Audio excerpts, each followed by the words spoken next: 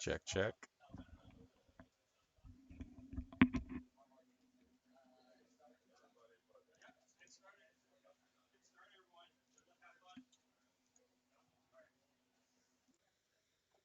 All right.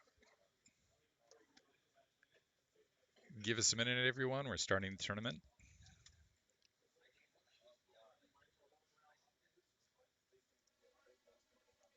Doo-ba-doo.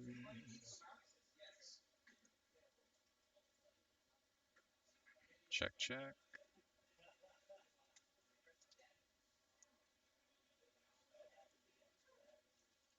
Check. All right. Check. Huh. All right. That's not going to work.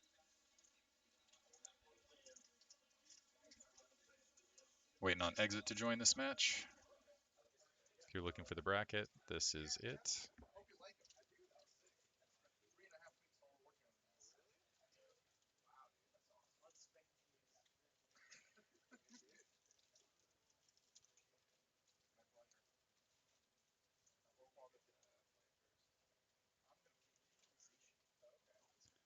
Also, a little bit of deception here. Moletrap's not here yet, but he will be.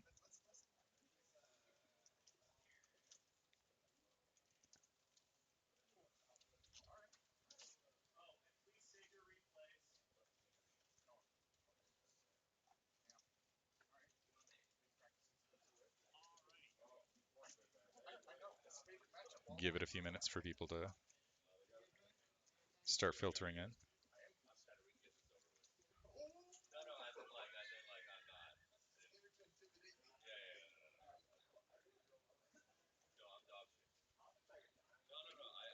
Mic's a bit low. Thank you for letting me know. Yeah, when I hop here,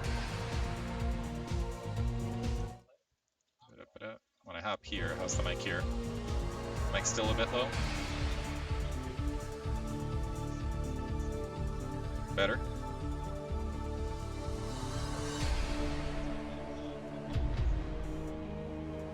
Cut down the observer spot. I'm not playing Raz. So what will happen is maybe between scenes the mic audio will go down. That'll be okay. I'll try to keep you guys informed as we go.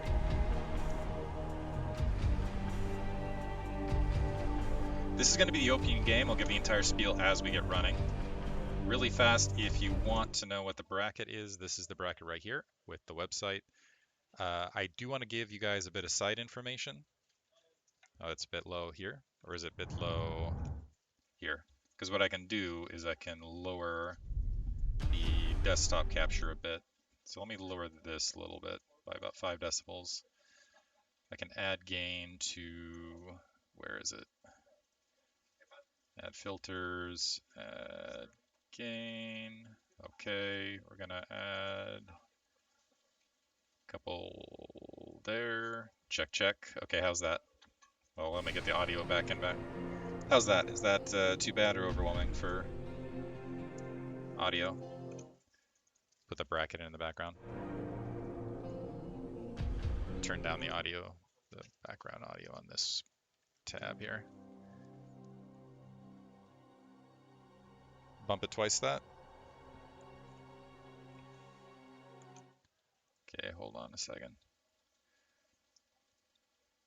Filters. We'll bump that up to that.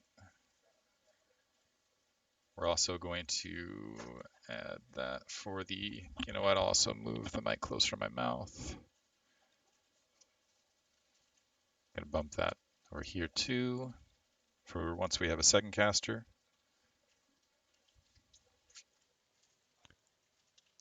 All right, so here's a bracket for you guys. I'm gonna ask if players are ready.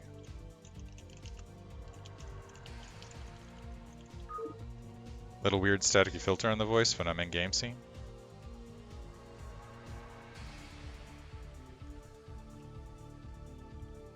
Perfect. All right.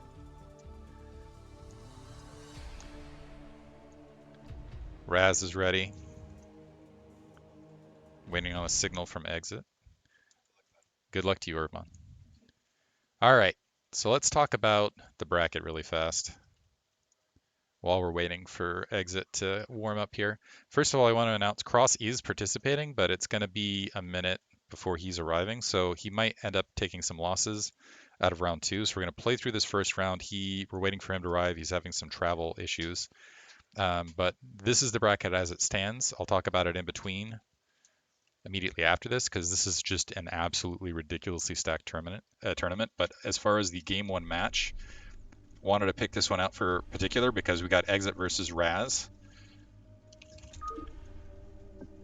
And these guys this is just absolutely insane. This is just a fantastic matchup. So walking into this, Raz is definitely the heavy favorite. He's starting the upper right-hand corner as the red Protoss. Bottom right-hand corner, we got Exit starting as the blue Terran. We're kicking it off. This is StarCon 2024 Seattle, guys. And I have chills. Basically, I love tournament situations like this in particular because you basically have the entire culmination of all of the hard work that everybody's put in the North American scene. All of it comes together for this moment right here. And so you have all of that hard work coming to one place, and it's almost like it's like an Avatar-esque experience. The entire thing converges. You get all of that energy mixed together. As I was entering, actually, some people mentioned you can feel the energy as an aspect of this. There's dead quiet. There's concentration. Players are pairing up to warm up. And this is just going to be an incredible set of games. We have not had this much talent. I would argue that we have not had this much talent in a single location in North America ever. It's certainly not since the World Cyber Games. Raz plopping down a pylon near the natural expansion. It is possible he's going to go gateway first, but oftentimes when you see this also can lead to an early game 12 Nexus. This matchup's going to be interesting in particular. Raz is one of those guys. He's definitely top tier. He's one of those. If I was going to talk about favorites, you have like favorites, you have threats, you have strong contenders, and so on and so forth. I would definitely put Raz in, I wouldn't say he's a favorite, but I would say he's a threat. He could win this entire thing easily. Exit is also one of those guys that I think could win this entire thing if he plays to his best abilities. We'll see if he's going to throw that out. It looks like we are going to see a gateway opener, by the way, from Raz. Exit has very good game sense. He tends to play very aggressive Terran style. His 2 factory play in particular tends to be very, very strong. But I also want to point out that another interesting aspect of this matchup for this tournament in particular is we're kind of seeing a shift in the meta right now. We're seeing a massive shift where Terran versus Protoss is up in the air. And I think what that ends up favoring is Terrans who play a specific style. And of that style, it's Exit, which is basically, okay, your upgrade Terran is no longer the bread and butter you can rely on. That means 2 factory pushes, 3 factory pushes, things along those lines become a lot stronger and a lot more prevalent. The players that can execute those builds a little bit more successfully end up having a little bit of an easier time. Exit is one of those players, although it looks like he's winding up right this second for a barracks. Let's see if he skips the first Marine. He's one of those guys that's pretty good at adjusting his play. He's not going to have first scout. Looks like SCV is going to go bottom left-hand corner first. Raz also looks like he went for a cross-map scout. He's now making his way top left. He does have this initial zealot out, but he doesn't know where to send it. And unfortunately for him, he's initially sending it to the top left instead of going for the fastest route he could take. But advantage for him, it is command center before he went command center before the initial Marine. So we have a bit of a wall, but no barracks behind this. And this Marine's going to be out somewhat later than it would be otherwise. So it's going to be a tough defense for Exit at the start of this.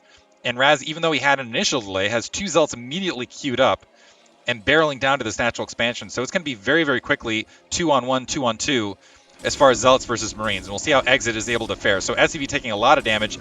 Marine, that's not a tight seal between those 2 locations. And in the meantime, nice little bit of micro there from Exit. Loses his SCV. Ooh, not doing his best to not face plant into that Zealot there. And he's having some trouble, you can see. microing against this. That Marine looks like it's going to get stranded, and now this is disaster town for Exit, having to pull some additional SCVs. A probe running in here as well, wants to try to drill across the ramp to make sure there wasn't a blockade, and actually able to push his way in. So now we got some Zealots on the low ground, have halted that natural expansion. The Marine's dead. The SCVs are trying to defend against the Zealots on the high ground, and Exit having to micro on two fronts. He's trying to micro up here and down here, and that's allowing these Zealots to delay that command center even further. Marines are getting absolutely slotted. The factory getting delayed, and this is looking like it's going to be an initial, I don't want to call it a build order victory, definitely an execution victory on Raz's point, but a very quick game where Exit just getting absolutely lambasted here in the start. Going for a risky economic opener, and Raz really able to punish it right off the bat. I'm going to go ahead and create, just to let you guys know how the map pools are going to start. Effectively, the maps are set all the way until the finals, at which point it's going to be the loser's pick. So in this first stage of things, it is going to be Retro, Apocalypse, and Polypoid. As we advance, round 2 will be Citadel, Neo-Dark Origin, and Radeon. To let you know what's going on for the short term. But game 1 advantage Raz. Raz winning in a very convincing fashion.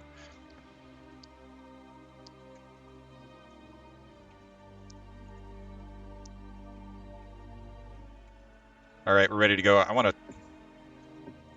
hold on a second though. Check with chat again. How's the audio for game 1, by the way, everybody?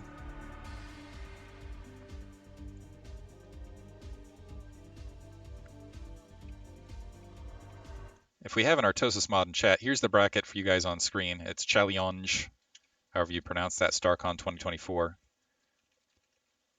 So my audio could be a smidge louder. So what we're going to do is move back to this scene. We're going to turn down the... Actually, we're going to turn this down a little bit. Turn that up a little bit. See how we're doing there. How's that in comparison? It's not the best, but it works. Let's make it the best here. We got a minute to make it good. Not much different here. All right, let me not mute myself. Also, let me make sure I'm targeting the right thing. Properties. Okay, that's the mic. Filter, gain. Kicking it up even further. How about that? How's that, everybody? How is this in comparison? Is that a little too much? Also, is that getting frazzy? Better quality there? That's good. Bit too loud? Okay, a bit too loud. Turn it down a smidge. Okay, how about here? How we doing here? This doing good? How's that? Sound good? Perfect. Beautiful. All right, guys. Thank you for bearing with me and getting this up and running. All right, ready? All right, Raz up a match here. Oh man, we got...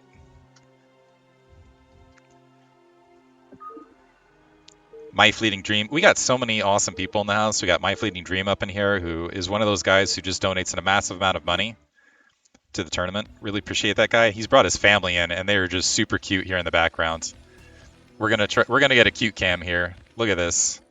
We've got the future of StarCraft right here, and she's giving me the side eye like, what is going on, Dad? So My Fleeting Dream, everybody give him a shout out. In the meantime, hopping onto the game, we got Apocalypse. 12 o'clock location, we got Exit, bottom right-hand corner. We have Raz starting as the blue Protoss. So we got cute future StarCraft stuff happening in the background, which gives me hope down the line. Can't wait for her to actually get her chops and learn Protoss and smash Artosis first thing on the ladder as she's going around training.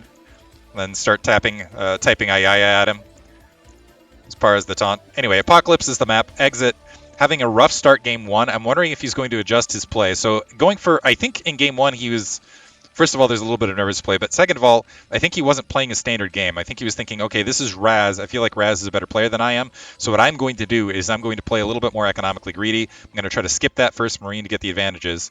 And Raz is not one of those guys. Raz is one of those guys where he's not looking to play. Sometimes he'll go for the economic read and go with the 12 Nexus, but more often than not, what he's looking to do is he's looking to apply some early game aggression to his opponent and put himself in a position to win. And he's definitely one of those guys that will go for early Reavers, go for early Zealots, and get in your face. So I think a bad choice of strategies early, given the opponent. I feel like Exit versus Artosis, or I'm trying to think of one of the more macro-oriented Protosses here, but they say never do the math live. In the meantime, Raz is going to get first scout, and this could be a big advantage to him. It looks like Exit has managed to grab that gas first, so we don't have a gas steal opportunity. But going to be able to cycle in and get that initial scouting information. And see that, first of all, I believe this is better placement here, where the Marine is going to be able to block out the Zealot. Depot above barracks right there. Probe messing, ooh, actually able to, might, is he going to be the vicious killer here? That SCV pulling off, that's going to open up some attack damage potential on this initial SCV. In the meantime, we have the first scout out from Exit, also going to Raz's base, and he saw another probe sneaking out here. So we got another probe out on the map, and I don't know that this is a misclick. I'm wondering if there's going to be an attempt at getting a probe in position to potentially matter pylon the factory once it's in place.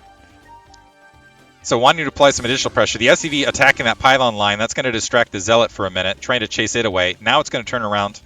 Looks like both probes are retreating, so I'm going to think this is a misclick here, and it's either a misclick or we're going to see some proxy tech. So this probe around the corner, it could be that he just wants a fully healthy probe to go in for. He's like, okay, that last attack was so successful with early game pressure, let me try it again. But this time it's going to be 3 Marines to start and a factory to follow, so a little bit of a safer opener. Looks like SCV just got slaughtered there by the Zealot. So we do have the 2 Zealot pressure again. However, this time Exit going for a safer build, and he's going to have the 3 Marines to engage. And he's already got 2 SCVs in position to go ahead and linebacker and push this back. Trying to get a bunker up. Is the Zealot just going to walk around? So yeah, just going to, well, going the far way around. Exit having some trouble getting that initial Marine out of position. The second Marine backing off, and it looks like the third Marine was a little bit asleep on the duty. So, and the probe going to take some free fire and get wiped out. Second Zealot's here, and I'm presuming he's just going to go for a run by here. Marines need to get in that bunker. One Marine loses its life for the effort. So the Zealots, yeah, just going to go for the run by. We do have actually a machine shop dropping rather than an initial vulture play here. So one Zealot's very, very weak. Should be able to defend it. The SCV should be able to defend itself in this instance. However, the 3 Marines are going to have to focus fire. Are they going to be able to focus fire the initial Zealot? They're trying to push back that initial Zealot. We do have a couple SCVs off the line in the meantime. And ooh, additional damage on 2 of those Marines. Another Marine down. So this has been very valuable for Raz. He managed to kill 3 Marines and create a degree of interruption. Plus, he saw that early machine shop. In the meantime, he's going to go ahead and get a Nexus behind this. Let's see if he goes for, I feel like the standard thing for Protoss these days, for a bit it was 1 gate robotics to get that early Reaver out and create some frustration right there. Raz moving up. I think he intentionally took some damage in the midst of that just to check that natural expansion, the positioning there. But I feel like that what's become more bread and butter for Protoss is now 1 gate into Nexus and then a second gateway into robotics. Just checking the third, just in case. In the meantime, I believe this is going. I believe Exit's going for an old school, just defensive expand, but he did go Vulture first rather than tank first, and so moving out some Vultures. Oh, never mind. I missed this. He snuck the siege tank out. This is Exit style. He likes sneaking this sort of stuff out and getting some damage. Unfortunately, he might pay for it because he's got a Dragoon at cross position. But let's see if he catches Raz off guard.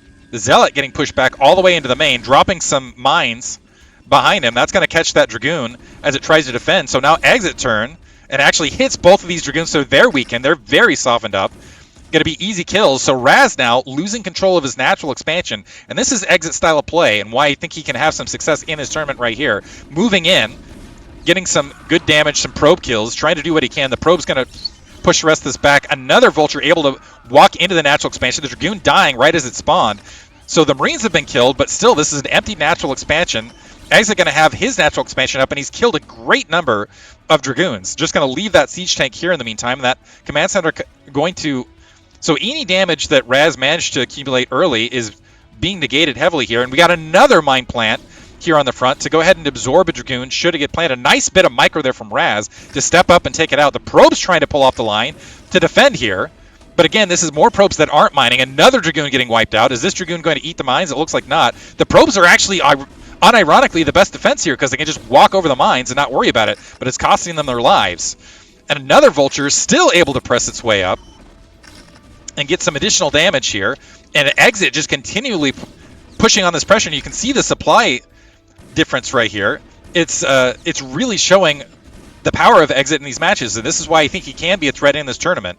So he's got his natural expansion up. He's got it humming. He's done a significant amount of damage, really made those Vultures high value. Initially, it looked like he was dropping. It looks like it went for a depot instead of a factory right there. Cancellation. He's going to stick to 3 factories right this second, but he's in a great position early. And Raz is still going to have to sit back. He doesn't have a robotics or anything. He's just, this early game economy has been very, very mitigated to the point where it's going to be a while before he's even going to have the economy to get a robo in the obs up. He's going to have to cut into some things. Specifically, I think Dragoon production potentially here. Cleverly building a Zealot initially to go ahead and clear those 2 mines to open things up a little bit for him. But Exit, not missing a beat, going to go ahead and press up with the units he's got. He doesn't need to press into this natural expansion, but he could just sneeze on that Zealot, wipe it out. He's going to plant some additional mines on the front. And if he can even keep this siege tank, let's see how aggressive he gets with this. I think he can actually hold the high ground up here with the mech, continue to plant mines in the midst of this. I think this might have been an overstep right here. Wait for siege tech, and he potentially could end the game right there, just having concentrated position. But right now, focusing on that pylon, a Dragoon recognizing he was going to spawn into mine fire, trying to do what he can. The gateway getting pummeled in the meantime, and so it's got 3 Dragoons on the other side of the gateway trying to do what they can. But that Nexus looks like it's going to get wiped out. A shield battery from Raz because of all of this early game pressure from Exit. So that gateway is going to drop. Raz does have a second gateway coming online, but this is 1 gate versus 3 factory production. And we have Siege Tank sitting outside the natural. Shield battery canceled, and Raz has to sack the natural expansion. And now you have 2 base versus 1 base, and Raz in an awful position as far as a follow-up. It looks like he's got a robotic support base spinning up rather than an observatory, recognizing that the observatory really wasn't even going to help him at this stage. And he needs a Reaver out here to do some miracle scarabs to somehow find a way back in this match.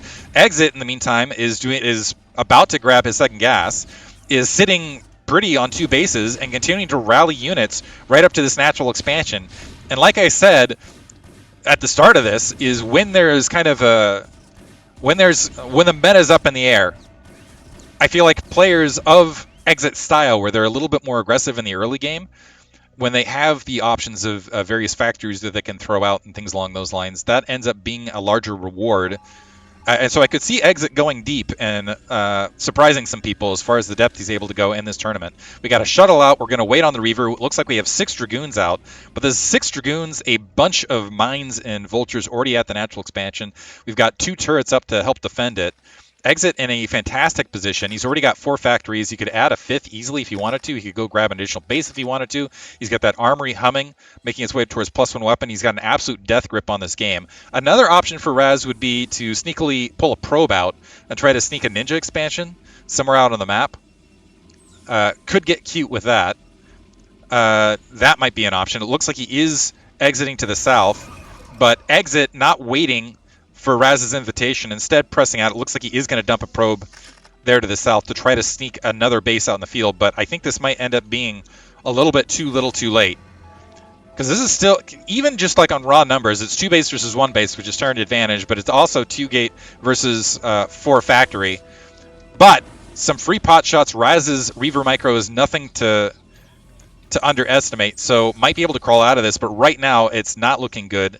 And on top of it, Raz has got to find himself another base, and I just don't see that happening in the midst of trying to stave off this onslaught. So Exit now being patient. This is now turning into tournament mode, where there's patience on Raz's part to try to wear Exit out. I think this game is, wow, the Vulture's able to swarm down and absolutely decimate these probe lines. Going to sneak in, do the damage, and scrawl right back out. But in the meantime, Exit can grab an additional base. He can do pretty much whatever he wants in this match. Does he have some units in the background to make sure that he's not flubbing this? Looks like he's got a grouping of units that is shuttle speed now, sneaking its way around. Unfortunately, I think this is a bit of bad luck rather than proper planning on Exit's part. He had a reinforcement group as far as a rally point, So just had that right there. Was able to empty, and a nice response there from Exit as well. That's about as perfect a response. He also has a Goliath if he just walks it up to the north to push this off. Not a lot of SC. I don't think there was a single SCV kill there. Might get another one. But while he's distracted, Raz going to go ahead and try to push up against these siege tank lines, but without an observer support. So yeah, gonna GG right there. Well played from Exit, and again, that's the style of play that I think Exit's capable of in this match. Gonna go ahead and I know I said it, but I forgot what the third match is. Do you want to hop on? We will check in on how Artie has done in the matchup momentarily, and in the meantime, we're bringing back what you guys were all waiting for. And Moletrap with his pylon heart it's hard to pick up on this camera here though, but he's got the pylon heart. Yeah, it shows up fuzzy. If you guys remember the pylon heart, for the people who were OG StarCraft fans, they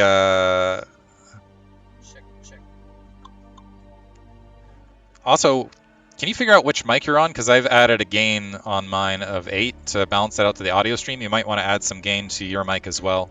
Okay. By the way, but I can hear you everywhere. You're talking really loud. What was that? I can hear you like everywhere. Oh, so should I tone it down? We should probably tone it down. I'll try to tone it down. Just a situational awareness thing. Let me ask, can you hear me when can you hear anything? Okay, good. Are you being honest? Okay. I could hear you if I was on the other side of the room with headphones on. So I need to turn down the headphone volume to myself. No, it's we're picking up games as we go. Yeah, and they're right next to each other. So yeah, they'd get the same audio either way if they're cheating. Cheaters. Yeah, that's one problem is we don't have a separate cast. I'm not thinking anyone's gonna try and cheat, but like if you're playing and then you hear like a sneak expansion like yelled across the room, you're gonna you might notice it, whether you're trying to or not, you know. There's one time Moletrap and I actually had to cast a game on stage. It was the worst cast I ever had. Where who was it? It was Idra versus In Control. Yeah. Idra versus In Control. And literally they're sitting on stage, like if you can visualize it, they're sitting here on stage across from one another and the speakers are literally right next to them. Yeah. Like, so every word we say, they could hear everything. And they only had like the little earbud. Jeff played with metal in his earbuds, so he probably couldn't hear anything. But Idra didn't play with anything. That's all I heard. All right, going into game 3, we were tied up 1 apiece. It would be, I think this would definitely be a surprise. Raz is definitely the favorite in this matchup. This is going to be on a absolutely, I picked, or we're polypoid. For some reason, whenever I see polypoid, I always mistake it for a different map. I don't know what my issue is. Like every time I see it, I'm like, wait a minute, this is Citadel. No, wait a minute, it's some other thing. It's like a meme. Is this Lost Temple? Upper right hand corner, we have Raz starting as the blue Protoss, bottom left. So if I do that, continue in the tournament, just everybody know, be aware of that. Exit starting the bottom left hand corner. Diggity. Yeah, fired. Out of the casting chair for now. Left hand corner, we have Exit. This is and I'm wearing a command center as a hat. That is quite a nice. I want a command center hat. We should anyway. You can shift it over.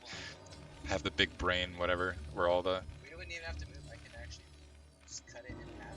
Yes, it's not. Get fancy and technical. Raz, I think, will have the advantage at these positions because I think Raz's macro is stronger than Exit. We saw Exit. He has very, very strong play when it comes to aggressive factory pushes in the early stages of the game. I think that is his strongest level of play, and that's where he'll end up winning a lot of matches in this tournament. However, this is cross position now on a pretty sizable map and on more of a macro oriented map. So I'm going to say this favors Raz a bit, but I could see a world where Exit surprises us once again. Exit proving in that last one he can beat a player of Raz's caliber, and Raz is at the top. He's one of those guys that's like I wouldn't say he's the favorite. I would say like Gypsy, Striker, Crossy. Who am I missing? Gypsy, Striker, Crossy, Jayun, previous champion. That I would say those are the top 4 that people are expecting. Those are the players to beat. But it's like people who are just right there as well, and very, very strong. Raz is in that category as well. So catch me up a little bit, maybe other viewers that are just joining in. This is best of series. What point in the bracket are we at? So this is the first round. The maps are set throughout the round stages. This is going to be, so it's best of 3. Best of 3 elimination. Okay, apparently as soon as you sat down, the audio went to shit. You can't, yeah, they can't hear you at all. So hold on. Me at all. And I think that is because, hold on, talk and figure out which one of these is you. All right. Well, usually, I'm sorry for anyone listening. Cause usually, flicking the mic is the best way to figure out. So is this one you? I don't know. No, that one's not you. I think this one might be you.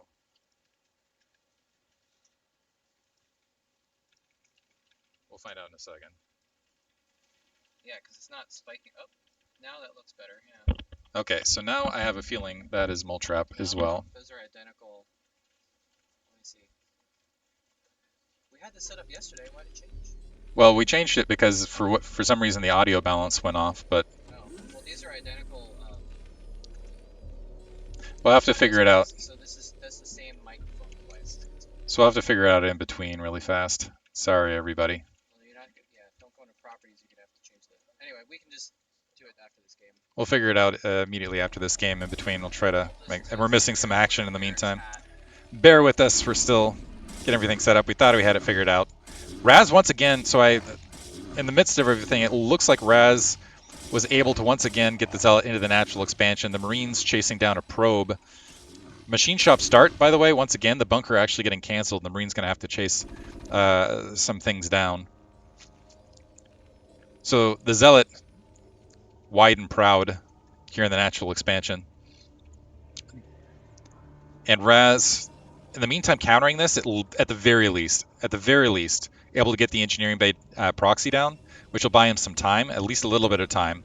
Interestingly enough, Raz wanting to continue to apply this aggression, this actually might cause Exit to go. I'm wondering if he actually queued up Vulture Speed instead here in the interim, or if he actually queued up Siege Tech, because in this situation, actually, Siege Tech is easier to reclaim this natural expansion kind of old school pattern, but he wanted to make sure he got the he actually got the engineering bay. Point being, he's dedicating the probes to the engineering bay rather than the Dragoon because he's wanting to continue to contest this. It looks like we did have a siege tank first. The Marines trying to press into this. Raz not liking what he sees, so he's going to go ahead and back off. A bunker continuing trying to get built. Siege tank taking a little bit of a shot. As soon as it's 3 Dragoons here, though, and that Zealot, expect Raz to continue to apply pressure, particularly wanting to... We'll see what he decides to target, and I'm interested in what this upgrade will be. The Vulture taking a bit of damage. Raz thinking it's still going to be Vulture Mines rather than range, but Raz able to pick off that Siege Tank. The Marine's still able to get in, but that's still a win for Raz overall. Anytime you can pick off a Siege Tank or against a Terran early, it's an advantage. He's already got range finished. Continue to poke away here at this bunker at the natural. The Vultures also, yeah, they got the mine. This is where I would have liked the Siege as an adjustment, a Siege Tech upgrade, just because once Protoss has control outside your natural expansion, and once they can get the Dragoons around that corner, you end up in this situation where you cannot get your Vultures outside of your natural expansion, at which point the mines aren't doing a lot for you, aside from acting as a slight latent deterrent to keep your bunker from taking a little bit of free damage with the Dragoon range. And the Raz doing a great job of fanning. Oh, what was that? That was a weird range collapse thing right there, but the weakened Dragoon getting picked off. The additional Siege Tank going to push Raz back, but Raz going to have that natural expansion up and building without too much trouble. Second factory queued up right this second. And we have an engineering being built just in case to deal with potential robotics or potential DTs, so respecting the aggressive play earlier. It looks like we have a 3-gate robotics follow-up. And what I've seen a lot of Protoss players do is go up actually to 5-gate, and then even before they start producing out of the 5-gate, basically go 5-gate and then grab a quick third in this scenario. And get a little bit of position. A little bit of a tournament nerves and a miss micro click there from Exit, lifting off the command center. But his natural expansion up, Raz's natural expansion up. Raz with a sliver of a supply lead, which leads me to believe his work account is looking pretty healthy. But all that initial harassment at least working out more in Raz's favor. I guess we'll switch to solo casting right the second until we can get the audio balance in between. But you'll get to see Moletrap's beautiful face and his wonderful hats. He's actually got the old school Justin TV hat for people that are in the know. I'm assuming that everybody watching this stream is at least 50 years old, given the nature of Brood Wars, so you guys should know what that is. So exit pulling out, doing exit things. Going to go ahead and start pressuring Raz, and this is what I like Exit's thought here, because you can see we already had a probe staging out to actually go for 3-gate into third base right this second. So applying that pressure, making Raz a little bit more hesitant, and might cause him to throw out another round of Dragoons rather than going for that faster third. This also gives him some presence out on the map to get the vultures out in the field so he can get the mines laid, get a little bit of map control, and play from there. Exit going up to 4 factories. We'll see if he tacks on a 5th. This has been kind of the Terran meta adjustment to all of this, is going up to 4 or 5 factories, and then getting a glut of troops, and then expanding to a third base from there, and then trying to play macro Terran from that stage. With the flood of 4 factories, you get a third a little bit more rapidly. With the 5 factories, you're able to apply a little bit more pressure. And we do have an SCV waiting here. And that's not in the standard position you'll see a factory, but that is where the factory is going to drop. So it is going to be 5 factories here. So look for a little bit more aggression potential. The observer wandering up, checking the third. Nice scan there on Exit's part. So saw the edge of the observer and is going to push it out. Not able to deny the troop scouting information and not able to kill the observer, but at least giving Raz something to think about. And that it's also going to delay a bit of a response. Let's see if he's able to, depending on the entry point. Yeah, he's going to have to back off that turret line. So right now, Raz sees the edge of a couple factories, but he's not able to get a hard confirmation based on the observer path of how many factories are out there, and that does influence what Protoss does in response here. So he's tacked on 4 gateways, and when you have 5 factories versus 4 gateways, that oftentimes is a production advantage towards the Terran, but obviously troop positioning can be a big factor in that. We do have a Citadel of Adun dropping in the midst of this, some vultures fanning out, the Dragoons making their way out, and this is going to be interesting. Both players going to end up missing each other's army, but I have a feeling this is going to work out in Exit's favor. Raz moving towards that third to see if it's getting built. The observer's going to wander up. It's going to see nothing. And let's see if Raz has the game sense to immediately pull back to his third, because that is where Exit is targeting. He's immediately pressing up. Actually, he's just going to go for an exchange here. It looks like he's going to just try to press up towards the natural expansion. Now the question is, does Exit continue pressing up? I presume with 5 factories, knowing that he can reinforce fairly easily, that he is in fact, yeah. And now, problem for Raz, this Nexus was finished. And Exit going to dive all the way in, knowing all of those troops are out of position, into the natural. So Probe's going to get picked off. Vulture's going to make their way into the main. They're going to get some mines on top of these factory lines, and the Dragoon's coming up very, very late. However, Exit overextending, the Vulture's not in position to provide defense, so the Siege Tank's not sticking to the high ground, so they're going to get wiped out.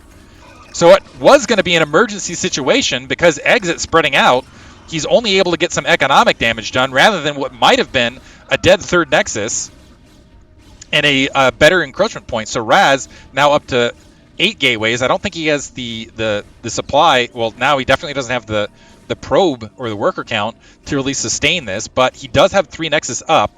Looks like that last siege tank getting chased down here, trying to get out of dodge in the meantime. But so this is kind of an interesting story here. Exit has evened up supply, which usually puts Terran at a good situation. We don't have +1 weapon. Sorry, we do have +1 weapons here, which means Exit's troops hit hard. He has 5 factories to work with to press into this, but Raz at the same time has managed to establish his bases. He absolutely crushed that engagement, and it's cross positions, which is going to be harder for Exit to press into. So he might just want to push back. And again, that's kind of what is the modern meta is Terran going to commit to attack, or are they going to grab that third?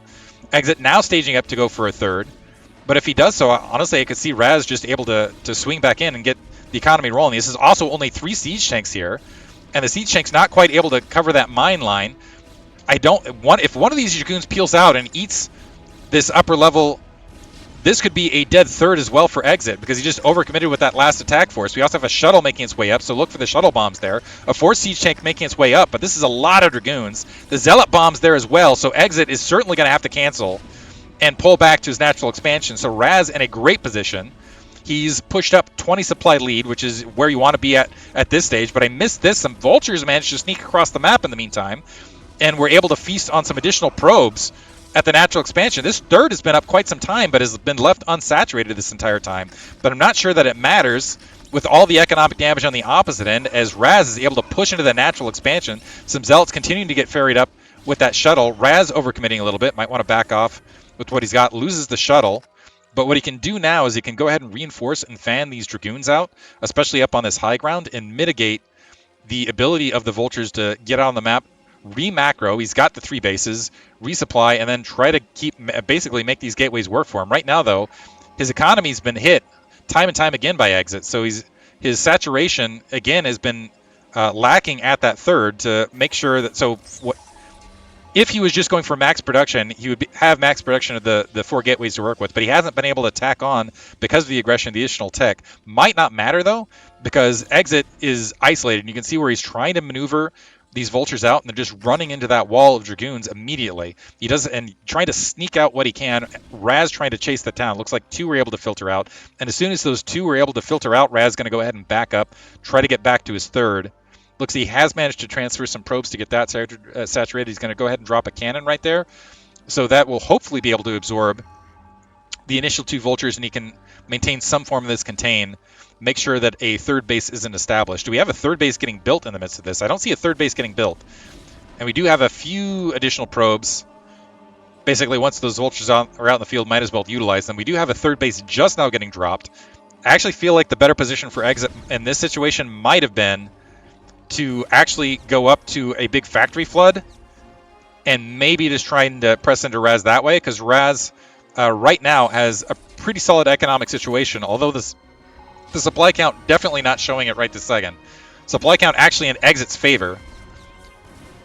And that should actually, with that supply count and with this healthy amount of siege tanks, he should be able to push this back and establish his own third, at which point we're looking at a longer macro game.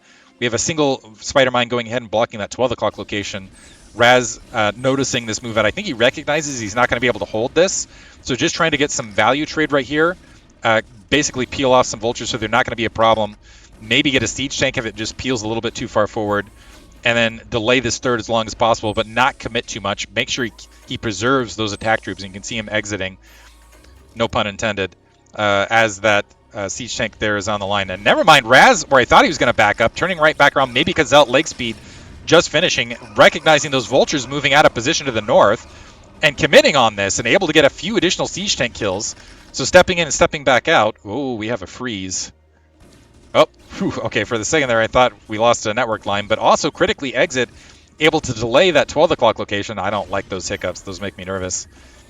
Able to delay that 12 o'clock, able to kill the probe and also prevent that. So Exit might be able to equalize things, and Raz, between all of the harassment that Exit's done a fantastic job of keeping that supply count low.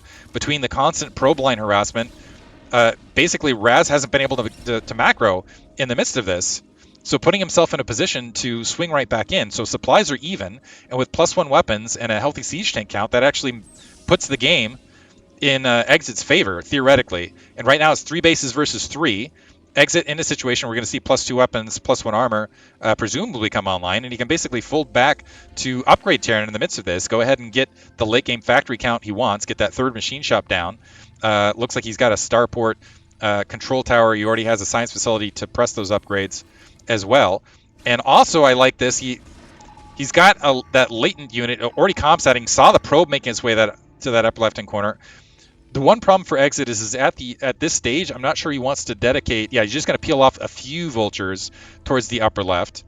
He's done a very good job of making sure that Raz isn't just able to grab these expansions out in open field for free, dropping the mine complement before he pushes the rest of the Vultures in, but wants to go ahead and dive in and see if he can pick this off and at least stymie, or at the very least spot which Nexus was grabbed for a bit of future information. And we'll see if those Vultures dedicate. So the three layers of mines right there actually is going to allow Comsat to do that and try to catch and spot that and dive to the natural with Raz a little bit spread. Nice little maneuver right there. Unfortunately not able to get anything out of it, but does put Raz on alert. And the other thing it might do here is I'm not seeing a lot of observer coverage out on the map right now for Raz, which means these mines will be a threat. If Raz doesn't have very good observer discipline in the midst of this, he could end up losing a clump of Dragoons here and there to this. Most of these observers are pinned around, and let's see if these back off momentarily, pinned around that third base, and you can see that's a lot of mech that Exit has managed to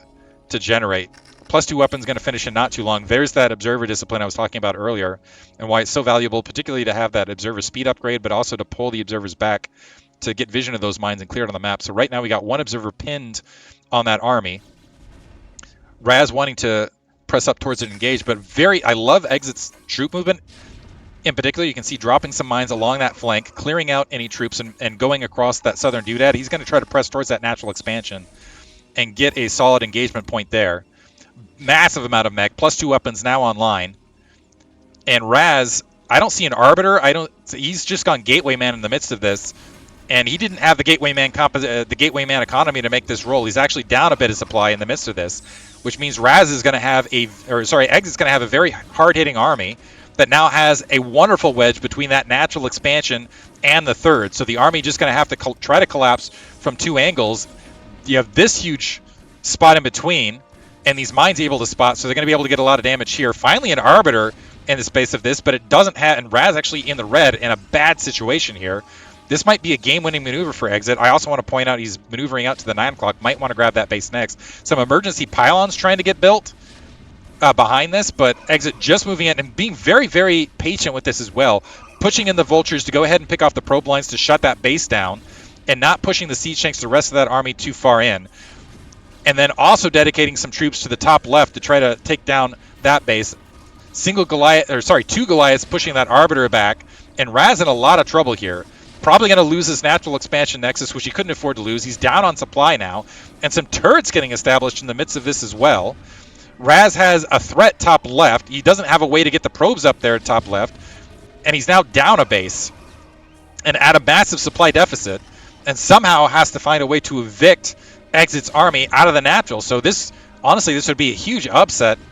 Exit able to take this match down, and I think again, like I was saying, with the adjustment in the meta, you can see a lot of craziness happening in here. A single stasis, not the best stasis, only able to catch 2 siege tanks there, but it's the best Raz is going to get, collapsing the rest of this army, and he's going to, and just look at that supply plummet now for Raz. Not great positioning here for Exit, not the best engagement point for Raz, but he had to move into it. And all of the siege tanks are left. Raz recognized it's not going to be enough, and the underdog Exit able to take that match here and pull through. We're going to leave this up in the background while we go ahead and figure out and adjust the audio for you guys in between. So we're going to, but a big upset there.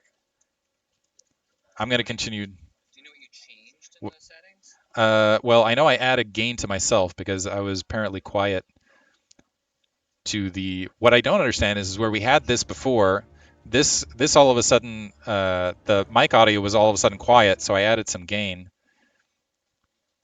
to my mic, but your mic now is too quiet. Well, your mic is spiking in the red, so I think it's too high up. So I'm not sure who was telling you it was too low, but Chat was telling me it was too low. all of them or just one of them? All of chat. Okay. All of chat is always unified. You should know this. Right. They are a hive mind. Well, did you change any of the settings for this stuff? No, none of that's been touched. So check which one has your headset microphone for the. Watch. Oh, you're not on there, is why. That's what I'm telling you. Yeah. Somehow it changed so that mine isn't even on there at all. Yeah. So add a second mic capture and then add yourself. I bet that'll do it. So add this one. That one. And hit OK. Let's see if this one's different. What do you need? We're live right now, so whatever you say, just people FYI, are gonna hear. Yeah. If you don't mind it going on live, but just don't be FYI. like the password to all of these systems. I want to tell you by a the funny way. story. It could go a lot of ways. All right. Chat, can you hear me now? We have a student that does the technical directing, OBS. You're doing that, and we have a student that's the observer. You're doing that. You're doing 3 different. Yeah. 4 different roles. This is how we roll. We're used to it. We're used to it. Okay, so did you add your audio in? I think so. I said, chat, can you hear me? Nice and clear, someone said. All right. So yeah, I just somehow the setting got changed. So I think And now we have different Yeah, now we have the different bars too. So So I'm wondering if what happened was is someone yesterday removed the audio input. You know what happened is I bet when someone was doing the solo casting, they're like you're picking up on both mics or you're getting some feedback, oh, and they they could have just probably muted removed one, but yeah, the. maybe they changed it. So we'll just make a mental note to. Okay. All right. Well, chat. Keep an eye on keep on the audio too, the balance, please, So click here because as well, and because like so I said, okay, your mic is what's spiking up, into the Frosty? red, which should be blowing out So I think the mic, so it should be too high. okay, well But we'll see how it actually sounds on the stream, I I think it guess, is the real I think it thing. sounds fine on the stream. Are you guys hearing like static on the stream? Everybody's saying audio is fine. Someone says Moletrap volume up a touch. Okay. I'll give the shout out to Esky out there, Eskia. Okay, I'm a bit high, so yeah, go Rather than ahead. being up a touch for me, I'm gonna turn everything down a touch. So I'm Just gonna remove the turn you gain from me. down. So I added a gain filter. So just remove the gain filter. Your fingers in the filters. Filter, Okay. trash it. We'll just mute it. We'll just trash it. Okay. If you And mute then, it, then you don't have to add it back again okay, later. now here. So we So we'll do trashed my that. gain filter. And then I'm gonna turn the game sound down a tad. And then we'll move back over. And we'll go back to the game. Okay, now everybody. So Moletrap's going to talk. I'm He's gonna going to talk. talk. Now again, keep in mind, I don't know if you want to change things up or not, but you're currently talking about half the volume you do during the game. Yeah. So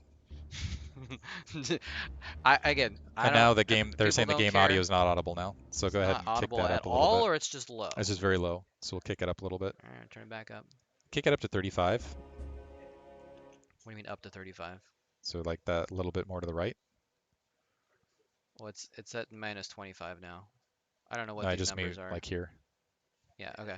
Okay. All right, now let's see All right, everybody. how that is.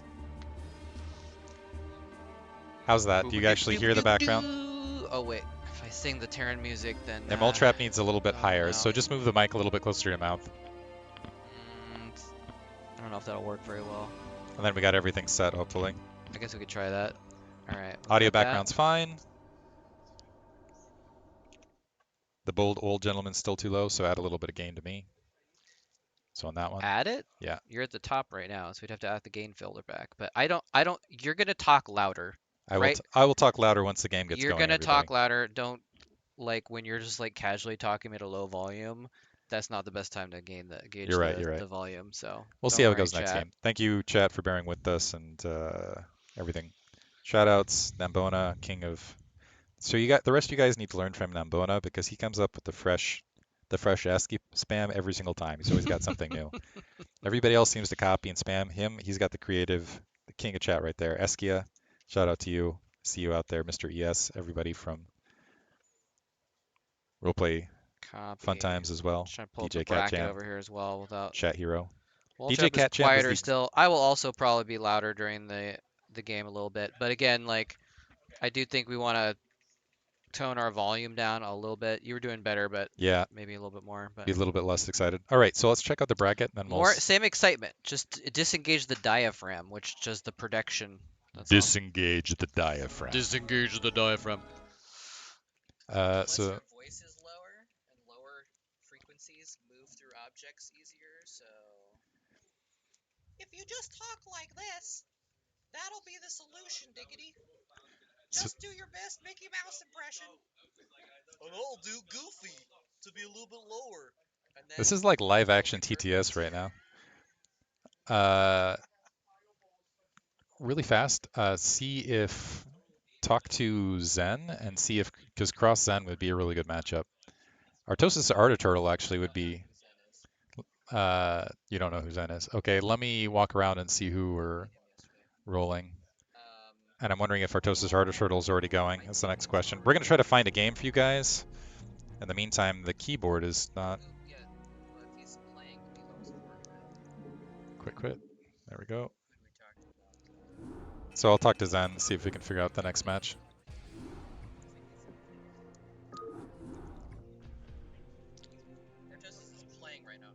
So Artosis is probably playing Artoturtle right this second. He's trying to stay away from you guys in chatland, which I understand. Yeah, no one in this chat wants to see Artosis playing. Wait a minute. Gypsy already reached the semifinals of the winners bracket. Shout out to Navi as well. Novella. Hold on just a second, guys. Let's figure out what the next map is. Yeah, exclamation point bracket works, not just me. Citadel is the next. So we'll try to get. I will hop out and see if we can get you a round 2 match. Okay. I'm wondering if Exit wants to get cast again against you.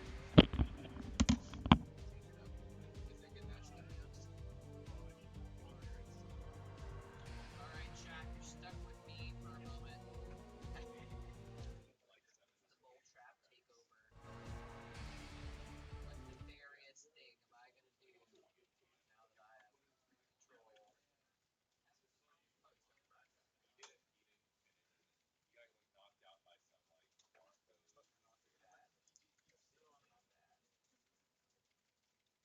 The current state of the brackets right here. Double elimination. This is the winner's side of the bracket, top side of the bracket, I guess you could say. Oh, we just had a victory get input in here.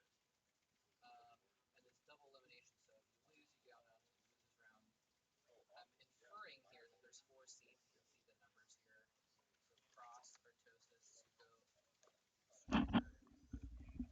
seeded into this round. There are a number of seeds, yeah. Cross Gypsy, Artosis, Jayun not Ranged. seeded, or was... Jayun is seeded. No, he's not. He had to play a first round match. Yeah, I don't know.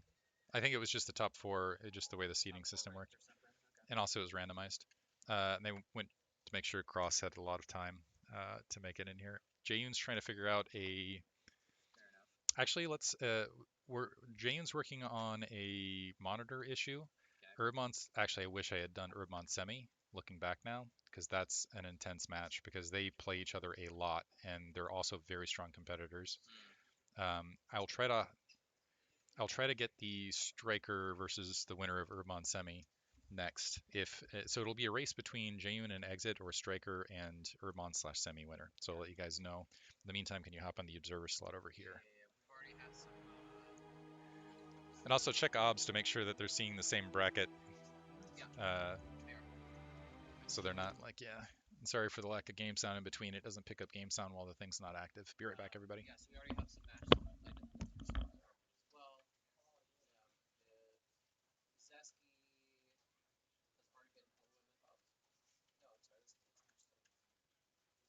This is the round 2. Yeah, so no one's been completely eliminated yet. We still have the first round of the losers bracket.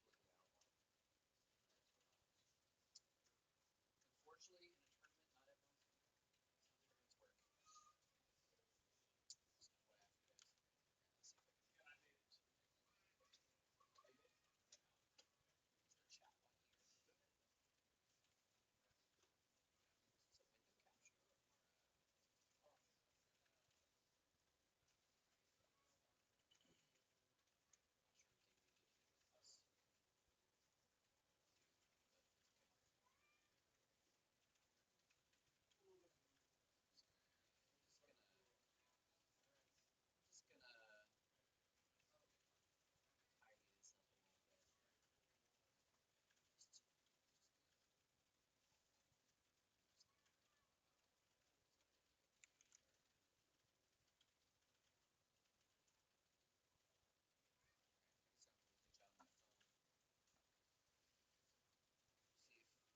Everything's going on. My Moletrap mic cut off. Uh-oh. Is that legit?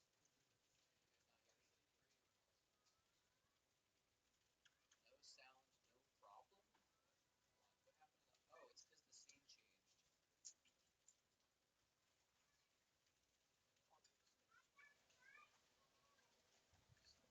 Okay. We gotta add the audios to the other scene.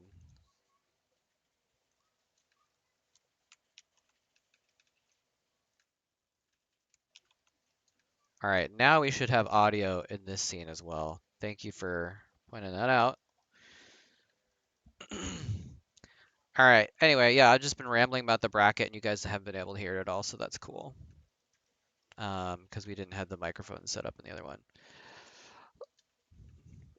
thank you all for bearing with us. This is a kind of an unusual spot to do this, so we've kind of had to set things up on the fly. So sorry for the technical difficulties, but from what I understand, everyone here is volunteering their time to put this together, which is pretty freaking awesome. People are just like, you know what? The community deserves this. Let's make it happen. And that's pretty awesome. So thanks to everyone that's doing this. Chat forgives me. Very good.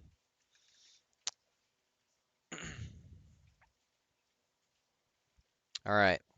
We hear you. Volume 2 out of 10. Yeah, I mean, I'm going to talk. I'll test it out. I'm talking a little bit louder here because this is about how loud I might talk during the cast because I'm naturally going to be speaking a little bit louder. Right now, between games, I'm not talking too loud. The thing is like if I turn it up any louder, then it'll spike out the microphone. It'll max out the mic, and it could cause problems where you get like the mic breaking out, or it can cause interference noise and stuff like that. I don't know if you guys are aware of this, but most speakers on computers have a volume setting where you can actually like turn up the volume on your computer also. That's a way to do it. What's up, minions? Yeah, I didn't know that they didn't have a microphone. So I would have brought my podcast mic to have good microphone setup, but I didn't know that we lacked because we're at this LAN center at UW, University of Washington, and they didn't have as much gear as we expected, I think.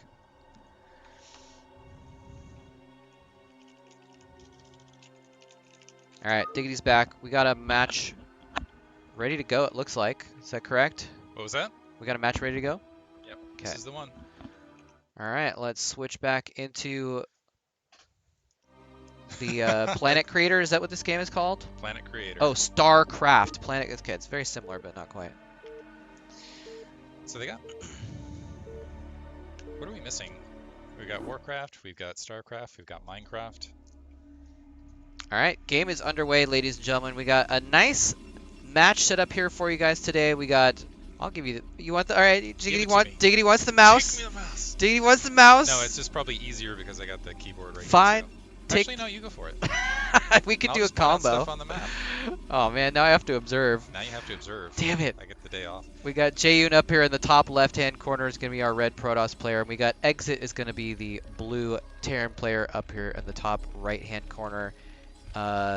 Excited about this match. Should be a good one, right? Yeah, Jayun won. So the last StarCon, Jayun won. So he's the favorite here. There was the Chatland series that happened about, what was that, like 2 weeks ago? About a month ago? I have no idea. And Gypsy won that. Gypsy took second place at the last StarCon, so it's kind of like those two guys. Oh, look at this. Hold that thought, Diggity. We got a pylon in the middle of the map. I actually like this against Exit in particular because Exit, I was about to say that we saw from the previous match, Exit, and this is where I said previously, like because there's the toss-up in the meta of the play, I think it ends up favoring the third race, where you end up having the sort of situations where you get guys like Raz that get knocked to the lower bracket a bit unexpectedly. And I think Exit's style of play in particular works in the kind of murk of the meta. I was going to say Exit's play works pretty well against Jayun in particular, who likes playing very early aggressive greedy. But Jayun, I think he's calculated that. He's like, okay, Exit likes playing aggressive early, so let's go ahead and cut that out and maybe go for a one-gate opener.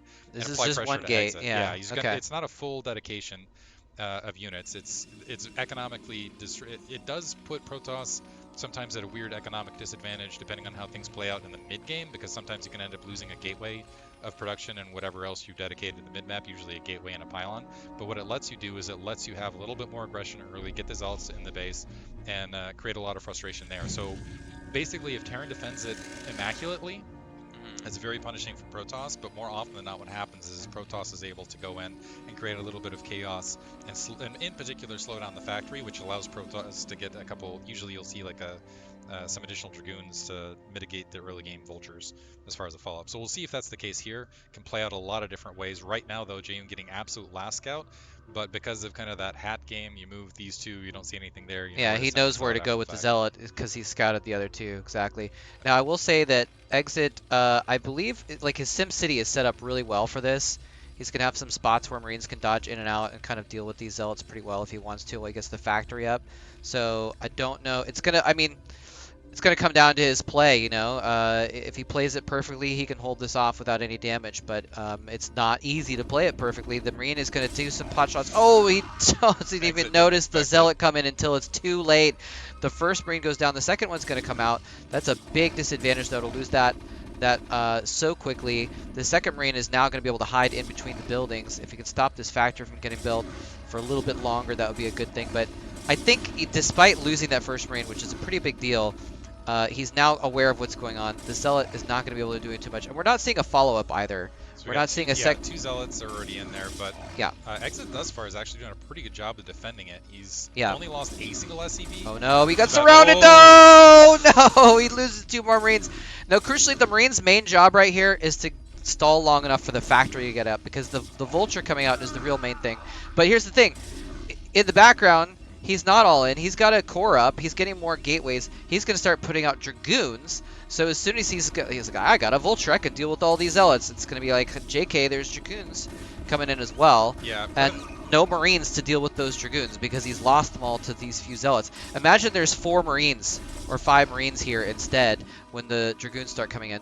This bunker is going to be mostly, well, I guess it's not going to be an empty bunker, but he's forced to continue making Marines to fill that bunker instead of just having them on hand and having that money to do other things with. Yeah, that could have kind of turned into an instant win condition where you have Dragoons hanging out against the Marines, particularly with the range upgrade at the natural expansion. Secondary problem for Jayun right this second, though, that Vulture, rather than hanging out at the main, is actually going all the way to Jayun's base, recognizing that there was the barracks in the center. Also, Exit he didn't panic and he didn't overcommit and just build a second barracks, presuming played. that it was 2 gate in the middle. But now he's actually, because Jayun has all of his factory units coming, or out of it, all of his gateway units coming mid-map, he's going to go up and get some additional economic damage. But he moves the 2 Marines out of the bunker in the meantime, where, they're dealing with a Zealot in the back. And the Dragoon The actually might bunker's win empty. that fight, but not with the SCV alongside, so there's economic damage both directions here. This is turning into a very chaotic match. He was able to get out a Dragoon to deal with the Vulture in his main. I didn't see how many probe kills that happened there, but yeah, he's going to kill every single Marine right-covering this Dragoon. The tank is now going to stop that from happening, but he was forced to cancel the expansion. I don't know if I should say forced, because I don't know how far along it was. The SCV was going to go down to the Dragoon, so he wouldn't be able to complete it, but I don't know if 1 Dragoon is enough to force a cancel on that. He could have kept it half-built, theoretically. He may have said, okay, I need this money back in order to make more units to defend this, and maybe that was the reason for the cancel. I'm not sure, but there's a proxy starport going down. I saw this little sneaky SCV down here earlier. I took note of it, and now it is making a proxy starport. Very interesting situation on both sides here. An Exit moving out, unfortunately, he's moving out to 4 I don't know about Dragoons, this. so whether that proxy starport is not going to do a lot for him at Oh, this stage. 4 Dragoons is the double shot on the tank. He misses 1 shot, mines though. Have to be miraculous. Oh, and he lost the second mine, so now you've got, these Dragoons can just walk by that bunker, go all the way into the main, and start raking in SCV kills. Yeah, this you have a might be defensive GG. mine, and this is not, SCV's pulling off the line. Beautiful micro there from Jayun to wipe out those mines. The SCVs are going to try to defend themselves, but this is lost mining time. This is going to be dead SCVs in the meantime. And keep in mind, you have that dedication of tech in that bottom corner. I think he was going to go for a dropship in the midst of this, not a Wraith, and he was hoping to sneak some units out. Yeah, there's a control tower on it. But instead, what's ended up happening here is just where he was in an economic lead, I think, a few moments ago, now is getting shredded. Losing a lot of SCVs. James going to have that base up and be just in a very, very strong economic position now going into the mid game. Yeah, lots of kills on these. I mean, they got surrounded by SCVs and had to run around, but they killed all the SCVs. He's even going to get some damage on this tank over here. Also able to confirm that there's no natural expansion. True. Yeah, it's a very cool move to just proxy your starport, make a dropship, and then run the Vultures across the map and plop them in there. Get him in pretty quickly, but he doesn't have any units now to put in this, so maybe this is a Wraith after all. This is going to turn into a Wraith, I think, after because the fact. if it's a dropship, there's nothing to put in it. He's going to have to keep a couple units at home, so we'll find out in a moment what's going to pop out of here. It is a dropship. Yeah. Okay. I was wondering if a Wraith might be, not that a Wraith would do all that well with the Dragoons out in the field, particularly without Cloak. I mean, it might have been a little bit of distraction, but Yeah. I'm wondering if Jane's going to pick up on this. Let's see if he has snipped it out. He's got a Dragoon now moving into that 9 o'clock location. He's spotted. Oh no! So nothing working out for Exit in this game one. I actually would prefer him just to go for his standard play. He is going to be able to sneak some Vultures. Oh! Dropship goes down. Dropship's Vultures do down, sneak but in Vulture's though. still able to sneak in while the Jane was distracted by that dropship. So let's see if he's able to even things up. Right now down to 10 supplies, able to get at least 4 workers there. And Jane, so even though Jane took a little bit of damage there, that was a little bit of equalization for Exit, and SCV getting in there somehow. That SCV, and oh man, these probes along that left-hand edge having trouble recycling. Is there a Marine at the natural expansion? Yeah, Marine, some siege tanks as well. So Exit going all the way in with this and hoping to catch Jaehoon out of position. And unfortunately, bleeding. Jaehoon has enough to defend this, and he's just bleed. I think this is emergency. Okay, I lost enough early. My dropship got spotted. I know I'm down a base. Let me just throw everything in the kitchen sink and hope it works out. It is not going to work out though. Jaehoon has too many Dragoons, has a strong enough economy to work with, and there's GG from Exit. Yeah. So GG. 2 bases versus 1 base without getting anything done. Bit of a, let's go ahead and create game 2, which you need to remember what map All right. that's going to be. We're going to go to Neo Dark Origin for game 2. Neo Dark Origin.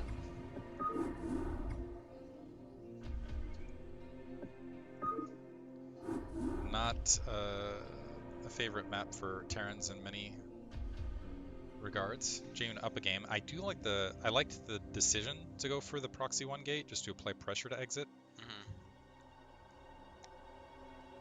Just to make sure that he wasn't going to be able to do his early game, kind of his standard early game pressure. Yeah, there was a lot of stuff going on in that game. A lot of back and forth, little things happening. All right, getting our players ready in here. Waiting on Exit to... What is that? That's Jaehoon. Oh, okay. Actually, let's type at him really fast.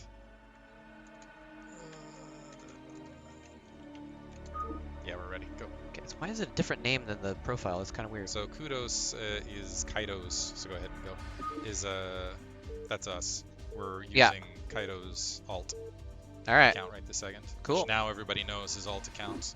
And Doxed. upper left-hand corner. All right. Jaehoon starting as the blue Protoss. Bottom right-hand corner, we got Exit starting as the red Terran.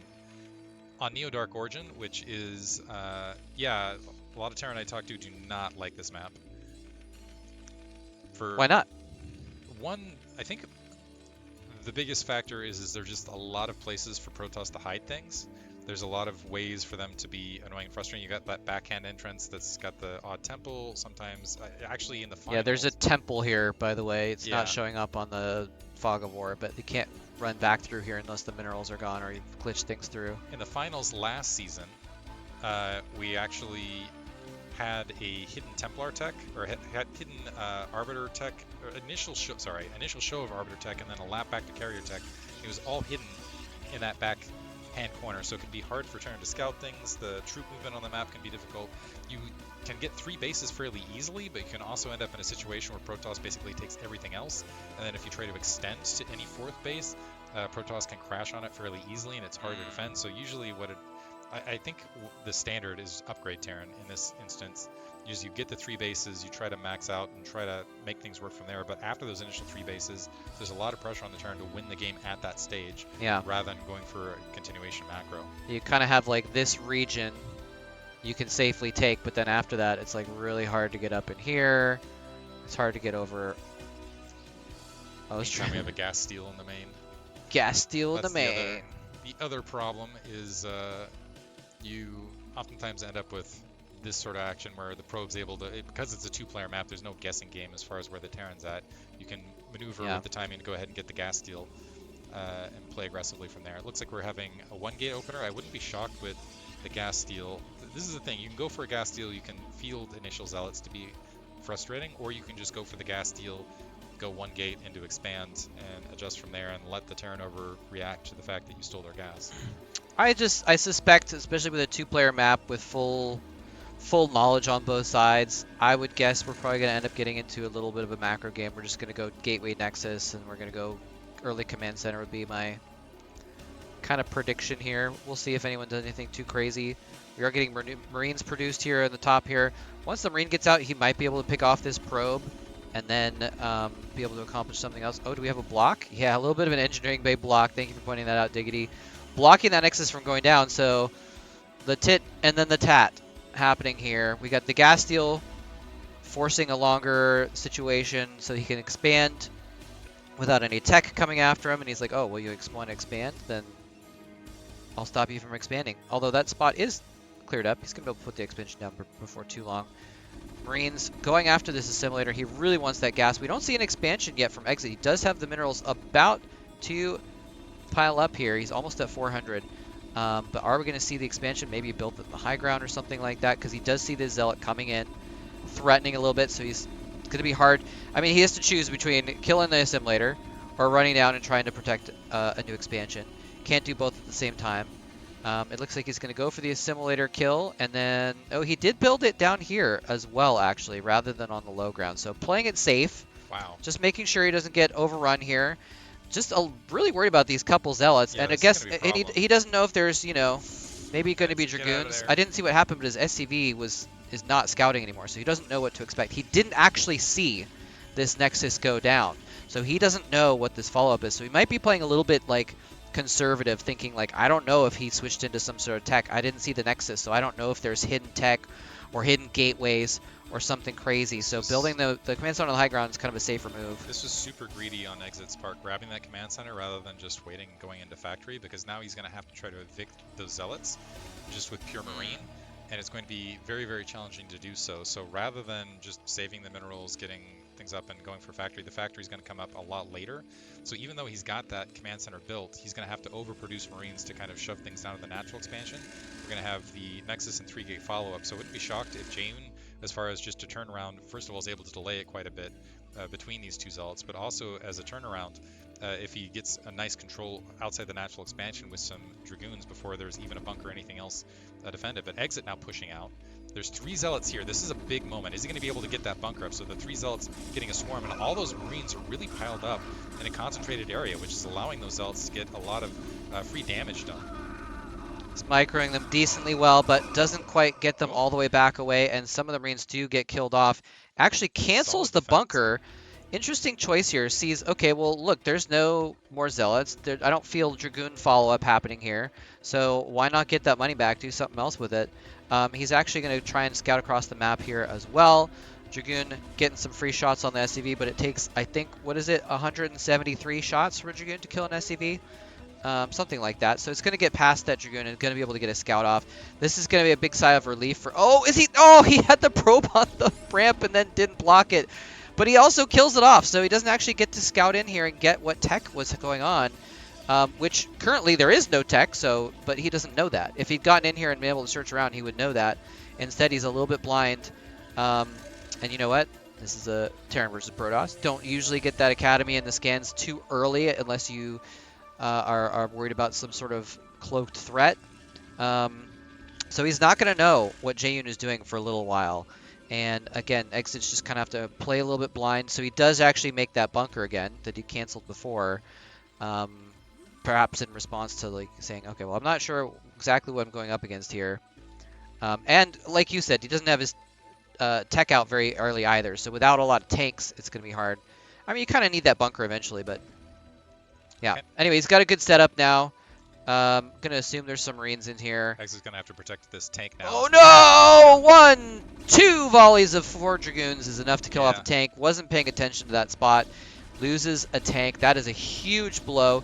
He's actually might even lose this bunker too. The bunker's at 50 hit points, 40, 30, 20. He just gets enough SCVs on there to repair it faster than the damage, just in time. Another tank is going to be crawling down here to be able to deal with this, but he might jump on that tank as soon as it gets within range. Let's see who's paying more attention to this situation. Lots of SCVs coming in to repair. The bunker's up to full again, so that's not in danger of going down. That was very, very close to a winning move there, but he is going to dive onto that tank. There's the 2 volleys. Only 3 Dragoons in here, so he's going to take 3 volleys on this tank, and he does finish it off, but only loses 1 additional Dragoon. 1 is very low, but it is able to fire, even with 1 hit point. You can still do the same amount of damage. So he's going to be able to drill away at this bunker continually and just bleeding out every tank that he gets out. If he hadn't lost any of those tanks, he'd had 3 or 4 now. Yeah, with And that, that'd be plenty to push this Dragoon back, but instead he's gonna lose another one! yeah. Oh Jane in no! firm control, having the Dragoons out there. We didn't have a Siege Tech upgrade. We didn't have mines with Vultures out in the front to kind of push these Dragoons back. So not just losing the first siege. I kind of actually like the response of going double siege, double machine shop and getting the siege tanks up as far as a follow-up.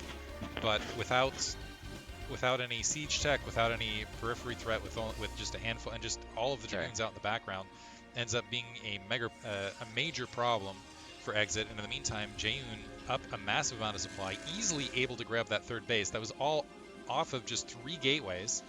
And now he's got 3 gateways. A Robo is going to be able to do a big. We're seeing Exit playing very cautiously here, going for a bunker out on the front along that bridge line, which just shows you the situation. He recognizes he's down a massive amount of supply, and he's just hoping, I think, to get some sort of foothold here to be able to get that third. But honestly, it might be too late. Kind of a cute move here, coming in across all 3 bridges at once.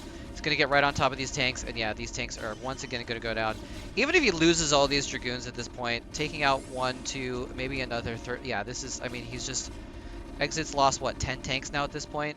And Jaehoon's just smells the blood in the water, and it's just going to go right up into the main. Most of the way in the main. Some SCVs are blocking, but he's going to be able to get some Dragoons up here. Actually, it looks like these Dragoons might get just too mixed up by all these SCVs, but guess how many SCVs are not mining right now because they're battling Dragoons. Usually you make SCVs to get resources, not to be battling Dragoons, and he's even kept a couple down here, so this is just really an awkward situation for Exit. He is able to clear up these Dragoons. No, he still hasn't cleared them up. Never mind. Yeah, I mean, he will clear this up, but Yeah. that was just continuing. It's just more time he's not mining. I think there might have been a Dragoon attacking the bunker. Fortunately for him, Jane wasn't microing that Dragoon, so ended up dying at that third. He's got more reinforcements making their way in. We still haven't seen a Reaver in the midst of this, or anything tech-wise, but Jane in a very, very strong economic position. He's been able to that siege tank count has just been mauled this entire period of time. Anytime you're Protoss and you can get siege tank kills like this, absolutely huge. Finally, siege tech complete, but he doesn't have any tanks to siege up. But he doesn't have any tanks sieging up on that high ground, and the Marines are going to die between the third and the natural expansion. Only a single Marine able to get in that bunker.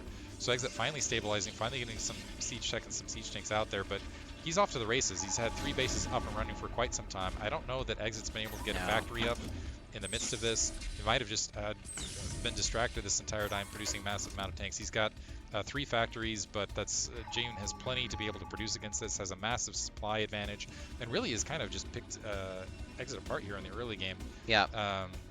I mean, basically the way I see it, Exit doesn't have enough tanks to take this third area. Like he can't protect this zone. So Jaehoon right now could take a 4th pretty easily if he wanted to, just take a huge advantage. I don't know if he needs to right now. No. Jaehoon's army supply isn't that big though. I mean, this is his whole army right here, is these like 8 Dragoons or 10 Dragoons right now. I think it's a massive supply. Because he did lose a lot of Dragoons and all of that. I think it's a massive supply lead for this stage of the match. Oh my gosh. He's going to keep losing tanks again. Dragoons, but wow, Jaehoon actually just showing some really, really strong, well, as I say that, he face plants into a mine right there. Showing some really, really strong There's a micro. GG. Yeah, Exit gonna GG. He knows there's no way out of that. Too far behind. I mean, at that point, he's lost, what, 15, 20 tanks at this point? Probably 15 tanks total. And it's just like, you know, if you're trading Dragoons for tanks, like, that's fine. You can pump out Dragoons faster than tanks can go out. And so it's a lot bit easier. Yeah, do you want to switch? What's that? You want to move on? Cool. Yeah, we're gonna have. Duty time off? Yeah, why don't we just let Father on, and we'll see if anybody else wants to hop on the mic as well. So we're gonna try to keep our voices fresh. We're gonna have Father in. I'm gonna continue to see if we can find another game for you guys. We'll see what the bracket status is. Alright. We'll just bring the bracket up and put it on refresh really fast for you. So make sure to switch the scene to the bracket here. And then we'll refresh it. Make sure we're cool. So we'll see if we can get Artosis versus the winner of Ranged and Goose-Headed for you guys. I'll let you know, and we'll throw Father in. And we'll see if anybody else wants to hop on the mic. And then Diggity gets we a rest and a snack. a snack. First map will be Radion, so let's go ahead and get that created though. In between, it'll be Radion, Polypoid, and Apocalypse. It'll be Artosis versus the winner of Ranged.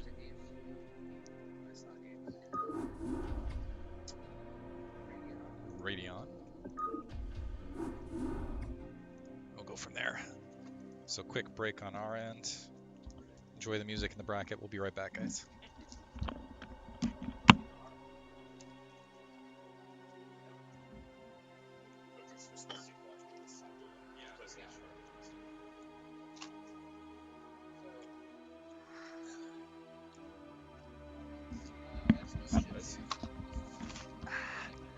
How's everyone doing today? Let's see, I'm gonna have to pull up chat on my phone because I cannot currently see it. Let me know if you can hear me properly and all that.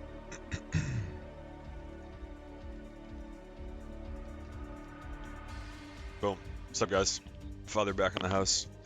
Giving these guys a little bit of time off because they've been talking all day, and they got like 8 more hours of it to go. Let's take a look at this bracket real quick.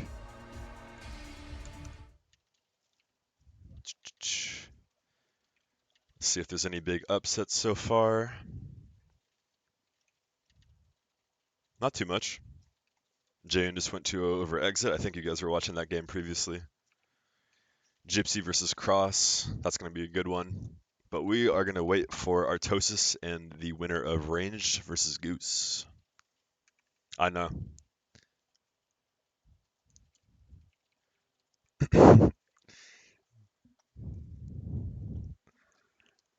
Here, let me prop this up real quick.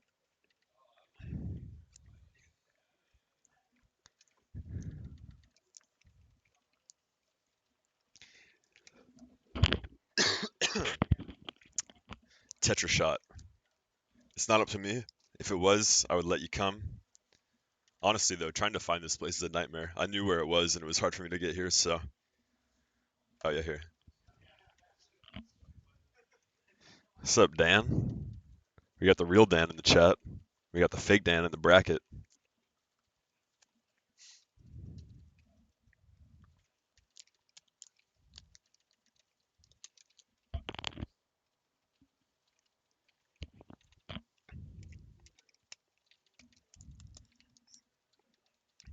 The real Dan.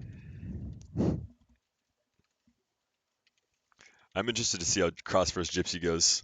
Gypsy's been going crazy with the TVZs. I don't know if you guys watched the Pro League matches yesterday, but Gypsy went 4-0, 5-0, just totally swept it. So he's in good form right now.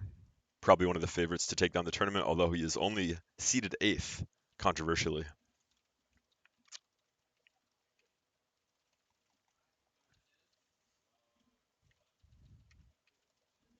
Oh, we got JY. What are you doing, JY? Jane versus Sugo. Should we just do this, guys? Do you guys want to watch Jane versus Sugo?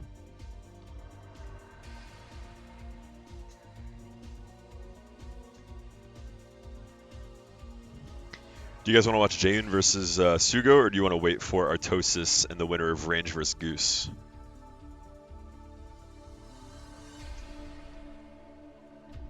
No, no, no, yes, no, yes.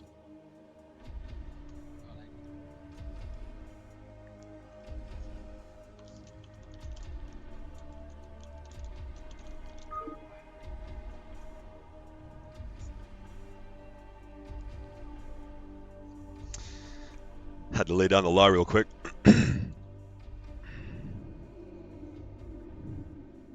Since this is Artosis' stream, I feel like we owe it to him to showcase some of his matches on stream. It's very kind of him to let us use his stream like this. Just let random people like me up here. Yeah, Gypsy Cross will be a good one too, but I think we gotta wait for the big Tosis. I don't know how the seeding worked. I think it was something weird, something like group seeding or something, where they got like the top 8 players together and then. But I don't know. Some of the seeding is questionable. Cross is one, that's fine, but Gypsy's 8 is a little questionable when you got ranged at 5. No shade towards ranged, but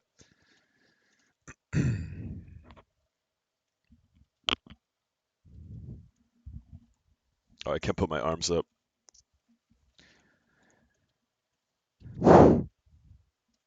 They paid me with free Chipotle and a Gatorade. Wait, no, that's not true. I actually paid money to come here, so I'm down like $50.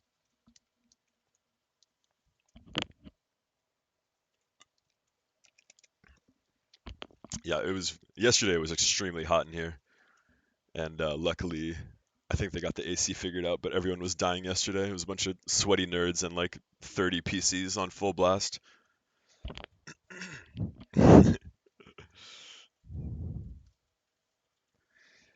Eskia, I mean, no, I'm just kidding. Gypsy's a sweetheart. He's a very kind individual in real life, but he does have his moments. It's not like he's a completely different person, you know. He's still a very honest person.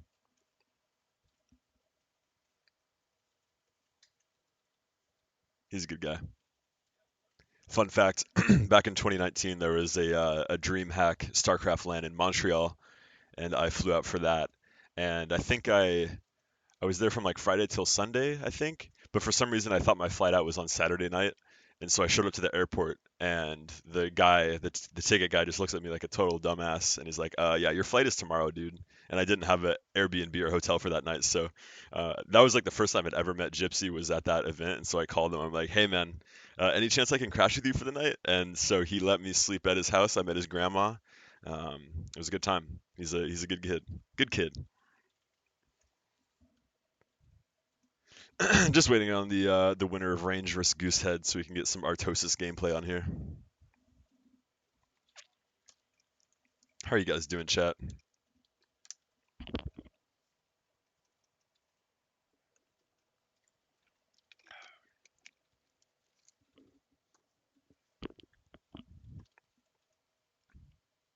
I think there was another DreamHack Montreal last year that had a Brood War bracket in it, if I recall correctly.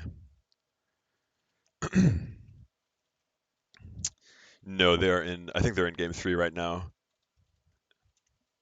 Let's actually refresh this and see. Any updates to the bracket? Oh yeah, we got losers bracket. Let's see. Herbmon escaping death. Raz still alive. Wait, Raz lost to exit. Oh man. Okay. Exit's gonna play Sva. That'll be good. A little grudge match, a little death match there.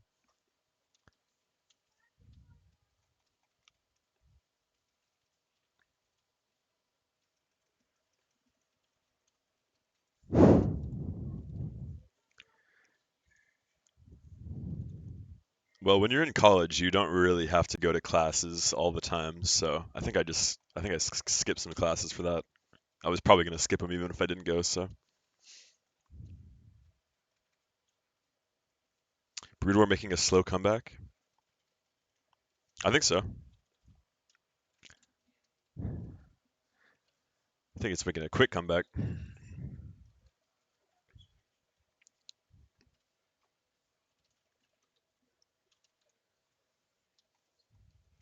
It's a little bit strange seeing these people in real life when you're only used to seeing them on the webcam. They like have actual human proportions and I don't know. It's a little bit trippy.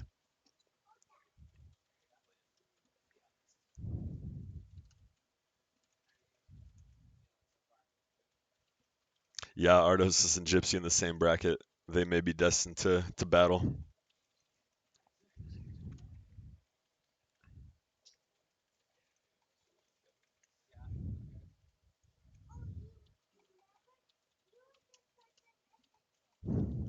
Crane operation. That's a cool career. I'm a little bit scared of heights. I don't know if I'd be able to pull that one off, but I saw some video of it was like someone replacing a light bulb in some huge up tower way up in the sky. I don't know what the deal was, but he was climbing up there for ages it looked like, and I think he was getting paid a lot of money to do it. So, good choice. Damn. How many hours a week are you getting with that kind of stuff? That's pretty sweet.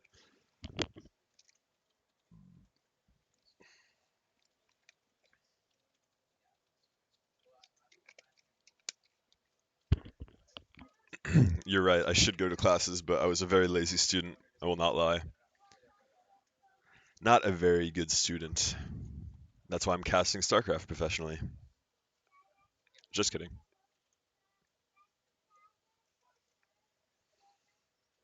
Dan is surveying his prey right now. Artosis watching his opponents from the distance, trying to gauge. He's got his wristbands on right now. He's ready to game. He's taking notes. I majored in mathematics.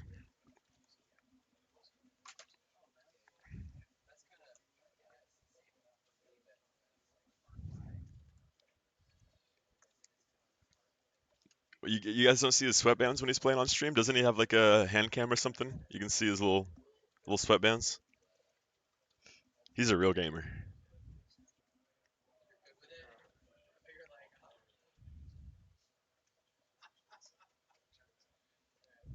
Artosis and Moletrap catching up right now. Two legends of the game.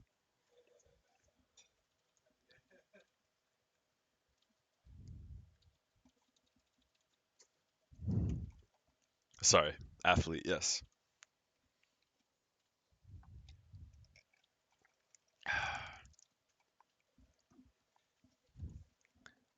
Hey man, there's some people that make a lot of money getting into arguments on Twitter. Just do a little engagement farming. No, I did not watch the Joe Rogan with Eric Weinstein, although I did see a lot of quotes of it out of context, and it was pretty interesting. He's got some interesting ideas about mathematics.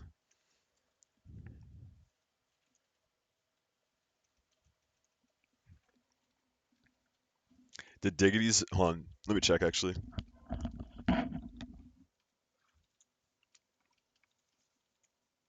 Testing. How's the sound? Do a little mic fix real quick. Can you hear me? Test. Okay. All right, we will keep it on this one for now, and I will let the tech team know that this mic needs to get increased in volume.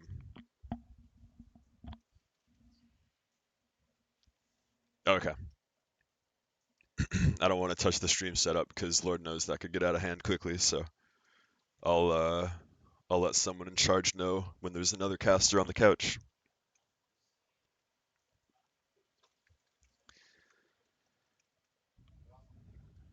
See if we got any updates on the bracket.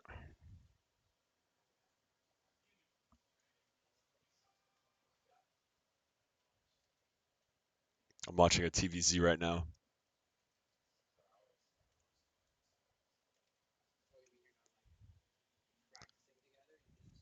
I don't have a view of Range vs Goose, so I don't know who's winning that one, but it should be done pretty soon. It's been on for a while. Yeah, it's probably just off and picking up on the other mic.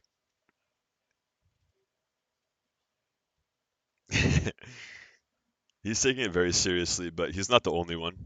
It's when people are when I first got here earlier this morning, everyone was in game, no one was talking. It was just dead quiet except for the clack of keyboards. Everyone was taking it very seriously. So I think the LAN environment brings out the competitiveness in people, and for the better players here, they're always kind of surrounded by two or three people watching from the back, so that increases the tension even more. I think it's interesting. I like LAN tournaments because you see where the players that are good in practice and the players that are good in tournament, and you see how that diverges.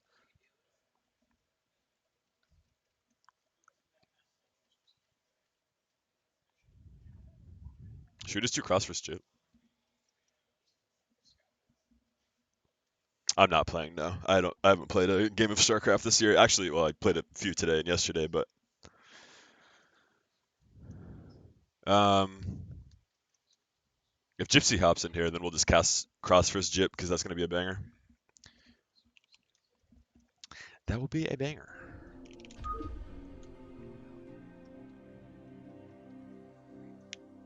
You guys cool if we do hold on. 1 sec.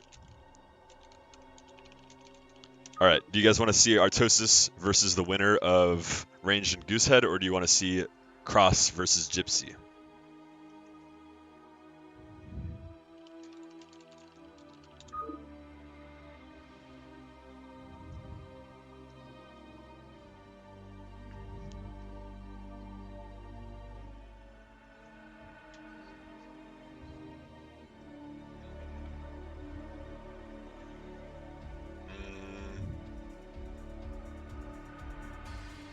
It's looking pretty split right now.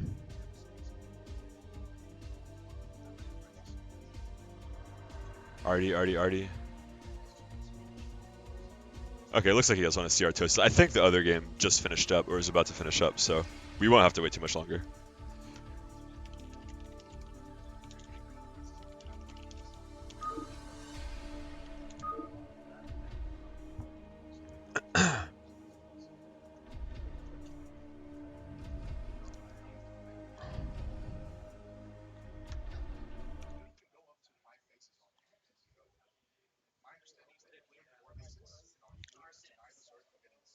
Nope.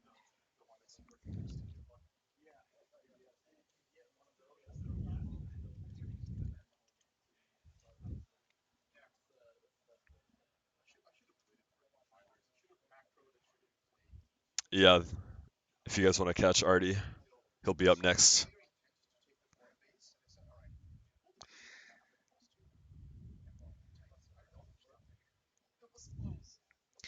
What's up, Dan? We all miss you. We wish you were here. We wish the fake Dan was here with the real Dan.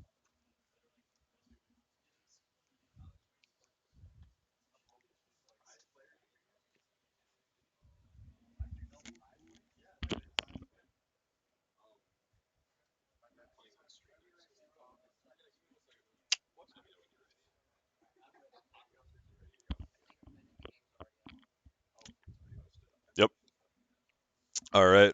Got confirmation. Game is about to begin. I just need to figure out how to switch the scene back.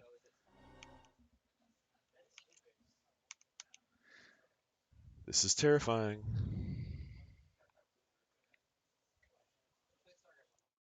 Oh, yep.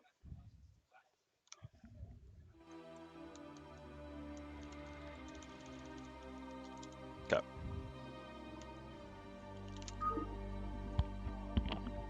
We will not be pressing Control Alt Delete, no Alt F4, no deleting System 32. We're keeping it legit. Keeping it legit. So, we are going to get a Terran versus Zerg. It's going to be Range versus Artosis. First map, Radion.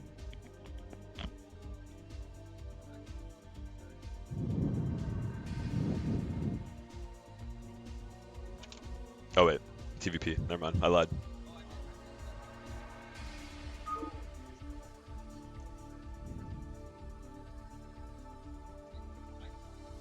Alrighty. Game 1 between Range and Artosis begins.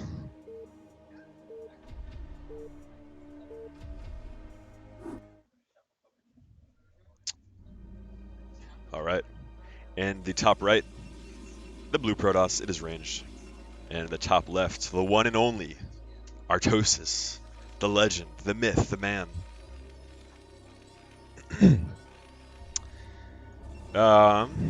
Let's see, what are some insights that I have from being here in LAN in person that you guys don't have on the stream? I mean, you guys watch Artosis play all the time. You know what's up with him. You know his intensity. It's even more so in person. It's like a full body activity when he plays StarCraft. So he really earns the moniker of athlete. This mic is not on, by the way. I think it's dead. Oh, okay, we're just featuring.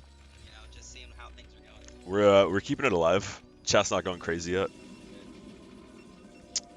We'll see what range goes for. I feel like all the Protoss against Artosis just want to go for that 12 Nexus because they know if they get away with it, they're also going to get the tilt factor. Okay, Artosis not quite sure which map we're on. There we go.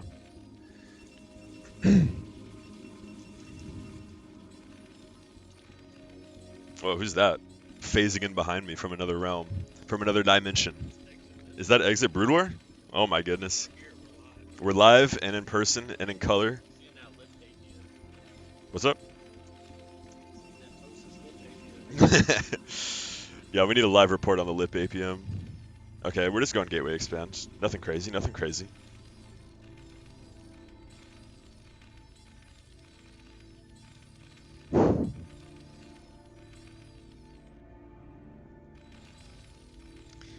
Good Sim City. I don't know if a Zealot can fit through here, but if I had to guess, I would say no. And we're going to get a block on the ramp, or not. We tried. Gas going up, so no crazy gasless expand. Zealot first type deal, and same for the Terran player. Keeping it legit. I feel like on LAN is the time to show off all that crazy okay, that does not block anything. I feel like on LAN is the time to show off that crazy worker micro that you've been working on so long, but so far, nothing crazy coming out of Protoss. Cybercore and another pylon. Nothing crazy. Is this the first scout coming out from Artosis? That is quite late. Interesting. He is going for the vertical scout, so he'll probably end up scouting second here. Although he may not. He may choose to not scout through the middle based on that scout timing. That he should know there's not a zealot in his base by now, so it's not proxy gate.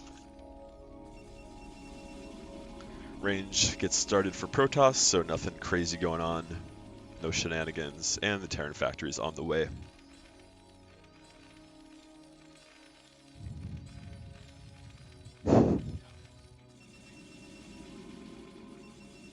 I don't know if that technically counts as unemployed. I think I would consider him a full-time professional athlete. First goon pops out for Protoss. Nothing exciting happening so far. We are 3 minutes into the game and nothing of note has happened. But I'm going to continue talking about it anyways, and inflect my voice in a way that makes it sound like it's interesting at least. Pretty early Nexus coming out from Protoss. Not going for that third pylon.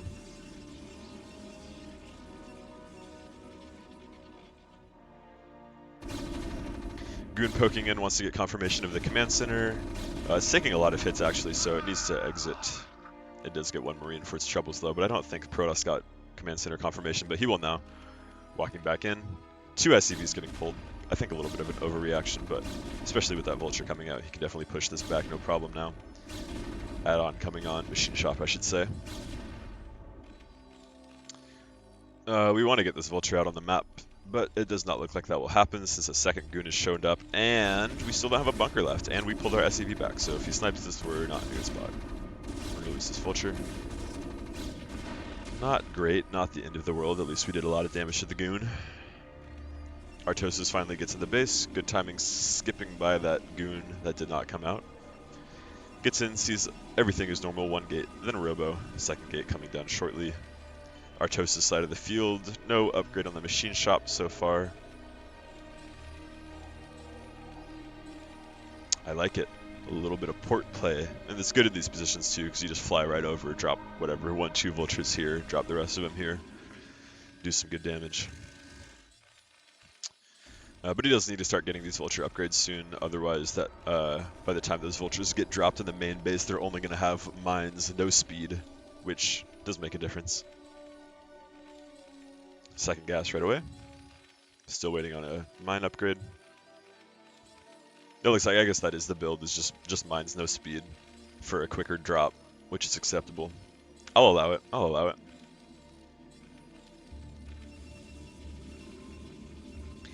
Nothing crazy on the other side of the map. Robo support bay, pretty standard these days. Pretty much every top Protoss that I've been watching in PvT has been going for Reaver play. And it starts to trickle down, obviously, into the lower ranks. And we do have goons already positioned for this drop, so I think Ranged has an idea of what could be coming potentially. Artosis going for the Wraith first. Still no upgrades on the machine shop, so maybe he's not going for a drop right away. I'm not quite sure what I'm looking at. But going Wraith first is nice, especially with, like I said, so many Protoss are going for this Reaver shuttle right away nowadays that it's not even bad to just blindly build a Wraith like that.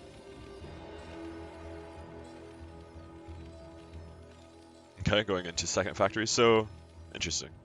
So yeah, he's just been pumping out tanks this whole time, not going for a drop. Just wants that Wraith, I guess, for protection. And then he can just move on with the rest of his build. Academy coming down, no armory yet, 6:30 minutes into the game, no armory, which is pretty standard these days. Here comes that shuttle across the map, but we already have a spotting barracks here, and we have our Wraith right there. 2 siege tanks. No siege, I don't believe, so that could be a little bit iffy if Range gets a nice drop spot with the Reaver. Not being able to isolate it with the sieged tanks will make a difference.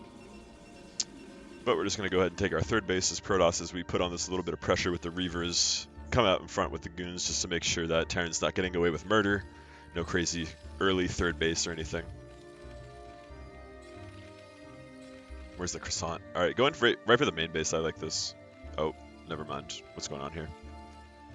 Sneaking over the tanks, drawing some shots. Okay, so he's going to go after the tanks first, which I think is smart, but unfortunately he's going to see the bad news that the Wraith is here. We'll see if... Oh, he's just going for it, and I don't think we have siege mode, which may just mean that we're dead here. Siege tank's taking a huge amount of damage. Goon's getting up into the natural expansion, and with this Reaver here, even though there's no shuttle, it's going to be really rough for Artosis to hold this. It may just be it right here. A little bit of a dud on those Scarabs, so that's good. And SCVs do a surprising amount of damage to Reavers, so it's not the end of the world yet, but it might be soon. And I really think that we should have maybe gotten siege mode there, or maybe some mines or something. I don't know. I don't know modern builds these days, so I'm not going to talk out of my ass too much. But it does feel like not having siege mode with that many tanks is a bit of a risk.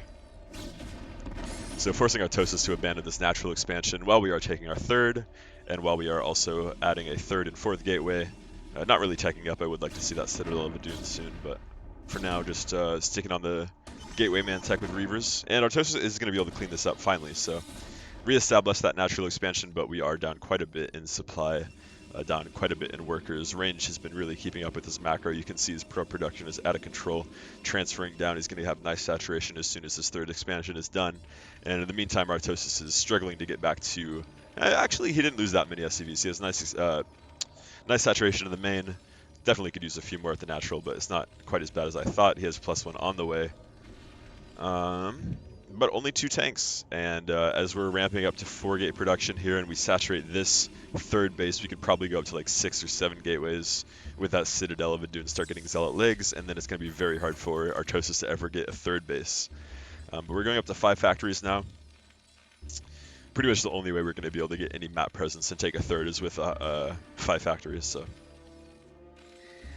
it is what it is. How we doing, chat? How we doing, chat? Artosis. Nyokin's bad mannering in the chat right now. This is not cool. Not cool, Dan. You gotta show up and at least do it in person. Okay, Artosis denies the other main base expansion, which is always good. That would be pretty much game over if Range was able to get up another Nexus with a bunch of gateways here. It would be so long before Artosis could even get a third and dream of getting maxed out. So, for now, stuck on 5 factories, getting a science facility. We're getting a 10-minute eBay. Par for the course. Still on 4 gateways. I feel like it's time to bump that up. You don't really want to be behind on the gateway count compared to Terran.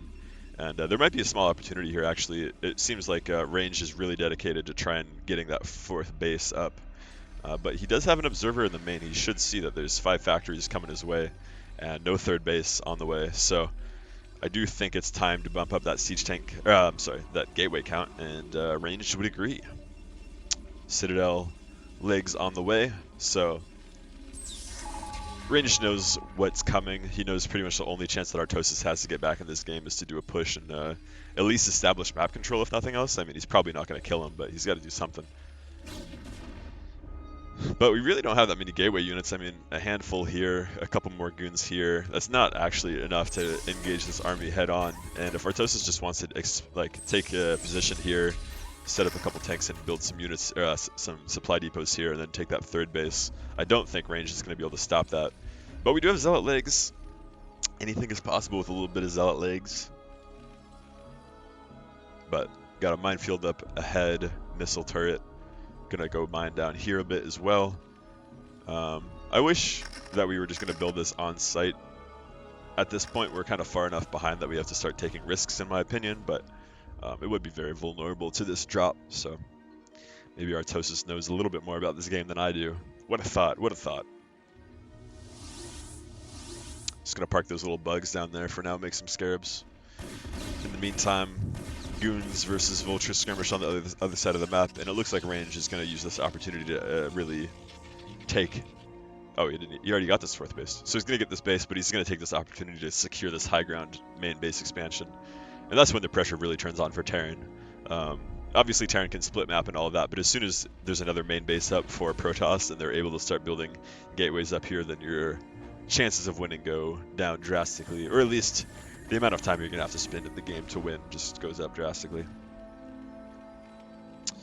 Artosis finishing up this third base. He's going to have to secure this soon, move down with these tanks, and probably build a couple buildings here. But it looks like Range is kind of contented to sit back and let him macro. He'll probably have to strike at some point because he's about to max out on like strictly gateway man units, and that does not scale very well. So I suspect once he maxes out, he's just going to go for the A move basically. Unfortunately loses the shuttle, so those Reavers are going to be very, very slowly whittled down by this Wraith. Oh, maybe it'll take the long trek into the mines. Let's see. Oh, their goons are going to beat him to it. Boom. Alright, these goons cannot walk up there. They smartly back up. Reaver's going to get picked off as well, although these transferring SCVs need to be careful. Okay, Artosis going to come. Actually, there's like nothing here to defend, so these 6-7 vultures are going to be able to put in some work, take out this cannon, start pressuring this Nexus, lay a bunch of mines, just be very annoying in general. And you see a goon squad has to be deployed. The classic 6 goon, 7 goon squad on the way to handle things at bottom right. Got some Templars all the way. No Stargate tech as of yet, so we're gonna stick with Templar tech, and I think that's smart. Artosis just really does not have that much. I mean, look at the supplies right now. Obviously, Range doesn't know that, but if Range just starts slamming armies in here, even if he trades really unfavorably, it just doesn't matter because he's going to clear out a bunch of tanks, start taking more expansions, and Artosis will be lucky if he can even hold on to this third expansion. But we do have a lot of tanks, I must say. For having only 125 supply, this is way more tanks than you would expect at that number. So Artosis does manage to get a cancel on this Nexus down here, which is not nothing. That is worth something. And he deploys another Vulture squad to go try and snipe this probe. He spots it with those mines. Or not. Artosis being very annoying with those mines. Turns out, spider mines, when you get 3 of them for free, it's pretty good. You just throw them out on the map, kill random stuff. Alright, starting to load up those croissants full of Zealots and High Templar. We're probably going to go try and kill some SCVs. One of the annoying things about being stuck on 2 or 3 bases is that all your SCVs get so clumped up. This is not how you do a drop, my friend. You gotta get the units out of the shuttle. Okay. You get 2 storms off. No pull. Ooh, nice. Okay, so we got about like 8 or 9. Oh, there was 4 High Templar in there. Good lord. Maybe a bit of an overcommitment there. Losing 3 shuttles worth of units for like 9 SCVs, 10 SCVs. Honestly, probably worth it at this point, just given how much of a lead that Ranged has. He can just trade as unfavorably as he wants over and over again, and there's not much that Artosis can do about it.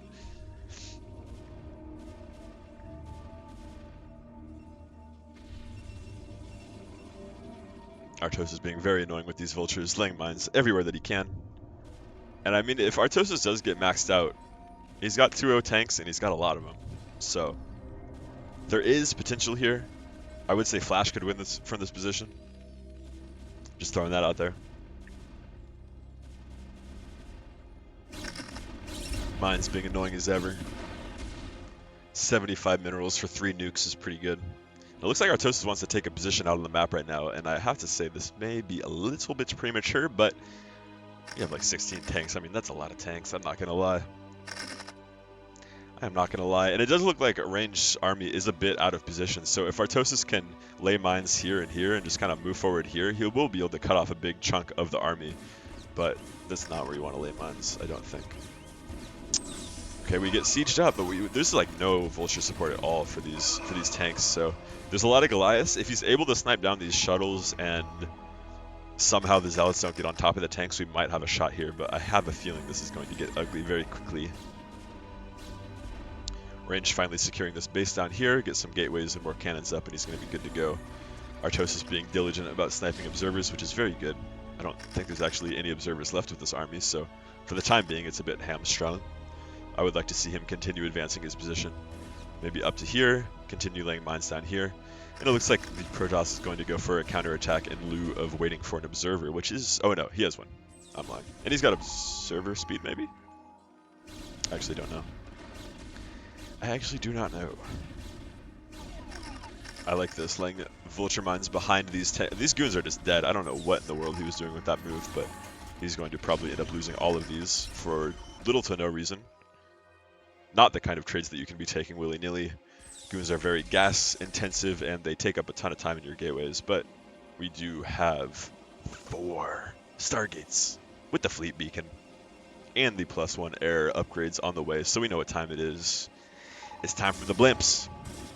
It's time for the blimps, baby. Artosis knows this is the time to strike. He gets up here, he gets 2 High Templar snipes, 3 High Templar snipes. That's kind of brutal, actually. But here come the Zealots from the back, and these tanks are not in position at all. They're going to get totally isolated. If storms go down here, this is going to be... Ooh, deep breaths, guys. Deep breaths. Deep breaths, everybody. But yeah, without the Vulture support, these tanks, I mean, there's a lot of them, and they're very powerful, but they're just going to get stormed to death, unfortunately. Even though range took probably the worst engagement possible, funneling his units in one at a time. It's actually looking quite good for Artosis compared to how it should be. Range up at 6k minerals and not really macroing properly. And these tanks are in a good position, but there are literally no vultures here, so like 4 zealots can get up there and do some damage. But if range isn't able to macro out of this properly, he could just get kind of locked into his main base up here and force into a split map position, which I don't think would be favored for ranged. You see the power of macro. You just slip up for a little bit and you get yourself into a way trickier situation than need be. I still don't think that range is out of it necessarily, but getting your main base locked down like this is not fun. But 4 carriers are on the way. I'm not sure. Yeah, it looks like Artosis scanned that because he is on tank Goliath production. And going for a carrier switch when you're down on supply like this is a little bit ambitious. I think that range has gotten himself into a way harder position than need be with just a few mistakes here. And we'll see if Artosis is able to capitalize on this and truly punish him for the mistakes that he's made here. Good storm coming down, but he's not able to get out of his main ramp, unfortunately. I would like to see actually all these probes just come down and attack while the Zealots come down, but we'll see if he goes for it. Otherwise, they're just going to die doing nothing. Back in the main base of Artosis, getting our factory count up. We're at 8 right now, taking our 4th expansion. Probably want to go take a 5th. But we're getting up into the main base here, and okay, this is a little bit early, I would say, for Artosis. He's going up into the main base with these tanks. These ones are a little bit too far out of range to really support, but there's just so much mech for 3-0 mech to 1-1-1 gateway man stuff, and I think Artosis actually did it. I can't believe it. He was really behind in that mid game there. He was down like 90 to 180 supply at one point, but it looks like range missed a couple rounds of macro. He was up to 6k minerals with like 110 supplies, so and he's only ever got up to what, 7 gateways, which is way too few. But we got 4 blimps. You can make a lot happen with 4 blimps, and he got a DT too. Ooh, nice mind drag. Okay, he's able to pick off a couple Goliaths with those DTs. If he focuses them down with these zealots and carriers, I think he actually might be able to hold this main base. But he's gonna lose a carrier. Just a little bit of sloppy play from range here, unfortunately. He was in such a dominating position, but it's not looking great now. He's got 5 gateways down here, which is something, but just no tech, no Stargates, no nothing. Okay, so he takes out the Goliaths here, and he's able to take down these tanks before they kill all of the Stargates, which is something. He targets a he targets the Cybernetics core, and he doesn't have another one actually. So that was heads up thinking from Artosis. Meanwhile, 4 tanks down at the bottom right position, and yeah, Artosis just pulled in every direction at once. I mean, ranged is. I mean, we'll see if this little skirmish down here goes well. Those are some nice storms actually. So. Looks like range might be able to hold for now, but he loses this Nexus, and Artosis is just going to keep streaming across the map, and there's no ground units, so 3 carriers without ground support is just not enough to deal with 3-1 mech in pretty much any number. That's what I was talking about. I mean, you see some of these players, I think if we'd played this game just on ladder, range might have just made those macro rounds and been totally fine, but we got the land pressure. We got people watching him right now. We got thousands of people watching him on the Artosis stream. You kidding me? You kidding me? Yeah, we're just seeing sloppy play, unfortunately, from range, throwing away a game that was his to win, for sure. But with 2 more, looks like carriers going down, I don't know if he has a way back into this game, unfortunately. He's mining on 2 bases right now.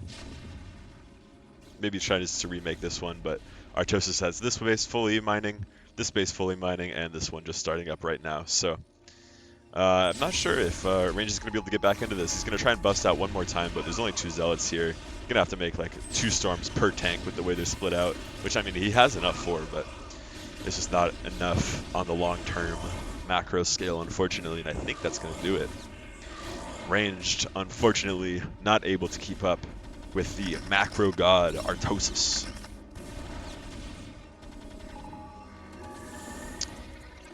Man, that was an exciting game, guys. I did not expect Artosis to come back and win that one. I will be honest with you. I thought he was cooked. I thought he was toast. Okay, let me see what the next map is real quick. Anything happening up here? We got 1 carrier up here. We have, I think that's the only carrier he has, so.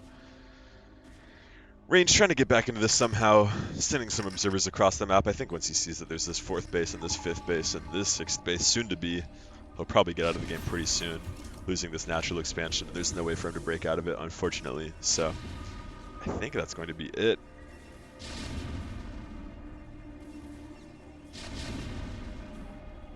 Shelling down. This Nexus does not have long to live. Only a couple ground units up here, not heavily upgraded either. And yeah, not looking good for the Protoss player. Make one last attempt to come out here. Only gets 1 Templar dropped, 1 decent Storm. Not going to be enough. Artosis not even fighting with the whole army, and it's still plenty. GG is called, and Artosis comes back in a major way to win game 1. Alright, so game 2 is going to be on Polypoid.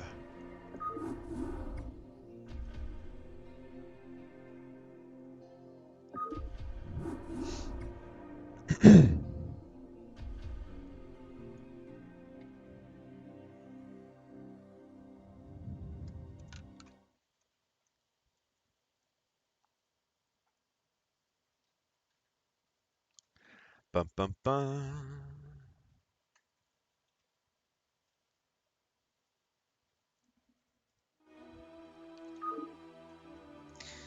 Gonna get a quick little break in between games here. When you have 2 E-athletes like this, they need a little break in between games sometimes. You know how it goes.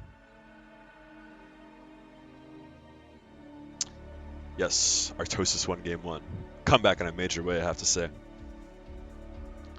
Range is going to be kicking himself for that one, I believe. Hey, Reskig, what's up? Long time no see, buddy. Artosis won game 1.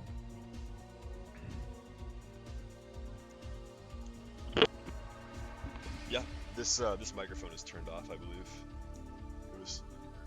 It was just muted for the entire last cast, I think they were telling me. Yeah. Alright.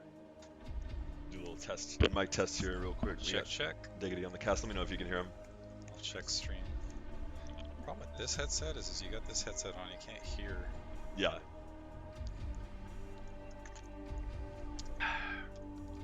Can you guys hear him? He's quiet. I'm quiet. Waiting for more reports, more confirmations. Can you test again? I'm glad Chad isn't a troll because, you know, they could be like, oh no, we can't hear him at all, and then you get the blasted. audio all screwed up. Still saying very, very quiet. It's good? Okay. Yeah. I trust Minions. Shout out to Minions. Alright. Bless Good the now, audio. good now. Okay. NASL sound guy lives. I actually know who the NASL sound guy really? is. Yeah.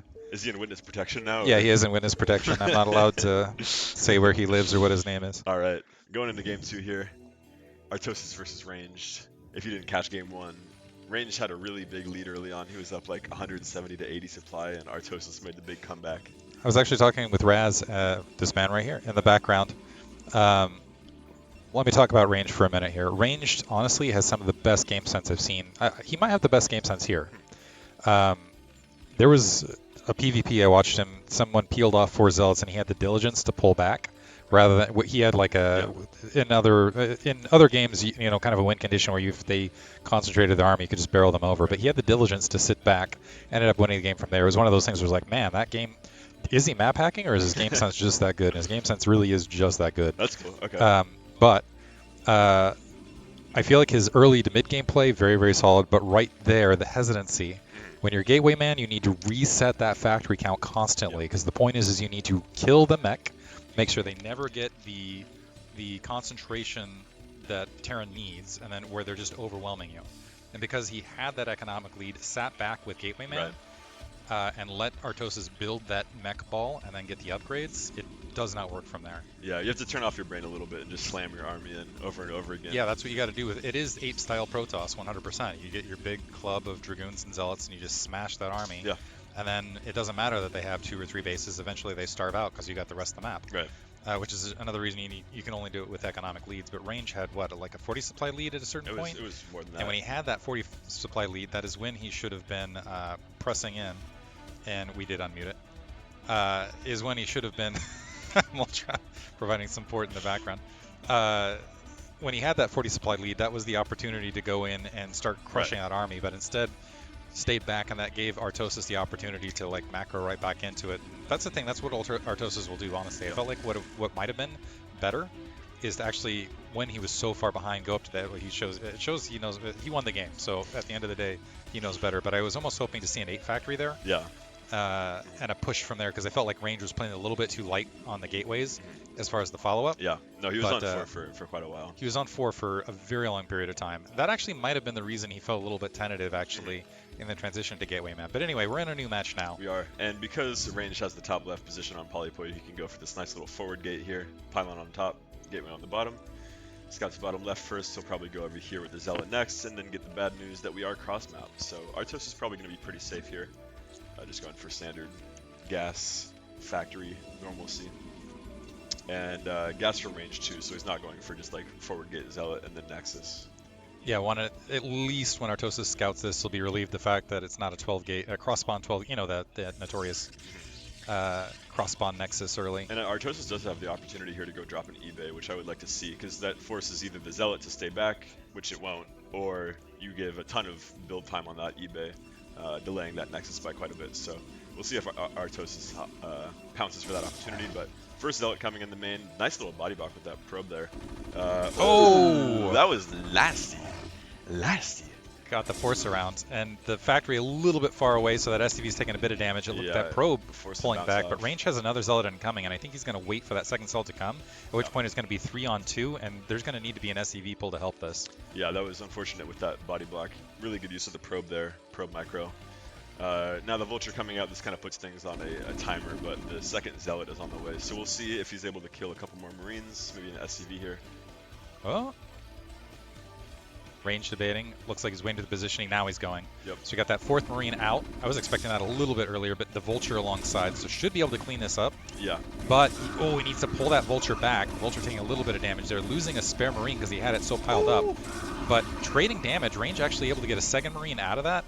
So it's going to be 2 Marines left. The Vulture heavily damaged. We got a Dragoon position to the north, so we'll see if Artosis is... Okay, he's going to pull back, repair that Vulture, wait for it. But this does give an opportunity for Range to potentially to get some Dragoon control outside that natural expansion. Right now, skipping the natural expansion and opting for robotics instead. And so Artosis is pushing out with 2 Vultures here. I like this. He's going to give him map control back, get out of his natural expansion, and then he can go use these Vultures to go check out the map. But I don't know if he's going to be able to go up and see this Nexus. There's going to be a couple goons here blocking, and there's probably maybe another pylon there. So if Range is diligent with denying scouting, he's going to be able to... Ooh, nice use the goon picking off one of those Vultures, but he is going to lose that goon. Actually, depending on the mine placement, this could be trouble for Ranged, because right now he's only got a single Dragoon blockading. He invested pretty heavily. I'm not sure that mines are done yet. They'll probably need another yeah, we've got a 20 second here or so. But we are getting a little bit... Yeah, pull those back, I would say. Yep, Robo done, Reaver on the way. Is there any anti-air?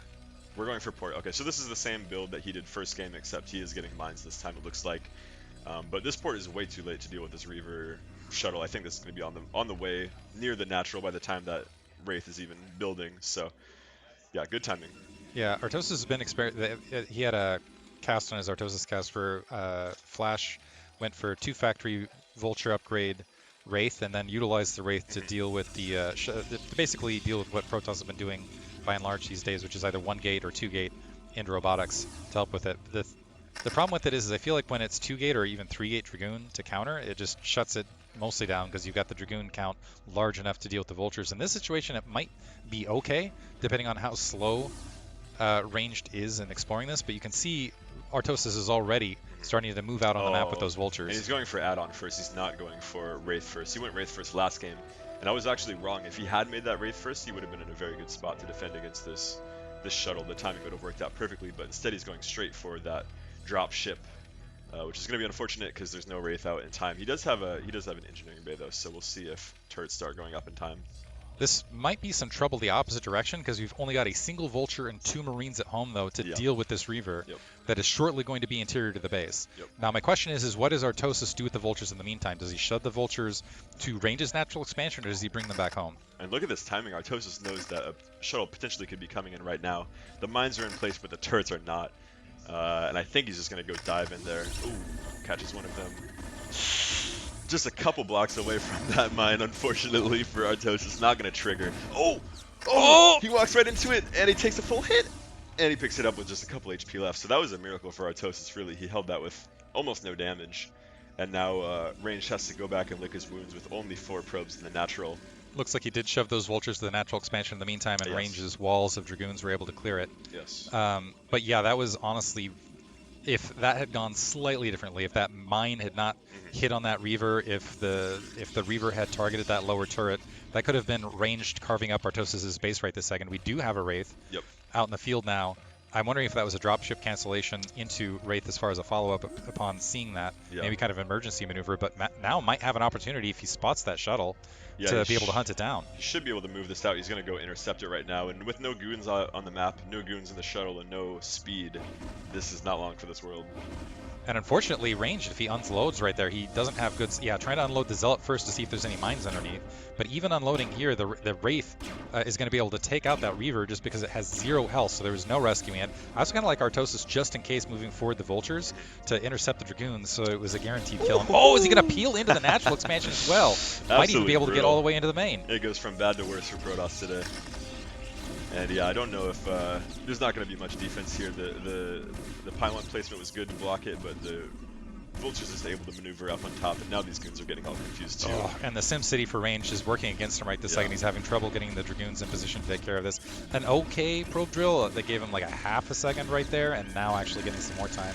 But still, that was a massive economic loss there for Ranged, and basically for very, very cheap for Artosis. And where I was a little bit concerned a minute ago when that Reaver was entering the base, now Artosis is up a considerable amount of supply.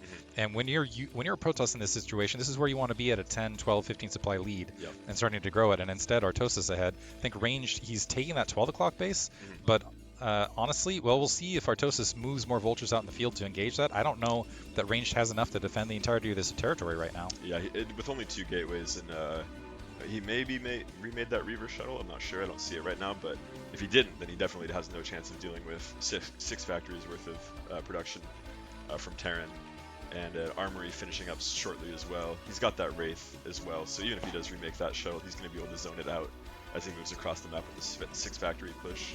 I'm also kind of curious if this is going to be kind of if this is Artosis' answer to the meta, because what we've seen more often these days against Protoss is a 5 factory or 4 factory, kind of depending 4 if you want an earlier command center, 5 if you're just wanting more map presence to kind of see if the Protoss is going to overcommit to defense and try to smash into your army when they're usually going for the 3. But I'm wondering if his 6 factories and just getting a large presence and then making the Protoss commit is going to be his answer to it.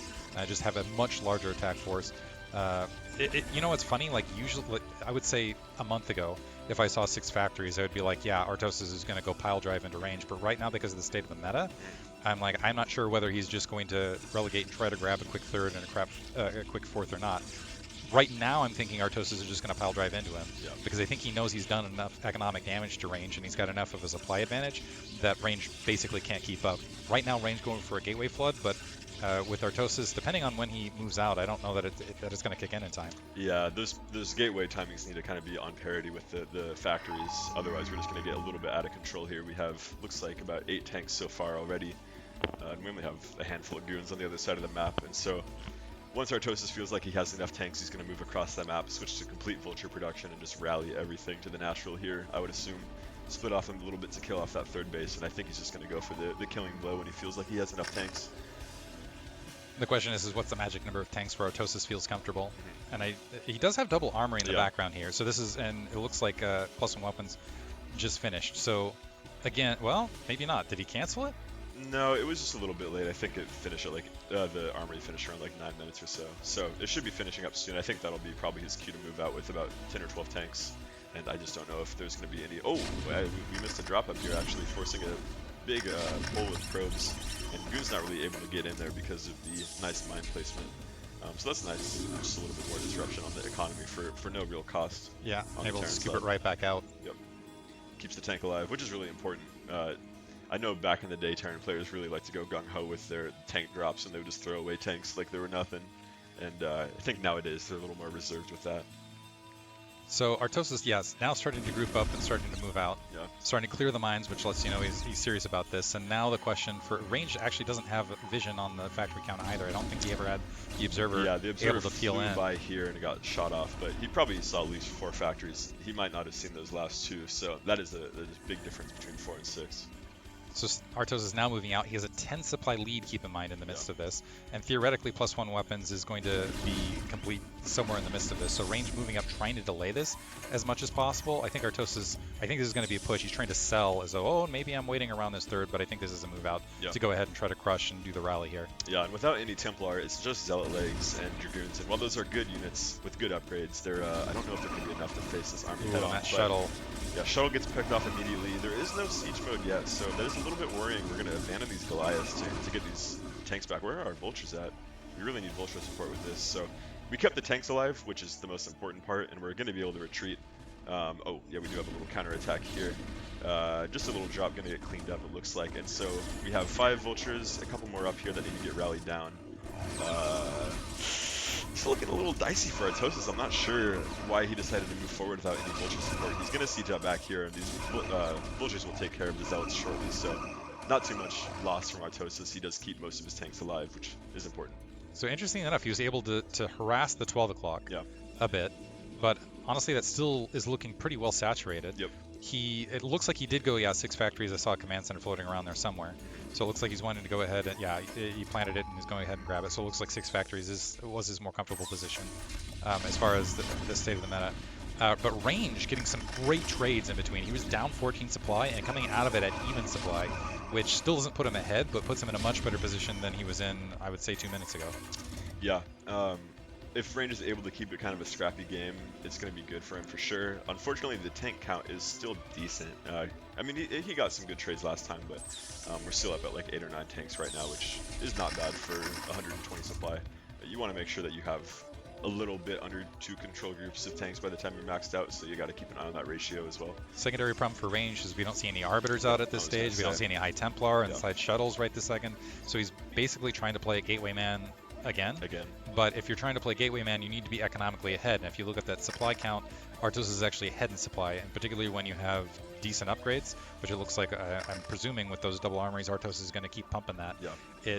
If you haven't gotten a 4th and a 5th base at this stage, and you don't have them completely saturated, which Range doesn't, it becomes very, very challenging to start swatting these bases. Yeah, and because Artosis has to take this mineral-only third, I would really like to see Range go tech up a bit and force kind of the issue, make Artosis spend gas on vessels and other stuff, but because he's sticking on strictly Gateway Man, Artosis will have no issue just overproducing vultures. It's not like they're going to trade poorly or anything. And he finds an opening up in his third base. Going to do an absolute ton of damage. This is a massive amount of vultures to get in that 12 o'clock location. He could probably take out that cannon if he wanted to. It looks like he's just going to focus fire every single... This is brutality right here on the probes. Losing probably half or more of the probes in that expansion. Luckily, they're able to make an escape with a couple of them. But just time after time, we're getting the nice little mine placement here. Artosis is really thorough with his mine placements in the mid and late game, and that was one of the things last game.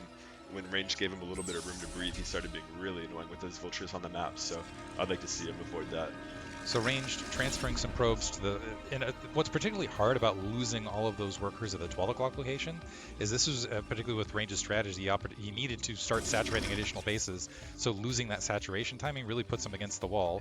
And now if Artosis just sits and just upgrades and continues to mech up, Range is going to be in a lot of trouble. Range has to find something where you can get some sort of favorable trade, get a drop on, maybe, I don't know, Sidestorm drop something. In the meantime, I don't think in just pure Gateway units is going to win it from here. Yeah, and like you said, if you're going to go for Gateway, man, you need that overwhelming economic lead. So you'd have to have this base and a bunch of gateways up here, and we just don't see that from Range. So the strategy is a little bit at odds with itself, I think. But if he's able to execute properly, I mean, Storms are good. In the meantime, 6 o'clock location's getting spot checked. We have barracks there, and we have a lot of Dragoons moving to that location. That might be, I'm wondering if, we'll see if Artosis throws it. Yeah, you sent out an initial exploratory vulture to try to see the positioning and wanted to see whether Range was coming in to encroach right this second. And already setting up, recognizing that Range's army was on location and thinking about staging up for an attack here. And this is a big commitment from all of the goons of Range. If Artosis wanted to attack, now would be a great time to do it, because his army is way out of position over at the complete opposite side of the map, and he wouldn't really be able to attack in, but yeah, I think Artosis is content to just sit here and maybe take this one instead. Yeah, that was my second consideration. I'm wondering if that initial vulture was to see, okay, can I send vultures along that pathway and get them out on the map, but we already have a dropship out on that map. It's catching what would have been Range's 5th. Artosis is playing really, really well here, I have to say. He's managing to find these bases. He recognizes the position. He's finding these bases. He's swatting them. And you'll look, he's going to hit 200 supply before Range does, which is disaster for Protoss. Yeah, especially considering there's no tech at all. I mean, if there was like carriers on the way or a bunch of arbiters, you would be excused for being down on supply. But when it's literally just gateway units, there's no reason that you should be down on supply. He also did we saw it kind of on the mini-map half a second ago, he did a really good job of laying a bunch of mines in between, so Range is having to be diligent to get the mines to get his army back out of here to try to defend all of this, so I really like Artosis' map movement right now. Yeah, and Range probably going to lose a bunch more probes again. These vultures just kind of finding all the opportunities and not enough diligence with the pylon cannon placement to really block the vultures from getting in. I also want to point out Artosis' micro on these vultures has been fantastic. Yeah. You can see him targeting and shredding and getting maximum value out of that quick strike before Range is able to respond, getting maximum damage out of that. Yeah, and while he's trading those vultures, he's just replacing them with siege tanks. So whenever Artosis decides it's time to go, he's going to have just an absolute ton of tanks. Go really secure this position and take his 4th, and there's no way that Range can challenge him here. He's going to go for it though. Maybe a couple of Storms can change that. Nice. Big Storm on that bunching. Nice. Gets a good trade on a couple of the tanks here, but ultimately he's going to have to see this position. Yeah. So maybe he delayed the 4th for a little bit. I mean, theoretically, Ranged, now he's at 3 bases versus 2, but Artosis is still up in supply. Yeah. And honestly, that siege tank count is still massive, which gives Artosis a lot of options. If he wanted to just unsiege and walk across the map, I don't think Range could stop him. If he wants to establish either the 3 o'clock or the 6 o'clock, I don't know that Range is going to be able to prevent that either. Yeah, I would like to see Artosis actually just go max out and attack soon. Range's army is just all over the map right now. It's not bunched up at all, so it would take him so long to even just get his army together before even engaging with Artosis. Bless you. Yeah, and Range trying to collect, and Artosis, he's done a great job with that dropship as well, of keeping Range guessing as far as what's coming from where. It looks like Range trying to stage to the bottom left. We got some siege tanks. Top right, a single zealot going to try to take care of that. That should be pretty easy. And the annoying thing is you can just drop these and then reinforce with like 12 vultures out of nowhere, and then all of a sudden that's like a real army that you're dealing with. But Dark Templar checking the bottom left, so Range starting to expand, and right now Artosis, he had that massive siege tank count, but he hasn't grabbed the 6 yet. Yeah. He hadn't moved in to grab the 3. This wasn't much of a defense here at the 6 o'clock location to really even press into it. So being a little bit overcautious, and that's actually giving Range a little bit of room, because now he's been able to take the 9 o'clock, and he's also been able to clear the bottom left. So if Range manages to stage an army between the 6 o'clock and bottom left, and shut down that dropship, which looks like it's trolling around top right, or never mind, it looks like it's just a siege tank and some vultures trying to reinforce top right. Range might be able to get some economy up and rolling where he can start playing guerrilla style, particularly if Artosis just continues to sit back like this. Yeah. But we'll have to see. Right now, trying to engage over that mineral only.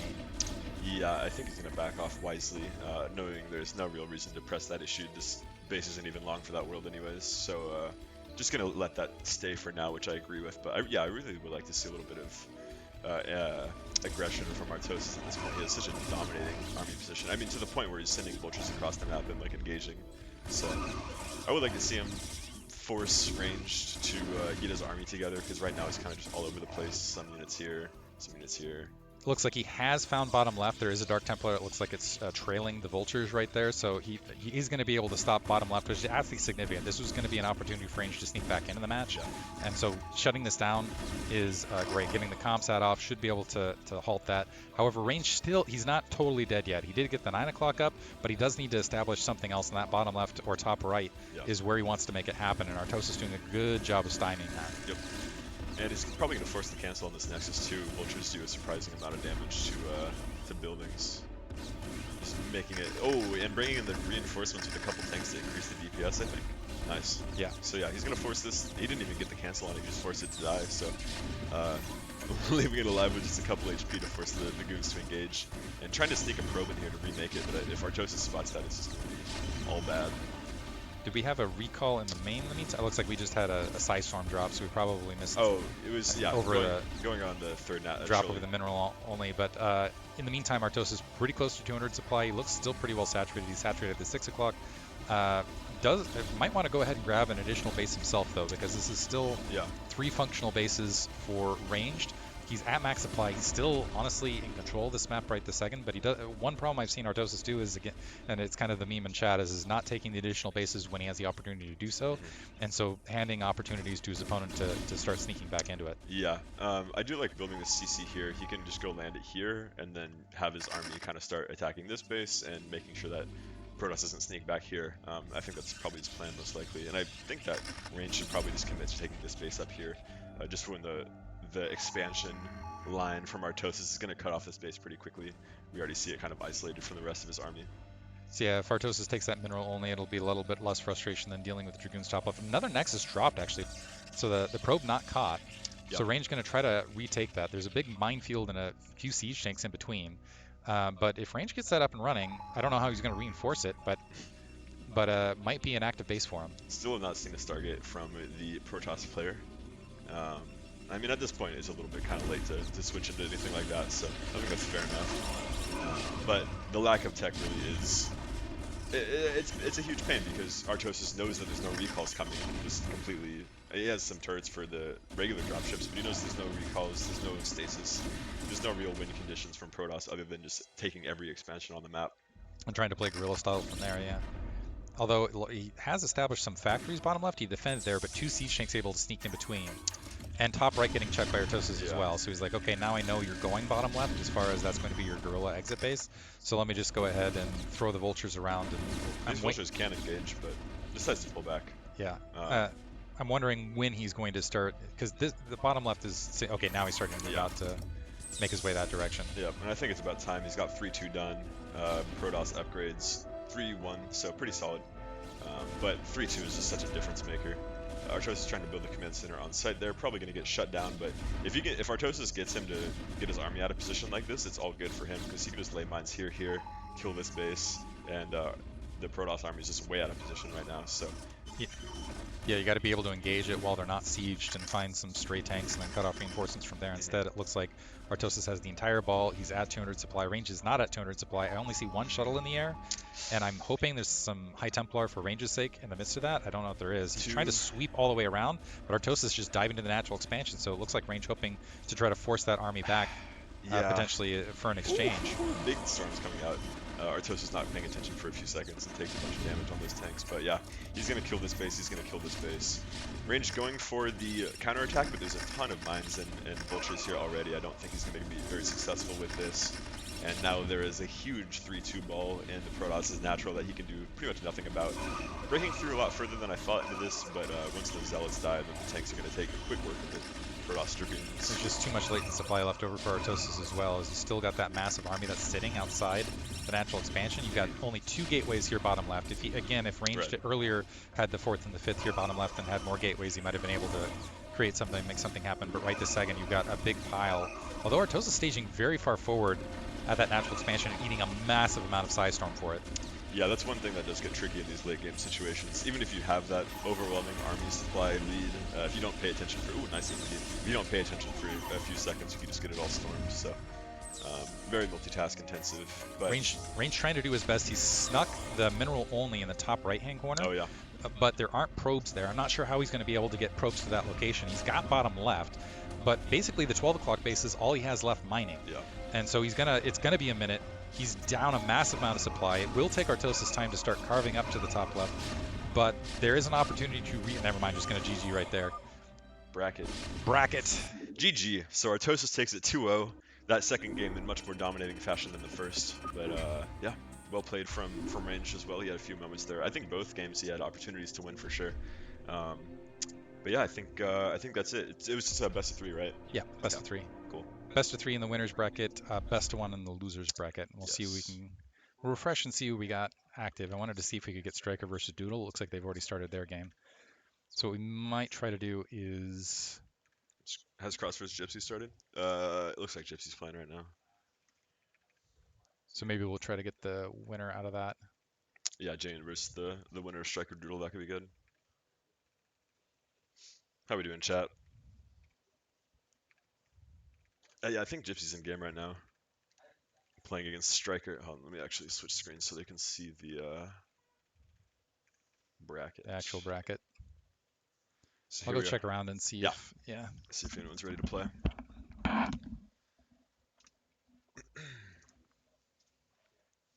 What's up, guys? Just me and you now.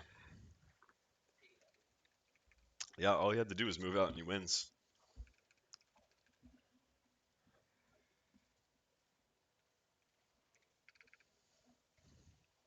I don't think Artosis has a happy winning face. I've only seen him with angry winning faces, honestly.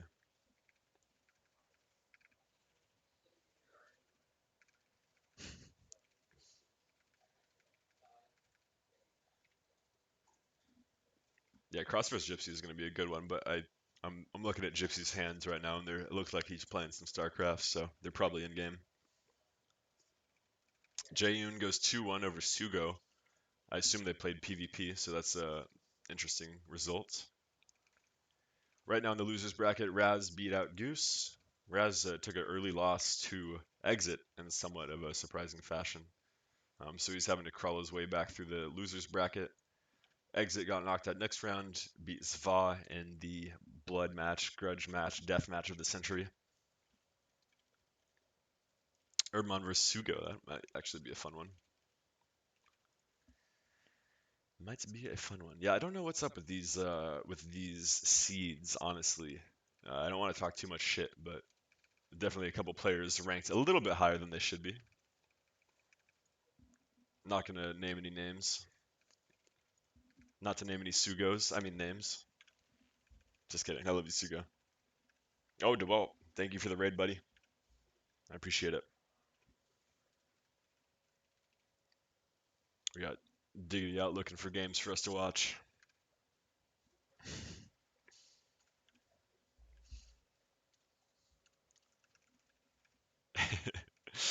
No, Sugo's great. He I only came last night, but I heard that the night before everyone went out drinking and Sugo drank him under the table, so that's word on the streets.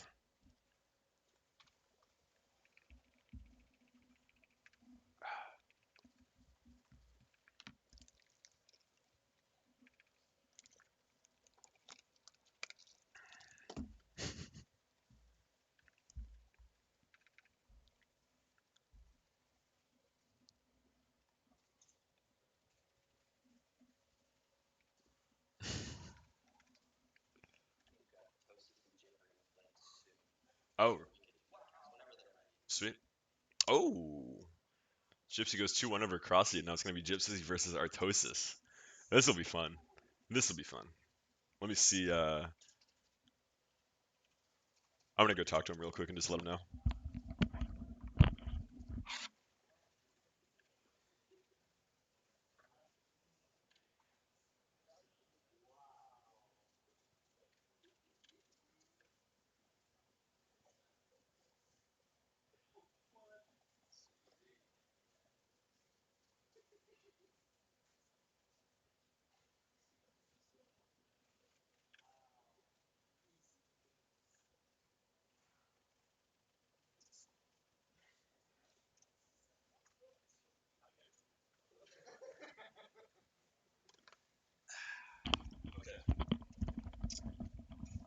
So it is going to be Gypsy versus Artosis next. I think Gypsy's going to eat a couple bites of food and let his wrist relax for just a moment, and then we'll get that one started. Maybe we'll wait. Who's range playing? Pandor. Yeah, we'll do. We'll wait a little bit for Gypsy versus Tosis.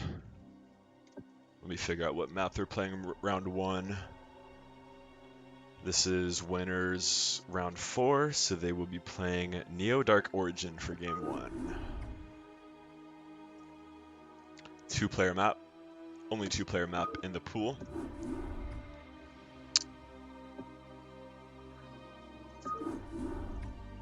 Let me call this one. Boom. All right. So yeah, Gypsy versus Artosis coming up next. A classic matchup. You guys have seen it on the stream many times. Many times. Classic matchup. I was hanging out with Tosis and Gypsy earlier, and Artosis was saying that one of these days it's going to be his time to get revenge on Gypsy, and we'll see if it's today. Like I was saying, people on LAN are different beasts, and I think I mean Artosis has been playing on LAN tournaments for longer than I've been alive, so he's got a little bit of experience with it. Uh, I believe Gypsy's record versus Artosis is 1,832 to 0. No, I'm just kidding. I don't know. No one's tracking. No one's keeping count.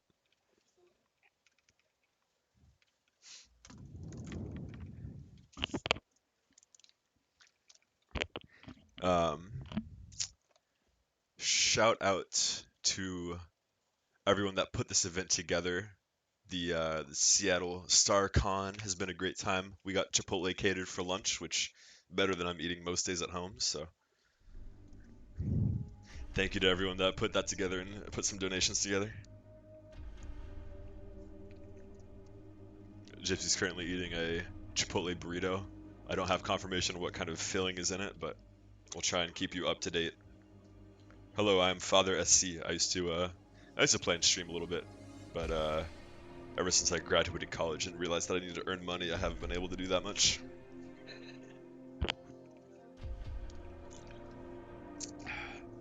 But I'm in Portland and Seattle isn't too far away, so I decided to swing up and see the homies.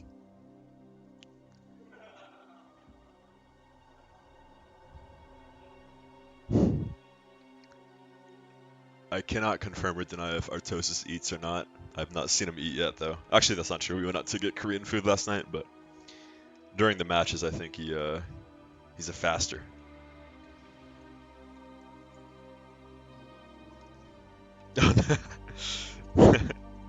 Yeah, I used to. I play Pokemon sometimes. Not as much anymore, but I still go from time to time to see the homies. Next game should be coming up soon. Gypsy's getting a little bite to eat, resting his wrist for a little bit. But yeah, it's going to be Gypsy versus Artosis next, which is very exciting.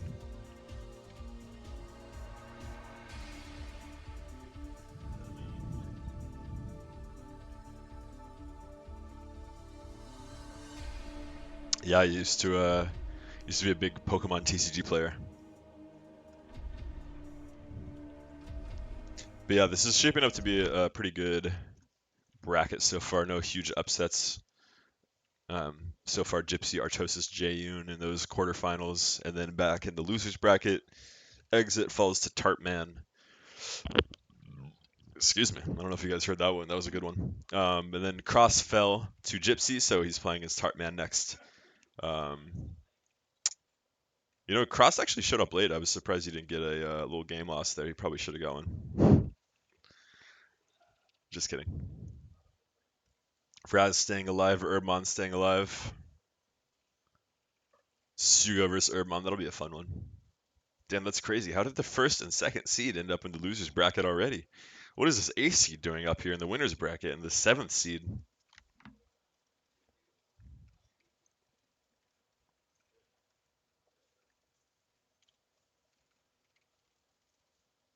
Good.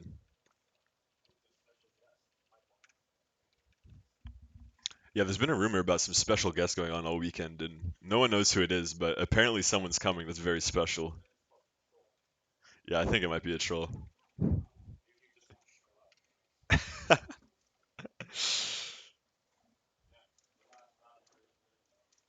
Well, if you tuned into the last game, you would know what he's doing in winner's bracket because he just smacked ranged.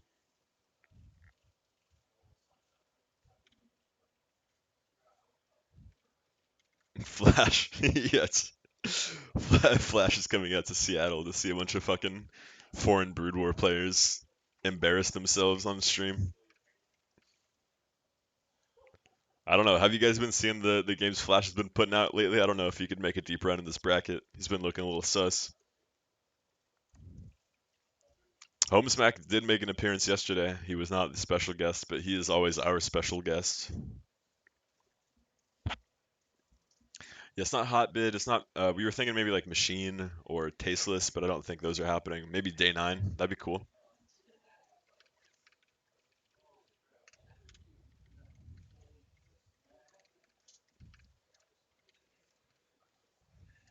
You gotta call me father. I'm sorry. No other choices. I remember.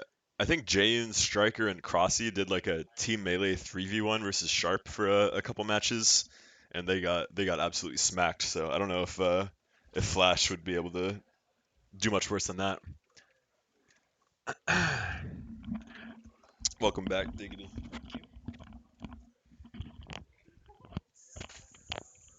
Shout out to the apparently University of Washington is very progressive and they've got an esports manager, so he came down An to esports talk manager. for the school, Nice. hoping that new we'll see if more colleges start picking that up. It seems to come in waves. Yeah, yeah, yeah. Gypsy's still enjoying his Chipotle burrito, very slowly. But after that's finished, we'll be able to get into Artosis versus Gypsy.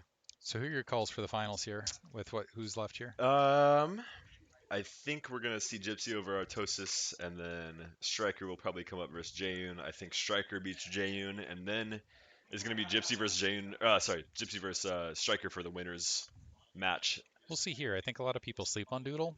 I I'm think certainly Doodle could sleeping on Doodle. I could see Doodle beating Striker, so we'll have to see what comes out of that. I do think between Jaeyoon and now the other thing is Doodle's PvP I think is Hmm. stronger than Jaeyoon, so that could be an upset there potentially. Yeah, we did see June take a 2-1 victory over Sugo, so his PvP is at least on some level of good form right now. But Yeah, yeah, Doodle is a little bit of a dark horse right now, but I mean, he's still in the winners bracket. He took a win over Pandor and Sterling, both 2-0, so he's playing solid right now for sure. Sterling went on a one thing that hadn't been mentioned is Sterling went on a really strong run in K League yesterday Okay. and had a lot of all kills or had a streak of about 6 victories in the winners. Yeah, he had a decent little run in the losers bracket here, but Urbman is on rare performance right now, taking out Sugo as well. So Not shocked. Erdman has really picked up his game in the last year. yeah, he's been every time I open Twitch, it seems like he's streaming, and Yeah, so definitely been on the grind. I, And I'm expecting Raz to advance from who's Raz going up against there? It Goose. look so he's going up against because it looked like he beat Goose. Oh, I'm sorry. So where's the It's loser of 40, so that'll be the loser of Striker and Doodle. so Striker and Doodle? So that'll be a really fun Yeah, match. that could very well be a winners bracket final match as well. The fact that they're meeting in losers is unfortunate, but Yeah, just due to the nature of the my dark challenge here. my dark horses were Urbman from previous as last time. Doodle I think is another one of my dark horses. Exit was the third, and Exit was Mm. able to. I'm pretty Yeah, happy that Exit 2-1 uh, Raz in the early Raz. game because I think again just because of I think it has to do with one his playstyle and just the shifts in the meta right now Hmm. is when you have a Terran that has kind of those mid timing pushes, throws Protoss off and gets unexpected and get some. So I think most of the Protoss players here have better macro Yeah. over the long run versus him, but I think if he sticks to the two base. Pushes that he's really good at. He'll have a Hmm. lot of success going deep, and we'll see if that continues down the line. Jane's obviously about the hardest. That is the hardest matchup you're Yeah. going to have here, so we'll see if that continues. But I think the favorites, yeah, Jaeyoon, Gypsy, Crossy, and Striker are the big four. Artosis a strong contender. Raz a strong contender after that. Yeah, Um, Artosis had a nice bracket. He was able to get to round of 4. how's Kaido doing? Also, are we showing the stream this right as far Yes, as seeing? Okay, good. yes. Where is Kaido? Kaido's the kudos up there, I believe. Oh yeah. So it looks like he fell to Gypsy, Yeah, he fell to which Gypsy, which is fair unsurprising. enough. Yeah, Gypsy's very, very strong versus Zerg. Where did he go? Oh, and he dropped the Urbmon. So Urbmon was Oh able yeah, to take out Kaido. yeah, Kaido and Sugo. So that's a pretty good losers run so far already. And it's gonna be Raz versus Doodle. So Striker takes a 2-1 over Doodle. Live updates coming at you. So yeah, Gypsy versus Tosis and Jane versus Striker for the winners semis.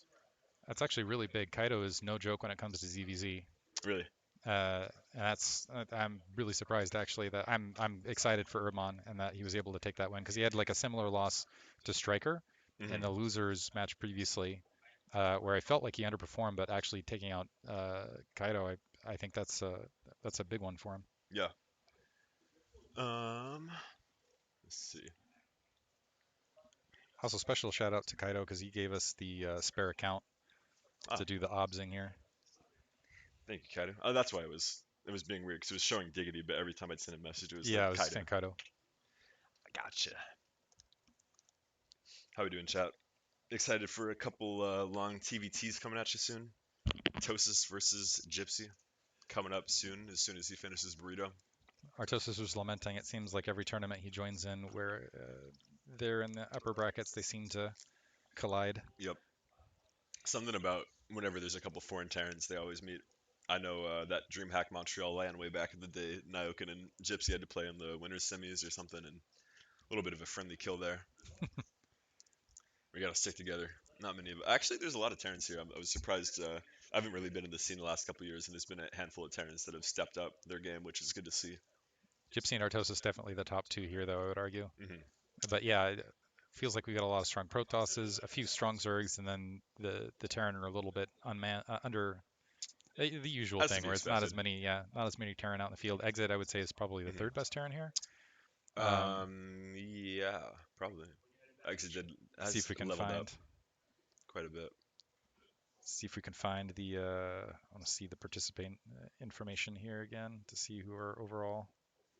Yeah, I don't know if you guys have been watching Striker lately, but I've been watching some of his games this weekend, and he's been playing out of his goddamn mind. I don't know how much he's been. I think Striker wants it, and Yeah, honestly, if yeah, I was going to call like a straight favorite, I would say Striker's my yeah, straight favorite right this second. yeah. I would All say right, he's put in the most work for sure. here's our Terran list. I also want to give a shout out to Zeski, who came all the way out from Australia Yeah, for this. yeah, yeah. He was. We took him out drinking last night. Had a good time. Wish Mars was here and Jinjin were here Yeah, as well, because I'm they would have so been really mad at good. Jinjin. Jinjin, if you're in the chat right now, I'm mad at you. I really wanted you to show up. But Artosis in there, yeah, I would say Artosis exit and Gypsy the top three Terran Yeah, here for sure. And there's definitely a little bit of a gap between the next contingent of players. Oops. versus the Protoss. I mean, we just got very. Is Dragon in? No, he didn't show up. Although, ironically, Gypsy queued up a practice game on ladder today and hit Dragon first thing. There So you go. instead of showing up here to play StarCraft, he stayed home to play StarCraft instead. The coward. No, I'm just kidding. I wonder what happened in that regard, but Yeah. it's sad not to have him here. I'm guessing there might be something like illness or something like that. I'm glad that Crossy was able to make it Yep. because Last there was a minute. bit of a concern that he wasn't going to be able to make it on time, and that would have been a huge loss, honestly, as far as like, yeah, I think what we're missing. So missing Dragon, I would say there's five, but it Mhm. feels like we got like 15 of the top 20 guys here. Yeah, I'm trying to think offhand. A couple of them weren't able to show up, unfortunately, but we got probably 80% of the top foreign NA players, I would say. Immense level of talent. What's that? Immense level of Yes, talent. yes. As far as rooms of foreign StarCraft one players, it's probably one of the better ones we've had in a couple years. Although Yeah, there was the New York LAN last year that I heard that was a good he success. was really, really good. The games were really, really sharp. Hmm. Uh, yeah, I've mentioned this a couple times. I think as far as like raw concentration of talent of NA players in a single place, this is number one. Yeah, And it certainly hasn't been this. We haven't had this level of talent since at least WCG. yeah. And when did that stop? Like 2008, 2010? Before my time. Yeah, so a long time ago. So let's call it 2010. So Yeah, it's been 14 years since we've had like this level of talent. yeah, yeah. No, it's once you lose all kind of the popular appeal of it, and only the diehards are left. They're just left to their own devices, and they're just gonna keep. If they really have the passion for it, they're just gonna keep grinding it forever as we continue to do. So I'm hoping we can end up being like Zerg in the end of the day, where if we just are impossible to kill, yeah. we'll be able to come back into this. Lord knows Blizzard has tried their best, but we managed to evade time after time. Hopefully Microsoft is a little bit kinder. Well, They seem to have their own issues right now. I think every Microsoft computer just bricked or something the other day, so yeah, I CrowdStrike. think they got I bigger don't. issues Yeah, I on their don't know hand. that Microsoft can be blamed for that. No, It's that was like not them necessarily, but yeah, why. Mostly, I'm like CrowdStrike. right. Yeah. Not the best. Living up to their name right there. It's not. Yeah, it sounds a bit like a paramilitary organization or something with a Right. name like that. Also, it's like it's incredible. You expect, a deep Russian Yeah, covert op shutting down the United States. No, an intern committing a bad thing that was bad commit. probably meant for like development and into end code and shutting down the country that way. Yeah, intern had the worst day ever on Friday. Yeah, whoever was responsible or the team that was responsible for putting that through, I guarantee they were having a bad Yeah, day right now. that's why I'm glad I am not a coder anymore. Oh, were you a coder? I kind of a little bit, yeah. Okay. College degree or No, I studied math, but okay. kind of Well, yeah, math you have it's to kind of code. the same thing. Yeah. No, it is the same thing. Like Just a little less. let's be honest, like programming is a division of math that's kind of wrapped up and disguised, right? What isn't though? Yeah, I guess that's a good point. Language, that's a really profound argument. What I mean, I isn't? started with music, and music is all numbers. So once you get into math and you see the parallels and similarities. We're going deep in this cast. You guys get the social philosophical I mean, commentary we're about to go into a best of three TVT, so we got to get ready with some level of deep conversation to entertain to fill ourselves. the gap. Yeah. Still waiting for Gypsy to finish his Chipotle. We see Artosis doing laps right now. He's got his headphones in, maximum concentration. I saw his notebook earlier. I was trying to peek into it and see what he was taking notes on, but I wasn't able to see. It's the secret. Every once in a while you open it, it's just a bunch of listings of his favorite gummy bear flavors. Like, what is this? Yeah, it could just be a mind game. Yeah, sit down. Taking Look at someone across the. Yeah, I'll like write down a couple notes as though you're a therapist. Yeah, it's just Protoss bad over and over again. Ape underscore exclamation point. Yeah, yeah. Some handwritten Mario erotica. Yeah. Whew. Artisanal. Hand drawn, organic, copy pasta. I guess it's hard to say because obviously the Twitch chat is the artisanal Mario erotica. So once it's on paper, is it like retro, non-digital? What do we even call it? It's like when people do pixel art and they try and make it look like old 8-bit or whatever, but Exactly. you Yeah, can tell it's just whatever. it's the old yeah, Something new trying to look old. Etsy level. It's like yeah, post it on Etsy, get some salt to the highest bidder. We do have some. We got the trophies on display right now. We got a first through fourth place trophy, and I also saw some little like poker chips with the little figurines on them. So yes, so goose-headed. Let's actually pull this up. Let's add. Do we have which one is our desktop capture? Let's add a new scene here. Okay. And you're going to get a blank screen, everybody, here for a second. And let's go ahead and add here display capture and add the, just hit OK and add the other display down below. So let's hit OK here for a second. Go ahead and click this folder. I took some pictures of the development process of these. Goosehead had put a lot of work, but if you go to the StarCon folder, and let's click some of these pictures here. So this is the work that Goosehead had put into developing these. So here he painted them at the end.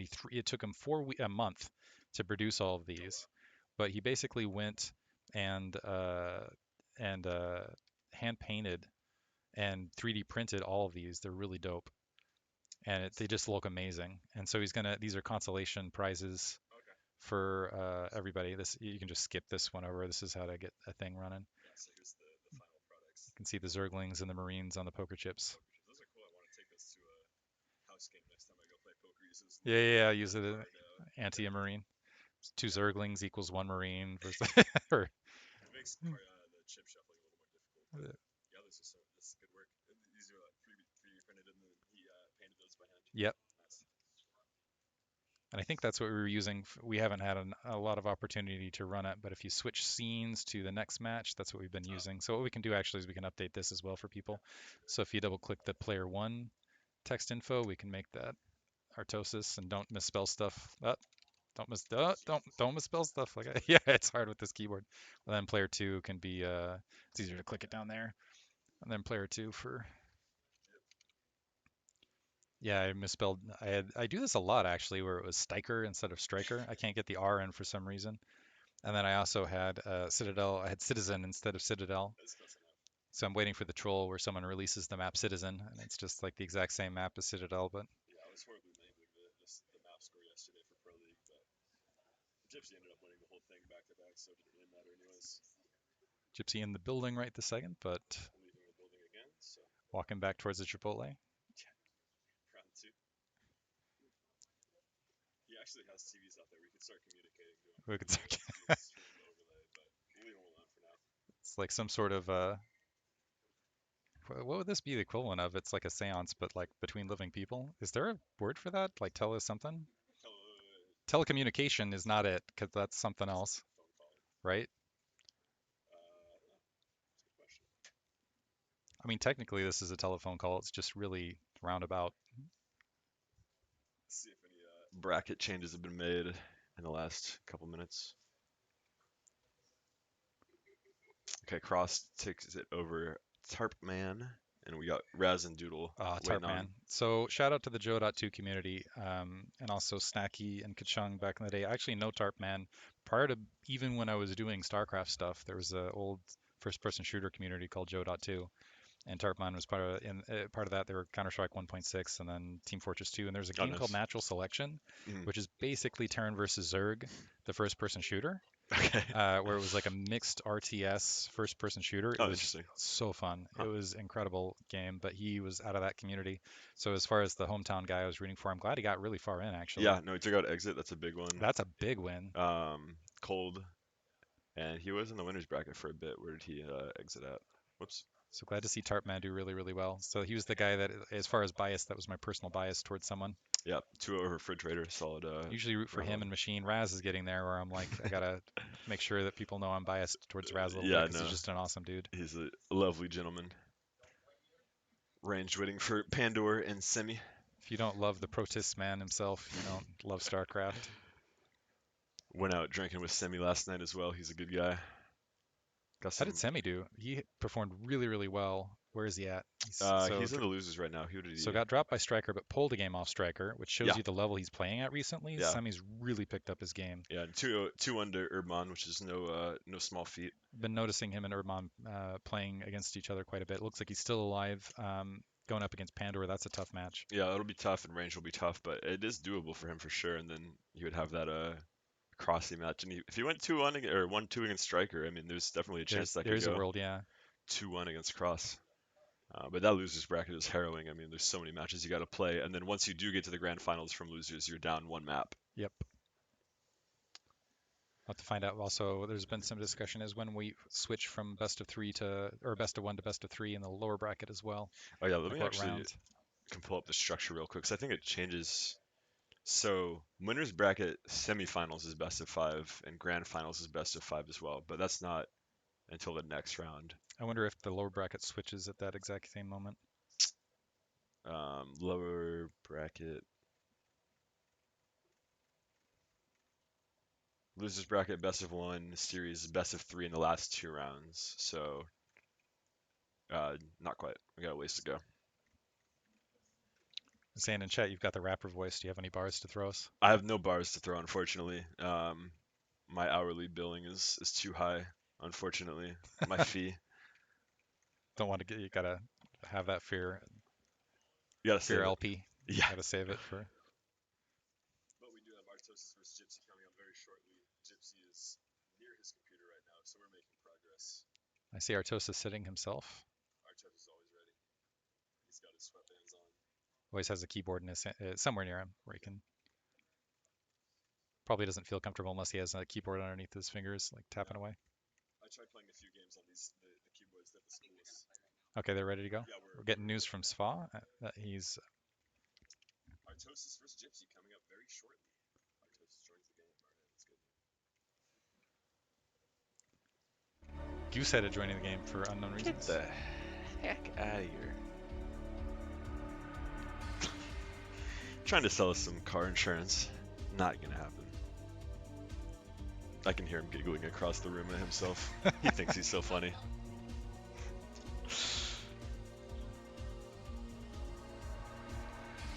just waiting for TBG.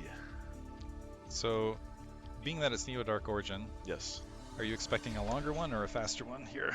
I think that Artosis is gonna try and get Gypsy out early. That's my hunch. I don't think he wants to go split map with Gypsy. I think he's gonna try and make some mid-game decisive action, maybe with drop ships or something like that. But yeah, we got our players in the lobby. Looks like we're just about ready to go. Boom. Okay, let's go. All right. Game 1 of this best of 3 between Artosis and Gypsy, two of the finest Terrans that NA has to offer. So knowing Artosis has run into Gypsy multiple times Mhm. in these tournament situations in particular, and oftentimes Gypsy's been the guy who's dropped him into the lower bracket. So by the way, bottom right hand corner we got Artosis starting as the red Terran, upper left hand corner we have Gypsy starting as the blue Terran. I would not be shocked if Artosis has specific build orders prepared to deal with Gypsy in particular, Yeah. but we'll have to see. Yeah, no, I know that Artosis takes his build order preparation very seriously going into LAN, and as you said, that's I think the player that gives him the most trouble out of all of the NA players. He can take games off any of the Zergs and Protosses for sure, but Terran vs Terran is one of those matchups where there's really not many shortcuts. Like you got to play honest, you got to play straight up, and if you don't have the ability to take those long games, then you're kind of just screwed. I also say this nearly every time Artosis is in a tournament, I have an opportunity to say it, which is ladder Artosis is vastly different from tournament Artosis. Yes. Tournament Artosis is a vicious killer who will, sell his own mother at auction to buy a game. Like he'll pull anything out. Yeah. He'll go for the 8 Rex in the middle of the map. He'll do all sorts of crazy stuff to pull victories. There are no boundaries for him. Yeah, and I think kind of the other side of that coin is since he has so much experience in LAN tournaments, all of his opponents, by comparison, are very inexperienced, or at least a lot of them are. I mean, Gypsy was a StarCraft 2 pro for a little bit. He's played some Brood War tournaments for sure, but I think just the volume of tournaments that Artosis has played it throughout the years is just so high that he probably doesn't have that many nerves at this point. Knows how to prepare. Yeah, I'm not sure what to say on that one because there's like being in a tournament and being used to the nerves, but I wonder if there's like cumulative trauma at the same time. Where it's like you get into a tournament situation, you get to the later stages, you drop out, you don't get your championship. It's like, oh no, it's happening again. So I'm wondering if hopefully that's not the. Oh, look at this. Love and gas. Love and gas. Oh, never mind. Same side. I'm just miscalling because I'm not a Terran player. Didn't see the barracks. I'm like, wait, did we see gas before No. barracks there for a second? But No, he we got did, the barracks I up to the north. He did delay his SCV a little bit, so he was going for slightly quicker. You see it's at 480 versus like 400. Yeah, a little bit earlier. Okay, so I'm not completely off on No. that. Also want to note that both players are building that barracks a little bit forward to go ahead and get that lift off to get the earlier scout, which is very, very important on this map in particular, because one challenge on this map is making sure you're not getting boxed in to the mid-map, so being able to scout and seeing if your opponent's like trying to sneak out and take mid-map territory off just 2 bases or 1. Yeah, because that is a play here. if you get these bridges locked down, you're just in a world of hurt. And in TVT, you can kind of play like an aggressive strategy just to take a strong position. Like being down economically is not an issue if you have such a dominant map position. So it's something that I think Artosis could consider, like I was saying, maybe a big dropship play or some sort of decisive move like that to try and win the game. And to your point about the kind of, how did you say it, the tournament trauma. I think specifically versus Gypsy, I think there's probably a big block there because, like you mentioned, it's a pretty lopsided matchup win rate wise. Yeah, it seems like Gypsy's been the guy who's knocked him to the lower bracket multiple times, or even knocked him out of the tournament a couple times here. Factory building on both ends, but going back to I think you said a moment ago, that TVT is special in that regard. I can't think of another matchup where positional advantage is as important as it is. You have a little bit of an advantage when it comes to like Terran versus Protoss. If you lock down that natural expansion, you get a victory, but it's kind of like the one use case. But in TVT, positioning is so much of the map. It's everything. And it's there are opportunities for you to just sack one base, sometimes even 2, because you just have such a dominating position where you've locked your opponent into the natural expansion, and so it doesn't matter what they're producing, they're just moving into a dead position.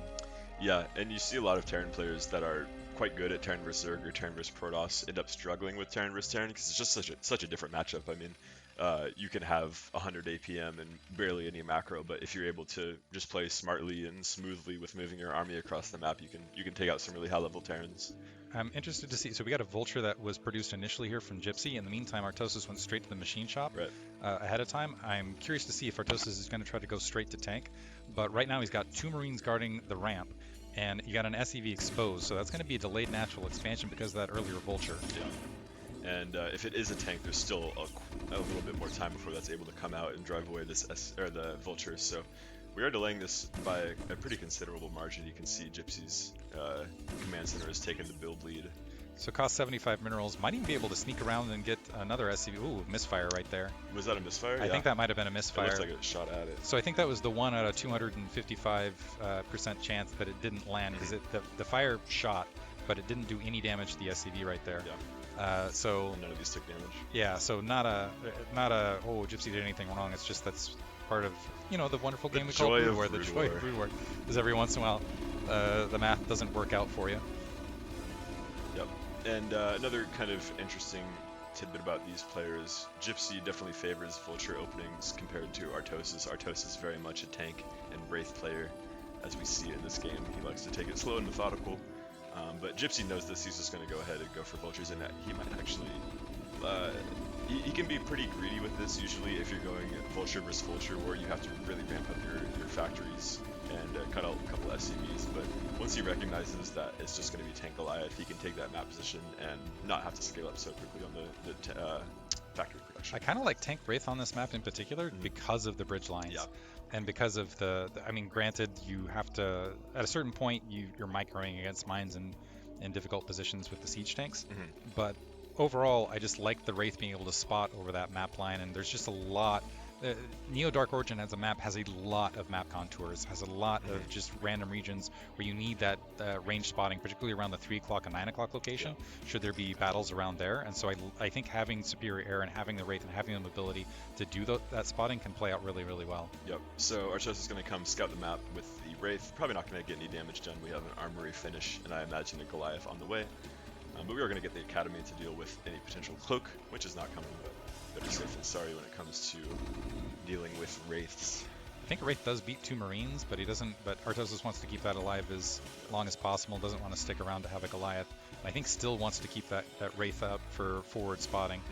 In the meantime, going ahead and dropping 2 additional factories in the background. Second factory and second machine shop dropping for Gypsy. Yeah, so Goliaths are very expensive. They're going to take up a little bit of time on dropping that 3rd factory. And he got that second one a little bit quicker too, so pretty much at parity at this point. The second machine shot for Gypsy, but just one now for Artosis. Obviously, he's needs some time to build, and going up to a 4th factory. So it's a bit interesting. Gypsy presumably opened with the Vulture opening, but is going to have more tank production with the second machine shop. So while Artosis does have the tank advantage right now, that'll start evening out slowly. And Gypsy, yeah, he has, I mean, complete map control right now. Mine spotting everywhere. If a unit gets out on the map, Gypsy's going to know about it. And we'll see. I'm wondering if Gypsy's going to press forward and start contesting this. You have to be really careful moving the siege tanks against the mine lines if you're just going to try to go for that target firing. It can be a little bit. I feel like Goliaths in large amounts going across minefields tend to clear them better than just groups of siege tanks. Groups of siege tanks can do it, but right now Artosis doesn't have any forward spotting. He's skipped the academy, utilizing Wraith instead, so he's going to move forward, and we'll have to see if he can get it done right here. Okay, Actually, using the Marine to do the forward spotting. I like that. That's very smart. I was worried that he's just going to straight up A move into that. Oh, speaking of which, oh, that one on the right, That's the really left there. lucky. Oh, okay, yeah. Great, was able to clear it. But I'm wondering if Gypsy's going to keep these vultures here so able to kill the Marine that was doing the forward spotting right there. But occasionally what you can do is you can just run the vulture in and glitch them out when the siege tank's target firing. So he's got a hold right here and use comsat instead. Oh, but the siege tank's coming out just in time for Gypsy to prevent Artosis from getting across that bridge, so he's going to be stuck on the other side. Huge mine right there. Oh, I didn't even see that. Yeah, 3 tanks on very, very low right now. So Artosis tried to get across the bridges, but unfortunately he's gonna have to give that up for now. This Wraith not gonna be able to do anything, taking extra hits on those tanks unnecessarily, and now Artosis is just in a world of hurt. Tanks are very good, but when they're just out of position like this, like we were saying, position is everything, and this is not the position you want to be in for Artosis. Yeah, he wanted to have access towards that third and be able to, and right now this is also kind of locking out of the position where you can really make that Wraith sail. You can kind of peek over that line and look for any stragglers just moving around. When Gypsy has the forward concavity on the siege tank line, the Wraith a little bit, it's not like null utilizable, but it's much easier to get the Goliaths in position. You don't have kind of the moving in and out of the cloak where you can just take the single shot and then get a siege tank volley off in turn comparatively. And you see Gypsy feeling under no pressure at all to try and close this game out. He's going to stay on 3 factories and just take his third expansion behind us, knowing he's in a great position out on the map. Fortunately, Artosis was being very smart, drawing the aggro of those Goliaths with the Wraith and bringing them into siege tank fire. So he's going to have to back up his position for now until more Goliaths come across the map. It's actually making it work. I'm pretty happy, actually. So moving forward, able to back Gypsy off right now. The Goliaths have So because of those Goliaths getting wiped out on the forward field, Gypsy, is he reinforcing with Goliaths? He has the 3. I'm wondering. So he had the 3 machine shop down, which leads me to believe he was just going to skip Goliath production altogether. He was just trying to pump out tanks to make sure he ended up with more tanks than Artosis here in the mid game. But without the Goliaths then on the front, the Wraith able to get a lot of damage and poke into those siege tanks and soften them up. I'm also curious, like, how much do you know this in the space of Terran of how many Wraith fires it takes to get that siege tank to where it's just a single shot from a siege hit versus? No, I have no clue. But I think it's only a handful. So I think only like 2 or 3 probably. I'm wondering if Artosis is utilizing that as well as like let's poke each individual siege tank down to a certain point because that's maximum utilization on the Wraith as well. Yeah. So Artosis is taking a forward position here, making sure that he doesn't see this high ground, which is smart. Gonna be able to take this pretty safely, but Gypsy still has this nice contain outside the bridges of Artosis. Gonna have to deal with this at some point though, otherwise kind of vultures can spew out and start doing weird stuff. But we are already saturated at our 3rd base. Artosis hasn't even begun. He has begun his 3rd base, but not on site. It's going to be very late compared to Gypsy's, and now he's going to start booming on that factory count. Already have 3 machine shops, which I can't overstate how much of a difference that's going to make compared when to you the have 2. when you have an additional siege tank every minute or so you're over your opponent, siege tanks are a huge part of this matchup. That's what lets you hold territory. And so just having a superior siege tank count and having more siege tanks to push into your opponent means better map control, and we talked about how important that was in the intro. Right now though, Gypsy, I think mostly going for a contained position. That is a lot of siege tanks up along that 9 o'clock ridge for Artosis. Artosis really committing his army to try and break this position, because if he's able to claim this right here, then he has ability to get out on the map and flank that army that's containing him at his bridges. But Gypsy just in time, kind of moving those tanks into a sweet concave. I don't think Artosis has enough units to break this. One thing that does drive me crazy about Artosis is he's got map control around the 3 o'clock, yet he's still playing cautiously and floating the command center out from the low ground. It just feels a little bit overcautious, and that's slowing his economy down. And he's already been behind on that 3rd. Gypsy already grabbing the 9 o'clock in the meantime, with again having control of that middle map. If this continues, by the way, Artosis will end up getting locked to kind of the bottom right-hand 4 bases, and Gypsy will basically be able to contain all the way across otherwise. There's just no area for vultures to get on the map here. We have to go kind of sneak down here at some point. And like I said, I think dropships would be good. Artosis seems to agree. One of the ways that you can get back into this matchup for sure. Just dropping some vultures where you wouldn't expect them to be. And we see this tank line continuing to be established. It looked like Gypsy kind of tried to poke up there for a second and just a tank or 2. The Wraith trying to push that barracks back. Gypsy has another reinforcement line of siege tanks. I'm wondering if he's going to gun it.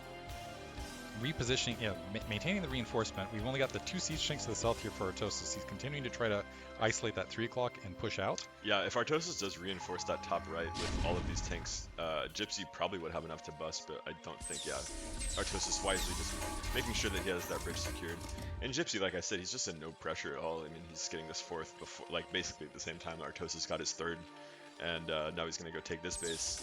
And like I said earlier, Gypsy really has no fear going into late game against Artosis, and that might not be the same going the other way around. I think Artosis knows if it goes even late game, he's going to be in a really tough position. Yeah, right now for the long haul, Gypsy has the advantage. He's been a base ahead as far as putting the bases down for quite some time, and feeling confident enough that he's opened up the rear of Artosis' base. There is an and Artosis just now checking it.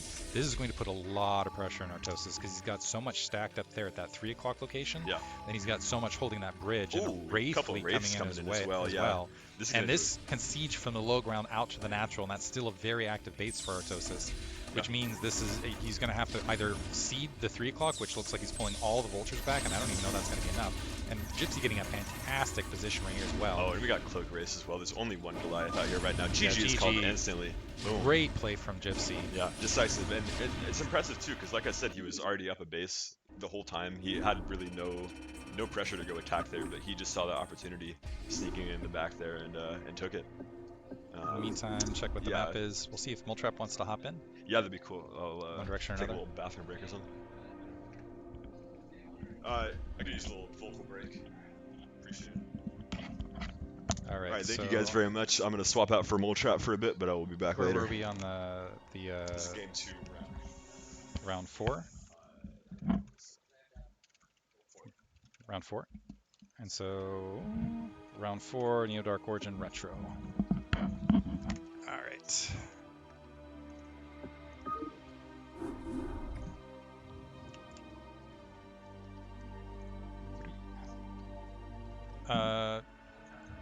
Moletrap might be jumping in. If you want to talk to him, you want to jump in. Okay. I'm also okay going solo. As long as I have a partner in crime, I can blame it on them and brush off responsibility.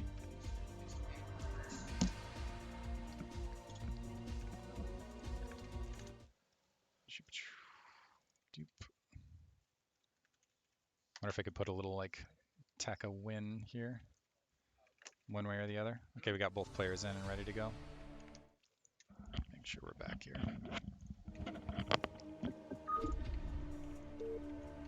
Oh. Disappointed, Diggity. I thought you were gonna do Mickey Mouse cast. I haven't heard you do Mickey Mouse at all. I don't think I can do a Mickey Mouse impression. Oh, okay.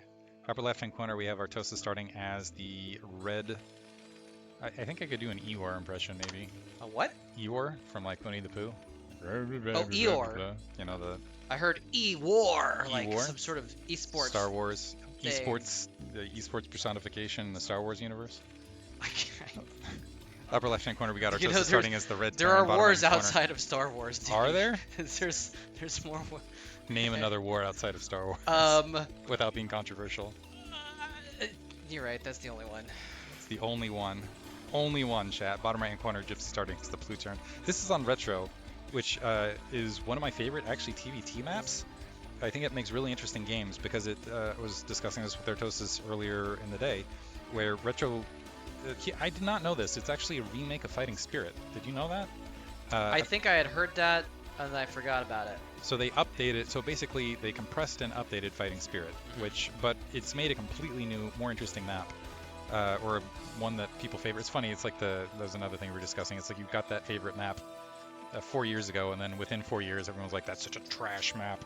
It's like Python was the first. It's like, now it's a trash map. Fighting Spirit's the other one. Like, now it's a trash map. It's like Let's just go back to Lost Temple, which was never trash. Never trash. It's always a great map. It was always brilliant having that siege line. Anyway. For legal reasons, that's a joke. For legal reasons.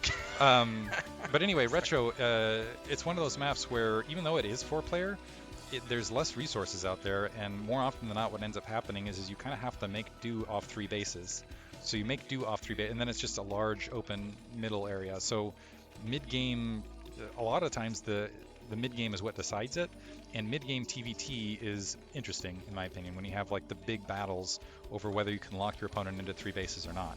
I think that ends up being much more the case in Terran versus Protoss, but I think it's also a factor here in TVT. SCV Scout, by the way, we got an upper right-hand corner scout for Artosis, and it looks like Gypsy going to go bottom left. It is cross-spawn, so they should come across. Assuming we don't have a upper right-hand corner scout and then a cross-map scout, which I'm not expecting. Right. Both players will come across each other about simultaneously. Either of these players strike you as the kind of player to actually do like a barracks in the middle or anything like that? I think Gypsy's less likely to do it. I could see Artosis doing it if it goes to a game 3, though. Okay. I could see Artosis 8-raxing Gypsy in game 3. Although the problem is Gypsy's micro is just really, really solid, and his SEV micro is very, very strong, so maybe not an 8-rax, but I could see some other creative build. It doesn't strike me as Artosis' like go-to type thing. He's not like a tricksy type of player usually, but I think he has enough game sense that like, yeah, in a tournament setting, that'd be more likely. What do you think? He had a tournament versus Ruin, the pro gamer, where he took out Ruin because he did a bunch of really cute, tricky. Fair enough. And he kind of talked about how it was part of his rant of how easy cheese is, where talked about, I practiced this, 90 minutes and was able to pull it off. And single SCV and gas, by the way, so we're probably going to see factory into expansion here for Gypsy. Artosis, yeah, same deal on the opposite end. 2 Marines holding and trying to blockade out. At the very least, both players able to... So one less Marine, actually, here for Gypsy, and as a result, the SCV able to slip by, and critically able to see nothing crazy here in the background. Ooh, SCV deciding to fight right there. But seeing nothing crazy is, in itself, important, because then you don't have to prepare for anything crazy. Like, he saw the expansion, I think, is the most important thing. Dropped a supply depot so he could get that. Oh, he saw the supply depot! Oh my gosh, so much scouting information. No, but seeing the expansion go down is crucial. They're both going to kind of be mirrored, though, at this point. I think that both expansions are kind of down at the exact same phase. Machine shop, second factory. I'm just going to keep saying things that I see on the screen. That's how you cast, right? Command center. It's a style of casting called, play-by-play. Color, you talk about race politics in a very controversial way. Is that what that is? Let's skip that one. We'll skip that one. It's interesting. So we were just talking to the esports folks here at University of Washington. It's pretty cool that like we were just talking about how it's cool that colleges have their own teams now and like their own production stuff and like I don't know. It's just pretty neat to see how you and I and probably a lot of folks watching this right now have been around for a long time and watched the first esport of Brood War bloom into this whole thing, and now it's legit. And I was talking about how like esports production and organization can turn into actual job skills that people are getting paid for even outside of esports. And so I feel like there was this moment at the NASL finals of season 1 where you were there, Artosis was there, where Puma ended up being the champion there. But it was kind of a moment where I feel like all of the old, like tasteless, all the old vets just kind of looked at one another, and it felt like this moment of like, we did it. Like we've got esports over the hill and the boulders rolling, and like this is now esports, there's right? a live top tier produced event in North America. Like like that's kind of like was the dream that we all had back in 2005 to 10. Like, man, wouldn't it be great if instead of having to be in Korea to go and see these esports in person, we could do it in America? And yeah, that was like kind of one of the first big things that did that. But anyway, yeah. And now here we are at the Seattle LAN. Trying to make it Brood War, going back, and I'm hoping Brood War makes it. And we're kind of like Azuri, we're hard to kill. So hopefully over time we can storm back, take things over. Let's see if we can put down a dark swarm over the community, and then they won't be able to kill our they lurkers. won't be able to stop us from playing StarCraft. Twitch chat is strong. Gypsy losing a couple vultures here at the 12 o'clock location. Both players going for 3 factories here. And I think that makes sense on Retro. I can understand why that's the default build right here.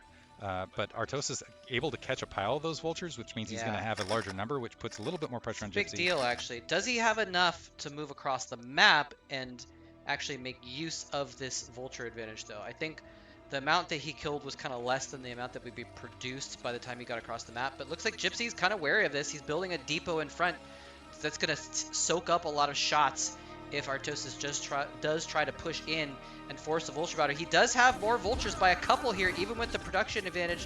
There's a tank coming out, though. If he can protect that tank, it can do a lot of damage over the shoulders of those vultures. And I think that's going to mean that Artosis can't break this. You can't even really dive onto a tank and kill it off with vultures like you can with your moves or anything like that. It just doesn't do enough damage. So Artosis taking a little bit of an advantage, but not quite able to capitalize on it unless he's going to take a third here or something like that. I mean, if you can't capitalize on an advantage, you capitalize on the fact that they don't have an advantage, and you take more economic advantage. And I don't know if Artosis can pull that off at the moment, though. I think this is huge, actually, because being able to the mines are aggressive. That's going to provide a lot of information to Artosis, and you can see Gypsy moving out on the map. Let's see if he gets he is going for Academy, moving the vultures to a little bit more of a forward position.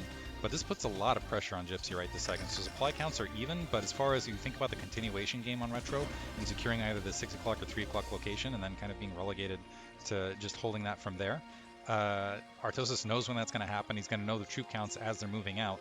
And we do have like a barracks floating out in the meantime, and Artosis feeling secure enough in that mine positioning that he's going to go ahead and grab that 12 o'clock. Nice. And we'll see if Gypsy... That's what I was hoping to see.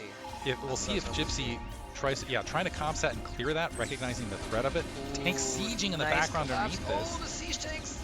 Is Artosis going to be able to get on top of those siege tanks? I think he might be overcommitting here with the 2 and now 3 stage tanks pummeling down fire there. He's going to have to back out. Didn't quite maybe overcommit. Maybe just committed enough, but... yeah, I like that. Taking the opportunity, saying, oh, you're going to try and clear up my mines? Well, guess what? I've got more vultures. I'm going to push in here, try and do some damage. It's important to take those trades when you can. I didn't see if he lost a lot of vultures in return to those tanks, though, but it might be kind of evened out. Gypsy does have a supply lead at this point. I'm wondering where that supply lead is. Has he been producing SCVs more? I think the Is it supply the lead's tanks, been in the siege basically? tanks, yeah, Yeah. because what he's keep in mind it's only been off a single siege machine shop here though, and I think Artosis recognized that, so he dropped 3 machine shops to even up that wow. siege tank count because there's going to be a gap in between, Yeah. right, where he's getting the command center up, so that means there's some units he's not building in comparison. Gypsy filled that in with the siege tanks, but I like Artosis's play dropping the 3 machine shops. Now the question though is, with the follow-up, is he able to defend the north? Okay, got 2 siege tanks in position. That's going to make it easier to defend against latent vultures that might sneak across.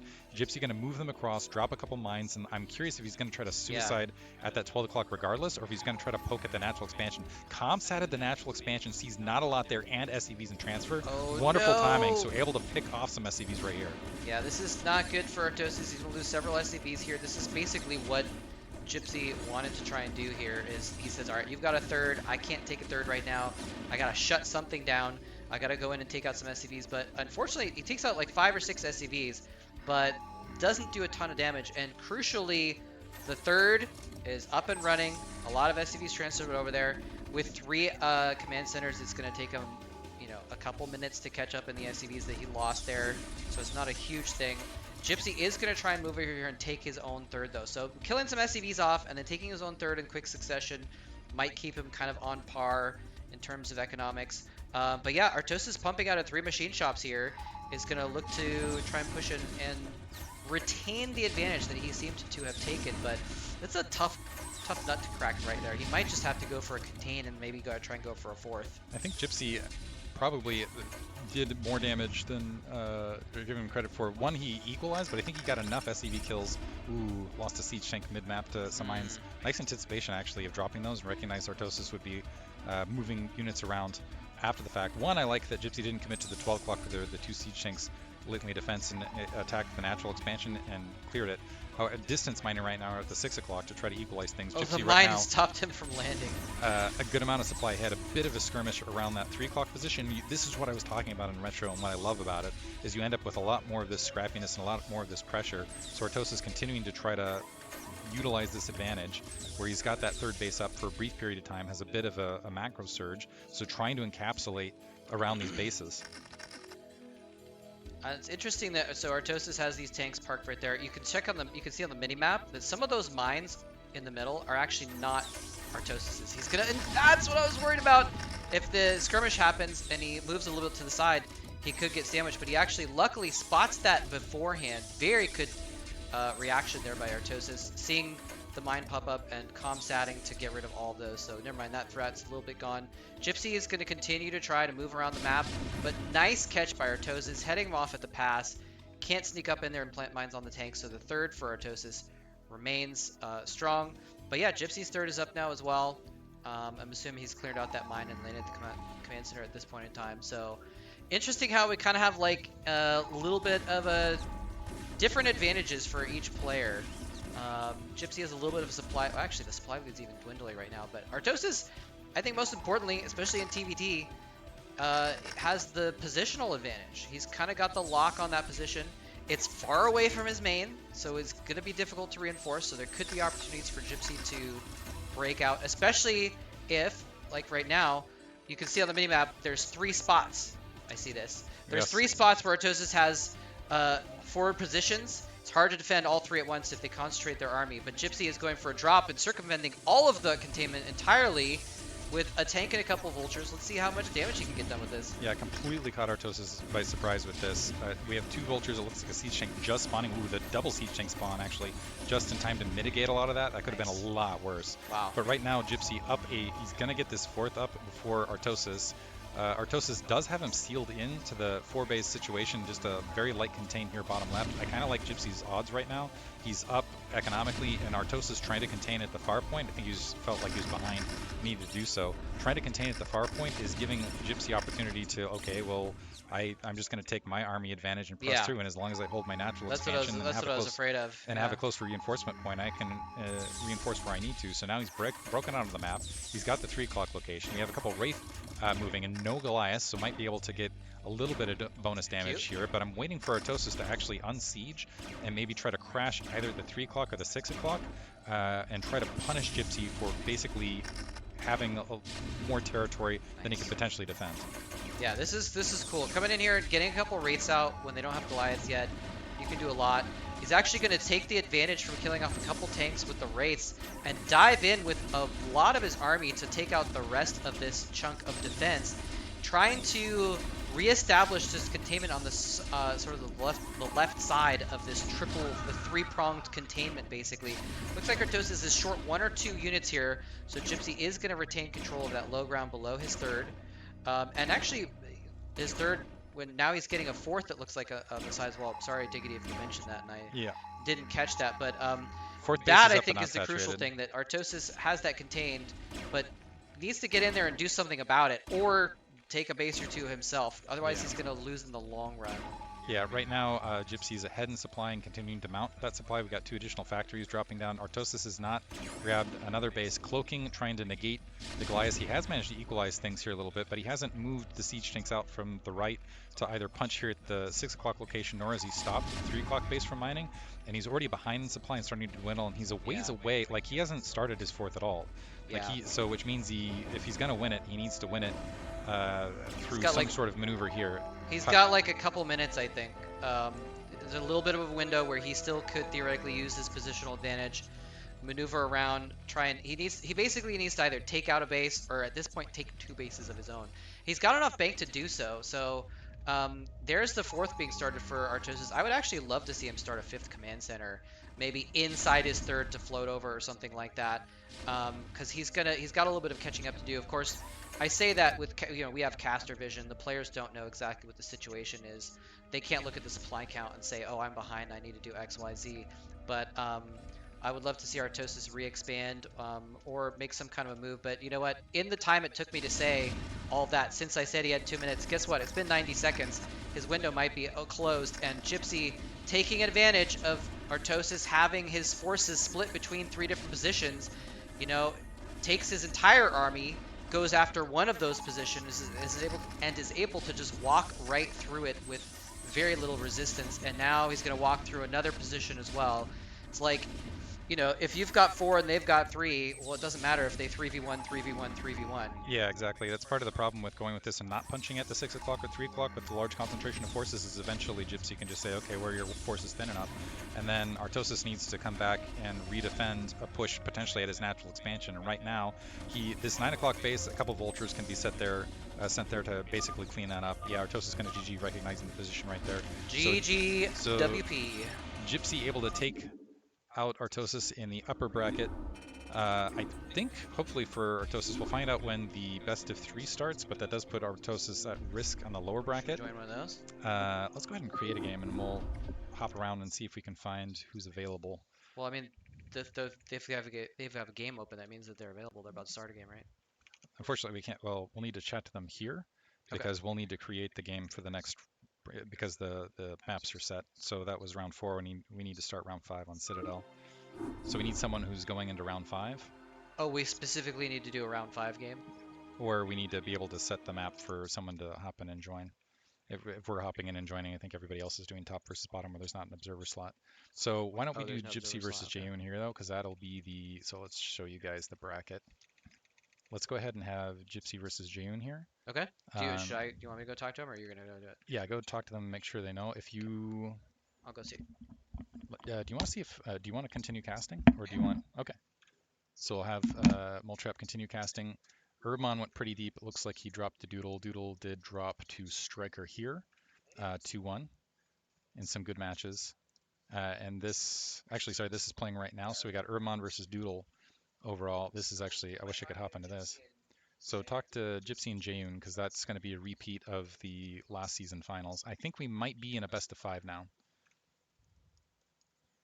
So Crossy beating Tartman. I think this is when the best of 3s kick in. Range versus Semi on the other end. This is actually a really fun match too. I am not shocked. So Doodle's a sleeper, and I think Doodle could honestly end up in Pro League in upcoming seasons of BSL. Again, my dark horse, and you can see how deep he's getting here, going up against Urbmon, my other dark horse. Feeling pretty good about that. Zen, do you want to hop on and say a few words in the meantime? We have the tournament organizer, Zen. in the interim? Be kind, chat. Let's see. Yo, what's up, chat? How's it going? So right now we're waiting on, I think we're waiting on upper bracket. Since you are the tournament organizer, is this when the best of 3 kicks in at the round 5 on the lower It bracket? should be Or is these. it I round think 6? these two. Just round 7, round Yeah. 8 is best of 3? Okay. Yeah, just those two. So keep in mind down here there's a lot of wildness that could happen because it's still best of 1. So you could see potentially some cheese and whatever not, which puts Artosis in a dangerous position against these guys. Artosis has dropped games to Urbmon. Urbmon ended up getting dropped out by Artosis at the last LAN, so that'll be a fun revenge match. But in the meantime, I think we're waiting for Gypsy Jing Sure. in the upper bracket. Oh. So see if Gypsy, can you check if, I'll maybe ask Sun to do this. Can you check if, I see Doodle and Urbmon over the right-hand corner. Mm-hmm. It's best of 1. Maybe we can wait for, do you want to wait for Crossy ranged or semi, or do we want to wait for, I think whichever game comes up first, I think would be a good okay. idea. Yeah. So let's let them, so I'll keep an eye on Doodle. Okay. Do you mind tracking down ranged in or Crossy ranged in semi, and we'll Yeah. track down Crossy, because as long as Crossy knows to hop into the match in between, we'll know. Yeah, I don't see semi, so I want to figure out what's going on. I'll be right back. All So right, chat. tournament I'll be right organizer back. going to do tournament organizing things, and we'll wait for the next game. And I've got to keep you guys all entertained in the meantime. Unfortunately, I've got Twitch chat on delay off my phone, is where I got to see it.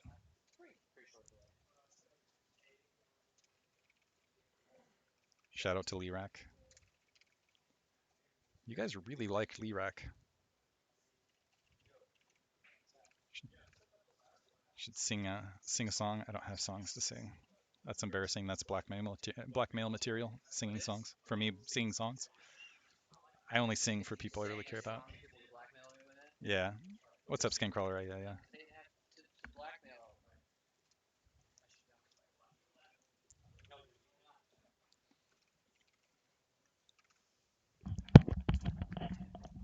All right, I gotta explain how blackmail works to Diggity here. Apparently. You have to have something that no one else has and threaten to publish it to blackmail someone with it. Is that how If that you're works? broadcasting to a few thousand people, no one can blackmail Well, you with it. we'd have thousands of people that could blackmail me then. They're gonna, but that's the thing is like if they're like, I'm gonna release it.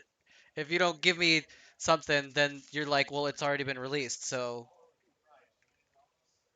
get wrecked. That's what you would say, and then you don't get blackmailed.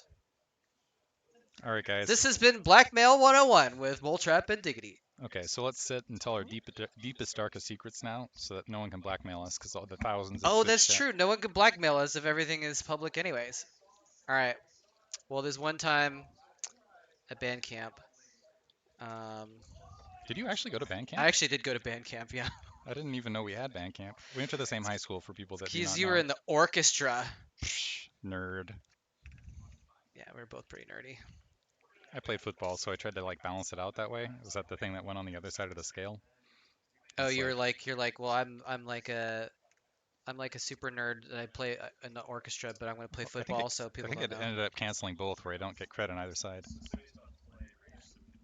Okay, semi versus range. Tell them to hop in. I've got the. Do we need to? It's round 4, so I might need to switch the map.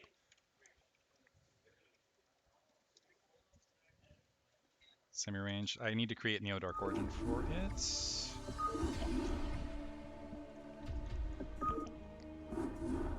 Semi range could actually be really, really good.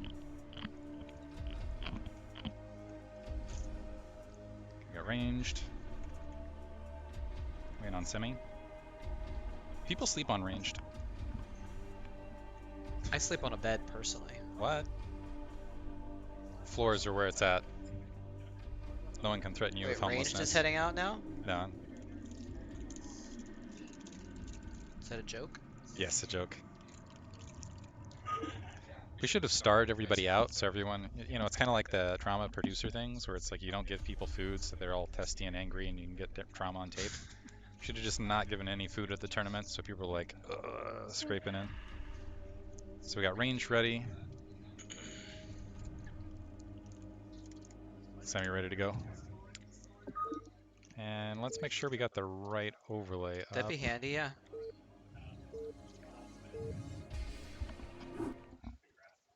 My phone isn't working, so I can't get chat. Upper out left right hand now. corner, we got Semi starting as the blue Protoss. Bottom right hand corner, we got Range starting as the red Protoss. This is on Neo Dark Origin, and I'm really excited about this one. Semi has, first of all, he's gone super deep in this tournament. He had an amazing showing at the Chatlan tournament, which, by the way, the Chatlan Chicago was coming up. You should have checked that out. But he had an amazing tournament run about, I think it was 2 or 3 weeks ago. And between these two, usually I'd be like, I favor Ranged a little bit. But right now, I'm going to say, actually, it's probably about dead even between these guys at their current skill level. I think Semi, he's just got really, really strong macro, and his build order execution has been really, really solid lately. But Range's game sense, how do I put this? Semi's very, very good at playing just flat classical music, but Ranged is good at the jazz. Bring it back to the music. Gotta bring it back to that. See, The you see orchestra what I did and there? band reference. We brought it back. Gotta go full circle back to the beginning of Full the quarter note. circle. For Wait. full what? Never mind. Half Um. note, quarter note, you know, because they're circles. Oh yeah. Well, maybe we're like more like a whole note. Whole note. Unless our metaphor has a Well, I was thinking A it little did thing because this sticking is off the Neo top Dark of Origin, it. and it kind of has the it's a vertical map, so that vertical map. counts. Yeah. All right. Ship it. complete metaphor, everybody. Gateway opening, we aren't seeing, this is a popular map to go proxy gateway, but we are not seeing proxy gateway this time. I've actually seen a single proxy gateway on this map before rather than double proxy gate In PvP? in PvP once upon a time, but that was in a different league altogether. Looks like we are seeing gas at the same time both ends, so probably we'll see if I've casted a. By the way, I want to give a shout out to Bonnet and to DeWalt here. They've been I've been They're not casting. NA. I know, but they've been doing a lot of Fighting Spirit Mania, and have been the top level thing, and have been doing a lot of PvP lately in that space. So hopefully, I'm ready for this. The probes actually hit each other in the face and have to walk around, which lets them know that at least in the initial stages, they're probably at a mirror build. Blood has been spilled. Neo Dark Origin, I feel like the robotics openers are a lot stronger than comparative maps. It's interesting because I think we have Apocalypse in the map pool. Apocalypse favors 3-gate Dragoon. Neo Dark Origin, the exact opposite, very much favors Reaver openers, or occasionally, if you can sneak it, DT and then Psystorm after that, because you've got these ramps, and when you get splash damage on those ramps, you get Dragoons running into each other where they can't get concentrated focus fire. You can just wreak all sorts of havoc that way. Havoc is a good thing to reap. Yeah, we got probes running around, being chased by zealots. In moments, we can anticipate that Dragoons will be popping out, killing those probes or driving them away. And then we might see really the juicy stuff about what's going to happen here. We might see some technology buildings being built, and that's when we might see a divergence. Now, I said this yesterday, but I'll say it again. I actually enjoy it when PvP builds are mirror builds, because you kind of get a real showing of raw skill when you've got the same amount of units. And that's just fun. Not that I always like that, but I think it's a cool thing to be able to witness, and it can be a good test of players against each other in at least one of the games. But there's also the chance that we're going to see a little deviation in tech here. But yeah, I mean, it's a two-player map, and there's both going to be cut off from intelligence about the other. So I don't know. We could just see both of them play it safe and get observatories too. Right this second, it looks like we got 1-gate robo for range, and we got 2-gate for semi. So I'm wondering if this is, so I will see if semi goes to, usually it's 2-gate robotics. There is a world where he goes 2-gate nexus, but that's somewhat rare. I'm wondering if he wants to get the more Dragoons to hold the forward ramp. One problem, kind of the opposite side of it, is what you can do is if you can get a sizable Dragoon advantage, you can sometimes close off the 3 bases and then have a larger macro advantage over the long run. And maybe he just wants to have more Dragoons to hold it. But, and a follow-up 2-gate, but do we have a robo after this? Okay, so we got 2-gate robo, but a faster robo here from ranged. And so range is going to have the robotics tech out a little bit earlier, which is either going to give him the informational advantage a little bit earlier with the observatory, or the just raw power advantage early if he opens up robotics first, or support bay first, I should say. Yeah, range just going gate, robo, gate, semi going gate, gate, robo. So yeah, they're going to kind of be on even terms, but range is going to have tech out a little bit earlier. Semi will have a moment where he has a few extra units though. A little bit of a misplay in this, going in with 1 Dragoon against 2 for a moment there, but he does have the Zealot to start chasing. At least maybe I saw that wrong there. But going over this ramp might be no. He actually just has an extra unit, so he's just gonna be able to barrel in here. That extra gateway for another round of production means he's gonna have one extra unit, and that's enough to push his way all the way through. Actually having to fight at his ramp. He's trying to go up the ramp here. As long as the Zealot is still alive, you might as well. The Probe doing some nice blocking there, messing up the attacks of Semi's Dragoons there a little bit. But having the low ground disadvantage means he's not going to be able to move up into the main base there and do any further harassment, any permanent damage. The robotics facility is in a nice spot where once he does get a support bay, he could theoretically just crawl a Reaver to the top of his ramp. Both of them have that position pretty well. But we don't see a support bay for ranged yet. Actually, the observatory coming first. He did get a probe in to see what's going on, though, so I don't know if he's going to necessarily make observers because he knows that there's no DTs coming. Maybe he wants them for the enemy observers or just for scouting or what have you, but he could theoretically make that decision. He was able to sneak a probe in the back the whole time and see what tech Semi had going on, so that's crucial. A couple clever plays there by Semi. First of all, by Range. First of all, he snuck that probe across to go ahead and get the scouting information. Second of all, Semi, I think he was hoping that it was going to be a 3-gate follow-up because there is a timing when you have the 2-gate and you have the Dragoon advantage that you can press up and beat a 3-gate by having an overwhelming amount of Dragoons in right that moment. Semi was pressing to see if that was the case, and then he was hoping that he'd be able to maintain a troop advantage outside the natural expansion to deny that expansion for a later period of time. He is going to get that Nexus up a little bit earlier, but lost a couple free Dragoons as far as the turnaround, which gave Ranged the overall Dragoon advantage. The question is will Ranged utilize it? It's a little bit harder to utilize on this map, though, again, because of the bridge line. And right now, Semi moving out again. He's got the Observer out in the forward position. This Observer a little bit out of position. This is very risky for Semi if he's going to try to cross this ramp line. He's checking it out ahead of time. If he crosses that ramp, he loses, but the Observer's going to check that out, and he's probably going to be able to see that situation.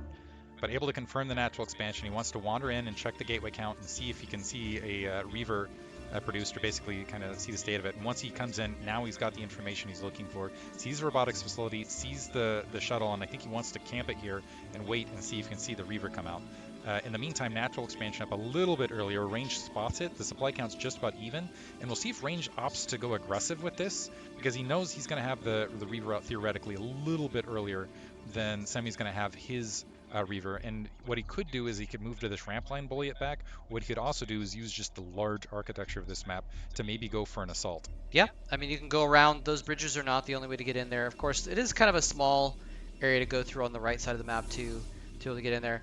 We do have a Reaver inside of a shuttle, ladies and gentlemen. A Reaver inside of a shuttle has been spotted. Means we're about to see some Reaver micro action. This is a true test of a Protoss versus Protoss player.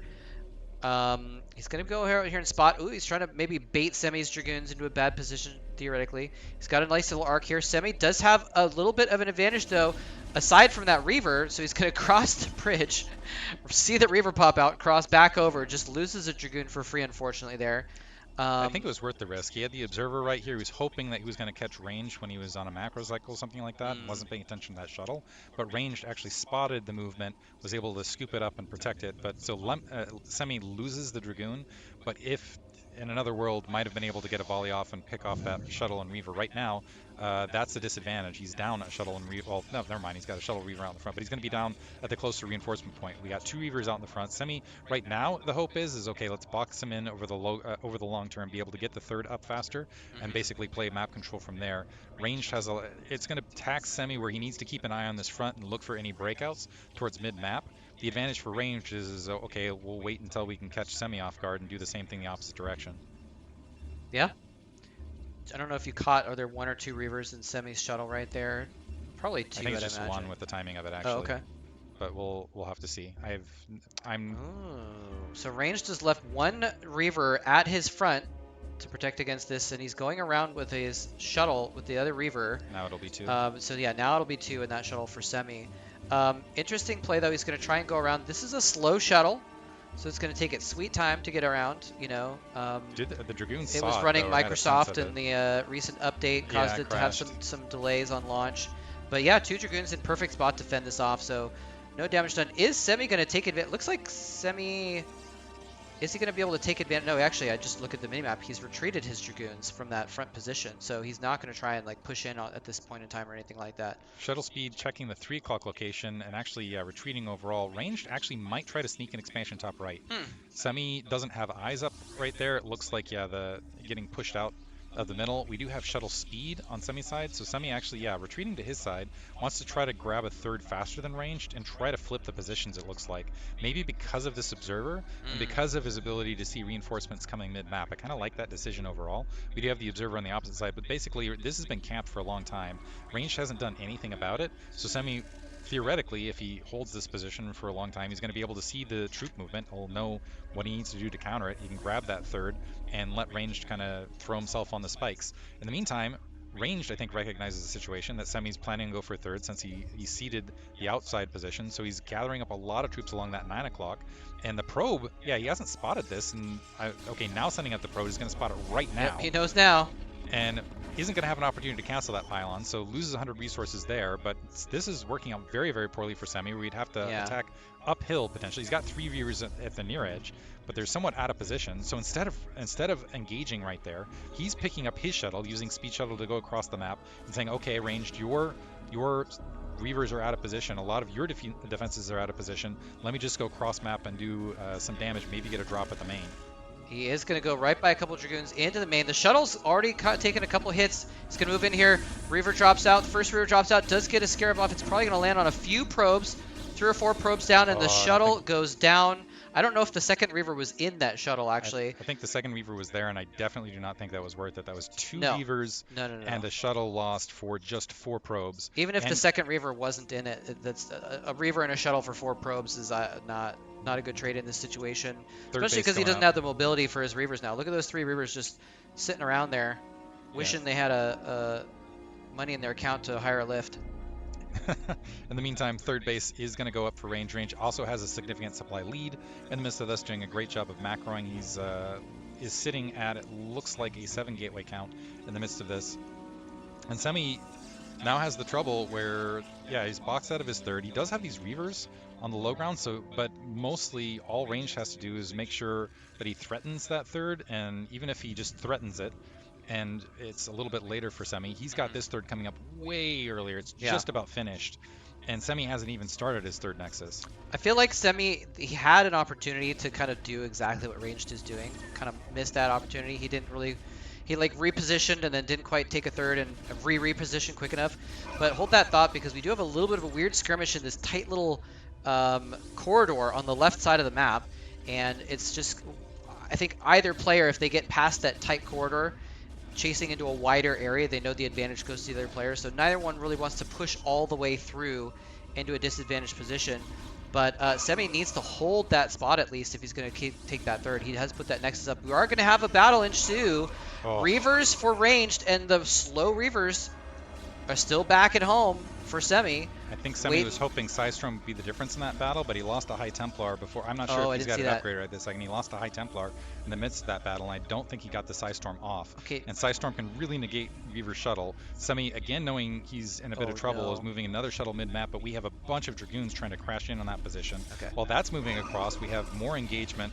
There's the Psystorm over the Dragoons on the high ground, but Range looking to potentially encapsulate and catch those Reavers along the rear. It comes in along the side, it picks off those Reavers, that would be huge, and the shuttle has run off to the natural expansion. It's doing some damage with these other Reavers, but that means the shuttle is not there to protect the Reavers.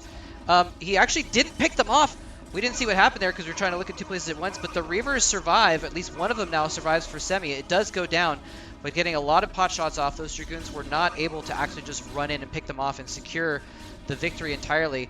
It's a little bit of an battle. The Semi's Reavers still doing damage. Oh my gosh, Ranged is just maybe too focused on the front. Some storms going down for Semi, but it's just, yeah, I mean, he's going to push back Ranged. Ranged needed to take out this third base at the same time that was going on to even things up.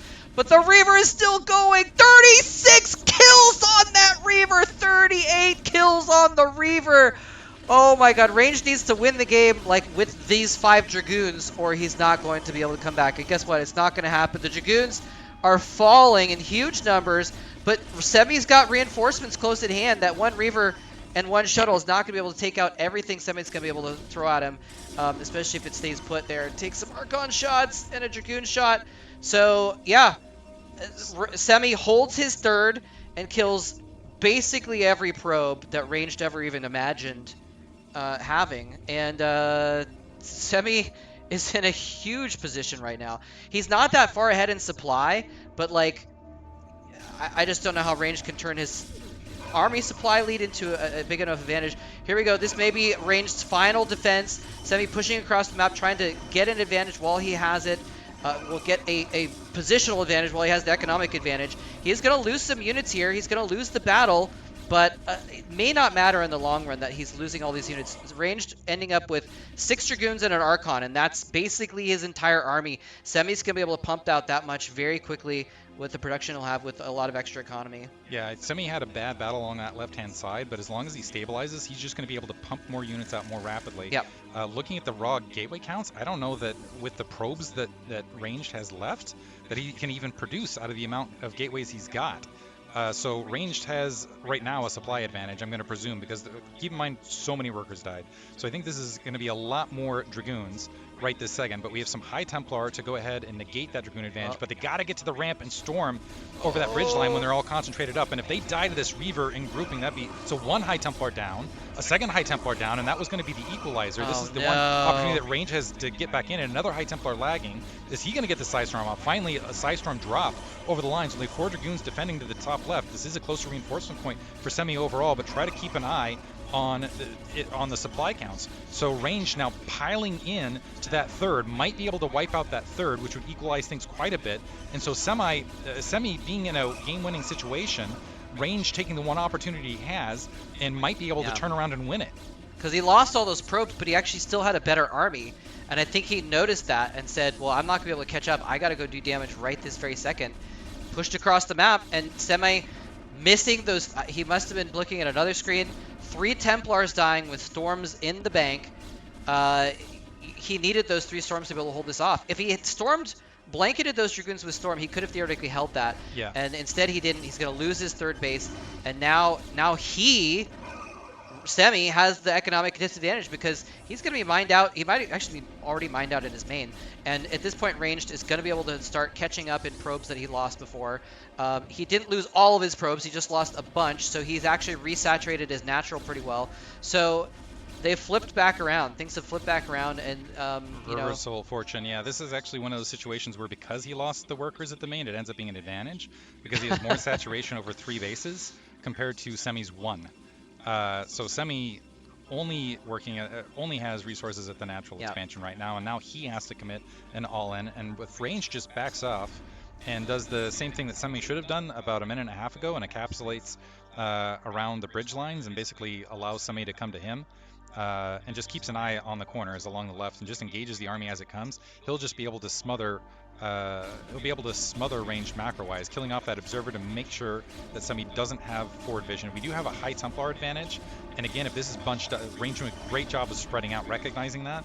The Reaver a little bit vulnerable, but you can see that Reaver can now shoot any one of these 3 bridges. If Semi tries to cross any one of these 3 bridges, he's going to eat big, heavy Reaver fire, and that could be extremely, extremely detrimental. Already we have, well, we'll see if Range grabs a 4th base or he just continues to macro up. All he has to do is hold this line. If he holds this line, he wins.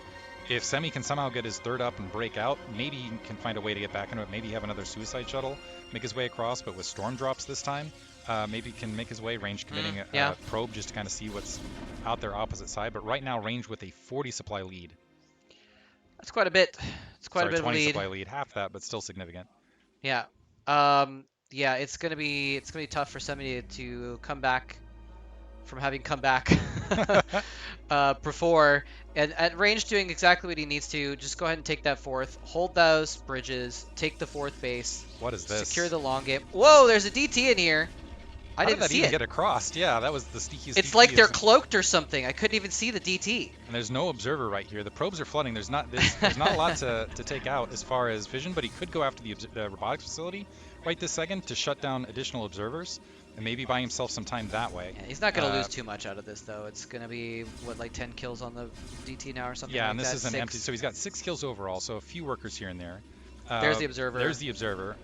another. Oh, it looks like the shuttle must have been what Oh, moved around. Do we have High Templar in the shuttle's the next question. That shuttle took one volley. Are we going to get to see it? well, High there's the Templar Templar drop. drops. Oh, beautiful storm drop. Kills about 8 probes. Not crucial, not like a game-winning move there, but it's what he needs to do to kind of keep trying to even things up. But again, like, you know, Ranged has 4 Nexuses right now, so, or he's got 3.5. This is unfortunate. Semi seeing the 3 o'clock base being grabbed, he's moving out to grab that, but he's going to end up losing a base that just completed Ugh. here at the natural, and that can still be canceled at 3 o'clock. Now splitting the forces, trying to run back, but the Reaver is going to push this back, trying to regather. They're not going to be in time to save this Nexus. He did He's dedicate gonna a take few out that troops. force, though. Yeah, he's going to be able to stop that, but we're kind of back to the same situation. Opposite direction. The Nice Reaver's storms getting on the Reavers. blanketed, They're though. not being picked up. They could be picked off by these Dragoons. If he target fires, he gets one down. Storms on top of the Archons. They're going to be tickled by that. There's one Reaver left. It's going to get left behind and taken out by these Archons.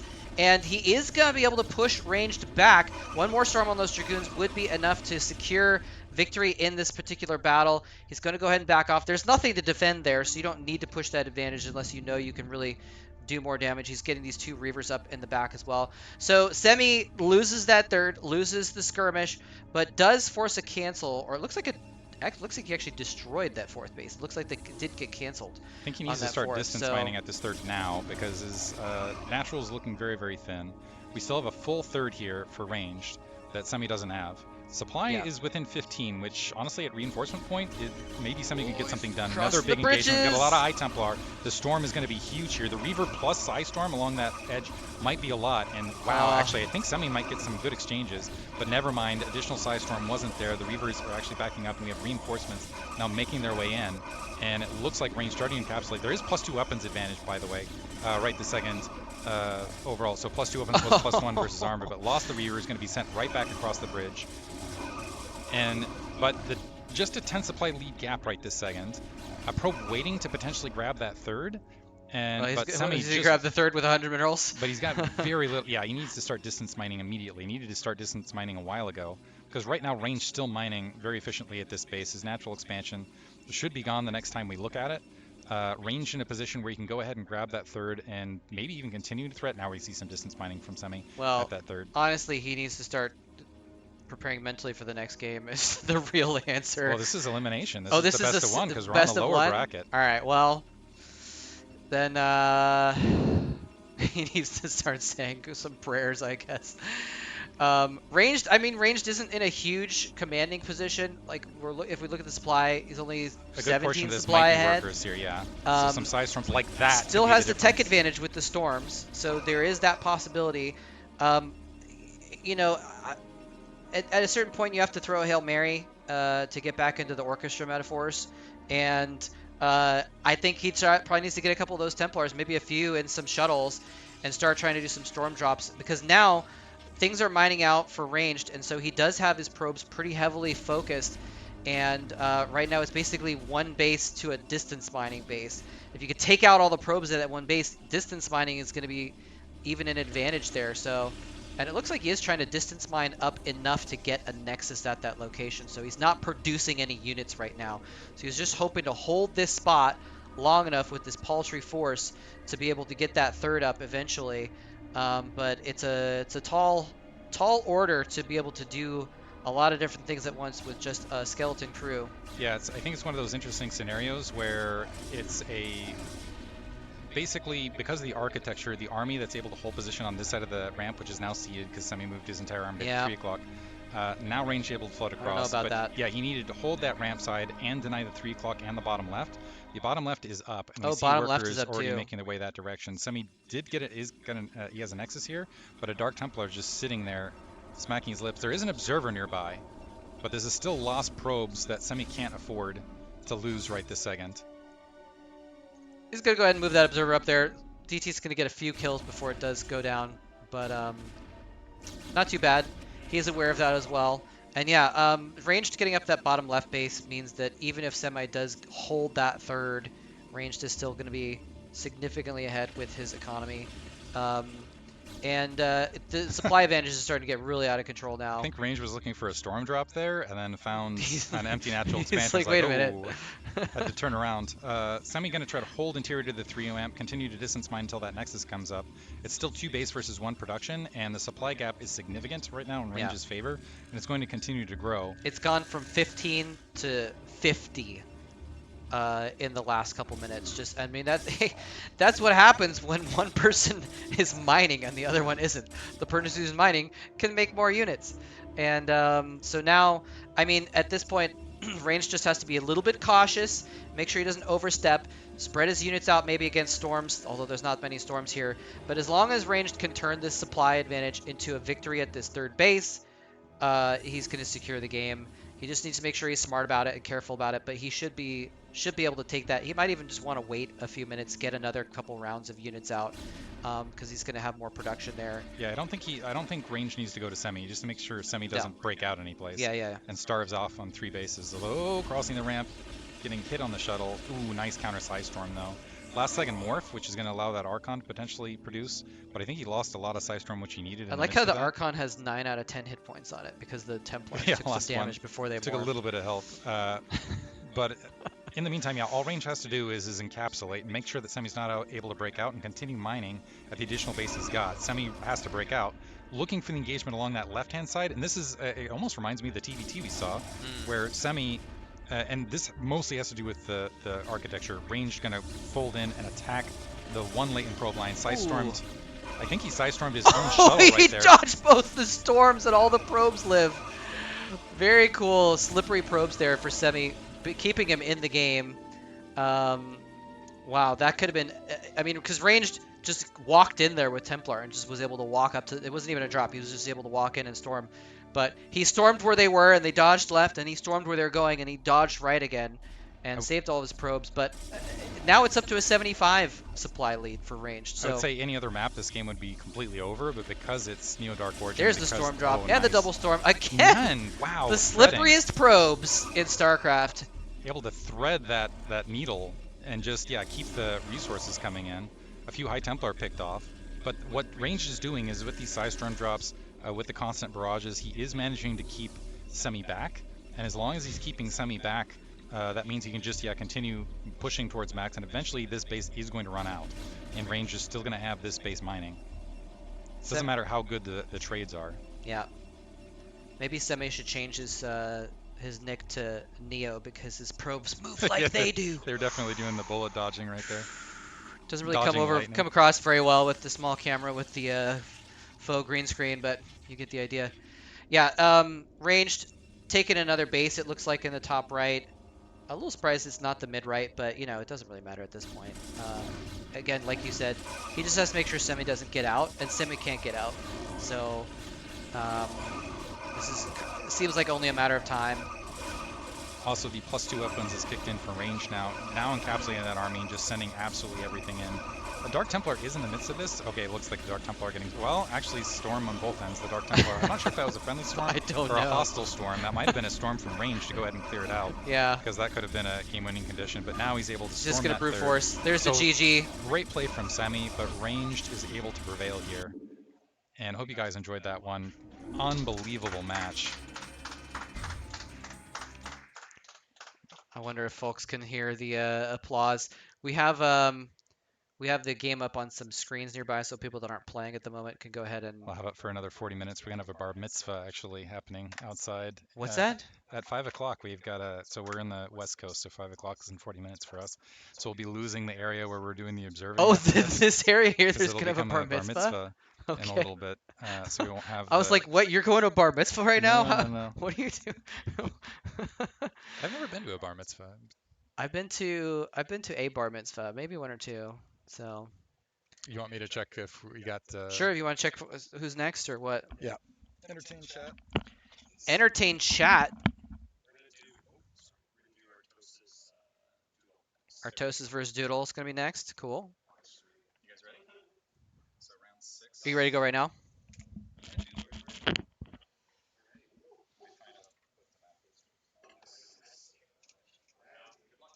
It's losers round 6, so sure.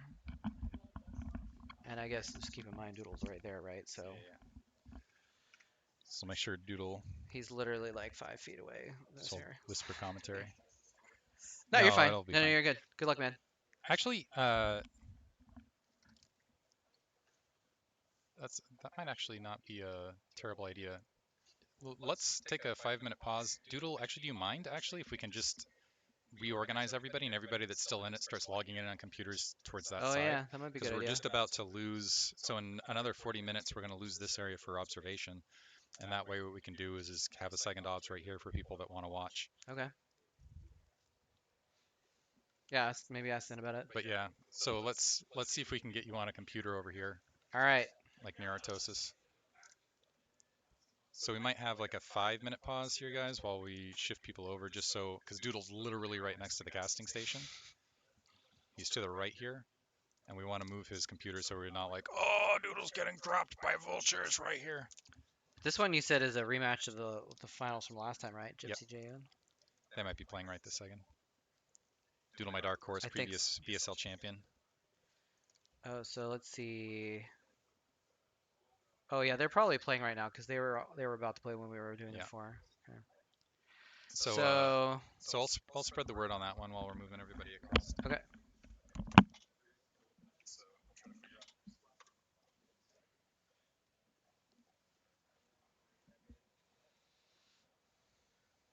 All right.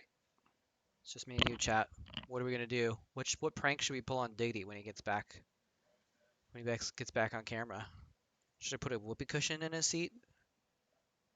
Can one of y'all bring me a whoopee cushion real quick? Just run it down to Seattle, just real quick. No, held off. The casters are not reading chat. Oh wait. How do I move that? Oh, there we go. It's like, how do I move this over to the side? Oh, by intuitively grabbing it and dragging it. That's how I do it. I don't know what I did just now. Let's refresh it. Make sure we got the most recent stuff as well. Oh, does it auto refresh? That's why it says live? Okay, well, maybe I don't have to do that. So we got Gypsy versus Jayun playing right now. This is getting set up. Striker is going to play versus winner of range versus cross. We're getting down to the end of the bracket here, ladies and gentlemen. So if you guys don't know how double elimination works at the end here, basically there's kind of two brackets. You lose once you go down to the bottom round, and you kind of can play all the way up to the top. So everyone that's lost a single round is going to be ending up in the losers round. So everyone up here hasn't lost yet. Well, I guess just Gypsy and Jay, and they haven't lost yet. But one of them is going to lose. But we could have a situation where one of them loses. Let's just say Gypsy loses. Just again, kind of because Jay won last time, so we'll say that Gypsy loses. Gypsy would then go down to this losers bracket and would play the winner, or maybe it's here. Would play the winner of whoever's fought their way all the way up the rest of the losers bracket, and then you could have whoever loses here win the losers round, the losers bracket, and then go back up to the finals. So you can actually end up having someone who has lost previously to their competitor then win the rematch in the finals. And it doesn't matter that they lost the previous one. The finals is what matters. Some tournaments have had like extended series was a way where they tried to mitigate that, where it was like they wanted to get more credit to the person who won the first time. But that's how it usually works in double elimination. I don't think we're doing extended series or anything like that. So, who's playing next? We're going to be doing a cast of Artosis versus Doodle next to see who's going to get up to the losers bracket semifinal, I guess you would call this. Yeah. So Artosis, Doodle, Striker, and one of these two folks are going to be trying to fight their way all the way back up to go against the loser of Gypsy Jayun to get a chance to go up to this final spot here. So there you go. Yeah, MLG had the extended series rules that they would do that, where I think it was like the person who won the first series like got a free game like counted against their score for the finals to like recognize that they had already won. Because otherwise, you could end up with a situation where, like, let's say, I'm not sure if it's best of 5 or not, but let's say it's best of 5. Let's say Gypsy beats Jaeyoon 3-0, right? And then Jaeyoon goes through the finals and gets up here, and then Jaeyoon wins 3-2, right? Well, then you have Gypsy having 5 games and Jaeyoon having won 3 but winning, right? And so it's like in the grand scheme, it's like it doesn't make sense that the person who won more games is not the winner.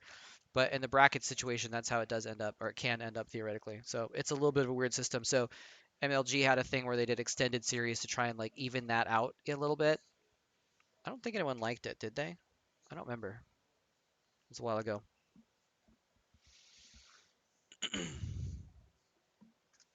Anyway, yeah, so we're trying to get things going on. Someone wants these games to be casted. They're in the middle of the game right now. We need to start the game before they join. So we just in order to get games just on stream, um, we're just doing whatever is available next. Definitely gonna have the finals though. Well, obviously we're gonna have the finals because no one else is gonna be playing. So there'll be opportunity there. What's that? Okay. All right. So behave chat. We're passing off some other folks to do some casting. So we're on a scene in OBS that's showing the bracket right now. So make sure you switch over when you're in the game. All right, you're in charge of all that, actually.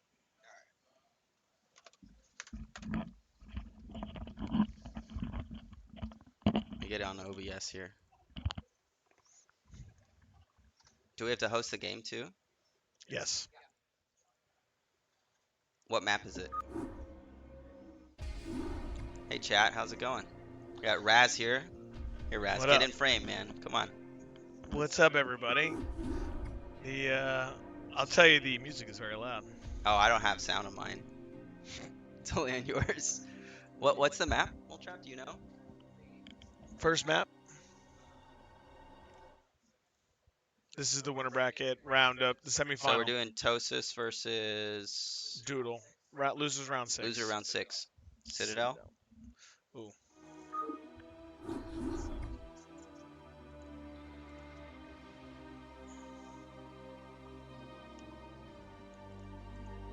All right, let those guys know it's up. How do I get chat on the screen so we can see these nerds? I don't know how any of this works. Can you just bring up Twitch? Like, go to the channel. Stream manager. There we go. There we go. All right. So we got Artosis versus Doodle. Artosis has joined What the up, match.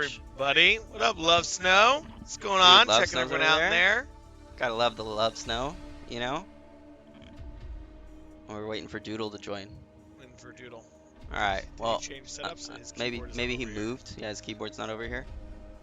So, who are the two virgins talking? They're saying Remedy. Look at this guy, Remedy over here talking shit. Let's just ban him right now. Uh-oh. You know, I'm used to that with this chat. So Spa coming in hot. He's ready to just start dropping bans. just in the dropping chat. the hammers, you know. Oh yeah, we got some real crazy stuff going on. Yeah, that's I think that's par for the course with this chat. That's the way it goes. So have you been enjoying this event there, Raz? It's been good. It's a really fun event. I mean, every time we have the LAN, it's exciting, right? To get everyone out, get to meet everyone in person again, get to hang out, go out, have a couple drinks, do our thing. That's my favorite part of it. And of course, we get to play some StarCraft all together, and that's exciting. What Yeah. about you? Oh, it's been enjoyable always. You know, it's always fun to see everybody. You know, meet the people you haven't met from the internet personalities. I got to meet Exit, which was always fun. He's such a clown online, so you get to Yeah, he is. you know, shake his hand and look in his eyes and see if he's gonna act the same. But no, he was pretty chill guy, and it's always fun. I mean, you get to go out, hang out with people that you've been talking to for years, and play a little StarCraft, lose a couple games. Of course, I got knocked out pretty fast. Yeah, I got beat up pretty good too, pretty quickly. But it happens, you know, when you're not as active. All right, we got CPL King. Is this Doodle? Can somebody confirm? Is that Doodle? Where's he at? Is that you, Doodle? You're good? All right. All right, we're ready. Here All right. we go. So Oh, let's Artosis is make sure random. they're ready. He's not Terran right now, so he's not ready. Yeah, let's get Tosis ready. Okay, Doodle's ready, but Artosis is currently Terran. So this Is is he going to be over best there? of one here still. Yeah, best of one on So Citadel. that's always tricky here, right? When you're in these games. All right, because ready, go. It's always tricky in these games, right? Because you don't know, is someone going to go hyper aggressive and just go for it? Is someone not? I mean, it's going to be tricky. In Citadel, I'll be interested to see what these players want to open. We've been seeing, with Flash back in the scene, a lot of gasless expands, really fast third command centers. And Doodle likes to play meta too, so we're probably going to see a lot of speed shuttles, drops. So we'll see what's going to happen with these two guys here. Yeah, and I believe Artosis paused. We'll give him a second. We'll figure out what's happening here. Game needs relog. Okay, remake then. We can't talk to him. Yeah. All right, so we're going to All remake right. here. We have a technical difficulty. Not exit. No. Yeah, let's do quit. Yeah. Yeah. All right, we'll wait for him to restart here. I think Doodle is a bit of a TVP god too, I've heard. So Yeah, he plays really solid. Like I said, very standard from the games I've seen with him, where he's gonna hit those timings, 630, third nexus, in a reverse speed shuttle, harass, get Templars out there, do some storm stuff. So we'll see what he opts for a bust here. I will say, playing PBT on this map, for me, the bust is kind of hard to do because of the way where the third base is set up. I know you have the high ground, like double ramp, but to bust into any of the areas is kind of hard because it's so channeled and tunneled, where the Terran army can just kind of really lay fire to you. yeah, and the maps are the bases are all pretty close. So it looks like they are ready. We're gonna get this queued up again to go. It's not that hard to take a third base on this map, I feel like, as a Terran player, and you can have a pretty strong siege line where you're not too spread apart. So kind of interesting, we got different spawns here. So we have Artosis here in the bottom left as the red Terran, and Doodle in the top left as the blue Protoss. What do you think about these spawns, Raz? I think this is fine. I think right at the left will be kind of auto boost a little bit better, so that kind of helps. Playing on the same side of the map will be interesting, right? Because their pathway will be a little bit easier for a Terran push to kind of slowly push into the third. I think it makes it more challenging for Doodle to take a third base. Like, he's probably got to take that mineral only or look to 12 o'clock to go because he doesn't want to really expand towards the Terran. Yep. That always makes it much, much harder. Yeah, you kind of have to expand away from the Terran. You have to probably, like you were saying, take the mineral only and expand up in this direction, which kind of makes a really nice path for Artosis, the Terran player, to get on top of these ramps, so he has a little bit of a vision advantage and high ground advantage in these spots. So looks like we're going to have a standard opening from Artosis. He's got the depot. He'll have the barracks here so he can micro his Marines against any zealot pressure. And Toss is just going for a 9 pylon, nothing crazy, nothing out of the ordinary. We'll see if he puts down this gateway now. He is, okay, so we know we're not going to see 12 Nexus. The other thing tricky about this map is the center is very open. Yes. Right? So I think Terran, that's like one of their biggest complaints when they have to move through the middle here. There's just so much space to cover as you push, right? Delay mines, even it still makes it hard. So one thing I will say about this map that, as a Terran player, I think is kind of a nice thing is there's a lot of paths for you to push your vultures around the map, right? You can kind of go in a big loop around all of the naturals and really maneuver your vultures to get in good positions to try to get some probe grabs. Absolutely. And we see Artosis here not opting for a gasless. He's just going to take a 12 gas, play super standard, going for his scout now. So everyone just kind of taking it easy here on this best of one. Yep, nothing crazy. Best of ones can always be a little intimidating. You never know what anybody's going to do. I know I saw somebody earlier try to do a 2-port Wraith build in TVT on a best of one. Didn't work out for them, but you just never know what's going to happen. You're either a genius or an idiot. Yep. That's really what it comes down to, right? You make the big play and people are like, wow, incredible, you went for it. And then if you miss, people are like, that guy sucks. That's the nature of it. Now, I do think, these scouting paths are a little problematic. In real Artosis fashion, he's going to get the last scout. You might be doing an end scout here. Oh, he might be doing an end scout here. Yeah. Oh, it looks like it. So he'll get second scout. I mean, that's not too bad. Yeah. I have been and scouting myself a lot in TVP because of the 12 Nexus. I feel like it gives me a little bit more ability to adapt to it. But of course, we're not seeing a 12 Nexus here, just a standard, gate range opening.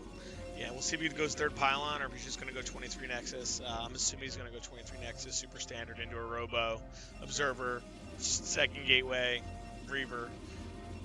Ooh, this is a little annoying for Doodle. I mean, at least he has this walled off right here, so the SCV can't dance around too much from the Goon, but it doesn't look like he even cares. He's just sending the Goon directly to the natural for Artosis, and a bit of an issue here. Oh, he does have 3 Marines, so it's not too bad. You can always fight the Goon with 3 Marines and an SCV, but if you only have 2 Marines, it gets real dicey real fast, so... Yeah, he has to send the Goon down here because he has to confirm what's going on because he never found his base. Yeah. Artosis here doesn't have his Marines together, and if they get pulled apart... Oh, we have the Vulture. The Vulture's coming out, so be able to push it back. Now, I'm curious, does he send the Vulture directly to, or does he fight? Looks like he is going to fight. Try to get that high ground position there, and you can't lose the Vulture here. It's really painful if you lose that Vulture to the Goon.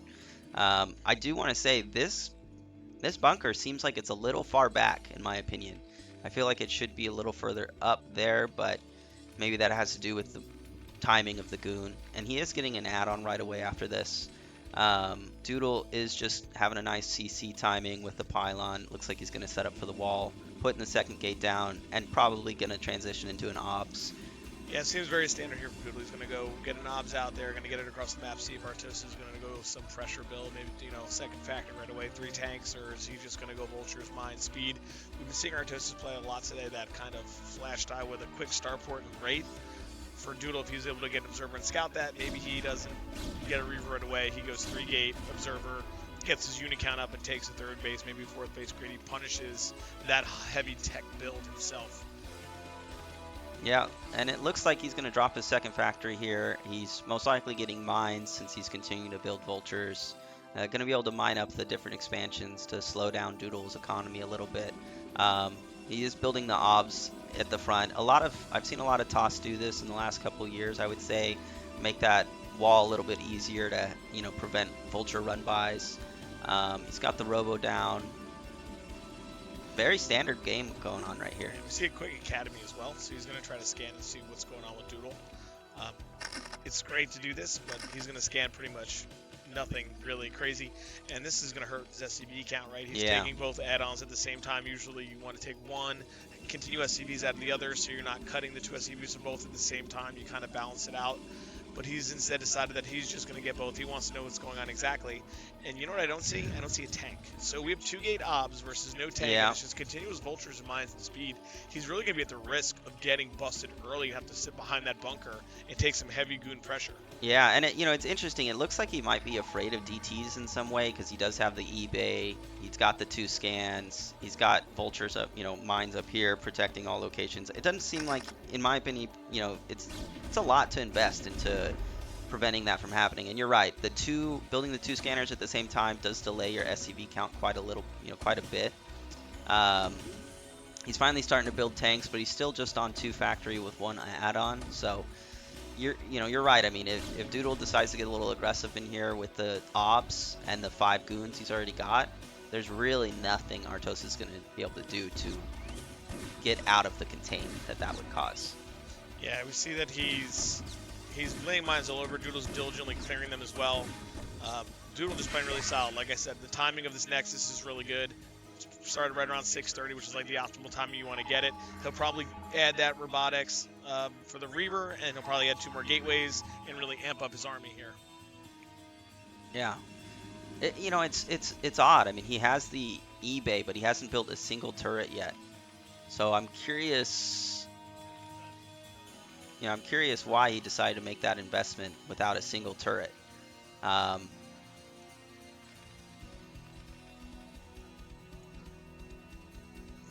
let's see what we got here. Bunch of Dragoons. Doodle just kind of hitting his stride. No crazy any pressure here. He has an Observer in the main base of Artosis. He does see that he went up to 4 factories. Probably going to be adding a 5th, which means he'll want to get some more heavy units. Maybe he's just going to go with 4. Yeah, we're going to see some 4-fac type of timing pressure like we kind of see Mihu use.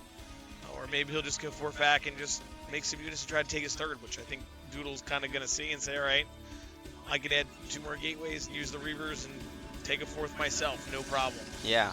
It might be a little difficult for him to take a third as well. I mean, Artosis is a little notorious for taking a late third or struggling to get that third. I know that's a meme in his chat. But this, one of the reasons why it's so difficult is we're on 3 tanks versus 10 goon. There's 12 goons here, so it's really difficult to have that small of a tank count and feel confident in taking your third base. Yeah, especially with the Reavers that he's going to have in the speed shuttle, he'll be able to probably whittle down some vultures and make him push slowly. And if Doodle can get the unit count up, we see him right now. His gateways are being added. He already is up to looks like 4 in his main base, just looking from the blocks that are there. Doodle now starting to clear mines. And Doodle's doing a really good job of only clearing mines with a couple of goons. He's got goons and pylons all over the place, so that he's not susceptible to run-bys at all. One of the issues here, a lot of Terran players, like I have the struggle myself, is I try to run by a lot and then I end up losing too many vultures, and it's painful in the end. One thing that Artosis has done really well is lay mines around the top right of the map. He's going to be able to see when that fourth is coming up. Looks like Doodle is waiting for probably the second Reaver and drop in some additional gateways.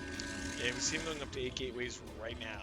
So he looks like he may play some strong gateway man right now with the Reavers. Third command center going down. Looks like Artosis is going to want to push out to the mineral only expansion. I'm a little bit surprised about that. Yeah, it's going to be difficult for him. I mean, kind of to your point earlier, this is a really wide open space, and taking that mineral only does allow you some map control if you can hold it and build up some sort of Nyokin type wall over here. But it'll be a challenging thing to do when you're facing a gateway man type player. Yeah, he's going to be able to start just rallying Zealots, right? You already saw that he has 12, 14 goons, so he doesn't really need any more. Now all he needs is just Zealots, speed legs, get him up there, get a couple speed shuttles, drop him off. Because right now it looks like the tank counts at around 8, so maybe 9. Right here it is. This is the old 2 Reavers sitting here waiting, and that is the best angle from them, from top right to bottom left. Yep. So that is going to make it challenging. Yep. I mean, the sit in an arc is always a struggle for the Terran players. Our toss here is sitting in a little bit of an arc here. The 2 Reavers make it challenging. He should reposition these Reavers a little bit so that they're at least facing the left here. I believe when you pick up a Reaver and drop it, it'll be dropped in the position it was facing when you picked it up. So that's always a little micro thing that you can do to make it easier for you to use those units. So we're going to see the try to push out here. One tank and 1 vulture already came down. Losing a goon, I mean, that's well worth it, I would say. Yeah, it's totally worth the trade there. Every tank that gets lost here, and as much time as he buys, right, even if he doesn't, obviously kill the army or anything like that, as long as he's just delaying this third as long as possible, sitting here, picking up the Reavers, dropping them back, right? Mm-hmm. We obviously see Snow do it constantly. He is the master of it, and it just slows Terran down so much. And while this is happening, Doodle looking to take his fourth at 12 o'clock. A probe is there, looking to drop that Nexus. Yeah, and I will say too, Doodle's doing a great job of once his obs got sniped. It's a good scan by Artosis to put that obs down to back up a little bit further. This is going to be painful. Oh, he loses 1 Reaver. That is a huge pickup for Artosis. That's going to make the pushing out here and taking this mineral only a lot easier. Those Reavers are really what delays this. But as you were saying earlier, he is just dropping a lot of speed to Zealots, and it's going to be a little difficult to take this position. He really needs to get up to this high ground. And not lose an additional tank here. Those shots in the Reaver. He's going. Here we go. Doodle's pulling the trigger. He said it's time to bust. We have Zealots being dropped on top of the tanks. Reaver fires and pick back up. Tons of Zealots coming. A lot of tanks not sieged here. It's looking good for Doodle for a bust. Only 4 tanks and a couple of vultures left. Zealots are now getting on the tanks. Here we go.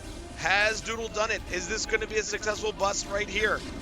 It looks like it might be. I mean, he's got the Zealots already on top of the tanks. The tanks are not sieged. Doodle's just pouncing on that bunker, taking out the Marines, taking out the SCVs. And, I mean, this would be a very challenging spot to come back from if he does survive. But it looks like those Zealots are all over the tanks. This might be it. This looks like it could be good night for Artosis in his tournament here in Seattle. It is definitely crazy, man. Look at these Zealots just streaming in. Doodle just all blue, looking from his natural right now all the way down. Just streamlines the Zealots. We're on 3 tanks in the main. We've lost almost all of our SCVs. We have almost a 50-60 supply lead here. My goodness. Even more now. We're just running units. We're getting onto the factories. Yeah, these Zealots are really running a marathon through Artosis' base, and I would expect we're going to see GG in just about any minute, any second here. There it is. There it Good is. luck. GG. You know, that is the end of Artosis' run. He played well. It is a tough bracket. It is a best of 1 in the losers bracket up to this point. And, you know, that's a challenging position. It is really hard to take that mineral only in TVP, especially playing against a player like Doodle, who is just a very strong, you know, standard player. Yeah, we saw. I mean, right, Doodle just hit his build fantastically well. Got that third base on time, added his gateways on time, and was able just to kind of run him over as he pushed over. Going up that ramp is just so difficult, and for him to be able to finally be on top and come down and just drop it, you know, really well played by Doodle right there. And he's able to take out Artosis. And I mean, and it was almost that exact 12-minute timing you were talking about earlier. You know, you get that gateway man going, you stream the Zealots in right at 12 minutes to kind of put yourself in a supply lead, and it's right as, you know, a lot of Terran players take their third. It is a tough position to be in for a Terran player. You know, he may regret trying to take that mineral only. The gas expand is a little bit easier to take at times, but it doesn't allow you to have the map position for that center space. Yeah. When you're playing Gateway Man 2, it's nice, right? As long as you trade the army, it's almost like a win anyway. So even if he doesn't win the game there, if he eliminates a lot of the siege tanks, he's pretty much in a good place. We saw the fourth was going down. You take a fifth right after that. So tough for Artosis. But that's just the way it goes sometimes here in PvT, TVP, man. What can you do? Well, you're the toss here, so I'm the lonely Terran. I'll trade out. I mean, I'll let a Zerg player get in here. Maybe Herbmon wants to do Crossy. Yeah, I don't want to do ZVZ. I'll look like even more of a fool. Get Herbmon in here. He's the boss over here. So I'm gonna trade out. I guess I'm staying on as a Protoss here. Yeah, sure. It's ZVZ, man. I can solo cast this if I need to. Look at Hawk in the chat. Where are you, Hawk? Why aren't you here, man? Yeah. What's wrong with you? Yo, what's up, everyone? Game's been pretty good today. How was that set? Or I guess not set, but The best of best of one? one, yeah. It was a pretty typical PvT right there. Oh, okay. Macroed up for 3 bases. Terran tries to take their third. And doesn't Unsuccessful. happen. Yeah. 3 shuttles come in, and all of a sudden you have no more units. So yeah. very tough. I was eating some Chipotle, so let's take care of that. I only caught a little bit of it. I saw the Reavers drop in, and I was like, that's how looking good for Artosis. It's taking it tough. Peace out, Sammy. Good job, man. Good run. We have some players exiting out, so we're just saying our goodbyes here. We need to host this game. Is it on Citadel again? Is the question we're going to pose to everybody. Got to talk to the organizers here, see if we can get. Do we not have a? Let me check this real quick. Yes. Citadel 6. Boom, good call. All right, there you go. Going down to observers. Is that how it works? No. Kind of surprising here. We have, Striker Cross have both fallen, but we have a lot of good players in this bracket. Gypsy Junior sitting on the other side. For me, this is where it gets the most tricky, right? Best of 1 ZVZ. Oh man, coin flip. It's build order is gonna mean everything right now. Both players really strong in all variations, but I think they're gonna favor the 1 hatch into just quick layer, something like that. So 4-player map. You don't think someone will get crazy? Try to get it done. From my experience with Cross, he likes the 1 base because he knows how to transition pretty well out of it. But I mean, I'd imagine these two have played many of times. Okay, there's the chat. Good call. Of course, there's the chat. Yeah. Got to get the chat involved here. I mean, this is another heavyweight bout, right? Though. Oh yeah, 2 of the best Zergs in NA here. Yep. Both make deep runs in all of tournaments. I mean, we'll see what these two. Like you said, they play a lot. That always factors in. A lot of us play a lot of games together, so maybe you try to mix it up for something like this, or bring a different build in the Yeah. mix that you don't normally do because you know each other. They both go Hydra. They both go Hydra. We have Ultralisk Yeah, ZVZ yeah. out of nowhere. Yeah. Absolutely right. Well, we have a special guest that we're going to be bringing in here, who's way more important than us. Yes. Sorry, we're just at the bottom, just not Fine. there. So I know where I stand. but we know where we are. Yeah, yeah. We'll be right back. See you guys in a little bit.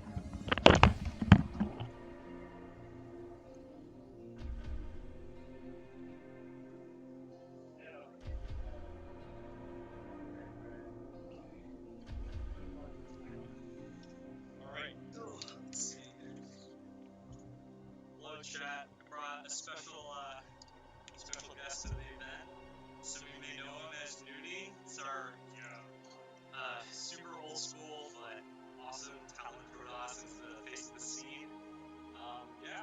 Hey, welcome to the here on the so far. Thank you. I got here just in time to see Artosis be on So, right, perfect timing. Looks like use the microphone. Oh, my bad. Oh, my bad, guys. Shoot. Okay. Sorry, guys. Oh, it's loud. 1 second. Okay, got it. Okay. All right, here we go. All right, yeah, we're just noobs in the technical space. Sorry about that. So yeah, I was just saying that this is Noonie, old school player from a previous age in StarCraft. So just coincidentally and very serendipitously, he was able to come say hi, and visit the event. So yeah, super happy that Noonie made it to StarCon this year. Yeah, I just happened to be in town, so it's like I had to make some time to come say hi and just support the scene. I mean, it's incredible. It's what year is it? I mean, Oh my God. and Brood War's still having lands.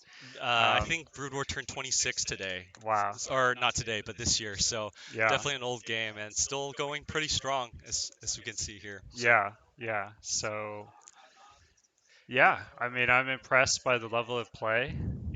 Like people, um, just every year they keep getting better and better, and it warms my heart because that's all I wanted to do. I Yeah. like playing StarCraft, and I was like, I like being good at StarCraft too. I just want to get better. Yeah. And so to see like that just never dies, like that's like a universal thing. So Yeah. I love it.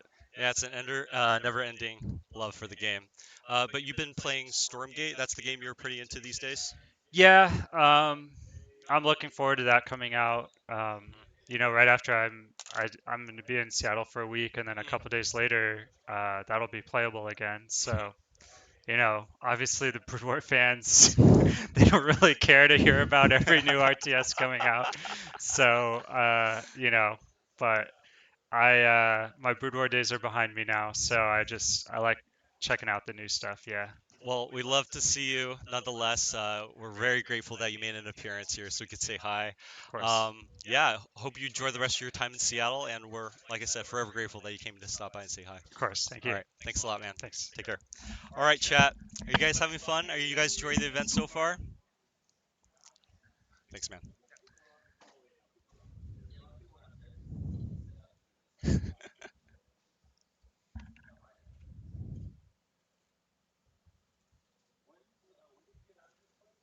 Awesome. I'm glad you guys are enjoying the games. They've been really, really high level, and it's always a pleasure to watch everyone play.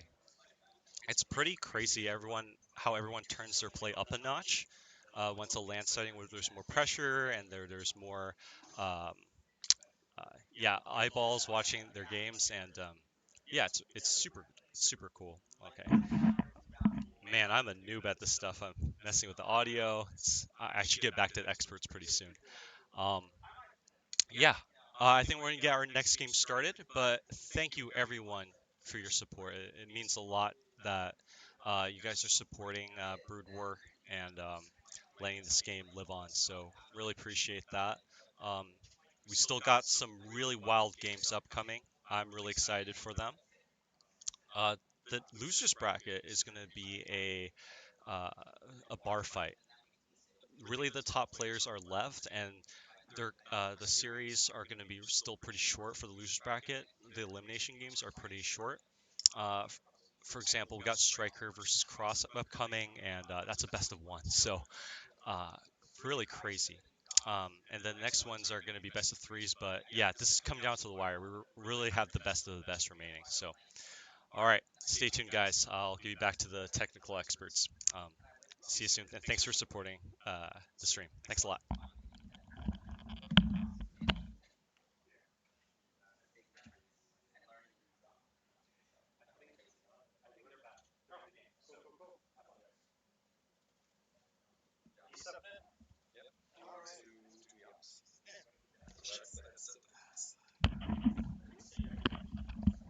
Dual commentated with Urban before. Yeah, it's a first. He said in the third person. All right, guys, you got me and you got Urbman, which will be great. Urbman is one of the guys I would consider to be a good friend, like in the midst of this, Yeah. because he came out to San Diego and hung out. It was a lot of fun. Drank some beer, Drank ate some beer. burritos. Yeah, it was great. He's eaten at my favorite burrito spot, I can't so hear he knows.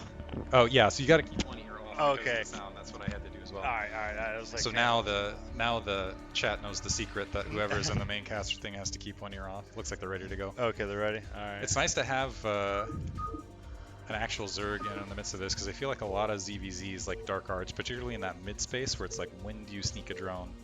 And I'm always impressed. And I think your ZVZ is really, really good. I actually think it's your strongest matchup. How do you feel about that? I mean, I definitely win a lot of them, but I always feel like everyone goes 9 pool speed. So if I go 12 pool or OV pool, then it's pretty much to win. But when you play like match up against someone like Striker or Crossion, that's when those lose start coming in. Becomes real. Bottom left hand corner, by the way, we got Striker starting as the, hopefully I didn't mess up my mic there, blue Zerg. Up right hand corner, we got Crossy starting as the red Zerg. This is, by the way, still best of one, which is it's a really scary situation in ZVZ in particular. Because I'm not going to say, I feel like the build order advantage is less of a thing these days, honestly. Like, it's still there. Like, you still end up with a situation where there's build order, but I feel like more has been figured out to where it's not quite where it used to be, where it's like, oh man, they went whatever, outside of like the 12 Nexus or 11 hatch, 12 hatch into versus like 9 pool or something along those lines, where it's like, okay, how are you going to hold this? But I feel like there's more variance. More people, you're right, more people are doing like 9 pool speed and doing variation off that, I think, because of that. Yeah. And the flexibility that comes with it. Because I've played against players who go like 9 pool lair, they drone up, put a macro hatch in their main, and then go to the natural. And it looks like Crossy actually doing something different right off rip. He's going for the gas opener, so he's going to throw down his gas, add in a pool, and this is just going to have a bigger gas bank when the mutas start popping. Yeah, I think oftentimes I've seen this as an attempt, honestly, against lesser skilled players to try to sneak a little bit of a layer, so play defensively off the opening pool, presume that your opponent is going to play defensively as a result of it, and they're not going to notice the layer timing comparatively. I don't think that's going to work against Striker in comparison. It will end up with a little bit of a layer timing advantage, and also I don't think it's going to work out for him in the situation where it is 9 pool. You know what, actually, now that I think about it, I think this is a smart play on this particular map, because it is a larger map. And the Zergling, and it kind of blunts the early Zergling advantage as a result. So having Zerglings potentially out and having that extra gas, actually, I think it could be a good play here. So Cross, even though he went for the early gas, he kind of hurt himself. His layer is actually behind Strikers. He's only got a 8 gas advantage, and Striker pushing on the map with Zerglings. It just seems like Cross is a little delayed. Yeah, something's off there. And he's got 2 on gas. Okay, 2 on 2. Okay, so even on gas right now. But yeah, right now we got the gas advantage looking a bit larger right this second. Now we have those Zerglings filtering in. The other question is because of the weird ramp on this map, and an in-base second hatchery, because of the weird ramp on this map, we'll see how this plays as well, because it's not like it's still a ramp, but it's like a vision ramp, not like a high ground, low ground ramp as well. So Crossy going to be able to blockade with those Zerglings just in the nick of time as Striker has those Zerglings outside. Now Striker might think about making a move and trying to pick off one of these Zerglings to at least get some information, because at cross map position, that Overlord is not going to be there to scout what Crossy's done either. Correct. And the thing is, the reason why Striker's at the gas, uh, behind in the gas, is because he went for Zergling speed, and it doesn't look like he canceled it. So it's kind of obviously we know more because we don't have the Fog of War, but you know that if he just would have canceled that, he would be able to pop out the mutas. And like I was saying, Crossy's really good at this in base or one base quick spire. He throws down the macro hatch, and then he can basically decide I can kill you or I'm just going to expand. Sit back, yeah. Yeah, because now Larva advantage. And exactly. Striker in the meantime is grabbing his natural expansion down here. There might be an opportunity for Striker to pull some defense potentially in between, because this is cross map, and so there's a lot of distance and a lot to work with. But right this second, looking what is out on the ground, I feel like Crossy just had some very intelligent early game play, and that is going to give him some advantages here in the early stages. Yeah. So, yep, the larva's in favor for Cross. The macro hatch just now spawned. 2 larvae stacked up. Overlord pops, so we're getting primed and ready for the Muta transition. Are we going to have the 3 larvae for when the Spire finishes? 2 Overlords popping, and okay, we only got 2. Only got Wait, 2 no, off. No, 3. No, 3, okay, so we got 3. But every once in a while I feel like it's like, oh, we're going to see it, and then it's like, oh no, we got to trust the player. You know, at a certain level, it's like trust the players, right? Yeah. As far as it goes, but also with the double hatchery that Crossy has, this is going to be a massive air fleet extremely rapidly, especially with that bonus gas. Oh yeah. Crossy also pushing out. Wait. And no Zergling speed, so... No, there is. Yeah, so he canceled it. Interesting.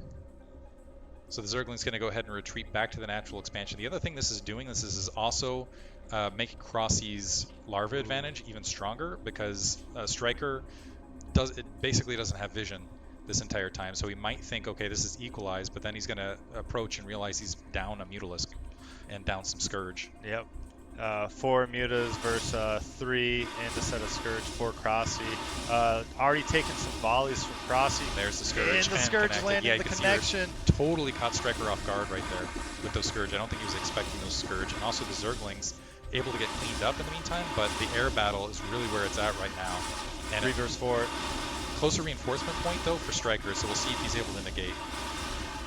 Wait, hold on. So it turned over defender's advantage. Striker being able to pop out an additional muta, like you said earlier, winning the Link battle, trying to push out Crossy only with now 3 mutas, pulls back, trying to clear it up, so there's no damage done. So the game just flipped on a dime like that.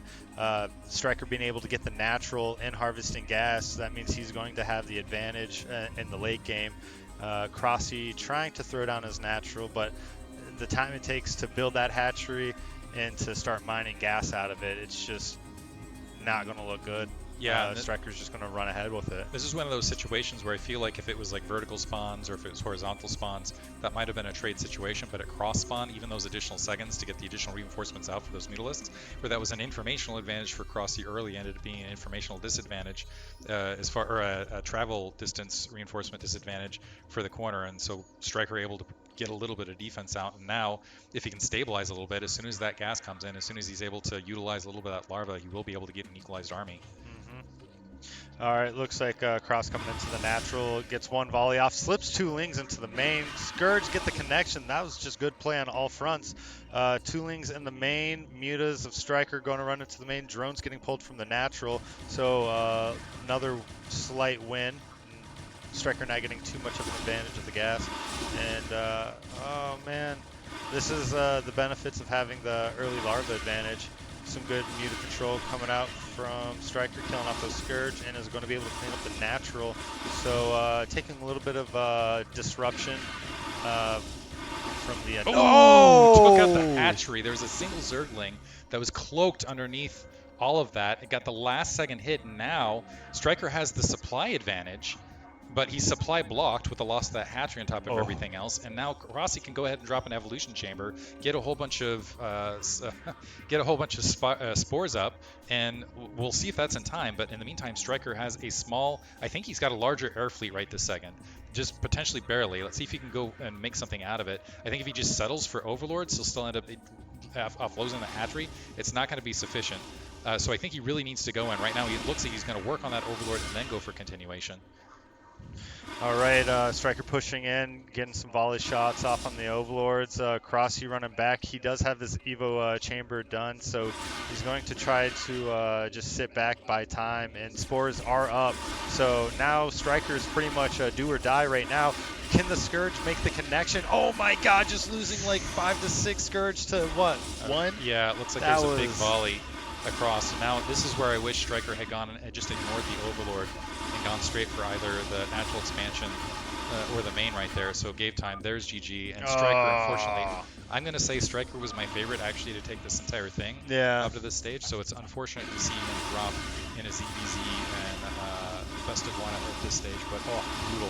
Yeah, brutal play. everything was looking good, but when Crossy came in with those additional Zerglings, it just disrupted him too much. I didn't even think to click on the natural hatchery because I didn't think that was going to go down. I think there was like a little bit of aerial cloaking where he might not have seen it as well, or his Mutalisk might have been blocking it. And I'm not sure if he wasn't was tuned in because their Mutalisk was up in the air and wasn't hearing the attack command. But there's that one last little Zergling just poking away and scraping at That's that all it hatchery. takes. That's all it takes. Yeah. Oh my god. That's EVZ for you guys. Yeah. Oh boy. You gotta love it. You gotta love it. Gotta love it. All right. For people wondering in chat, yeah, Artosis unfortunately has dropped. He did not make it. He got Protossed. He got Protossed by Doodle, which Yeah. I'm actually not shocked by that outcome. Doodle he's a competitor. Yeah, he took me out. I got Protoss as well. Let's go ahead and create. It looks like Jayun might have created for us, so go ahead and Jayun. hop into that match. Or they already? Yeah, they might be waiting on us. Unable to join game. Let's see if they already. Maybe we can get them to stop and recreate really fast. Okay. Because Do you know what that chord? the map is? Okay.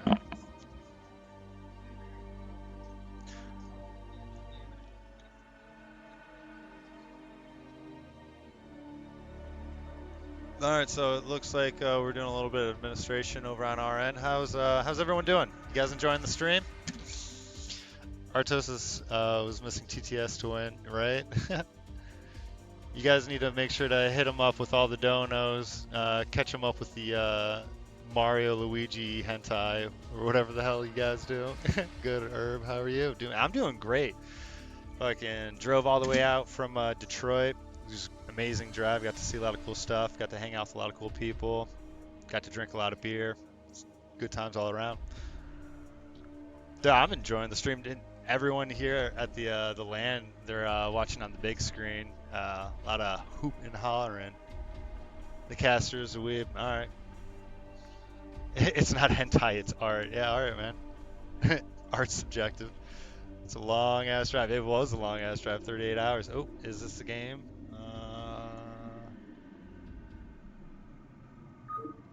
No, can't join that. GG's all around. Herman, how hung over this morning? I wasn't too bad. I thought it was going to be way worse, but no, I just made sure to drink water.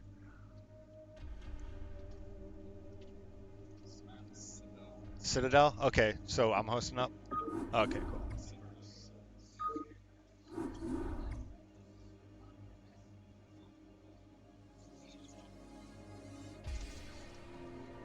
So, Zen bought Chipotle, so everyone's been enjoying some burritos today.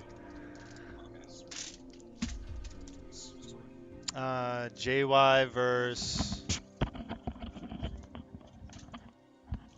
Let's see. I've been Hello? pretty bad at Oh, I keeping up with guess. that. Yeah, you got to keep one ear off. All right. So, Yo.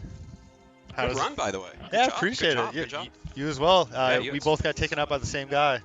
Yeah. Yeah, we both got tossed. Best of one is brutal, man. Yeah, It's dude. brutal. It feels bad, man. Yeah, yeah. It's, For real. Oh, For real. I really.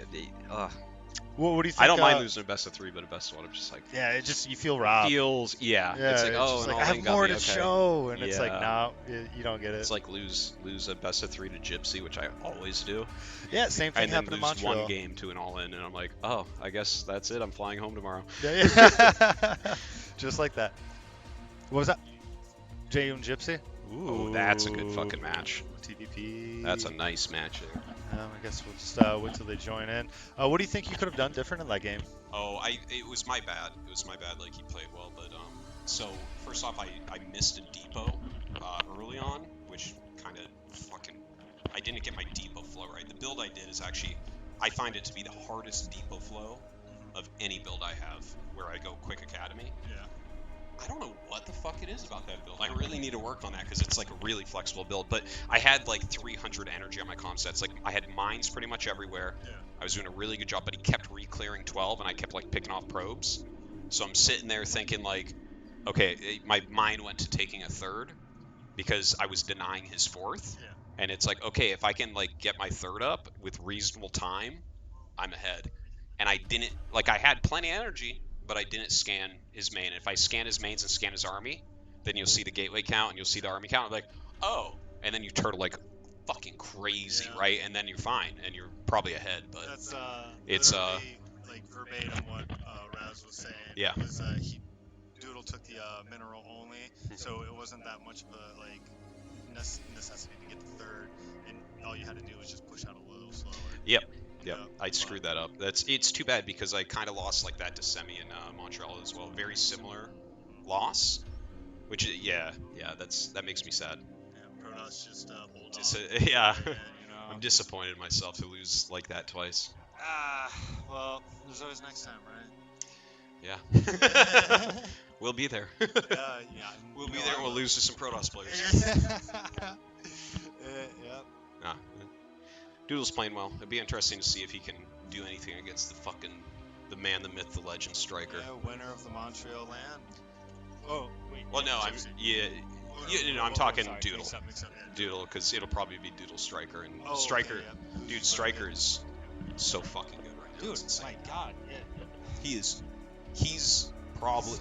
He's probably the second best forward in the wall right now. Like Yeah? he is, dude. Watching him play recently, like in Montreal and here, he's unbelievable. Like the reason why he's in the loser bracket is crossing, right? So it's Yeah. like obviously that can go either way. But Yeah, striker like looks better than most pros. The way he plays macros EVT, it's insane. I mean, he's king shield battery. Every time I go on there, I just constantly get matched up against him, and he just smashes me, and smashes me, then smashes me again. Wait, It's just like, did striker lose? Can we see the bracket?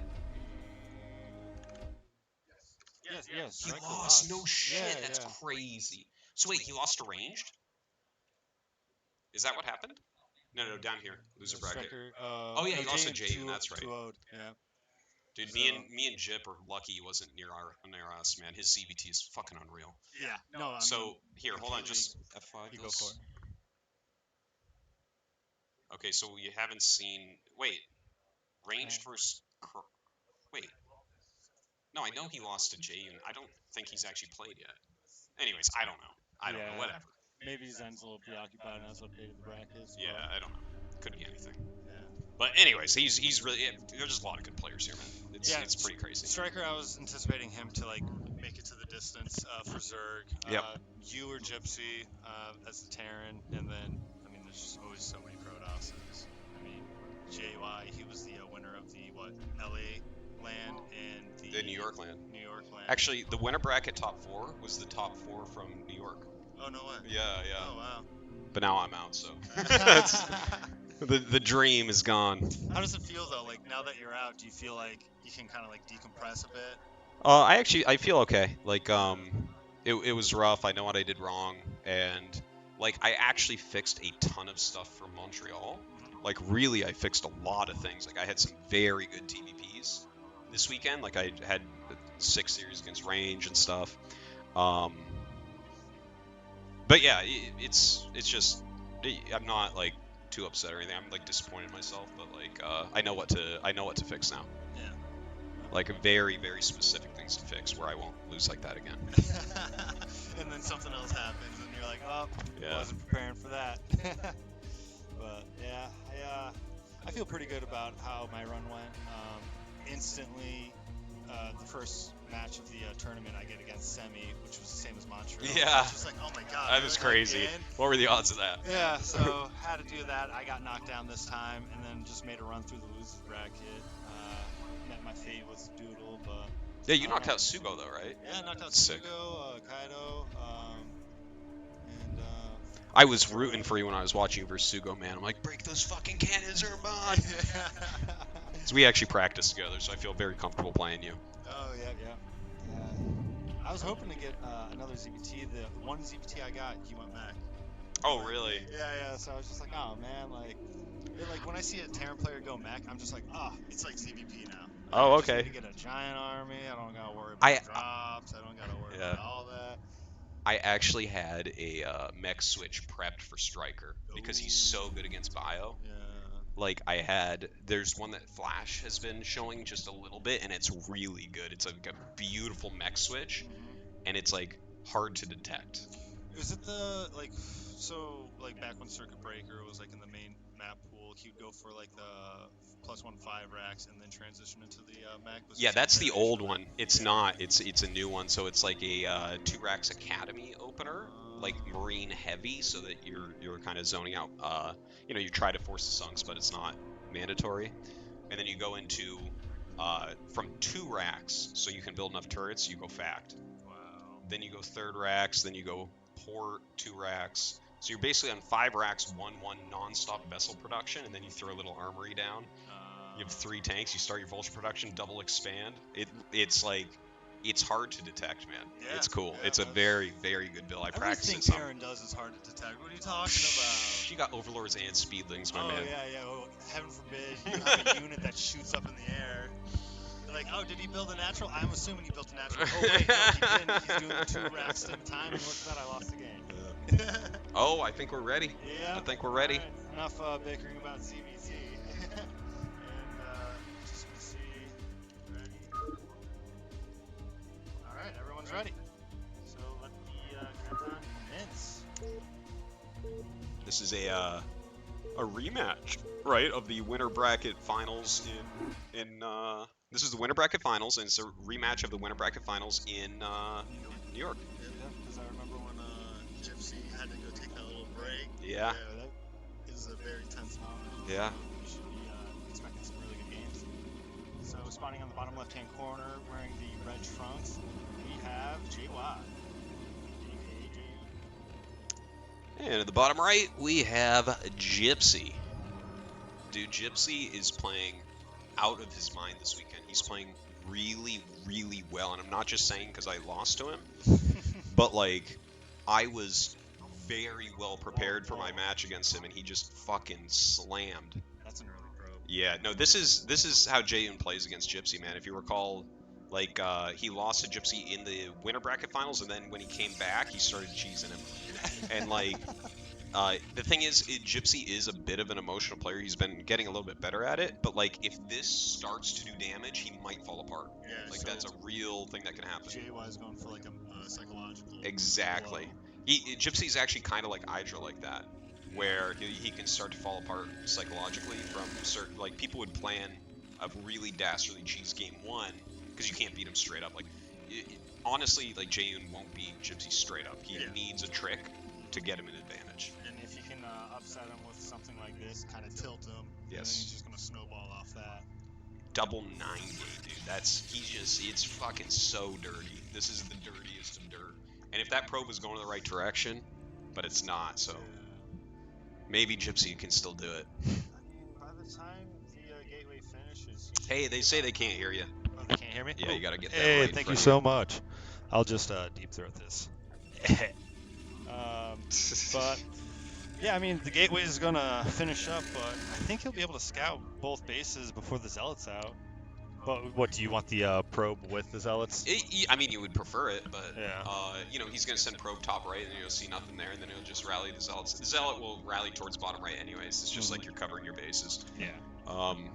But yeah, like a lot of this comes down. Let's see the Sim City. So that's a very good Sim City overall. If you make a depot to the right there, where's the second depot? It is. I don't see the second. Oh, depot. this was an 11 gas. So yeah, that's dude. Okay, so this is bad news bears for Jip. If he gets the factory up, he'll win. But the factory's really far from the Sim City, and it's an 11 gas, so it's a really fast factory. It's especially good against Nexus first. Instead, look at this, the Zealot coming down. If we had a camera on his face, man, you fucking see him twitch right now, because this is, like, when the second Zealot comes, This is exactly what Jaden did to beat Gypsy in New York. Like this type of thing. And look, getting that factory up is going to be a pain in the ass. He needs to start a bunker, honestly. Or where would you put the bunker? Just like kind of Anywhere. Like anywhere that can get near the factory, like right above the gas maybe, right? Like the thing is, no matter how good you are at micro here, there's going to be as many zealots as Marines. And it's just like fucking impossible. Oh no, the Marine's going down. SV goes down. That was trying to build the factory. Bunker might be able to finish. Even if the bunker finishes, he's almost dead right now. This is terrible. He has one Marine in a bunker. His factory's not going to finish. And that's what it comes down to. Like, he has to have that. So would JY try to transition, or is he just going to mass sell it? Lucky RNG. Yeah, he'll go into goons, because, like, that's how you finish here. Okay, he'll GG. He'll GG here. There's no reason to stay in this game. You're, like, abusing yourself. Okay, so... The thing is, what he's hoping for is it will just be constant zealots, but Jayun already has a gas. Like, as soon as a Dragoon comes in, there's nothing to do. So, yep, Zelt's going to be pushing on the bunker mass repair. Actually, only one SCV. This is the BGH Protoss computer right here to just right-click on the bunker with all your zealots.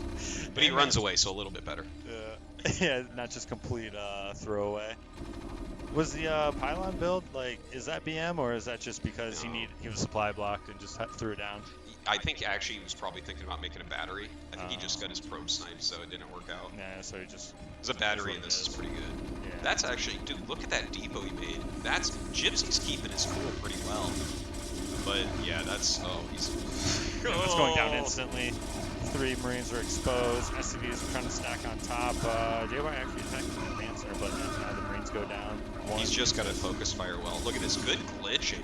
Look at that one zealot walking through everything. Holy shit. Oh wait, the Vulture's out, but like you said earlier, JY's already got the gas. Cybo's probably finished, and the Dragoons are going to be coming, but it's cleaning up. Hey, if he can kill this and then hold the ramp against Dragoons, like you can just make Marine Vulture here and probably hold the ramp.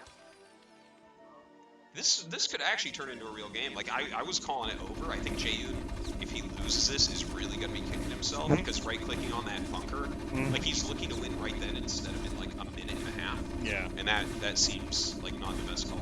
He got a little too careless and just threw away his toss arm, or his zealots. Yeah, basically. Yeah. Like, imagine that you have all those zealots and 2 Dragoons come. Yeah. It's like, oh. How are you ever going to hit the Dragoons? Yeah, you can never hit the Dragoons because the zealots just body block for days. Oh, alright, so we got 2 Dragoons pushing out. SCV's making How a bunker. much health is on the Marines? Boop. If they were all green, then you pull the Vulture back here and you might be able to do it. Alright. He's gonna focus down. Oh, okay, no, he's attacking the Marines now. Once he pushes these back, he's gonna attack the that's so painful. You just... No, don't target the Vulture, he's screwing up. Oh. Okay, oh my god, bunker got down. That's crazy. Just like that. Yeah, normally there you're supposed to just target Marines and just make it impossible to get anything in there. Yeah, because if the bunker finishes, what's going to fill it? So, JY, would you say you just kind of slipped there? Yeah. I think he's made a couple decisions where he thought the game was over. Like, I thought so too. And normally Gypsy is tilted by now, but he's honestly coming with like a better mentality than what we've seen. He just won Montreal. And trying to keep that composure. It's like we were saying earlier, it's really crucial to, like, once you start tilting, the series just runs away from you. Yeah. And this is a best of 5, I believe, so... Oh, it is? Yeah, I'm pretty sure. Oh, okay. So, like, if Gypsy wins this one, he's gonna be feeling very good. Oh, the game's over. He wins. That's crazy. Just like that? Yeah. Just like that. Yeah, you're not... With center gates, Yeah. what can you do? What can you do? Nothing. That's what. All Q kill. Yeah, that's it. That's wild. Like, this was really super Jayun's game. And just turn it around like that. That mine, though, that was... If anyone can clip that. That was the favorite. Yeah. And yep, he's going to attack the pylon and then just push straight for the natural. Yeah. How are you going to hold? He has no production. Yeah. He's got, like, 3 goons. 3 goons doesn't hold this. They probably don't even have range yet. It was spinning. Oh, okay. Maybe they do have range. Alright, a little bit of dancing going down right now. Saving that one Dragoon, but now they're both at low health. I Say think Mark, you know. I think they want you to put your headset on. They're not hearing us with it, Okay. even though this is like muffling, so we can't hear anything. All right. Yep. All right. Yeah, that was it was a great hold from Jip. Like this was epic by him. GG. Yep. Wow. That dude, he was in a dead position. That like Being able to turn that around. Yeah. I mean, you said it yourself. You're like, oh, why hasn't he just left? You know, try to keep that composure. But no, he was like, I think I know what to do here. that Got was yeah. yeah. That was a big win. Yeah. That was a big win for him.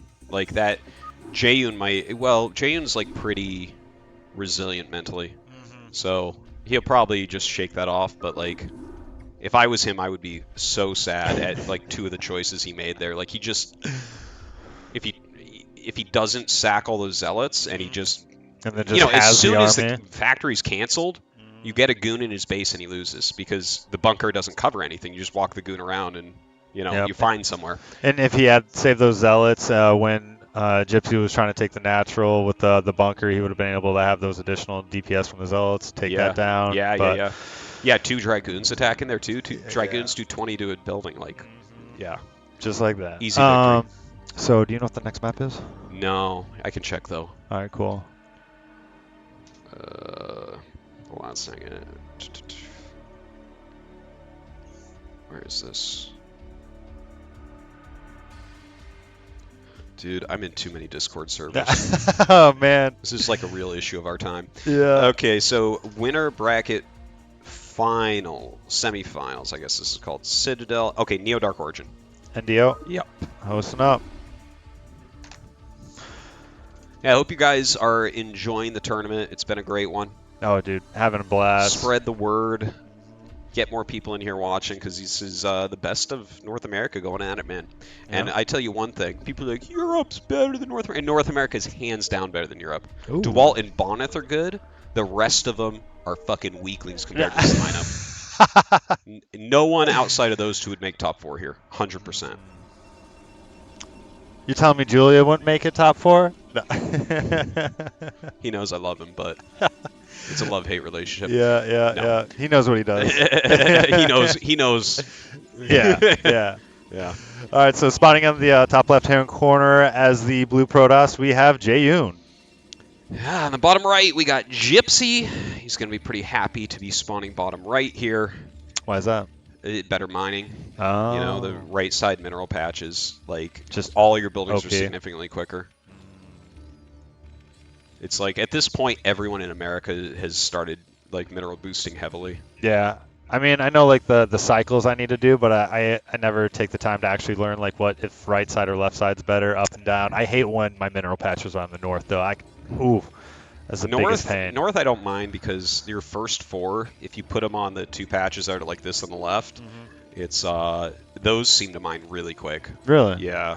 Like Apocalypse, if I'm at 12, the left 4 patches I do first, and you don't have to boost those with Terran at least. I don't know about Zerg, but yeah, I've noticed that some races that requires a different boosting. Yeah. Look at this Again. Oh, he's really trying to get under his skin. Well, going down. What is this going to be? And Gypsy skips taking his gas. Okay, he brings it down, and he's dude. Look at how he's pretending to take the gas. He wants Gypsy to make the gas. Look at Gypsy not make the gas. He knows this is fucked up. Gypsy right now is reading Jaeyoon like a book. Like the way Jaeyoon was clicking on that, it's like he's baiting Gypsy to be like, "No, it's my gas." Yeah. Right? And then like, "Yeah, I got the gas," but like he's just not going to do that. No. And because if you take your gas against Proxy 2 Gate, it's very hard to hold. Yeah. Man. It's just resources allocated to something that doesn't help you. Yeah. So yeah. You saw last game what that looked like. Yeah. It's really tough. But if you figure out that this is 2 Gate here and you go 2 racks, you're good. Showing the second probe, that should signal that something weird. He knows there's a proxy now. Oh, okay. Like, yeah, why would there be a second probe? That doesn't make sense. Oh my God, he's checking Yeah. over here. That's a good spot to check. I've had Protos's build over there. Dude, it was so rare for so long. I stopped scouting and then I died to it. I'm like, oh. And then back to and scouting now it's back. goes. Now it's back. And now that I scout there every game, it's never there. Yeah. This is my life. Yeah. Madness. Oh, just throwing down the bunker. The SCV gets a scout off at Jaehoon's base, seeing nothing. Throws down the bunker immediately. And going second Rex. Perfect. Yeah? Perfect. You have to do this. Okay. And I think he actually has too many SCVs on gas. He shouldn't have 3 on gas. He should have like 1 on gas. Because right now you want consistent marine production. He has an SCV alive in Jaehoon's base. So you just keep that SCV looking around and check, like, does he take a gas? Does he take a nexus? Does he make a forge? Right? Those types of things. Yeah. And, like, if you produce marines nonstop here, you will eventually hit a critical mass that can go out and kill the gates. But Jaehoon has, like, tactics, too, right? Like, he'll pull the zealots probably over the bridges to the left, and if the marines commit on the gates, he'll probably come down and attack. Oh, he's proxy factoring. This is factoring. Oh, good eye, good Dude, eye. crazy. So, I mean, that's honestly a good play. The attention is going to be in the main of Gypsy, so him throwing that proxy factory, he's going to, once that vulture gets out, those probes are not going to be able to catch up. Yeah, if he gets a vulture out, he'll probably just win, right? And we don't have our gas, so this is wait. Yeah. Oh my God. But okay, so he starts 2 cannons. This is where, yeah, you always have to pull all. He should lift the command center, get every SCV out, and go fight this. Okay. Because all he has to do is get a vulture out and he wins. So he just needs to make sure he doesn't lose to something like cannons. Oh my God, the zealots just walk through everything there. They just don't die, man. Yeah. All right. Marines able to dwindle down a few of the zealots. SCVs stacking on top of the cannons. Does this cannon get to finish? He should be able to power that one down. Okay, now the vulture's going to get into the main of Jaehoon. It is producing.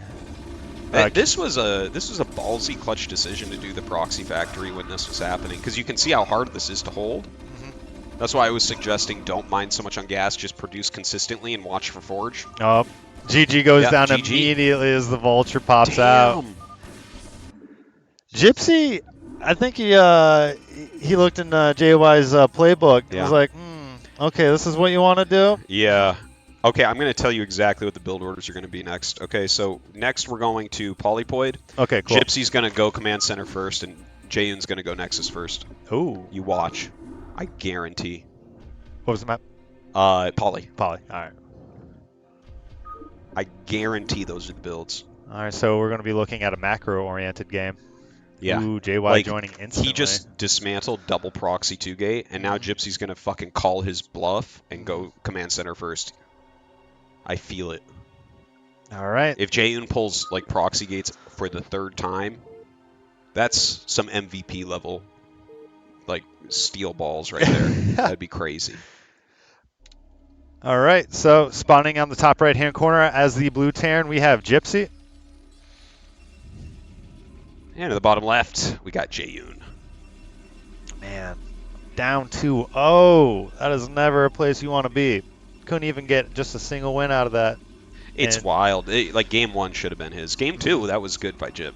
Yeah. That was good. Like Jaehoon kind of threw game 1, but game 2, that factory call was.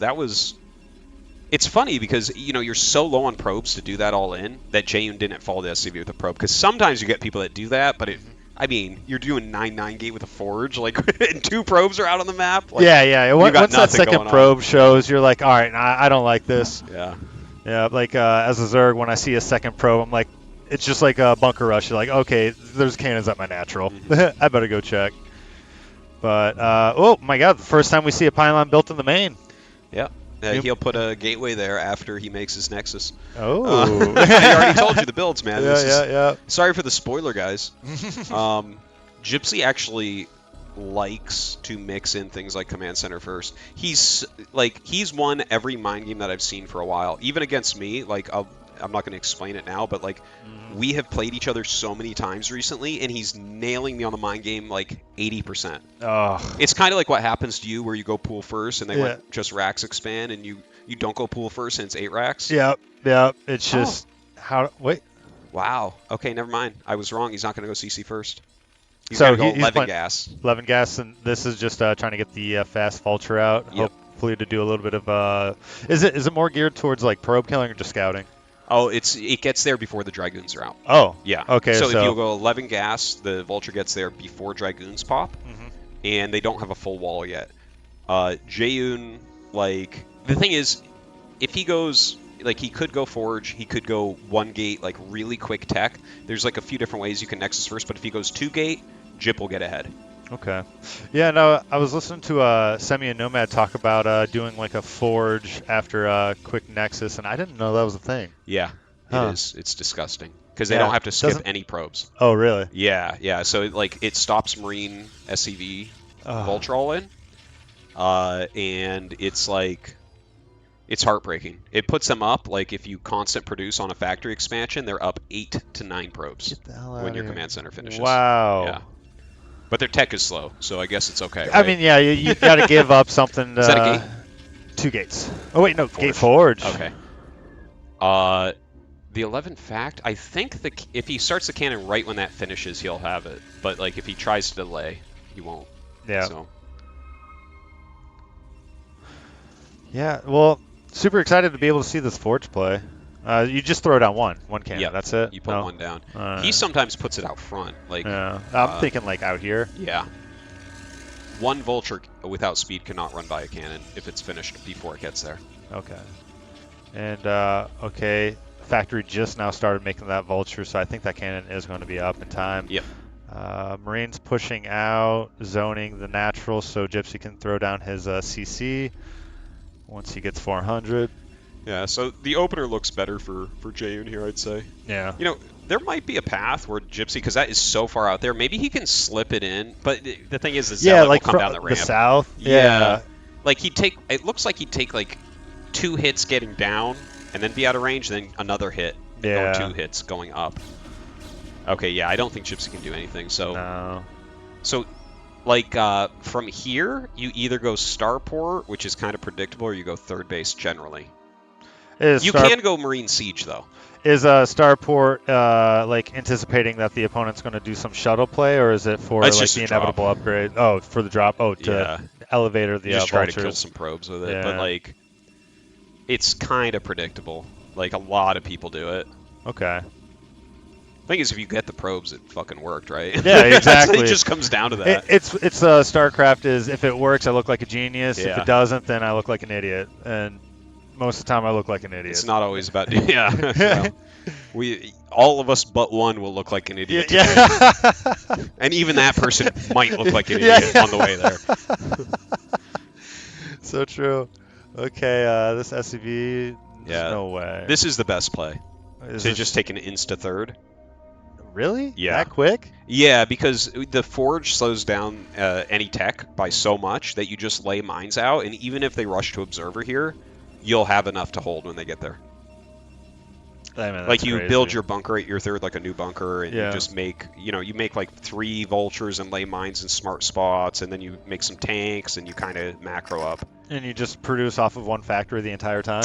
Well, he'll add more. Well, add yeah, more. but what? Yeah. Yeah, so like he won't need his eBay till after 6 minutes, Okay. so he has time to kind of afford things. Now, Yeah, that forge really hinders. I mean, you got to get it for the safety, Mhm. but it hinders your tech route. it does, but Yeah. it gives you a really good economy. Yeah. Like it's the best economy out of all the Nexus first builds. pick your poison type thing. Yeah. But he's going 4 gate ops. Okay. So he'll definitely have a map presence, but Yeah. Gypsy is throwing down. Oh wait, no, that's just the eBay. It's- So It's possible. Now, when you go 4 gate like this, you're saying, oh, I might think that you're going to do some sort of push. That's a very quick shuttle. Huh. This is really interesting. Like, he might just try to ape across the map, right? Like, he might just clear some mines and bulldog. yeah, and like all the attention's going to be at the third, or like Mhm. just this kind of general area. So if he's able to just shuttle at the top, that could be a nice little play. Yeah, there's like potential with this. And I guess it just all comes down to execution. Mine's going to be cleaned up. Yeah, this is important. He doesn't want to show the shuttle, Mhm. so he'll probably bring the shuttle exactly on this path. Yeah, in fact, this is really good play to run the probe ahead. To make Like it really seem, make it seem like he's taking this, Mhm. and then like it feels like he might all in here. I don't know. Maybe he just makes a Nexus and I'm overstating. But the potential's there. I have lost to this exact play. Dragon, who missed his flight, unfortunately. Oh no, We is that miss why him. he didn't make it? Yeah, Oh. that sucks. We wanted him Yeah, here. dang, but man, he's, Dragon. I've done this exact position against Dragon, and he killed me with this. It was very infuriating. Did he elevate exactly or this where I bulldog? didn't know the drop was coming. Yeah. With the drop the zealots on it, run up with a ton of goons. Dude, I think he's gonna kill him. That's what I was wondering. Like, if you're just relying 3 base, 1 factory production, like that is a very tight spot to be in. He has no turrets here and no mines, so it's like it's a little bit tough.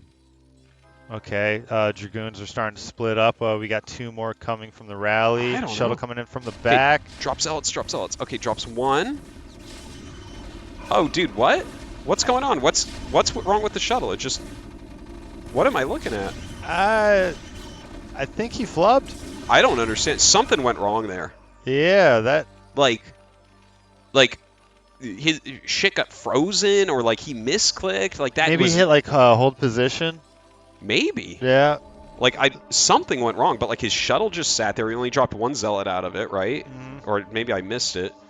But some of his Dragoons were attacking like the bunker in the CC. It just everything. He didn't focus fire. I think was probably the biggest thing. 7 goons and a shuttle with zealots in it. Like it's not supposed to look like that. Yeah, it should have been a lot more explosion on the Terran side. But it looks like Gypsy was able to hold it, and so now he's just taking such a huge lead with that economic advantage, following it up with the 5-fact. We seeing the armory? No? Okay, there's the armory. Ooh, sniping the observer as well. So what would you say would be the... you think he's just going to mass off 5-fact, or you think he'll go beyond 5-fact? Like Yeah. he could go 7-fact 4th, or he could go like 9-fact here. I think he'll probably make the 4th command center. I don't see why you wouldn't. Yeah. Like you're so far ahead that you can just play like a huge game. But like, yeah, a lot of it will come down to if he scans that as well. Yeah. Because if he scans that, he'll just hit a timing push. Just like you could literally go 9 factory here and just roll him over before he has 4 carriers. When you start dealing with carrier, what's the sweet siege tank count? Because I know it's a balance of, siege tank to Goliath. What would you say? You always want to make sure you have a group, generally. Just minimum? Yeah, like if you have 12 siege tanks, you'll generally do okay. Okay. But it's actually funny because some people are like, whoa, there's so many carriers. I need to have, like, even more Goliaths. But at the end of the day, it's the ground army that actually fucks with the Goliaths. Yep. Like, if there's no ground army and you have 3 groups of Goliaths, the carriers take 1,000 years to kill that. Yeah, they can kill it, away. but, you really need to erase the ground army. So, like, it's like a slow and steady type play. Like, you can't just do, like, the Protoss thing and just completely eviscerate everything in sight. It's, like, slowly poke only and Protoss prod. can do that. Yeah, Storm. But, all right, so we're getting the siege tank count up. We do not have +1 yet. You think it's attack? Yeah, for sure. Yeah. You only go armor against Zerg. Protoss too strong. It's pointless to get armor. Yeah. It doesn't 1 off of 20 is nothing, Yeah, exactly. All right, so Gypsy actually feeling comfortable and confident pushing out to the middle of the map. Vultures will be able to scout out the Dragoons, but no sieging. So it seems like Gypsy... He's aware. Yeah. He's aware. Like, when you don't siege, you're not supposed to siege if they're going carrier. Because they're trying to make you siege, you just say, fuck it, no, come fight me, let's go. They're trying to buy time. Yeah. Yeah. You don't give them any time, you just get on top of them. Scans himself, probably was hoping that there was an observer on top. Yeah, he's got to be a little bit careful, too. I see 1 mine there. Okay, he gets over it. This is actually really clutch, killing off the reinforcements. Gypsy's going to have to pull back. So this army, it's pretty much it. If he's able to damage it, he doesn't have to worry about the reinforcements. Siege tanks picking off, I think it was the 1 cannon. The 4th mineral only just now finishing. Jayon trying to get a little pop shot. All the siege tanks sieging up, and Gypsy is making a stance. Yeah, it's a good position. If he can kill 1 base, he's going to be really happy with this, I think. And he's going to go for the 9. Yeah, that's the easy one. He's already set up. Oh. Now, pushing in 2 directions here can be a little bit... Like, occasionally I'll do something like this and get in trouble for it, You kind of start to spread everything too far. Yeah, you get too thin, and then they start cutting off your limbs. Yeah. And now the carriers are out. He's showing them. I think Gypsy already knew anyways based on the speed of that attack. Yeah. only 3 interceptors. It's going to take a minute to kill these siege tanks. Can't even kill off this Goliath. Ooh, okay, picking off a straggler siege tank. These Goliaths are totally going to be able to kill off these Dragoons. At the same time, Carrier's trying to focus down. No, just that Goliath. Big push coming in from the natural of JY. And it seems like he's actually going to be able to clean it up with the Dragoons, but the reinforcing Goliaths might be able to take... Yeah, no, he's going to be able to push him back. So it seems like it's getting a little sloppy, but Gypsy's going to be able to hold the position. Yeah, it looks like he'll be able to kill this base off, so that's nice. The like, I think you can probably kill all this. Like, there's enough goons. It's only 2 tanks on high ground. Like, it's going to be costly. It's going to be costly. Yeah. How many missed shots can we have? Oh my God! What That even was just beautiful. happened there?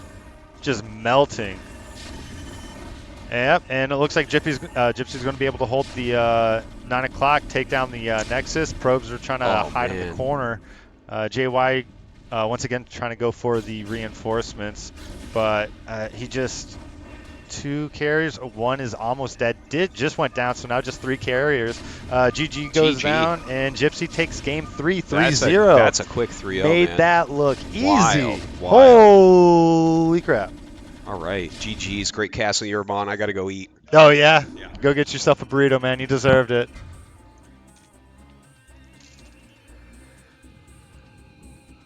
Wow. That was pretty amazing. Gypsy's looking pretty good right now. I mean, stopping 2 proxy double gates. Yeah, feel free to come on in, Moletrap. Let's. I'd love to pick your brain. What's your thoughts on that series? All right, so the first mistake was they plugged in their computers and started playing StarCraft. Yeah. After that, it was all downhill. Then 20 years later, they played this game. That's my professional opinion. Yeah. I think we're going to be figuring out, I think we're going to do the Doodle versus Crossy is the losers bracket semifinal. Yeah. Okay. Did you want to jump in here? I don't, like I said. What do you want to break? I'd like to cast a Zerg. Okay. Yeah. PVT. I was like, man, I'm trying my best. Thank God Artosis came in clutch with the actual strategy and advice. But I was like, man, you think so? Ah, man, I appreciate it. I'm just trying to imitate what I think a Terran or Protoss would say in the moment. Retro Radeon Neo Dark Origin. Yeah. Oh, you're gonna host up. I was gonna write that down or something. Let me type it out. Retro NDO. Do you want to cast, or do you want me to cast? All right, you cast then. Ooh, get to cast with Diggity again. So retro. No, man, appreciate it. And like I said earlier, dude, I'm so happy to be able to see you out. Dude, what you've contributed to the community with all your casts and stuff. It's awesome. And you were not too long ago. It was like a few months. You were doing like, yeah, you were doing like old Kespa era, like replay. ASL old school watch party. Yeah. Life, but is what it is. Community. Hey, nice shot there. Community, thanks to Moletrap for coming out as a surprise guest yesterday. Yeah. I know a lot of people here were excited about it. I appreciate it. He gave me a ride from the airport. Which I really, really appreciate. Oh, he was your ride? Yeah. Oh. That's all he's good for. No, just so you guys know, like Moletrap was. People, I was actually discussing. Oh. Discussing this yesterday. Yeah, it did. Moletrap was the best man. Like, people think, oh yeah, Moletrap and Diggity. Like, I knew he was the one. If you want to thank people for my casting, I got in because of Moletrap. Moletrap was the first guy that sent me like various YouTube videos of like fun games and whatever not, and I was like, oh man, this is really, really cool. And he was actually, I think he originally sent me a game or a Boxer micro highlight. It was like a Gosu Gamers compilation, I think, of Boxer doing a whole bunch of crazy tricks. Just like a Pimpus Plays thing. Of like Boxer stuff. It's still on Vilatech. Yeah, I think. Really? Yeah, that video in particular. But anyway, that's what got me in. And then there's an old guy named Klaser that stopped, and Moletrap was like, nobody's doing it, and we love this, so someone needs to fill in the gap. And that's when he started, and I started because he started, and that's the rest is history. He's the best man at my wedding. I've known him since like 3rd grade. A lot of people don't know that, but yeah, he's an awesome dude, and I'm glad he came out here. So, show him the love, community. Appreciate it. Yeah. But yeah, he's awesome. Is what Didn't you get a gift for being his best man? Yeah, I gave him a gift for being. He gave So, him a sword. oh, so you gave him a sword? Yeah, he was my best man. Oh, okay. I was When I telling got people married, the he was my best reverse. man. I was saying that Moletrap gave you a sword. Now I look like a fool. Yeah, I don't remember. I don't even remember. But the only wedding gift I remember was someone gave us like this lamp, like this lamp, and it was like like a lamp that would tarnish over time. They're like, you have to like take care of Grease this it. lamp as though it were your marriage, because Yeah. if it's decrepit, then your marriage is decrepit. And we're just like, awful. Yeah, like It was just I don't like, need that. yeah, it was Yeah. weird, Yeah. weird gesture, and we. So then we returned it. Yeah, I think it's like anyway. It's decrepit up in It's the attic. decrepit and tarnished out of sight right this second. But I'm just like, just stop, go away. Yeah. I can see why you could remember something like that. So this is going to be a best of 3 in the losers Yes, bracket. this is now best of 3. Ooh, ZVP Cross versus You Doodle. want to do the obsing? Yep. So it looks like Crossy ready to go. And do we have the right? Yeah, we do have the right All right. frame up. So let's go ahead and hop into it. I'm actually really excited about this. It was funny. I told Doodle before hopping in, I love it when I'm right. I know a lot of people say that, but I really do love it when I'm right. Upper left-hand corner, by the way, we got Doodle starting as the blue Protoss. Upper right-hand corner, we got Cross starting as the red Zerg. I told Doodle walking in, I'm like, you're my dark horse this game. You are my dark horse. Okay. And here he is in the top 4. And yeah, if you do not know, BSL Hasu League champion himself. And I knew he was one of those guys who could take a lot of matches off some really top guys. We'll see. This is going to be the big test, though, because Crossy's definitely one of the big 3. I actually had Striker taking the entire thing, so it's unfortunate to see him go out in particular in his EVZ is the best of 1. A lot of people are saying that. I wonder if next time we can extend the best of 3 to 1 more bracket out in the lower bracket. Yeah. But this is like This has been an amazing event, so that's not a criticism of Zen. No, but it's just something that we adjust your can always build order improve. as you go. That's like the StarCraft way, right? Yeah. But yeah, I had Striker winning this up to this stage, but this is going to be the real test for Doodle, because Crossy is definitely one of those guys that I could see beating Gypsy and Jaeun, and he's just an amazing player, just one of the top Zerg when he's in good shape. And I mean, Crossy, he lost to a big upset versus Semi in the Montreal one, so maybe he's just like been really hammering out his ZVP. So, because his ZVTs always seem strong, so who knows? Maybe we've got some good games coming up. Yeah, that's a good question. Do you feel like Crossy's weakest matchup is versus Protoss? I wouldn't say it's his weakest because he was taking games off DeWalt, right? Yeah. Yeah, but maybe a testament to Semi actually out there. Yeah. The Semi's had like massive improvements over the last year. yeah, and he hardly plays too. Look But at I mean, that's a luxury of Protoss, am I right? Get the digs in. We are seeing Yeah. a Forge first opener here from Doodle, which is a rare opener these days. So he's going to opt for going potentially Forge Nexus. I feel like that's like when a Protoss player goes FFE, it's more of like kind of like a head nod. Like, I respect you. Like, if I try to do some gateway stuff, I feel like you might be able to just completely Gotcha. ling all Respect to in that me. Zergling micro, and I will say Crossy Zerglings or something else. Oh yeah. Faux show. Zergling micros is one of his strong suits, and this is a good way at least to negate that in the mid game. I will say Doodle, I feel like Doodle does very, very well with his Corsair micro, so maybe also wanting to make sure he pushes it to that stage of the match. All right, so the first set of links coming out, gas not going. We did go Nexus before Cannon, Gateway soon to follow. Constant pro production, third going down. I mean, so right now what we need to be paying attention to is, okay, no, he's taking the gas before the third. If he takes the third, then gas, that's usually a strong indicator of 973. Yeah. But it looks like Cross is actually going to be opting for more of like the standard macro game. Overlord at the natural, seeing the timing of the gateway. And everything seems to be going pretty smooth. Yeah, one in particular, I think one of the reasons that Forge Fast Expand fell out of favor was because of 973 and because of all the various hydroless pressures that have. Because oftentimes what you're doing is you're seeding. You're like, okay, here's your third base. You really can't contest it when you go Forge Fast Expand unless you're doing something magical like a proxy, like cancel the Nexus when proxy gateway's behind. You know, Protoss thing. I like how I Yeah. say this. Hermon's like, Yeah. I get to look like, Yeah, been there. yeah, been been there, there. seen that sort of stuff. Yeah. Raged at it. Alt F4, QQ'd, rage quit off stream. Been there. Yeah. But yeah, I'll be interested to see if Doodle has the chops because basically the statement is I want to go for a longer macro game. I don't want to have to deal with your Zergling harass in the early stages, so I'm going to make it to this next mid-game stage and try to play it out from there. Okay, so Saibo is down. I did not catch the timing of the layer, but if the cybernetics core is being produced before the layer is starting, that means the Stargate should finish in time to kill off a Overlord before the Scourge pops. So it looks like the tech advantage is going in Doodle's favor. It's one thing nice having a Zerg to give those timings. I'm always never, like as a caster, like who was I talking to about this? I was talking to someone about this. Oh my god, what? Oh!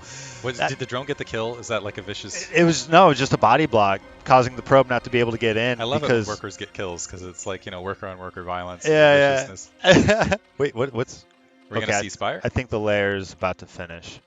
Okay, there we go. Yep, so we are going to be seeing Spire. Yeah, so 3-hatch Spire. One thing... what? Ooh, this is my concern. This is one thing Protoss often do these days, is they get lazy. They presume that it's going to go into 4-hatch, and they don't do due diligence, and they don't go for the Stargate. They just presume that Zerg is just going to get the initial 2 Scourge to do the scouting rather than going for that play. But this opens up an opportunity for Crossy, particularly if he sacrifices that Overlord at the main to confirm. It opens up an opportunity if there are Mutalisks at play. That is a very exposed main, and there's no defensive cannon there right this second. Yeah. So, all very true points. Second cannon going down. He looks like he's just going to be pumping off 2 gateway. So usually when Protoss go for this type of play, yeah, they're going to have that first initial push with the +1 speed lots, but then sometimes a lot of Protoss players go with the double Stargate follow-up because it forces the Zerg player to go Muta, and then once you get the double Stargate, it's just, oh my god. To go the opposite direction. Yeah. So this game... Looks like it is going to go to 4-hatch here. 5. And pull back over, so standard play. Yep, standard play coming out from Cross. It all comes down to if he just pops out that initial 5 mutas. If he makes the Scourge, then he's going to be a little bit behind. But with this natural gas going down before the Hydralisk Den, that is a strong sign that it is going to be muta opener. The Zealots starting to make their move across the map. Zergling's pushing back. Another point is that Doodle's been, after losing that probe on that ramp, he's been playing in the dark this entire time. Yeah, so he could think that it was a 973 coming his way. Yeah, he did drop a preventative cannon along along that edge. So the Mutalisks are out in the air. The Zealots are making their way across. The Zerglings have spotted the Mutalist position, or the Zealot position, so those Mutalisks are going to get on top of them very, very rapidly. All right, Zealots are committing. They're not running back. He's going to be seeing the sunken. Okay, speed finishes as soon as the Zealots get to the natural. That's actually really good timing. +1 just now finishing 2. Splitting off some of the Zealots, not losing any of them. Trying to make their way into the third. So the Zealot's currently holding. There's a sunken colony there. 1 Zealot loses their life. The rest dashing back to the main. And let's see if we got Stargates in the background. So there's an emergency cannon at the main. We got a Templar Archives underneath it. We got a little patch of blue in no man's land right there. And I'm wondering if what that level of tech is here in the main. Oh, here, no, it's double just double gateways. Yep. Okay, yeah. So basically, Doodle trying to skip Stargate altogether and play it from the ground. Which is, I mean, if Cross just masses mutas at this point, it's going to be really difficult for Doodle to be able to hold. I really feel like there's going to be a Dark Archon coming out, or 2 Dark Templars to morph Dark Archon. He's because need it. Yeah, there's no way he's going to be able to deal with this. Completely exposed right this second. So Crossy can. So yeah, there's the 2 Dark Templar right now. Oh no, High Templar! Oh no! One High Templar remains, but basically there's a lot of territory right now that's exposed for Doodle. But Crossy's still in a great position. He's already even on supply, which is not where you want to be as a Protoss player. I think he's got. I'm not sure if he's plopped down a 6 hatchery as of yet, but yeah, there's a 6 hatchery now. But 6 hatchery muta in this situation, especially when you cleared out the zealots and they got absolutely nothing done. Yeah. Very, very strong situation. But I mean, at the same time, the mutas haven't really done anything other than just denying the zealot attack. Cross is at the best spot right now. He's completely saturated in all 3 bases. So once he starts making his muta, whoa, muta's going into the natural, forcing an Archon morph and killing off a High Templar. Doodle is in a really bad spot. He's not going to be able to push out for some time. Interesting. Yeah, I'm wondering where Crossy's spending the resources here, because rather than filling in, usually when you see 6 hatcheries, it's like Mutalisk Flood. He's popped in a couple Hydralisks to push back, but I feel like he is missing a bit of an opportunity to just start pecking away at those gateways on the units as they're coming out. But right now, it doesn't look like he's also filling in the Mutalisk count in between. No. So I'm wondering if he's just making his way to a Hydralisk tech transition, just going to press from there. Yeah, usually once you get all your drones, that's when you want to start pumping out the Hydralisks. Mutas are more like I need to stay alive, and I just don't have the larva to be able to outnumber the zealots. So right now, Cross is just playing this matchup so smooth. Zealot checking bottom right hand corner. Yeah. Try to deny that hatchery. I don't know how. There's a big gaggle of Hydralisks making their way that direction to go ahead and take care of that. And now Crossy, at even supply, the danger becomes containment scenario. So those Zealots trying to pocket themselves with the 12 o'clock to be a harassment later. The Hydralisk trying to get a little bit of free damage, but not finding it on that. Yeah. As far as the spread, not able to find it on that edge. Yeah, and in moments like this, it's like, why doesn't he just stop and like attack the wall? But when the High Templar has already shown itself, you don't want to be distracted looking at something else and losing 12 Hydra to the Storm. Yeah. Actually, Doodle pushing out with the Zealots, getting 1 kill, doing a lot of damage. Ooh, 2 more Hydras fall down, total of 3. But it looks like Cross is going to be able to regroup and push back the Zealot army.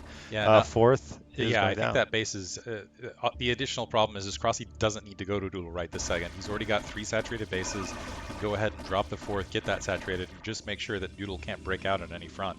So I'm wondering if we're going to see a storm drop or something along those lines for Doodle to try to bust out. He does have the 6 gateways behind this, but Crossy's still ahead in supply. So we're total 8 gate because of the 2 at the natural. So this is actually going. Wait, his forge isn't spinning right now. He got his 1/1, so that's good. That armor it's so useful. When you thought trying to kill Zealots with Hydras was hard enough, throwing that +1 armor, it's just so brutal. If we check the main of Crossy, is he just sticking? Yeah, just going to stick on layer tech for the time being. Yeah, he's just going to focus on pure Hydra production, get his second ranged attack. He's already got drones mining at the 4th. Bit of an early transfer right there. So right now, what Doodle is going to be trying to do is just get these High Templars to get a lot of energy and start making Dragoons as the follow-up with his giant army of Zealots. Crossy actually doing a really good play, holding at the top of the ramp, forcing Doodle to just go into bad engagements, and this High Templar is just blocking everything, and Crossy's going to be able to pick up way more than he should have. So now, yeah, more Hydralisks moving in. I actually feel like that was a decent exchange for Doodle. He got some really good Side Storms off, and yeah, a lot of his army was body blocked out. But that Side Storm sat on those Hydra armies for a very long period of time. However, the problem now is do you get flanked and trapped here? And we're seeing a bunch of red coming from the rear and picking off the probe, which is critical because that's going to delay the base.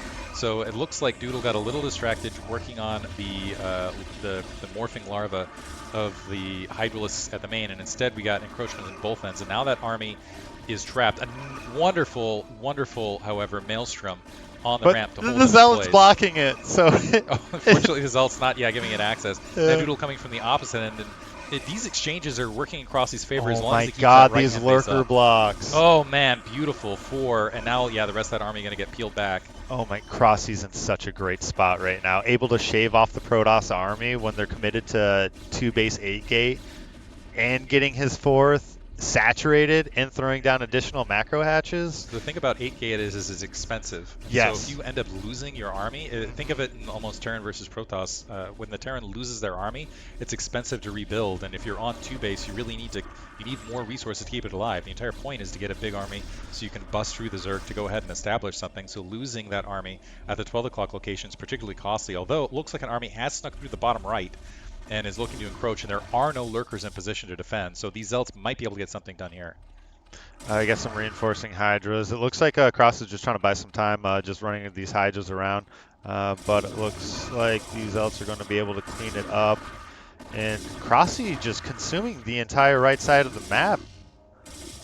So getting some additional hatcheries down, some Hydralisks are coming in. I don't think that's enough. No, and he's Zealots, not going to be able to they snipe might be it. able to power down that hatchery. There are 2 additional hatcheries in the spot, so I'm not sure how much of a victory that will be, but at least this is delaying mining a bit to allow Doodle to get another. Oh man, that's going to be so hard to encroach that 12 o'clock. So I'm wondering if Doodle's just going to give up on that 12 o'clock and try to take a different base. Yeah, he needs to take a third, because when you go to this 8-gate mass army upgrade playstyle, you run out at your main and your natural. So his time to be able to put on like a timing attack is gone because of that kerfuffle at the 12 o'clock. So he should be just aiming to try to secure this 9 o'clock. Looks like the Zealots were able to exit, and I'm wondering if they're going to try to link up. It looks like Doodle's actually positioning for attack, because rather than moving to the 9 o'clock, rather than engage the 12, Crossy's sensing it though, and look at the regathering and at his rally point outside his natural expansion, able to absorb a lot of the attack. And the High Templar are coming in a bit late, so they're not getting the free storms over that Hydralisk army.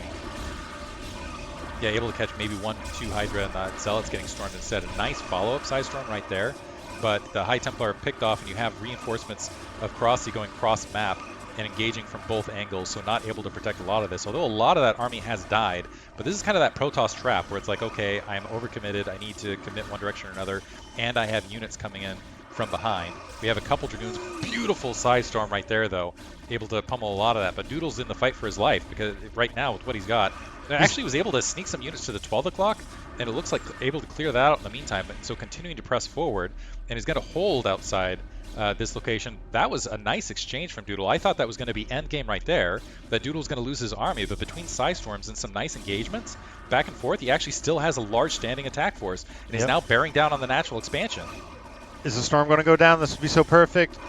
There's so many Sunkens being built at the natural. Crossy does not want to lose this. Doing everything he can. Big storm going down, killing off the Hydras at the natural, but the reinforcing Hydras from Cross just going to be able to kill off all the Dragoons and pretty much the rest of the army. Doodle drops the GG, and Crossy takes game 1. So Doodle, recognizing the situation, he's like, okay, I've lost access to 12 o'clock. I'm not going to bother with 9 o'clock. Actually, Crossy was already sitting at the 9 o'clock location waiting for him. Yep. I'll try to draw up the map in the meantime. And so instead going for the kill. But if you're going to go for the kill like that with the Zerg in a good economic position, you have to be really, really decisive, and you have to storm in before they're able to rebuild rapidly. Second map looks like it is Radion, by the way. Radion. All right, sounds good. And so, yeah, the not being able to just go and crash and wipe out a base cost him, and really what I was expecting a little bit earlier just happened on delay. Crossy was able to get the swarm, able to wipe out the army, and that stage, that was kind of the last hurrah. You don't have enough resources to remax after that. Looks like they're ready to go, by the way. All right. Yeah, I honestly feel like what was the deciding factor was when Doodle tried pushing at the 12 o'clock to just go over to the natural of Cross, and just had to waste storms, got his army cut off, and then after everything was set and he was able to secure the 12, then Cross came in and killed the rest of the army. So you cannot lose your army whatsoever when it comes to that 2-base 8-gate timing. Upper left-hand corner we have Doodle, by the way. Upper left-hand corner we have Crossy starting as the red Zerg. Bottom left-hand corner we got Doodle starting as the blue Protoss. I think this is partly why Forge Fast Expand also fell out of favor, is because that +1 Zealot leg speed timing has been somewhat neutralized by Zerg. They've got like the exact right amount of Hydralisks to kind of press. I feel like it's a little bit stronger on bases where there's a much larger distance between the natural and the third, so it's harder to reinforce either point. But Zerg have gotten very, very good at creating that Sim City. and just creating a lot of corrupt in the way where it Well, just so that's the thing. Early, like 2010 era, Zergs were always going for the third at the natural of another expansion. So it was always like that kind of cross map, try to get that quick fourth, and then just mass Hydra. Yep. But because of the Zealot aggression, that's why Zergs now take a closer third because of that. So they can get that Hydra reinforcement, and they're the not just running evolution things of around. the meta. Yes, and it looks like we're actually going to be getting a 9 pull with the Extractor trick coming out from Cross, and we are going to be seeing a Gateway Expo coming out from Doodle. So maybe he feels a little bit more confident. He got a little taste of the micro from Cross, and he's like, you know what, I think I can hang. Actually, you know, how do you feel about 973 on this map? I feel like it's a little blunted because of the distances, but it's a wide open natural. Like it has that like wide, because you really love it when you just have that wide open space where you can just stack all the Hydralids. Oh yeah. But at the same time, at like mass travel distances at all spawns, it makes it a little bit harder to execute. Yeah, I mean, it's a tough call. It's still a strong pressure, regardless of the distance. But if you try to go for the kill, yeah, it definitely loses its like lethality or its lethalness. And so I don't know. It kind of goes both ways. It really just comes down. What does Doodle throw away his zealots, and then it's just cannons, like so. The travel distance, I could see that being a thing, but it's such a strong pressure. Like you still get a free forge. You still get a free gateway. Yeah. In the meantime, it looks like a natural expansion's been dropped. The Zerglings are streaming here bottom left, and the Zealots are going to have to get back to home base to defend that natural expansion against a potential run by. In fact, is that ramp covered yet? I don't think that ramp's covered, and I don't think Doodle's going to be in time to protect that ramp. Oh, wait, no. Yep, the Zerglings, 4 Zerglings going straight into the main of Doodle, just a little sidestep of the Zealots. So now this is going to be really annoying. There's only a probe out, and that's trying to run away, so there's no aggression on Cross's end, so Cross can just completely focus on just causing these probes to move around and just causing a little bit of disturbance. 4 Zerglings feels like it's the magic number 2, where they're just usually, so 3's still a threat. 2 is more of a nuisance. It feels like the probes can defend themselves against 2 and you're less worried about it. But 4, it's just like now we got to keep an eye on them wherever they're at, wherever they're going. And you can see, yeah, Doodle, he's got 2 Zealots dedicated, but still, even with those Zealots, Crossy trying to find corners. He's lucky he hasn't lost a probe yet. Yeah, honestly, this has been really good play from Doodle. Oh, wait. Okay, here we go a little bit. Oh, my God, that probe barely getting by. 2-2. Yeah, very solid defense. The Zealots have been have done a good job screening out. In the meantime, Forge going up, the Zealots able to plug the additional gap, and Crossy kind of doing Crossy things. He's already grabbed the 3 bases. But yeah, I got to say, Doodle's has done a fantastic job actually to mitigate the Zerglings on the run by here. Yeah, not losing anything. He hasn't lost anything, and he hasn't really overcommitted in the meantime. Oh, okay, there it goes. Yep. This becomes a little bit more challenging now as the gas is up at the natural expansion because there's always that gas line to get pecked away against here. Zerglings testing the front there. Yeah, I mean, so since Doodle hasn't really lost anything, he's been continuously building Zealots. So once these Zerglings go down, he could honestly put on some aggression, but at the same time, Cross has done nothing but drone, and so I don't think he would have an issue building some additional Zerglings to deal with the potential Zealot threat. Pro being pulled just in time. Oh my God, Cross, the multitask. Look, he's over at 430 APM right now. He is wanting to win this. He wants to go to the finals. Got that second probe finally. In the midst of this, we do see that Stargate building, and a nice advantage is you at least as a Zerg get to see that all the tech timings in the space of this and know what your Protoss opponent's up to. Cannon going down at the natural expansion, no cannon in the main, and yet another probe last second getting wiped out. Now it's just a single Zergling left in the main, so that's greatly negated. But that's the Zergling with the 2 kills. That's the one that's the killer. So look out. The devouring one. The devouring one. All right, so we already have some additional Zerglings at the natural because he knows that once he loses the Zergling, he gets that third. The devouring one lives in glory. Yeah, His blood gloriously stains the Protoss worker. Okay, so now that Doodle's dealt with that threat, it doesn't seem like he's going to be budging with any of these Zealots.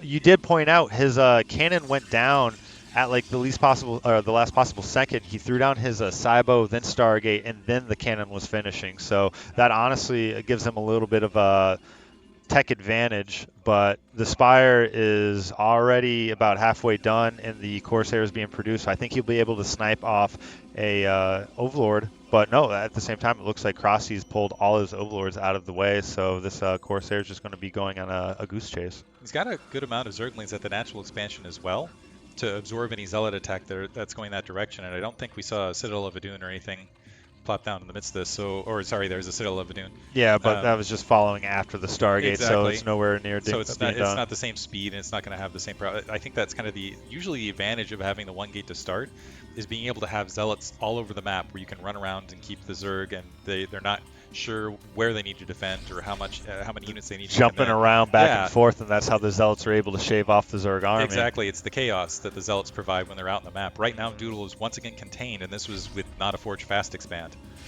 Okay, he's gonna get an Overlord though. It looks like. I think Scourge just now popping. So will he be able to save this Corsair?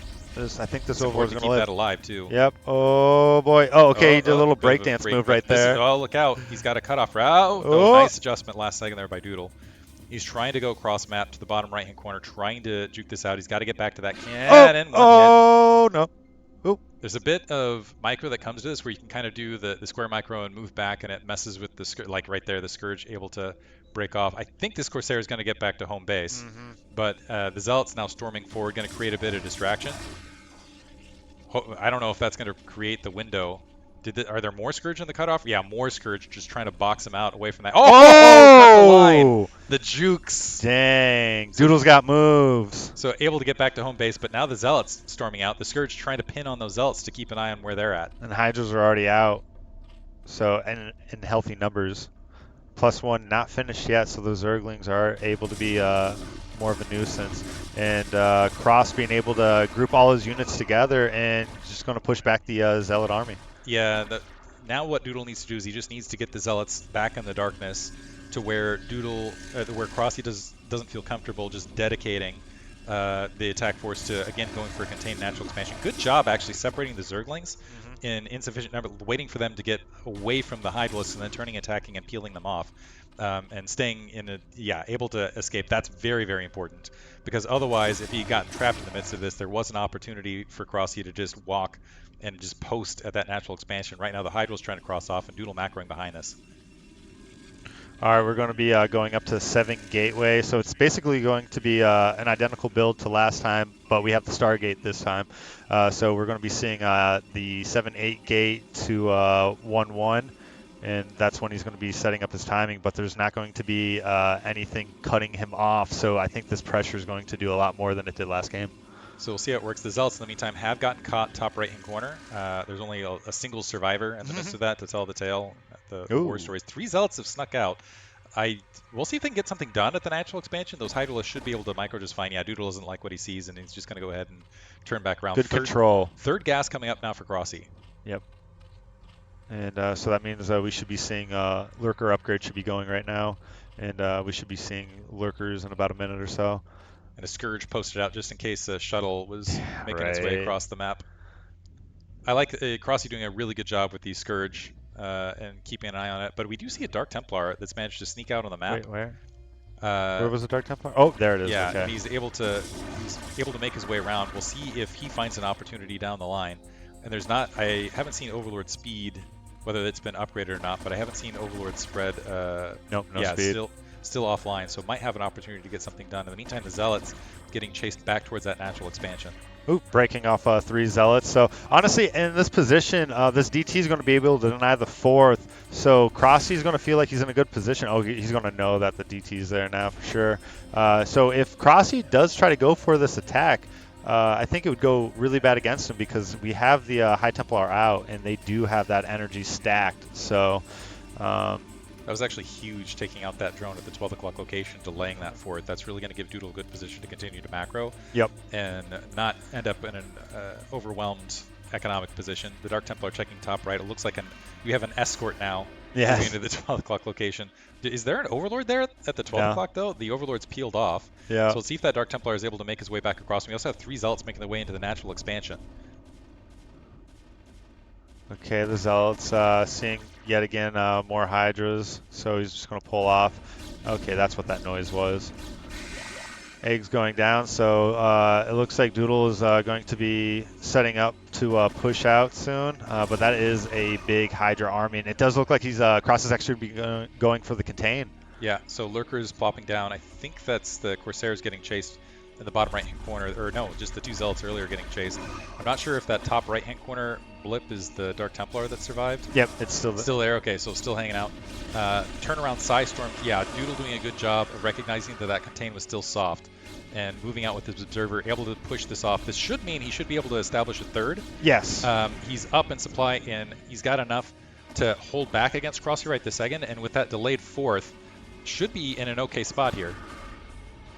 Yeah, we do have some Hydras over here waiting for that potential Dark Templar to come back, but it seems like he's taking a nice little coffee break, and Doodle prepping his army to the third to potentially take that. Yeah, I don't see the probe alongside, so yeah. A little bit late. Oh, there's there probe. He is, yeah. making his way, just absolutely making clear.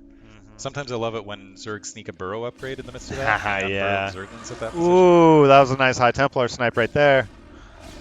Crossy looking to engage. The Zealots storming in, checking that corner. The Dragoon's going to try to push into any reinforcements to the right. That's a nice nice anticipation by Doodle. And he's got the Zealots redirecting as well. So where he was initially looking like, okay, I'm pressing, he caused Crossy to come cross map, and he's getting a lot of good damage here, honestly, mostly for free. But now Crossy's sending a counterattack towards that third, and he's going to be able to catch that probe before that Nexus drops. Yeah, but at the same time, now that he knows he only built a pylon here, and he sees how many Hydras are there, he killed probably I would say 12. He knows that the 12 o'clock's not going to have anything, so he's just going to push it in and deny this fourth once again. Wait, no, he's going to leave a few Zealots and then just chill on the low ground.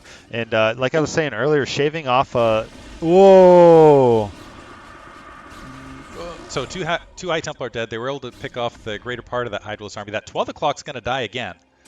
And Doodle actually up 40 supply right this second, so he's in a pretty good spot here. So Crossy, I think Doodle's in a good spot because one, well, is he going to commit now actually with this army to the natural expansion? I was going to say if he backed off, if he just backs off with this, clears out the 6 o'clock or clears out what was going to be his third, he can just go ahead and grab that, leave some units of the 12 o'clock, and continue to delay that fourth for a bit from the high ground, and basically still end up in an even economic situation with the supply lead he has right this second.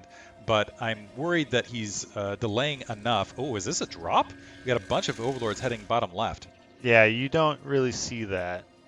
You don't need 4 Overlords to snipe an Observer. Yep, and there's the sound. So here comes the So Overlords. that ball, a big attack there at Crossy's third. Psystorm absolutely everywhere. Unfortunately, is this going to distract Doodle? A lot of his units are out of position. Now the question is where's the gateway cycle? Some Corsairs engaging.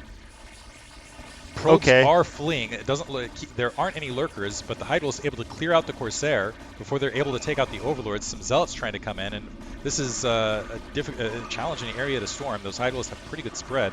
Might be able to take out the Citadel of Adun. We're able to empty things. Doodle does have a probe here at the 6 o'clock location, but the rest of his army now... Ooh, that's a nice pick-off. And he supply blocks Cross. So wow, that's a double supply block. Oh. He's going to end up losing the Nexus in his main, though. That's huge. That's huge. How many resources are left at the main, and how much is that going to cost him is the next question, because this is... So we're about 3 minutes off, so it'll cost him about 2,000 resources, give or take. Well, they say never do the math live, but we're going to throw that out there. But that basically what that puts it is now 1 base versus 3 base Zerg. So for the short term, despite the supply block, Crossy is going to have an economic advantage. But that 6 o'clock base is starting to wind up, at which point it would be 2 base versus 3 base once again with that 12 o'clock blockaded. Crossy continuing to apply the pressure, and there's no High Templar here. This would be a perfect opportunity to blanket some Psystorm, but no Psystorm here to equalize this fight. Yeah, Doodle's cut off his. He can't connect both of his armies, and Cross doing a great job at just pretty much picking off the potential third. But Doodle pushing his way out of his natural, cleaning up that little ragtag Hydra army, and is he going to be able to clean this up as well? A lot of Zealots going down because of lurkers, and really good observer snipe, but the lurker goes down just a second too late. So it looks like Doodle is going to be able to get that 6 o'clock base up critically, and at the same time, he's denied Crossy a 4th. A High Templar able to get a Side Storm off, and I was about to say, and it lives to tell the tale. Another High Templar takes a few shots but remains. It looks like, I'm wondering if Doodle is just going to distance mine from his natural expansion back to his main briefly in the meantime, but oh man, those probes are going to come across those Hydralisks shortly, and that is going to be devastation. If Crossy is aware of it, he's continuing to attack into that pylon line. Crossy wants to end it here. He wants to take out both those cannons, take out the 6 o'clock base, and basically starve out Doodle. And if you look at the supply count, things are very much going in Crossy's favor. Okay, good storm. Not killing them all, but Crossy being able to kill off all the probes at the 6 o'clock. Continuous Hydra is flowing in, and the GG goes down, and Cross is able to go because that was the best of 3, right? Yeah, best of 3. Whoop. So we're going to have Crossy advances to the lower bracket final. He will take on Jaeyoon. Jaeyoon, so PvP. And let's look at the bracket because I'm curious. Did Jaeyoon, who took out Doodle? Oh, Striker took out Doodle. Striker took out Doodle. Striker, if we go down, Striker dropped to Crossy. So we got Crossy versus Doodle and that was what we just cast. And actually, let's click on OB so they can see the bracket and what we're pointing at really fast. So click the bracket right there, the one that says bracket on the left.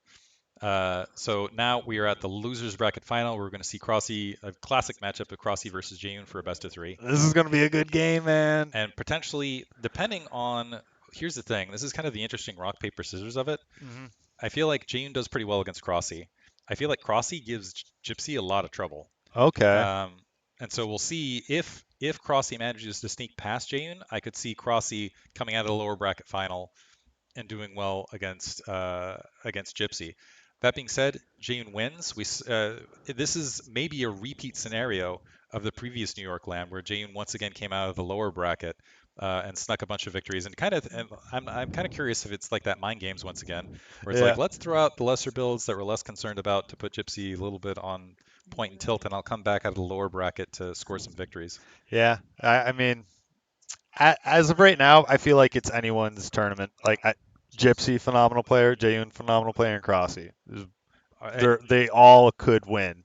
Very solidly, yeah. I feel like if you add Striker into that, I think it's of course we add Striker. Striker it's like is in very our strong heart of arguments minds for the top 4. Yeah. In fact, I think at the beginning of the day we talked about who are the 4 who are the favorites in here, and it's Gypsy, Jaeyoon, Crossy, and Striker. Oh yeah. Across the board. So unsurprising to see them here. And again, I love being right. It's like, okay, Gypsy, Jaeyoon, Crossy, Striker, and then our dark horse is Doodle, and we see Doodle in the lower bracket final. Yeah, I mean, Doodle, he did really good run. I mean, if we take a look at it, took out Artosis, took me out, took out Raz, Goose, and then whoop, we going crazy. All right, and then so where's Pandora over here? Pandora, and then got knocked by Striker. Who did he beat? Beat Sterling to start. Sterling had the really good run in K-League yesterday. Oh, did he? Yeah. Oh, nice. Yeah, I was able to take out Sterling. Nice. Yeah, I love it when Terrans go mech because I'm like, all right, cool. I don't have to worry about medics and marines behind my mineral lines. So let's go ahead and create the game. Did you want to continue casting? I'm wondering who we're going to have. Oh no, I mean, I'd be more than happy to cast a ZVP. Why don't we see? But if anyone else wants to take over, I don't want to hog it. Hey, Doodle, dude, great run, man. You put on some good games. Oh, come on, you did great. You did great. Yeah. Yeah, dude, that's huge. Hell yeah. Let's see if we can get Moletrap and Artosis on for this one. Ooh. But let's go ahead and create the game and get people in and all right, yep, sounds good. Hold. So I'll look up what the lower, because I presume we're going right into it. So Polypoid. Polypoid. So it'll be Polypoid, Citadel, and Apocalypse. All right.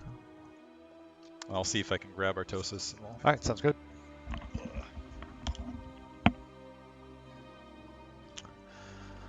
All right, let's switch it over. All right, so some great games coming out from today. What are your guys' favorite games so far? Are your guys' predictions as right as you'd hoped? Yeah, mum.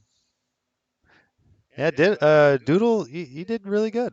I was really happy to see best of 3, right? I think so.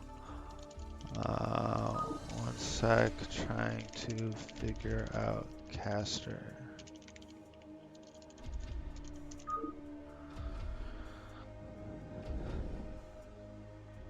Okay, I liked watching Artosis lose. What a great viewer. JY versus Gypsy Best. What's Doodle's alternate ID? No, it should just be Doodle. I predicted that Goose would win it all. Yeah, dude, I mean, Goose, he signed up. He tried. You can say you just like watching Artosis, same thing. We want ZVT. We could have a ZVT. It really comes down to if Crossy's able to close out the series. Hey, what's up, San? Love you, bud. So long, hey.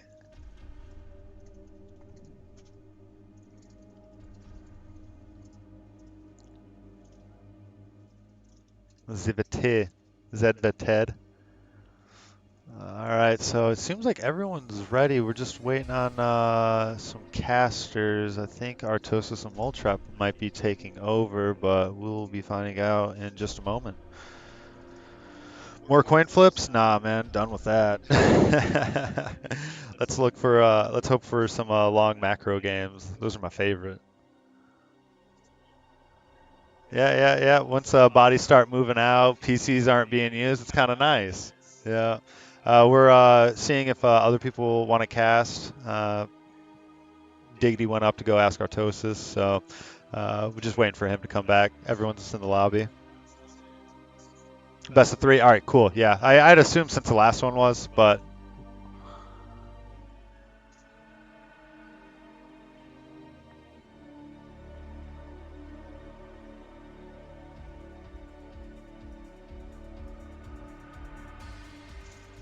Get Goose on the mic? I would love to, but everyone went upstairs. Gotta sit next to my boy. Ah, thanks, Joel. Appreciate you, man.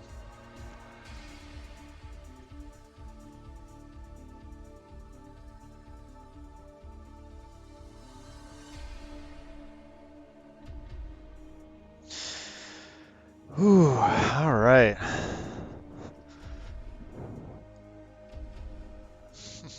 Man, you guys are crazy in the chat. I love it. Never change. Way bigger than Lirac. Hey, what's up, Recline? My man. Hey, home. What's good? You coming out to drink tonight, home? Nah, I ain't turning on TTS, dog. I've tuned into Artosis stream. I am not trying to deal with that. All right, so Moletrap, you coming? All right, so it looks like we're going to have a caster change out. Artosis and Moletrap are going to take the keys, and thank you everyone for tuning in and supporting StarCraft Brood War. Love you all.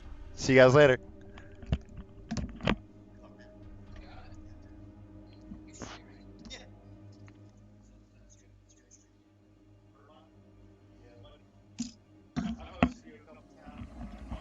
I thought so.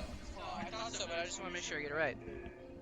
Hey everybody, if you enjoyed that casting, make sure you go follow Twitch TV/Urbon, HERBMON. Thank you so much for all that excellent Zerg analysis.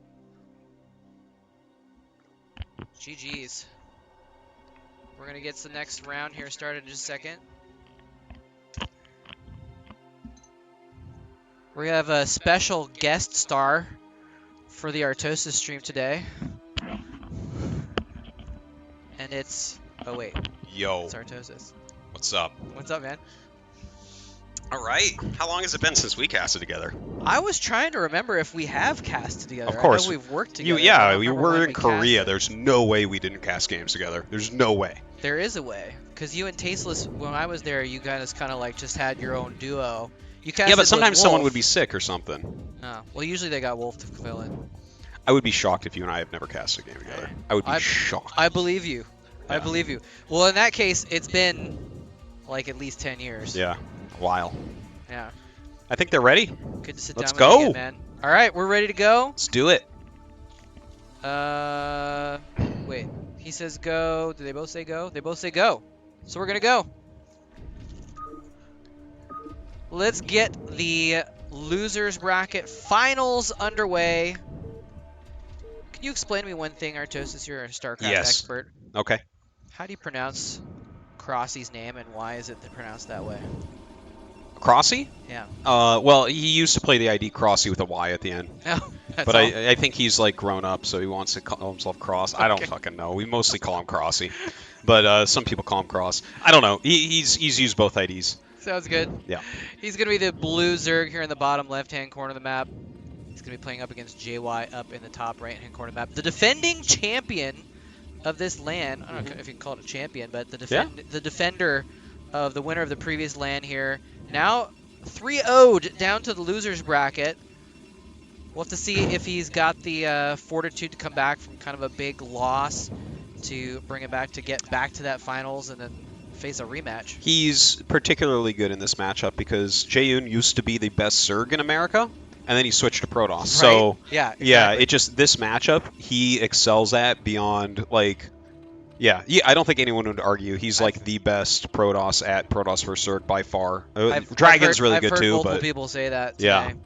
yeah. And then it's funny because it's like everyone has snipers, right? For instance, like I mentioned, Striker is the strongest against Terran in the whole tournament, and then me and Jip got to dodge him the whole tournament. He died to Cross, in ZVZ, and now here Right. Cross is going up against Jaeyoon, who's the Zerg sniper, and it's just like. Yeah. But then if Jaeyoon hits Gypsy again, he has to do cheesy stuff because he's just not as good against Terran. Interesting. So Interesting. there's like that's like a funny thing with NA. No, I guess there's a few people that are pretty even across the matches. Like I think Jip is pretty much. That's why he's like kind of the favorite in these, maybe. I see. Yeah. Well, I mean, I think he's won a match against all 3 matchups in order to get to the final. So that would definitely go for that. That's kind of an interesting thing about tournament play in general, that it can work out like that. That like technically, like if you were just to like use a Dragon Ball Z scouter and like look at everyone's power level and rank them, that's not necessarily how the tournament's going to end up, because there's so much involved in tournament play that isn't necessarily part of the game that can happen. Yeah. So Dude, some people are just killers in certain matchups. Is this real? No, this isn't real. This is a fake. No, it's a fake. He's just got a gateway back here. Yeah. But I don't think Crossy knows that it's fake. Well, now Yeah, he does, he 'cause got had 3 canceled. more drones coming, so he was like, "Oh, this looks real. Okay." Okay. It's funny where he put the pylon because that doesn't look like a standard location, but I think he wanted to make sure that he saw it. Right. He's got to put it within range. If you call that bluff, you're fucking ballsy. Maybe man. he That'd be was great. trying to pretend this was the second pylon and he already had one in a cannon back here or something like that. Gateway into expansion though here for JY. Yeah. Looks good. Looks pretty standard overall. It's cross map. You can't really put too much pressure on those zealots. So, you walk one across. Looks like he's gonna catch that just as it starts. So that's annoying. That's annoying. He does get it down though, so at least it's not necessarily canceled. Although he doesn't really have too much in the way to go ahead and deal with that zealot at the moment. He's getting some zerglings out in his main. A couple are going to chase the probe. He's obviously going to be able to hatch some in his natural as well, but yeah, it's going to actually get some damage down. Hey, on that's this a hatchery. hilarious amount of damage. That's a lot of damage. My God. Like it's going to spawn. It's probably going to take care of the zealot, but the hatchery will spawn in like 1,000 or something. Yeah. That's funny though. When I see this much damage, I remember my days as a newbie. Like if I did that much damage or something, I'd go like cloaked wraith to go try to finish it off or something. It's just like, oh man, it's so low. That's right. It's so juicy. It's so juicy. I think we've all made that mistake. Yes. Diving an army way too far to kill a building, and usually you don't end up killing that building anyway. So. Yeah. I came up with a better strat. If I get something super low, I'll pause the game and tell them kill it. Once someone did, and then I lost that game, and it was terrible. Anyways, enough about me. Looking at this game, That's the amazing. Nexus finishes up. Everything looking fine for Jaeyoon here. Still keeps his scout alive. Yeah. Zergling's playing a little bit of game of chicken, hoping to draw the Zealots out of that gap so they can maybe run in, but the Zealots are like playing chicken right back, not going for the full attack. He knows he doesn't want Zerglings in his base. Even 2 Zerglings, once they get speed, they stay alive in the Protoss base for about 17 years. They can be really, really obnoxious. So he wants to make a little bit of damage on his gateway shields is nothing compared to that happening. So he's going to go ahead and do that. And a cannon behind here is going to make him super safe. Fair amount of Zerglings getting out on the map right now. Yeah, Crossy is like a really, really fast Zerg. He's like the fastest player in Oh, in nice. NA, I'd say. So, like, if he gets those Zerglings in, you're pretty screwed. Look at that. Your APM, 800 health. Dude, that was a lot of damage from That's a one lot of Zealot. damage. He's got 3 hatcheries. He's got a Hydro's Den.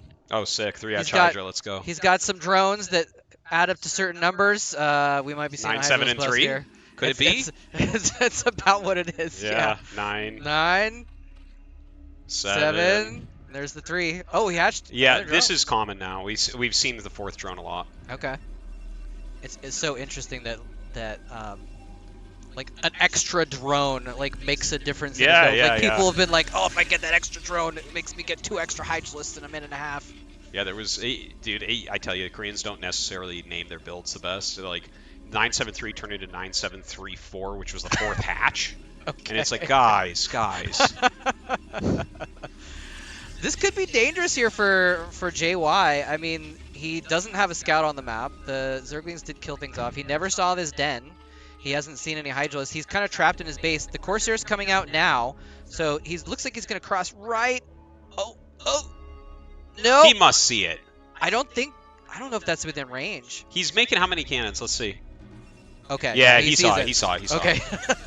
That's the true tell there. Yeah, and he has enough Zealots. I think he holds. Like, I don't think Crossy's going to break this. He has enough Zealots to, like, eat up damage for long enough for these cannons to warp in. Yeah.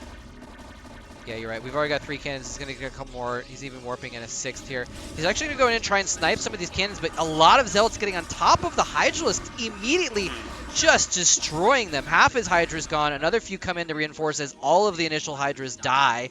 And 3 cannons without much damage. We're going to have a few more warping in, and that probably is going to be the end of this.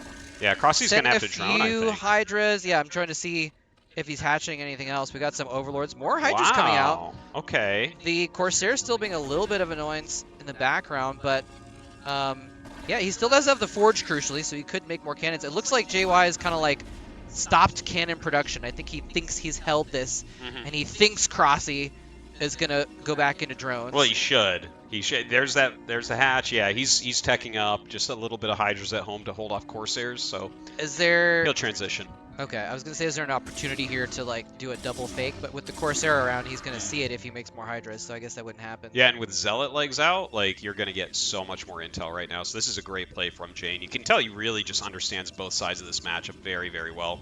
Yeah. The fact that he's flying around with 1 Corsair scouting, and now he's out pressuring, he had exactly the cannons exactly in time. Like, you can see why so many Zergs struggle against him. Well, he's gone all over the place. He sees no lair, so there's nowhere near a Spire. This Corsair is basically immortal for the moment. There's no way it's going to get caught by Hydras, but, you know, for a player like JY, I say that, and then it does get... You really wanted that one? Well, if you kill the close one, you can always make a DT, right? So that's True. kind of nice. Yeah, true. I like this little move, sending some Zealots out onto the side of the map as well. And it looks like Crossy doesn't have anything over to deal with this. He's probably going to have to run his drones away. Closest units are a handful of Hydras over here at the natural, and that's probably going to have a hard time dealing with these 3 Zealots anyway. So, nice distraction by JY. Just going ahead is getting his economy going. His tech is up. His Templar Archives just finished. It's funny. I see the Templar Archives in the Stargate. I'm like, Arbiters. My brain is just trained. Wrong I'm like, matchup. okay, I have 4 minutes before I need mines in my main. Yeah, you know, I right would now... love to see JY make some mines right now. That'd be a good Dude, strategy. I would love to see him make some Arbiters right now. Wish that you would see that against Zerg. That'd be great. But, yeah, like right now, Crossy is trying to drone up. And he knows this position very well. I think every Zerg does. Okay. And the thing that always shocks me is how well a Zerg can macro after a failed 3-hatch Hydra bust. You know? Like, some of these Zergs, suddenly they'll be on 6-hatch, and, you know, they're sitting there on 40 drones, and, like, the Hydra swarm is huge. So, like, Jaeyoon cannot let up. Just because he held that doesn't mean this is over. Oh, yeah. Yeah. I mean, they're Zergs. They can just switch their production back up into whatever it is at the moment. It's an interesting, you know, kind of balance where Crossy has to decide. He obviously, yeah, when the rush fails, he's got to drone up, but he has to make some units as well. And JY has to read that as well and be like, okay, well, which one is he making more of at the moment, and how can I respond? I'm I'm trying to see where. Okay, yeah, he's making some Templar now. He's only got. Oh, never mind. I like looked here and I was like, he's only got 4 gateways. And I scroll up. No, there's 8. So he's gonna start pumping out a lot of units. And Crossy's gonna have a hard time dealing with that many zealots because he's got a few storms in the bank already. He's probably gonna get more out as well. There's gonna be a lot of Protoss stuff to deal with. So. I wonder here if Jaeyoon wants to like try a timing attack, or does he use this like thing that I mean, this looks like a bit of an edge to me. Does he use that maybe to set up a 3rd and a 4th? Because Polypoid normally you take a 3rd and 4th at similar times, Okay. instead of just taking a 3rd because it's the mineral base. So I wonder if maybe he wants to do that. Now he does have to run these speed lots back as the Hydras are kind of forcing them to, but Yeah. he does have those 3 High Templars, so I think he's just kind of waiting for a certain amount of energy and he's going to kind of come out right ready to storm those, and the best play might be to just take a Nexus. Yeah, I mean, because I think you're right. It's going to be hard for him to push out. There's a lot of Hydras on the map. Now, the one thing, though, is that there's not really a lot of defenses. Like, there's no sunken line with SimCity or anything like that. So there's I think JY presents a little bit of a threat in that sense. But usually, yeah, I mean, like, if you can't go crush them, you have to expand in general. So can he crush him? Probably not right now. Didn't we used to call this Sauron Zerg? 0 static D, just masses of units flowing around the map? I think when you get to like 5 bases, it qualifies as Sauron Zerg or something like that. Yeah, that was July Zerg was the first to kind of do that back. And this is what I was actually thinking. He's only got that 1 Corsair out. The Spire just finished, but he didn't have a bunch of gas at the moment. But it looks like he has gone for some mutas. He's going to be able to come in here with 5 mutas. This is really, really cool idea here. If you can find the Templar and snipe them. None there. Like, there's nothing. Like, usually you have a few Corsairs from the early game to deal with this. It looks like he's starting to build up a few. But he doesn't have enough to really drive these back. So he's got to be very careful of wherever his Templar. Where are his Templar? He's just got a few in here. Are there Looks some like I'm it. missing somewhere? He might be hiding one up in the main base. I'm not sure. Sometimes you, like, hide it behind the gas, or... There's all these funny places you can hide things now. Like, if you're in the bottom left, you can hide it behind stuff. Yeah, like you can literally hide behind the minimap. I'm seeing a bit of a vulnerability here because I think he's just banking on... Like, these Templar have a lot of energy, but if he somehow snipes those 3 Templar, that's like 9 storms. Yeah. And here he goes in. The storm goes down on them. One of the Templars taken out, but the mutas are all gone. The next storms are going to land right on the Hydras. They're forced back. Very good micro by Crossy, getting out of the range of those storms for the most part. Looks like, yeah, there's only 1 Templar left. It doesn't have a storm in it. I can't believe that. So the Hydras are just too numerous. He didn't have enough storms. 3 of his, like, 9 storms were wasted on the mutas. Yeah, that was so well done, too. I think almost one of the biggest parts of that was when the mutas flew down, they zoned the High Templars out, and he hit with the Hydras at the same time. So half that battle...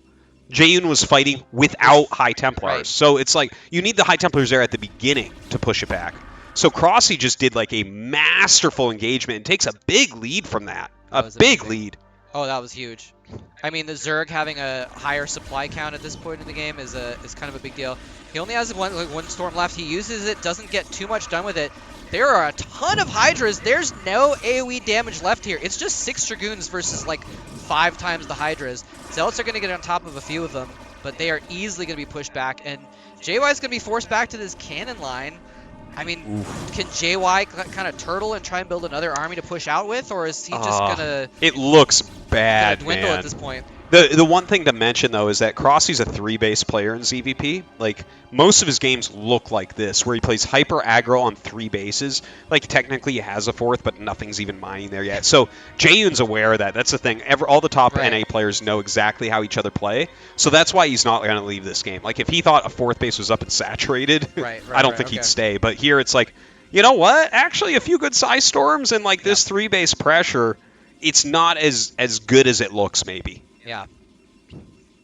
Yeah, it's interesting how kind of each race kind of does like have that Hail Mary in some of the matchups where it's like, you know, like as a Terran, if you're behind, sometimes you can just turtle long enough to get a maxed army and push out and win in 1 stroke. That's one of the great equalizers, right, is the maxed army. As Protoss, if you could just survive long enough to get the death ball, then you can push out and like it doesn't matter how many Zerg bases. You have enough storms there, man. Hydras will not break you. As simple as that. They could have literally 200 supply of Hydras if you have the right number of High Templars in your death ball. It's not going to be enough. Yeah. Looks like JY is going to try and push out and use his not quite death ball. This is like a common cold ball, you know. It's not quite enough to kill you, but it's enough to, you know, make you have some pause to try and guard this third base. More mutas have come out. He's going to dive right back in on the Templar. Damn. Enough to snipe it in one hit this time. Dude, Goons dodges just right back out again. Goons tickle mutas, man. Damn. Oh.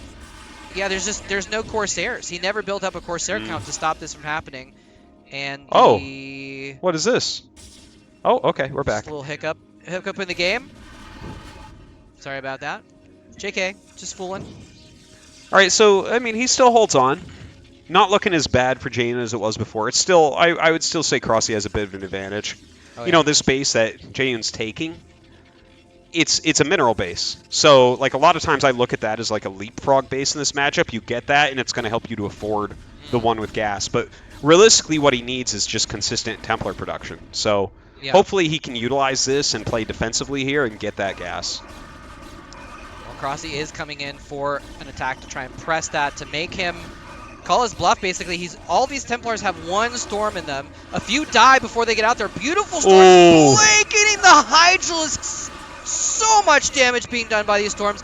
Is it enough though? Even with the AoE, Crossy had such an economic advantage that he's just able to push through amazing storms and continue to overwhelm. This is like when the ants just like die in the river to create a bridge for the ants behind them to actually get across to the food. It's like, the zombies, man, that climb the wall with their bodies, you know? Exactly. He just had too much meat in his army, and Crossy is going to push through that and take the game. GG. GG. I think Jayon actually did open better than he did. That one engage where the mutas zone the high Templars out and then also force some Psystorm whiffs. That was beautiful. It's like they need to be with your Dragoon Zealot. Dragoon Zealot just doesn't beat Hydros. It just does not. Right. You need the Psystorm. Do you happen to know what the next map is? I can check. Let's see here. I'm a good map checker. Good. Okay, so we're in the loser bracket grand finals. So that was Paulie. We're going to Citadel, then Eclipse. Okay. Apocalypse, rather. Eclipse. God, no, please. Please, no. I got to see the Eclipse in Dallas, actually. The big full solar eclipse. That's sick. I saw it, too. Did you get to see it? It was kind of It was you, on right? my island. Oh, really? Yeah, we had to drive. You didn't have to go anywhere for it? Yeah, well, we drove an hour. Oh, nice. And I got to stare at it for like a minute and a half. It was so sick. It was so really cool, yeah. Dude, I didn't think it was going to be cool. I was like, yeah, it's a fucking black dot in the sky. And my wife's like, it comes here once every 400 years. We're going. So we bring the kids and go, and it was fucking sick. I'm like, this is awesome. There was an eclipse like that in 2017, and I was living in California at the time. And a bunch of people I knew were like driving to Oregon to see it. And I was like, I said the same thing. I was like, it's just, I've seen eclipses, whatever. It's not that big a deal. Every person I knew that went was like, that was mind-blowing. It was life-changing, whatever. I was like, damn it, I can't miss the next one. And then I missed the next, like, 2. But I got to this one. Well, you got to one. That's what matters. Because there was actually 2 in South America in the last couple of years also. Yeah. I was going to try and go to those. But something kept me from traveling in 2020 and 2021. I don't remember what that was. Didn't have the money for a plane ticket, maybe? Yeah, it must have been that. I just forgot to renew my passport. Plane tickets were cheap then. That's true. All right, we're seeing ready from both players. We're going to get started. Game number 2. Crossy up a game. JY, like I said, defending his title here, is 1 game away from going out. Now he's going to go out in 3rd place, so it's not like a huge, not like the finalists going out in 24 or something. Yeah, like that. Not that bad, but when you go out lower than the time before, it's painful. Trust me. Well, I dropped to 5th this time from 3rd, so I'm feeling. If he goes out, he can only go out lower than before. You dropped, what'd you say? You dropped to 5th from 3rd? Yeah. That's too bad. JY is going to be the top left here, the red Protoss player. Cross is going to be the blue Zerg in the top right. All right. And 4-player map this time. I like Citadel. Well. Citadel is a cool map. Really interesting terrain. It's out of the new maps, it's my favorite in a lot of ways. A lot of people veto it against Terran, so I don't get to play it that much. But like, what's interesting about the terrain that you well, its high grounds are only the tops of those ramps. Right. So like those, and then in the center as well. So it's only got these tiny up. No, up. Oh, up, right here you mean? Right. Those. Oh, See these. that? Oh, yeah, So you yeah, have yeah. thin lines of high ground, and that's it. And then also the path behind, like there's a path around that. It's kind of got that outsider Yeah. vibe, right? Where it's got like the expansions around the Oh, edge. Outsider's like my favorite map of all time. Yeah, well, I mean that one spawned more maps than probably any other map ever. That was like one of the most influential maps ever made for sure. Yeah, I do enjoy maps where there's a lot of ability to like maneuver around and play strategically with your positioning and stuff like that. No Makes for gas at really, the really natural cool though, games. man. No, there was no gas at the natural, right? The one in front of your base. Because I seem to recall I don't losing a Guardians there a lot. But there was spots you could glitch through and get like double Yeah, gases yeah. on the sides and stuff. So it was a weird map. That was a wild one. But I liked weird maps. We got a gateway out here at the expansion for JY. Nothing, no shenanigans happening. We got early pool and gas here for Crossy without even expanding. We're gonna have some wow. early aggression probably. Yeah, it could be a quick speedling. There is a very weird 2-hatch Muta build that Zergs were doing against Protoss like a year ago. That the NA guys, I saw them do it a few times. And I'm like, what the fuck are you guys doing? They're like, no, it's real, it's a build. So I don't know a lot about it, but I have seen it from them a few times. Is it like just the old school all-in 2-hatch Muta, or is it? They actually had transitions out of it. It's like really weird. Like you force, because they have to make like 2 cannons in the main and then cannons at the natural as well. So it kind of forces Protoss into this weird back foot, I can't scout position. I don't know. I don't fully understand. I don't know that he's going to do that. Well, he's getting speed this time anyway. Yeah, so, yeah. Or maybe Burrow. He could have waited for exactly 100 to get Burrow.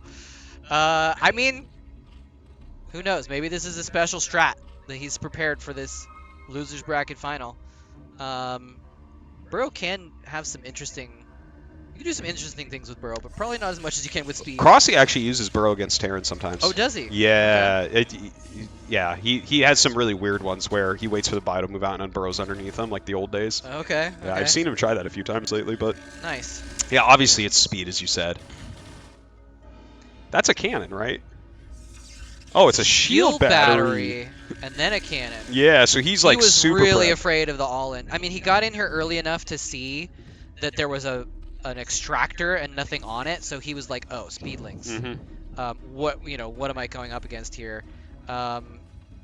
He's gonna scout this third, so he's not gonna be as scared. Oh. Really? Oh, interesting. This is cute. I like it. You got to make at least 2 cannons to break this, right? Because speedlings will get back there and kill one easy. Will they? If they're all at the front here? Yeah, one just wouldn't do it in time. So like, I think he has to make minimum 2. I don't know the exact math of it. Well, we'll find out if he's done the math. I zealot rush when I play PvZ, not cannon rush. Oh, he got stuck. Fuck. Oh no. I think he has to cancel it because this doesn't do anything. Right? Like I think. Oh my god. That's why I was wondering what it was, because I was like, that looks like it blocks, but for a second, every time I say that, it doesn't block, I swear to god. Every time I'm like, Tasos, does that block the Nexus? She's like, you're an idiot. Oh, there you go. Yep, well. That one cannon didn't warp in time. Only 2 speedlings was able to take it out. I actually didn't expect that to go down that quickly. I don't know how he saw it either. I don't think this would have had range of it, but maybe he just smelled it. Some zealots moving out onto the map. He feels secure enough doing that. He's like, all right, well, you got 3 hatcheries. I haven't seen that many zerglings.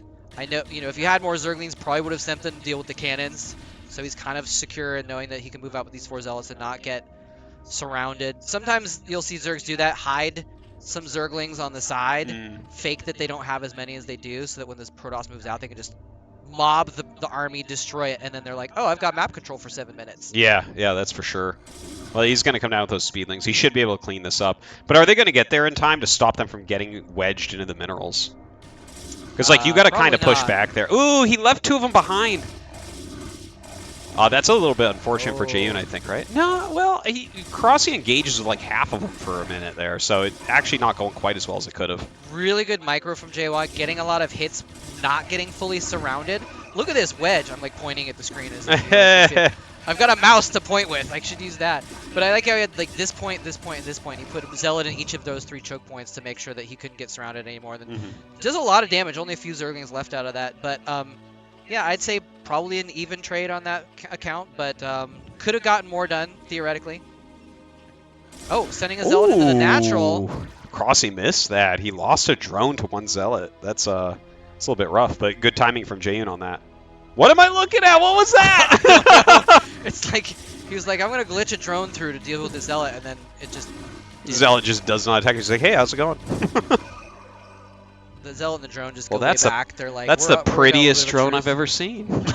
Oh my gosh, I think I might be in love. Let's see what tech JY has going on over here. Getting his Stargate up. Air weapons very likely being researched here, so not going to make the, well, I don't know if I call it a mistake, but not going to succumb to what he succumbed to last game and not having the air power to deal with mutas. While you explain that, he cancels it. Oh, and he starts again. Okay, well, I don't know. Yeah, Maybe- I think until you realize whether or not it's muta, because like if you don't have +1 and they do go muta, you're feeling really dumb, right? So you got to True. keep it going. Yeah. Hey, and There's it is the mutas. muta. Look at There that. you go. Maybe he had a read on the amount of units that were out and no Hydralisks, and he was like, I just smell like you must have too much gas to not go mutas. One Corsair is out, though. This is a little bit dangerous. There's actually no finished cannons in the main. This one is never going to finish. And He might be dead. yeah, JY doesn't have, like, an emergency Archon morph prepared or anything No, like that. Like, nothing. this could be, like, he can't mine his main, basically, ever. These mutas can camp, or they can go home. Yeah, I'm a little bit confused. Maybe because the Zealots moved out, that he's a little bit afraid of the muscle power that they have. But that felt like a maybe even a victory right Yeah, there. like, why doesn't he just camp the Stargate, kill every Corsair that comes out? And then the one sad Dragoon that walks over with no range that tries to help. Maybe he finished +1 weapons and got Dragoon range. Maybe that's what we saw. Yeah, Jayan may come back. This could end No, up he being doesn't like have a one. huge mistake from Crossy. Yeah, that felt like a bit of a missed opportunity. I mean, JY doesn't even have that many Zealots to really push out with and present too much of a threat in this case. Crossy could just deal with it with Zerglings alone at this point, the amount of Zealots he has. Now he's being a little bit more aggressive coming in here. He's got the Scourge alongside. This is a really good micro, camping behind the mineral line, picking off probes. A little bit of back and forth game of chicken with the Corsairs not wanting to get too far out of the cannon range, but also not wanting the mutas to get within range. Beautiful, picks off that cannon right as it warps in, so it's not able to stop this harassment. And he finally goes in with the Scourge and loses a couple. Man, 3 Corsairs out now. really excellent micro on both sides. Really, really Yeah. excellent there. Like either one of them could have screwed the other one pretty quickly if they didn't both have that strong micro. So the mutas pull back for now. What health do we have on these? Wow, they're all pretty pretty low. bruised. They're Yeah. pretty bruised. Crossy has to be careful. They would be almost dead if he hadn't canceled the +1 weapons Yeah. and had to redo it. But they're decently healthy. They can take a few more hits. And I think it's maybe why we saw him pull out. He's like, okay, well, 2 Corsairs without upgrades. I can chill here and kill off some probes. It's fine. But now it's starting to rack up damage. Not adding any extra mutas on here. Got good saturation at all of his bases. He's starting to get his big macro going on. Extra hatcheries all over the place. Let's see what this is going to be. A Queen's Nest? No, it's just moving out. So yeah, Crossy looking to be in good shape here. He does go in with these mutas to get some more probes and loses all of them though. So that could be important. Like now that threat is gone, now he doesn't necessarily control the map. And if it gets to a mid game where JY does have Templars that he's moving out with, those 6 mutas can't say, oh, we were hiding in the background all this time. Let's jump out and kill the Templars. He doesn't have those anymore. He's going to have to remake them. So not sure if it was worth a few extra probes to get rid of those mutas, but well, Ooh, Scourge are going to do the trick, I Ooh. guess. super painful there, losing 2 Corsairs. My God. And Crossy actually has some pretty good saturation all over the place. Jayan did lose a lot of probes earlier Yeah. on. Like it's a very uphill game for him right now. Crossy is looking poised to just take this down 2-0. Yeah, he's got like not very good saturation in his natural. He's got full in his main, but yeah, Crossy has really good saturation going on all of his bases. Sorry, I'm missing a couple Zerglings diving in and dying on these cannons a little bit. By the way, apologies, ladies and gentlemen, if you guys are hearing some weird background noise. There's a bar mitzvah Yeah, starting in the event. There's Can you close the door? it's the princess wave as well. I was trying to do like a closed door Yeah. motion. But it's actually a and princess he wave when you thought think I was about it. just waving Like, are you in a beauty Hello, buddy. pageant saying hi to the crowd right now or something? I You're in would a parade? I would be if I was that beautiful drone. Yeah. Then I'd be winning the beauty pageant. The zealot's not hitting you, man. You must have something special going on. That's right. So how does Jaeyoon come back here? He's down like 20-ish supply. I think that this is smart, right? Like, he didn't overmake gateways here. His production is like a very slow start, but he has these high Templars building up. Maybe there is like a I have 8 storms type of timing that comes out, but I think Crossy will be pretty keen on that. And I was just going to say, make some mutas to snipe them, because if you like, storm is the only way to come back as far as I can tell. Yeah. That or like the most magic DTs you've ever seen. Yeah. Interesting getting the robo here. Yeah, I was figuring it was for observers, but I mean, I don't see any lurkers around. I guess he's thinking like, well, if he gets lurkers, then I'll definitely be screwed. Yeah. So he's definitely going to get lurkers. Yeah. But he's gotten the you're mutas right. instead. I don't know, remember if he's shown them or not. There's up to 9 now. So he's going to be able to pop those Templars pretty easily once he gets on top of them. Yeah, Won't do a lot of actually, damage to Zealots. yeah, if the mutas don't completely ruin him, which I think they will, but let's say that they don't. Let's say he deals those and he still has good size storm amounts. I actually saw a comeback game here by Best where he expanded to the south here to that 9 o'clock base. And that corridor is super storm friendly, right? Right in You know, here? Crossy's on the top yeah. right, so he'd more attack over the little bridge thing. But like, you can set up a couple of like little death areas where, if the Hydras try to pour in, you can really punish. Yeah. That might be the play, right? Like, I don't know that the play is to try to walk your High Templars across the map to win. Yeah. Because you're so far behind. Like, he's made a ton, so I see he's definitely making a Psystorm base comeback, but I think it's a third base, absorb Crossy's crazy attack comeback. Kind of need to wait for the Zerg to get a little bit too hungry and make an overstep and punish them for it. Yeah, then you exactly. get some map control back. Well, he's going to come in here with a few Zerglings to distract fire from the cannons and go in with these Mutalisks to pick off every single High Templar. Dude. And get out with a few mutas intact. So what was that you were saying about Jaeyoon's way back into his game? Artosis? Well, you know, the part of it was he had to have that not happen, and now that's happened, which is the worst You did case. say which it will probably happen. Yeah, that's yeah. really so rough. There has to be a better way. The thing is, they fly right over them, so you're like hesitant to. Look at the minimap. Oh Jesus, yeah. Look I at feel like this. I'm watching a July Zerg video right now. This is almost like a Sauron Zerg look to it. Yeah. Just the lines coming from all corners of the map. There's the GG, well played. Sick. Jaeyoon wishing good luck to Crossy. A Crossy Jip final, man. Sick. This was the losers bracket final for those of you joining. So this means that Gypsy, who won the winners bracket for the normal final, I guess, against Jaeyoon, knocked him down. Crossy took him out. He's going to go up and face Gypsy. Maybe try. They had a sick match where they played like early, right? Didn't they? Am I completely misremembering this? Crossy was knocked into the loser bracket by Jip. Oh. I think the round of 8 winners bracket or something crazy early.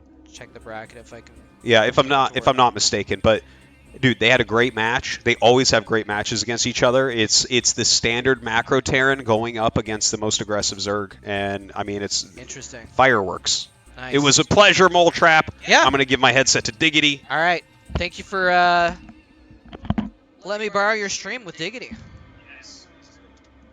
Good to see you, man. Thanks for casting.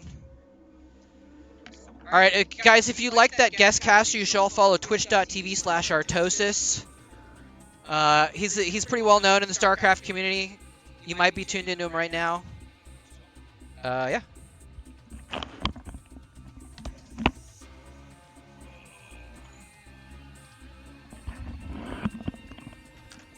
So to let you guys know what's happening in the background, we actually have a bar mitzvah happening in the area. Yeah, I mentioned that. Right next to the door that is right next to where they're playing the finals is stuck open. It's stuck? It is stuck open. So classic. Oh, that one? Classic esports experience.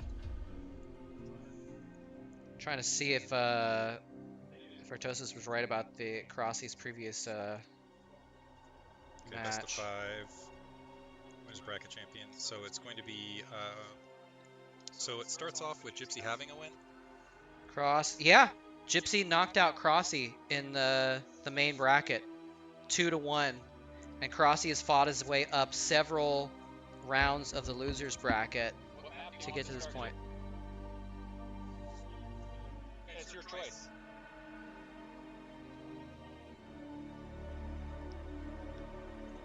Just trying to figure out the map here, and then we're gonna get the game started up. You're back. Just gonna find first map. There's no specific map.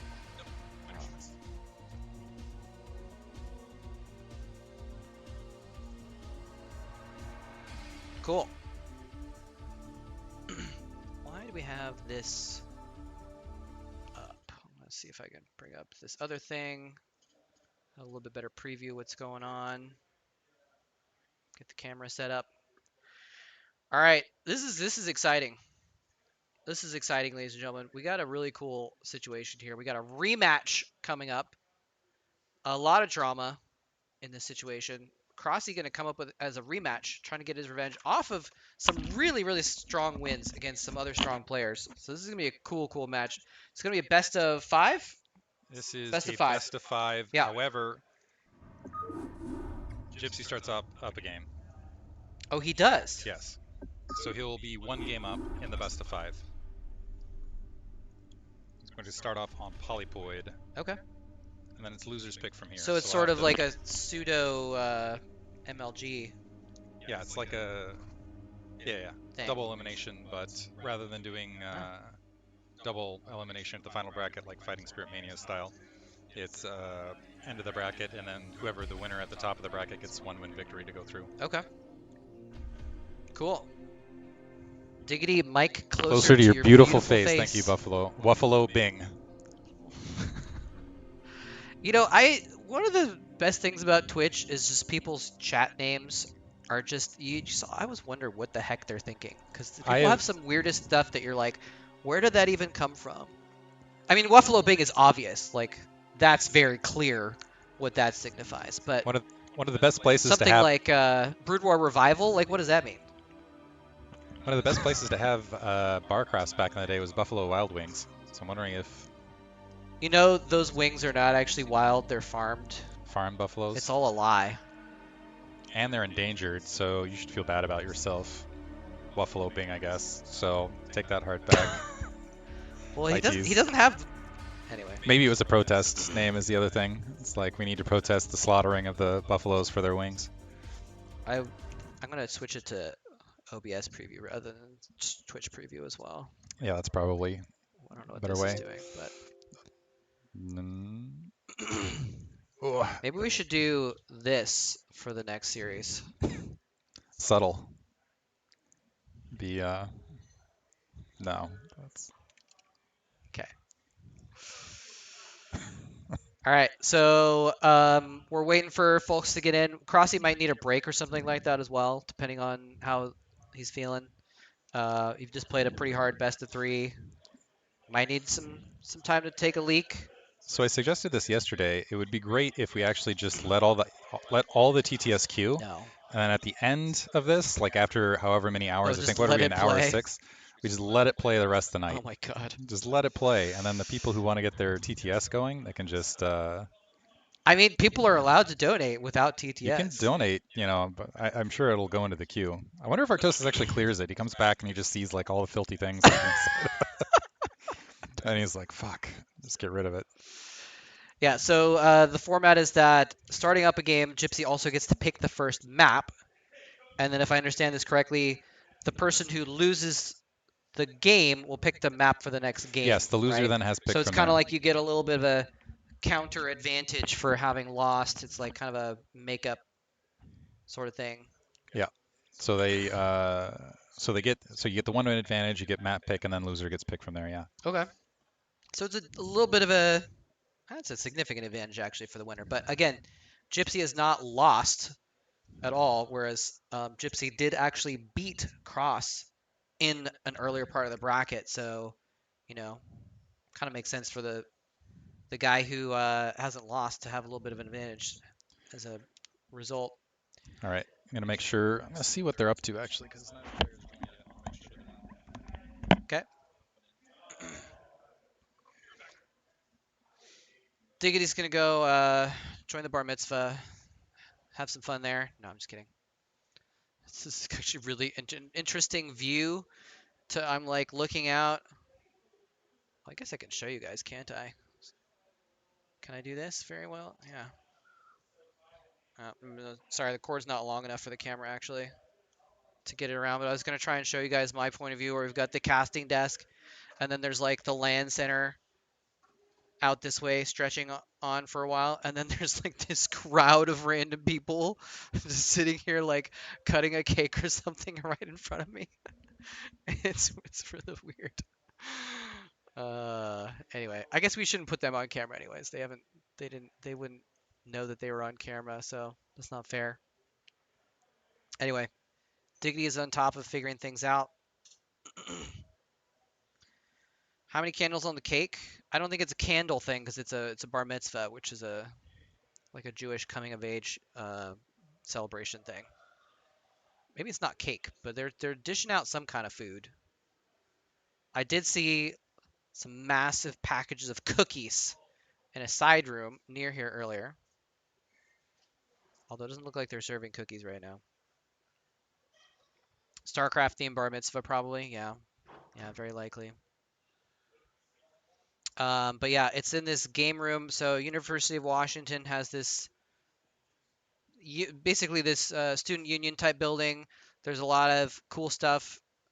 And one of the rooms is the esports room, but right next to it is this like event room, and it's got like pool tables and all this stuff. So they probably rented out that room for the bar mitzvah, so they'd have like fun stuff to do at their partay.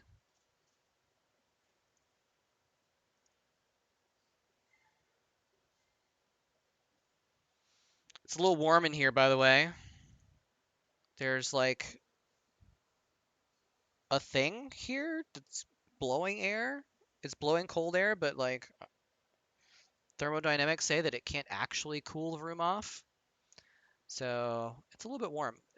So it cooled off a little bit since some of the people have cleared out. There's kind of a room upstairs where more people are watching the games. But before, when everyone was still in the tournament, the whole room was filled with people. And people also create heat, so it's been very warm down here. Still, it's kind of bearable now, but it's not quite comfortable in this spot. We have everything or anything figured out? Not yet. We have Crossy and Gypsy taking a break. I'm going to see if I can... Do we have Discord up in the background? Because I want to show people pictures of what, effectively what our Log back area into looks it. like. Hold on. Add this to the chat. And log in with the QR code. We're going to try and show you some pictures of what's going on. So you guys get an idea of what the venue looks like. This is like, by the way, this is for everybody watching on stream. This is like classic Brood War esport. This is like the experience right here. Scan QR code. Okay, go ahead and bring it back up. That. Log in. Okay, go down to the StarCon LAN. Look in general chat. And see if we can get this on screen here. So this is where this is that on Hold the on a second. Twitch? I gotta go down here. Wait, wrong one. Wrong one. So bracket is its own window. Momentito. Why is it not? Oh, this is a So you different need browser. to go here and then here No. to OBS and then go back to the. I'll just do this. So this is scene. What? Yeah, scene's doing the desktop cacher, and now move it over. Oh, it's a whole desktop cacher. Okay. Yeah. What was the other browser? Discord. Discord has its own. No, what did it opened in? Chrome then, or maybe this. Oh yeah, it opened in Edge. What is this BS? Edge. All right. Who sets their default browser to Edge? So this is the view. So if you can see in this back corner behind these chads, that's where we're gonna be. That's where they're gonna be playing. So if you rotate like 90 degrees to your left, let's bring up the second pick. I'm not going to show this picture because those people did not consent to being on camera. Okay, we're going to go into Paint really fast. Why are we going into paint? Because I want to show them this. We're gonna black out faces. You're gonna paint over their faces? Yeah, let's do the black bar. We Uh, have paint on this machine. Here, search here. all right, fine. We're doing this live, guys. I don't think this is a good idea, but Yeah, don't put it over here though. Yeah. where'd it go? Okay, so we got it over there. So we gotta. I have a better idea. You have a better idea?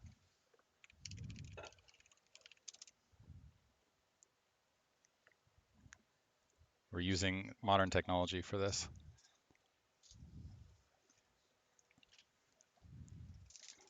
Give us a second, people, while we figure out how to quietly not dox people. Why is it not working? Moletrap's using some elite hacker skills in the background that you guys can't see. Yeah. It's not working. It's not working. I'll make it work though, don't worry. He's gonna make it work. This is... Alright, it's fine. Okay, careful not to open that file where it's showing up here. Here, really quick, go to we're gonna throw up the, maybe actually let's edit next match. And let's make this player one. Sorry, make player one Crossy. We'll leave that up while we do the editing in the background. And then we don't have to worry about anything actually showing up. Yep. So that's what's coming up, everybody. And Gypsy's Gypsy. Okay, now we can edit. So they can't hear you right now because no one ever put the audio into that Oh, so scene. never, they can't hear while that's going on? No. It's fine. Okay, so now you Alright, guys now can you hear have us. audio, so you can hear Diggity saying that we're going to leave this up while we edit the image to black people's faces out in the background. This is going to be worth it, guys. Trust me. Where'd the thing go? Did it get closed? What the hell happened? Are you going to do it with that? Yeah. You could just use paint. No. I'm leader than paint. Okay. Okay. Because then we can do... No, we don't want gradient. Where's the shape tool? We need the like crop shape. No, we're just going to do this. Perfect. Much faster than paint, IMO. Yeah, get the rest of that, guys. Or girls. Guy or girls.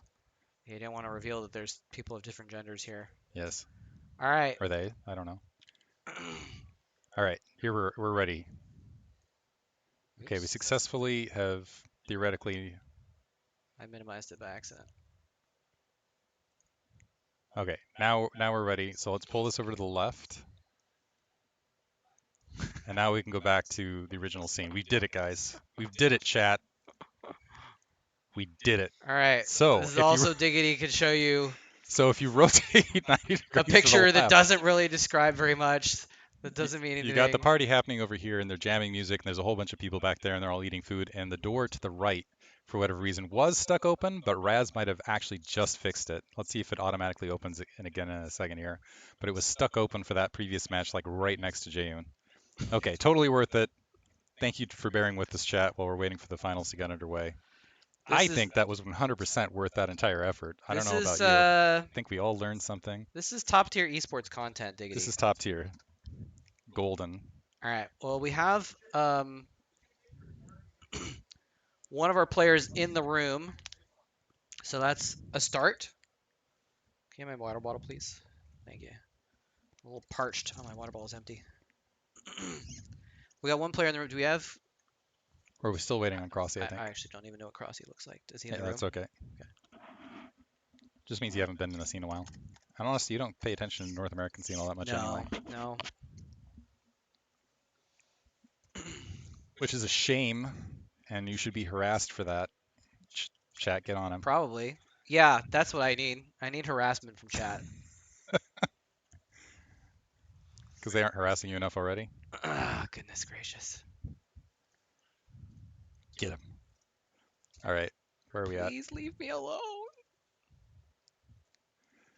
All right, so predictions. I know that Gypsy beat Crossy earlier today in a best of 3, but across best of 5s, I've seen Crossy take down Gypsy quite a few times. Really? Yes, In like quite a other few tournaments? times. Yes, in other formats. Nice.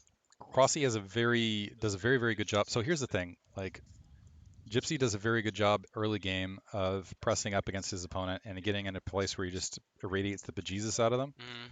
and boxes them in. Crossy, for whatever reason, has a magical ability to break out of those scenarios across 3 bases and 4 bases to get out of it and just cling on and get scrambling across the map. Klingon. Klingon. Are we playing Star Trek games now? That I know about. There's only Star Wars, as we discussed Oh, earlier. yeah, true.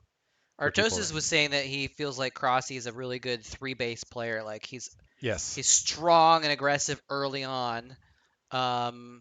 Is that something that Gypsy is good against?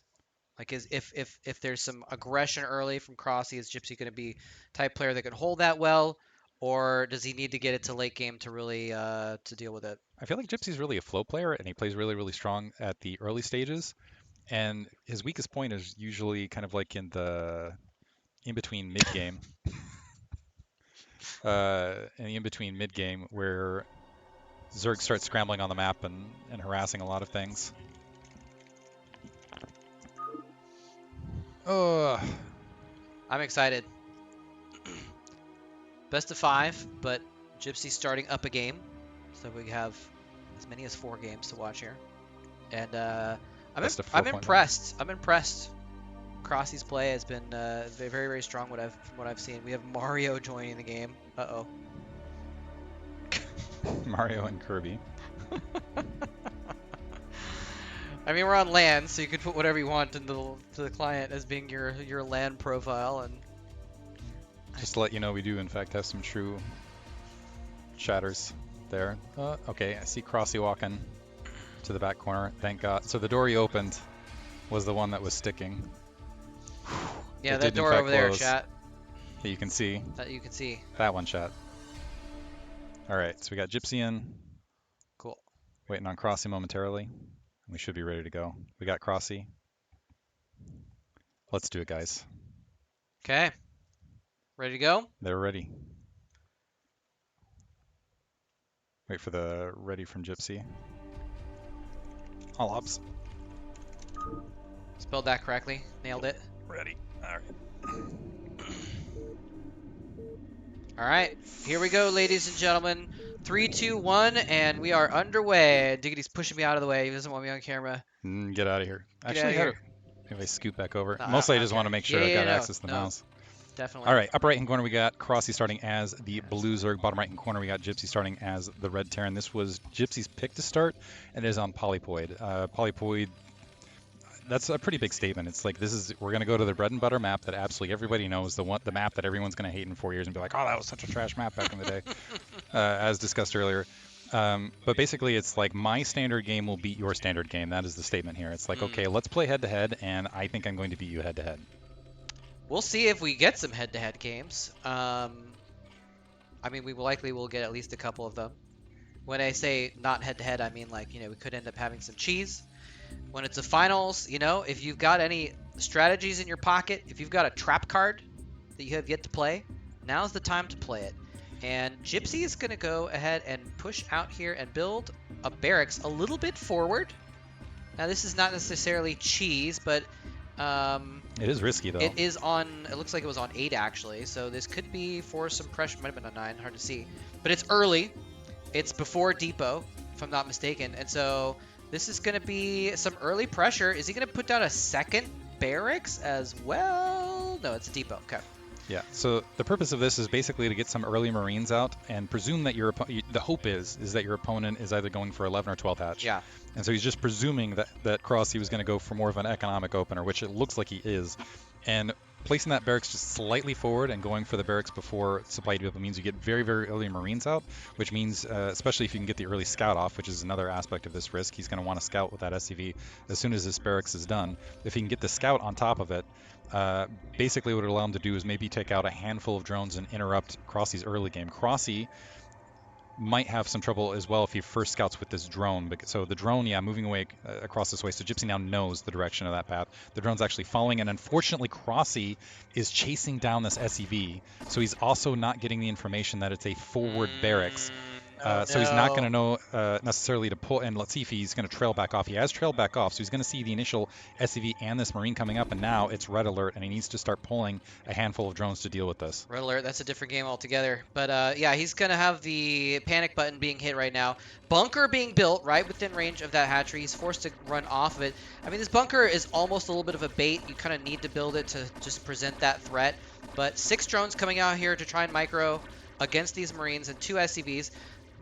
Gypsy knows that 6 drones is not enough that he can really fight head-to-head right now, so he's kind of pulling back there. Ends up canceling that bunker, builds a different bunker, not within range of the hatchery, but this is like the bunker that protects the SCV that builds the bunker within range of the hatchery, if he can get it up. 3 Marines now in here. Now 3 Marines and a couple SCVs versus those 6 drones is not enough.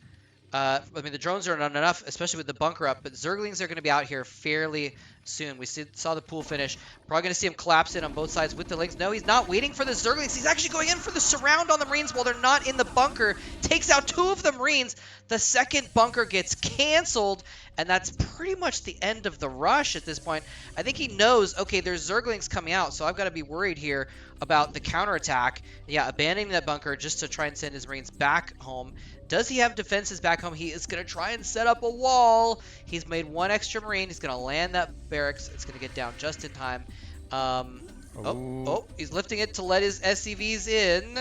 I don't know. I actually don't know if Marines or Zerglings can fit through there. No, it's tight. So these Marines are going to be stuck on that side.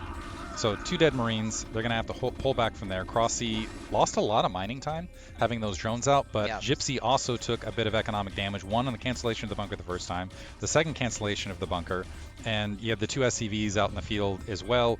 But keep in mind it was barracks before supply depot, which can also interrupt things a little bit. It looks like he's going to go ahead and go for 2 racks into gas as far as a follow-up. But as far as a reset, that was a very strong defense here early from Crossy. He didn't lose any drones, and he's going to tech immediately to lair in the midst of this. Very nice. Yeah, nice little wall here. Those Marines got trapped on the outside, but they were sacrificed. They were able to hug up against the barracks with their backs to the wall at the very least. Second barracks going down for Gypsy in his main as well.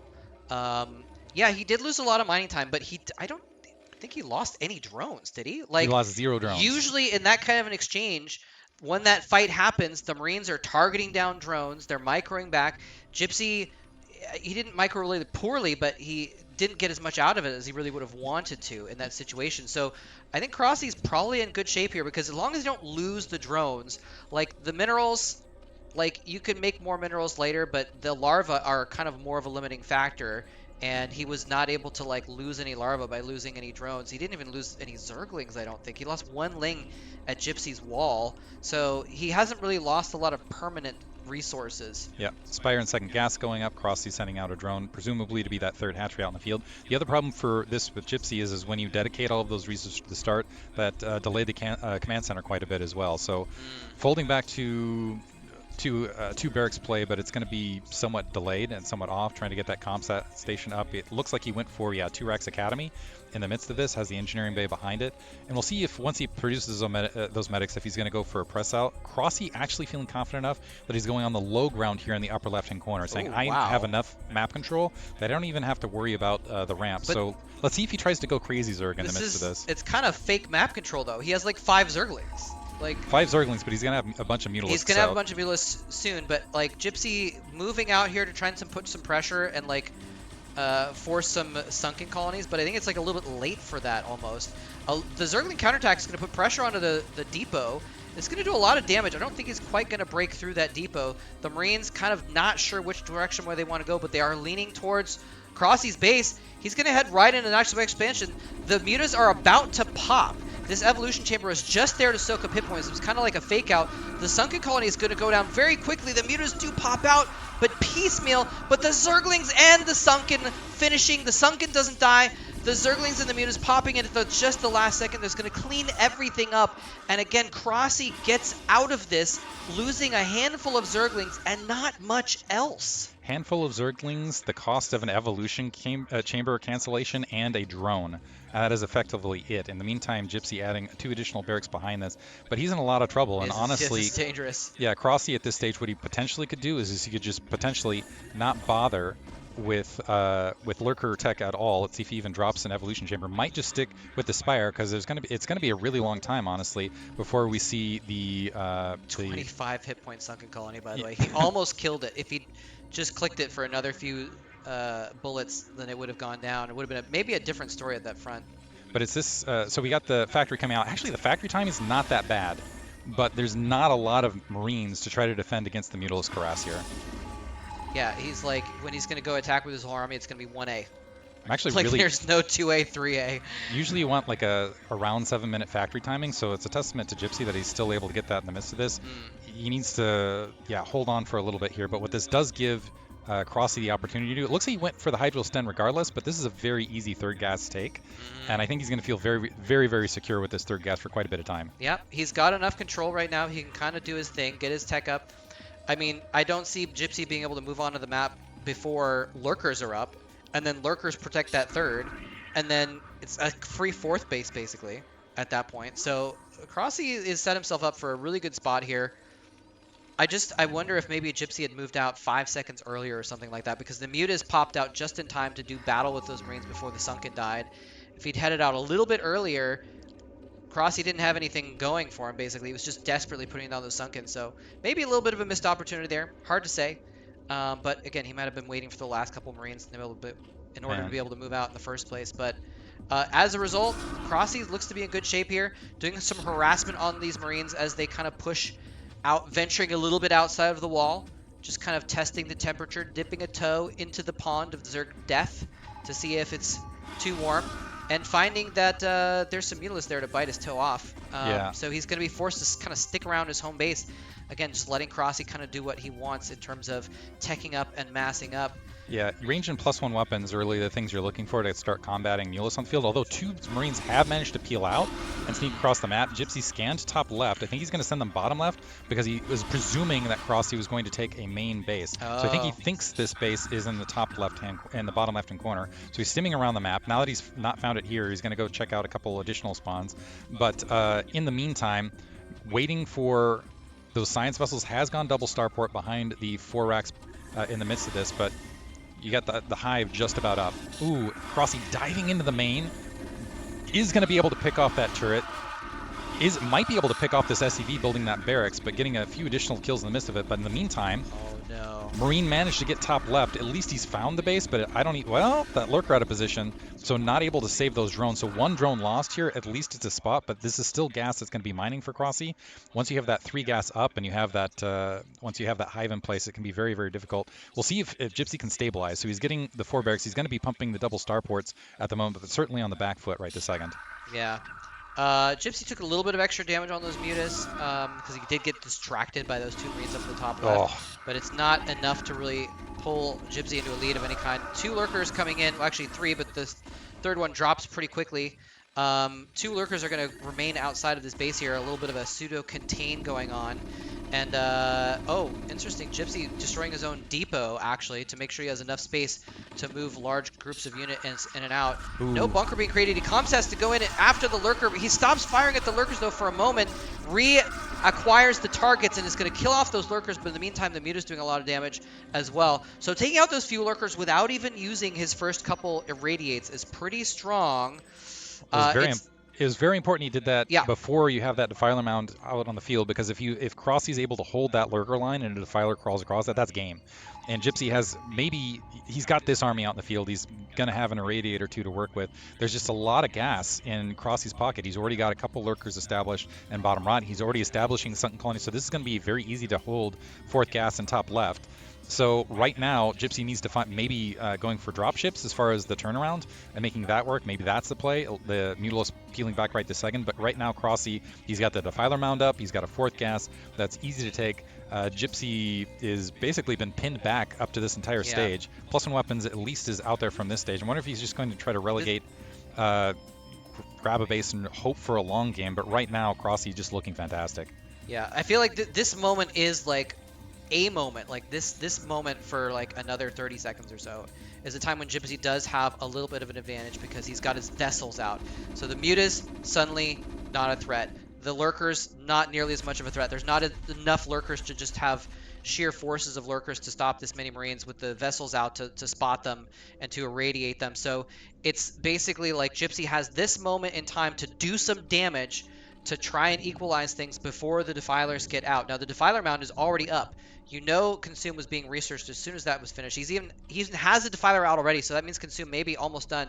There's a Nidus there, probably pointed to the back of this base. So, but he's trying to take his moment, ladies and gentlemen. Gypsy dematrixing 2 fire bats to go in and soak up the hits. He's going to absolutely demolish these 2 sunken colonies with the mass DPS of these Marines. The Lurkers were not in position. They're finally coming in, but they immediately get irradiated. He's going to fall back with these Marines, but there weren't not a lot of Marines. He's been behind this whole game. He has not been able to build up a critical mass of Marines. And so now, having taken some damage diving in there, he's only got a few Marines left. And it doesn't matter that he has vessels, really, because there's only 3 Marines to protect them from the Mutalisks and other units. So he's not going to be able to break that location. Crossy is going to keep that 3rd base. Now, crucially, Gypsy, as Diggity's pointing out, is taking a 3rd base himself at this moment. So I'm actually not sure who to call this game for having an advantage at this point in time, because Gypsy has been doing some damage back. Like earlier on, it seemed like everything was going Crossy's way, but Gypsy's been getting some small moves as long as he doesn't lose 2 dropships, potentially full of units. Yeah, I think Gypsy's in emergency mode right now. He needs to do something to stop Crossy, because really the fight at this stage is gas versus gas. Do you have enough irradiates? Do you have enough gas on the Terran side to stop Zerg from having these high-tech units and the Lurkers and the Defilers, eventually the Ultralisk? But it looks like, man, he got a drop. Oh, the top left. went to the Critically top got the Nidus Canal. So the Lurkers are going to need to defend this on the low ground. So there is an opportunity for Gypsy if he can do some damage here in the top left. The drones getting mis-microed there, so all the drones getting wiped out here top left as well, and that was absolutely huge. And actually with this maneuver, Gypsy's finding some breath and able to get right back into it. So threatening and then moving the dropship top left while Crossy was distracted. Crossy has to wait to get this Nidus Canal up. And we see another big movement of Marines out on the map for Gypsy, making their way to the natural expansion. Yeah, that's where I was like wondering where his army was, because he didn't have much that he attacked with top right. All of it was in his dropships, it looks like, but now the bulk of his army, okay, this dropship play is going to get cleaned up, but they did their job. They killed all the drones over there. They killed the Nidus, loading up 2 more dropships, maybe to go around behind. Oh, he's just going to go around behind the minerals here. That's a really cool spot to drop. And there's actually Crossy, GG from Crossy. He's got no Lurkers, no Defilers. They've all been irradiated, and he's going to have to leave the game there. So Crossy dropping, so honestly I felt like Crossy was in a great position at multiple stages of that match. Yeah. But Gypsy with that drop top left, cutting off that gas at a critical moment. Really the problem for Crossy is it was going to take forever to reclaim that gas on top of everything else. And Gypsy still had another army mounting up, and he just didn't have the Defilers, didn't have enough to just push Gypsy back as far as the turnaround. So I'm going to hop off. I need to find a farrier actually who's going to hop back and forth and let me know what the map is for the loser's pick. So I'm going to go assign that to somebody really quick. Okay. But we're going to figure out what the next map is. But right now, Gypsy, keep in mind, it's a best of 5, and Gypsy's currently up 2-0 over Crossy.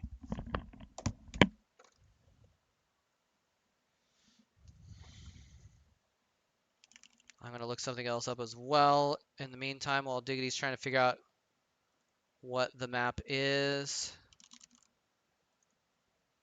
See if I can find out some more information here, actually.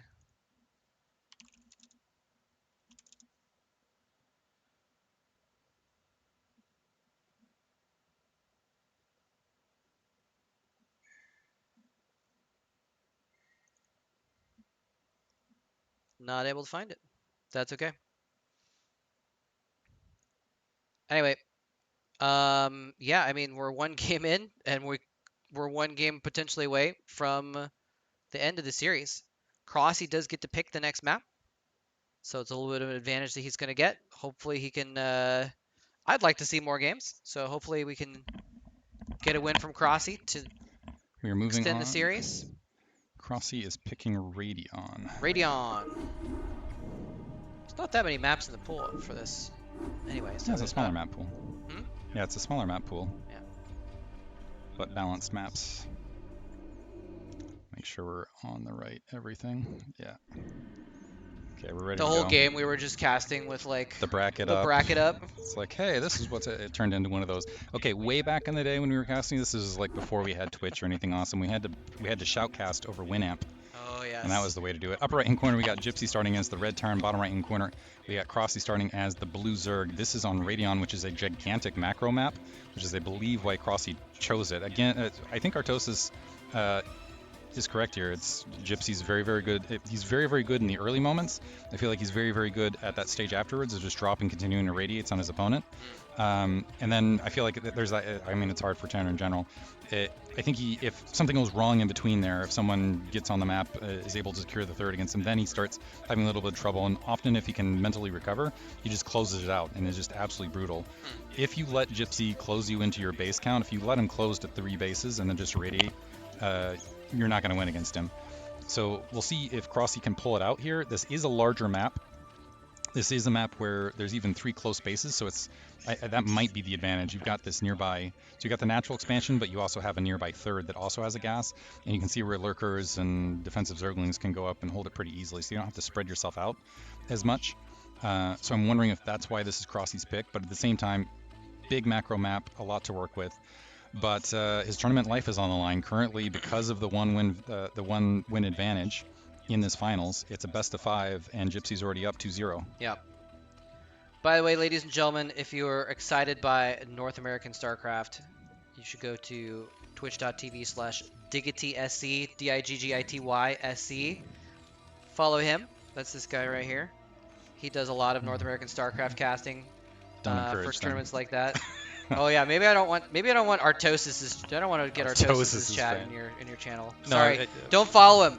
Nobody follow him. Nobody watches content. I do want to give the shout outs just in case this is the last game to, I hope not, but just in case it is, to Zen, who organized this entire thing, Artosis for adding to the prize pool and allowing us to use his channel, and all of the donors, which I don't have like the list right in front of me. What is the prize pool for this? We have $2,500 across nice. 3 places, so it's a sizable prize pool. I think it's. Do we know exactly what the difference is between like second and first or whatever? That's I should look up, but I think it's like 1,100 for first, and I'm not sure what it is for second.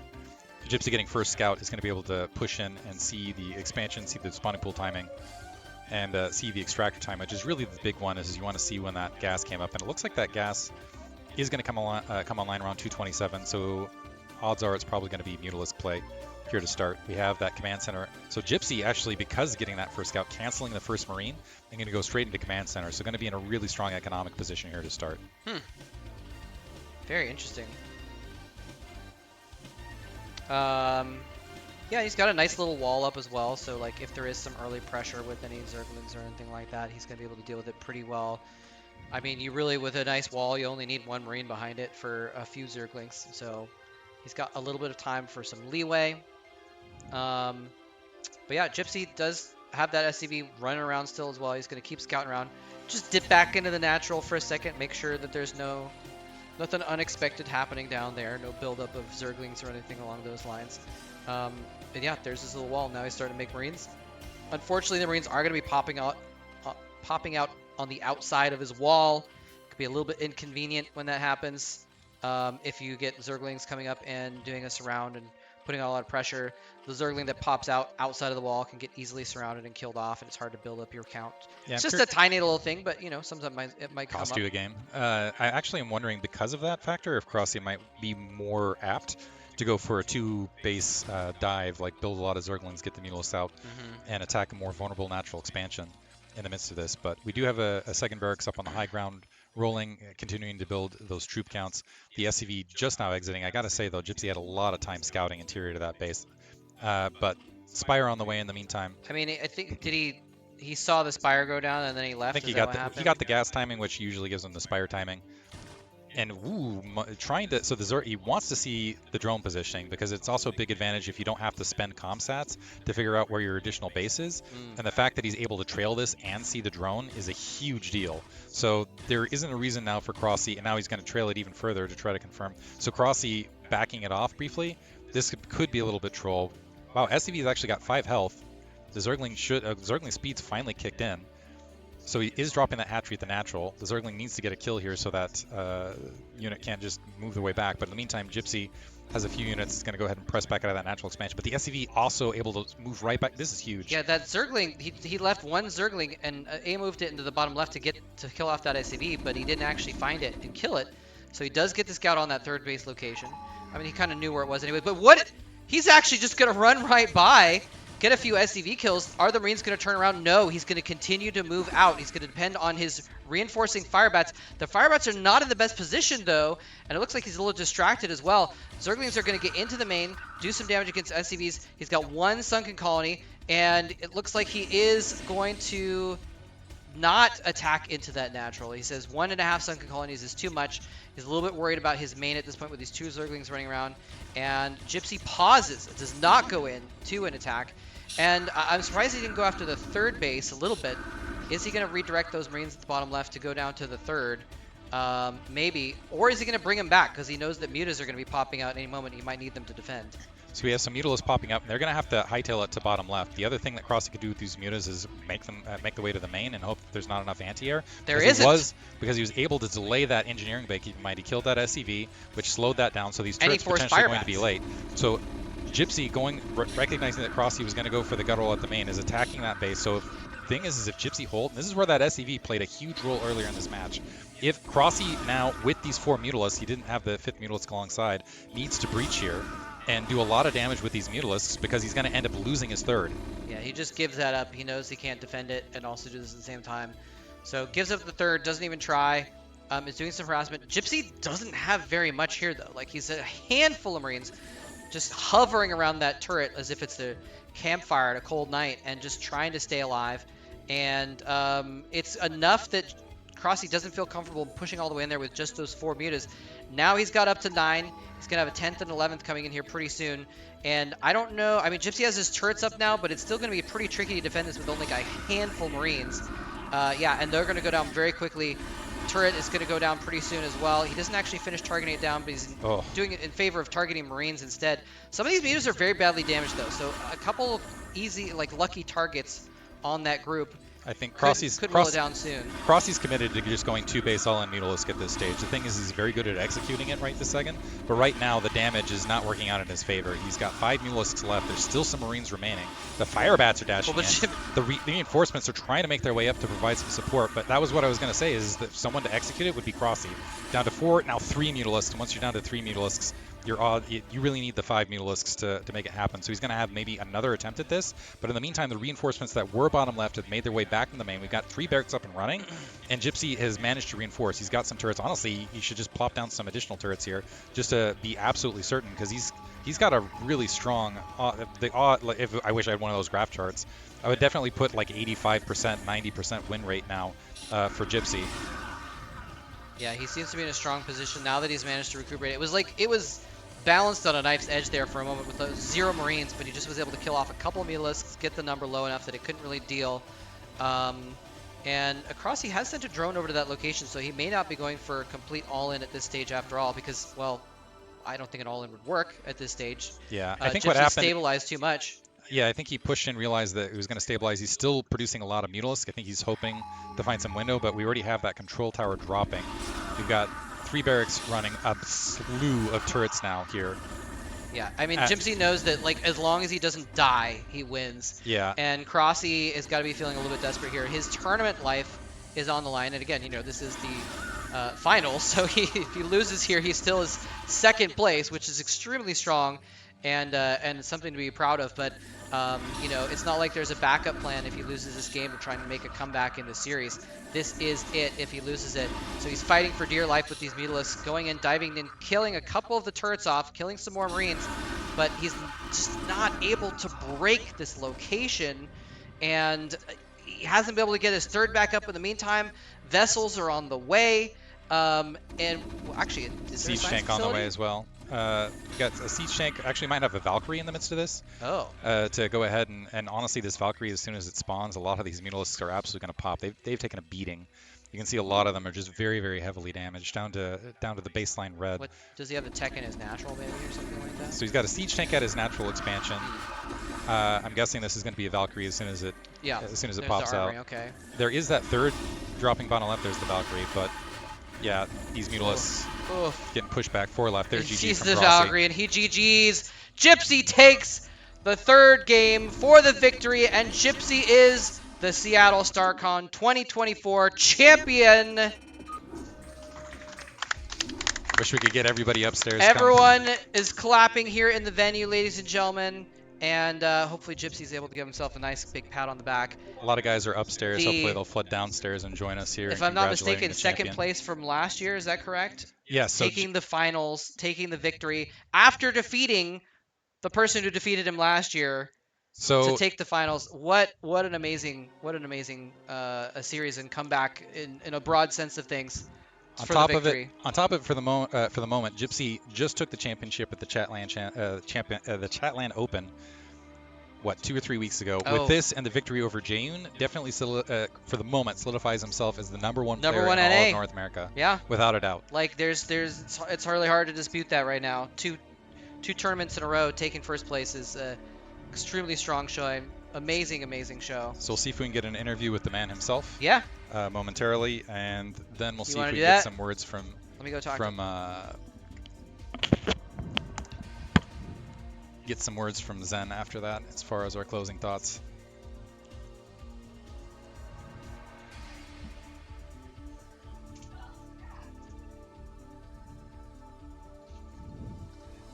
Actually,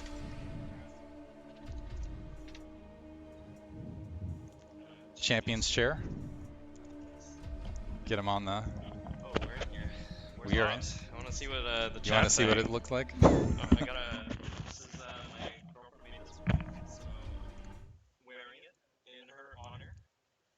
Here, we'll go ahead and do the full screen. Now we'll Yeah, look at that gypsy right here. pop it up here. Oh, chat. Oh, There you go. You got chat in the background. Oh, we should probably close that chat. It can be distracting. Yeah. It can be distracting. Whenever I'm trying to watch Artosis, Yeah. I definitely like try to close the chat. Yeah. And mute the stream most of the time because Yeah. it's like, what else are you gonna? Anyway, congratulations though. Thank you. Not only was it a victory, it was a really convincing victory all the way through. No. I really feel. I don't know the feeling. I had this LAN to describe it as. I just feel like I'm playing on the edge nonstop, and every single opponent I played, I really felt I might lose to them. I didn't feel confident in the sense of like complacency. I felt like every single win was every single series. Like I really tried to just turn up and do my best. And I think I'm just kind of surprised, honestly. I don't know. The games look great. You looked absolutely fantastic, and for the moment, I would say definitively you took the championship at the Chatland. Yeah. You're taking the championship here, so for the moment we can talk about you being the #1 player in North America to many other people's dismay. For the moment, so enjoy it. So enjoy it because it trades. It moves in ways. Well, but for right this second, it's true. I mean, this is something that's very true. Is whether win or lose, there's always next game. It really doesn't matter. It doesn't matter if I win today because tomorrow I might lose. I appreciate your words as well because like something about the LAN environment, what I really love about this is it's kind of like everybody's coming together and this is the culmination of everybody's hard work. Yeah. This is the culmination of everybody's effort. It's, the hours streaming, it's the hours on Twitch, it's the hours on, and so having, I appreciate the graciousness in it too because it's like that's true championship right there. No, it's not. Right now, you know what? I've lost so many times. I've lost so many times where I've really wanted to win badly. And it hurt a lot. And also when I come here and I see everyone, I meet everyone, I absolutely love everyone that's a part of this community. And especially, I mean, Cross is like a really good friend of mine. His wife was just hanging out with my girlfriend this whole day. It's a bit bittersweet, but everyone I play against, I have a lot of love for. And when I come to these lands, when I stream, it's a completely different environment. Of course, it's in my zone. I get pretty angry, pretty annoyed when I lose, but when I see these people that I love, they're going through the same thing as me. I don't know. It's like a humbling thing, and it makes me realize that it doesn't really matter that much. And especially, I think when it comes to sports, people like to build narratives. People like to that's put my job. players on pedestals. Yeah. which is good in the sense that you want people who aren't familiar with the game to be engaged. But as a player, it's very, especially for me, like I came up in that environment. I mean, I've been in Team Liquid for a long time, Yeah, even when yeah. I was a kid. I've engaged with a lot of this. I've wanted to prove myself that I can get to that Get to point, the yeah. but I realize it can be very difficult to deal with as a player. And the reality is, anyone could have won today. And especially in my eyes, Cross and Striker are absolutely incredible players. I think it's kind of a shame that we don't get to see, we can't really compete with Koreans Right. because of the geographic. Environments and yeah. But we would actually do well against, of course we would get blasted by the top pros, but you'd be surprised on the ladder, for example, how I do against some of the top amateurs. How some of my peers, like DeWalt, he's incredible now. Yeah. Um, and that's our skill level. We don't get to show it off too much, but everyone that gets this level puts in an incredible amount of work. Um, and when it, I only have respect for everyone else, so it's hard for me to really feel happy about winning Yeah, yeah. or sad about Yeah, it's losing. bittersweet. It's the yeah, Yeah, yeah, yeah. It's got yeah. that mix. It's humbling for me as a caster because Mm, I get to sit here and watch you guys do the amazing things, and I think it's humbling as the viewer as well. mm. Just Well, I don't know about Artosis chat. yeah, I don't know about I don't know Artosis about chat, that. They're just but it's I can't put it into words, so yeah. I don't think I'm gonna try. It's there's something magical about it, and that's why I love this environment. That's why I love these people. Um, Uh, I think I'm gonna. I see, think this guy, Artosis chat mad. I would totally. You guys are lucky that Artosis he loves you guys, but I would ban 90% of these people. Let me tell you. Right this second. I would ban them for TTSing me. Yeah. I'm gonna stay poor for the rest of my life just to ban these people. But All right. honestly, guys, thank you for tuning in. Um, this is such a big event, honestly. Uh, Zen, our host, who's I hope he can make an appearance. He's absolutely amazing. He put this all together, and the fact that we have literally 30 people come here and put their own money and Yeah. make their own time to come and join together as a community for this game that we love so much, despite all the difficulties we face with it. Yeah. And we're still here. We're still here. We're still Um, surviving. so this was I mean, Zesky, this guy's from Australia, man. He's all the way here from down under. It's just incredible, Yeah. honestly. And I'm very, I'm very happy. I'm very happy to have won today, but I feel also just, I don't The know. weight, yeah, the Yeah, I euphoria, the actually feel a mix. lot of emotions right Yeah, now, yeah. honestly, and It's good. I think it's because I'm sharing this moment with a lot of people that I deeply love, Yeah. honestly, especially because we all share the same passion. Yeah. All right. With that, I think I'm Yeah, going to hand it over to Artosis and Zen to yeah. close us out. Thank you guys. Have a good one. Thank you for tuning in. Which is a surprise to them. I saw them both kind of do like, whoa.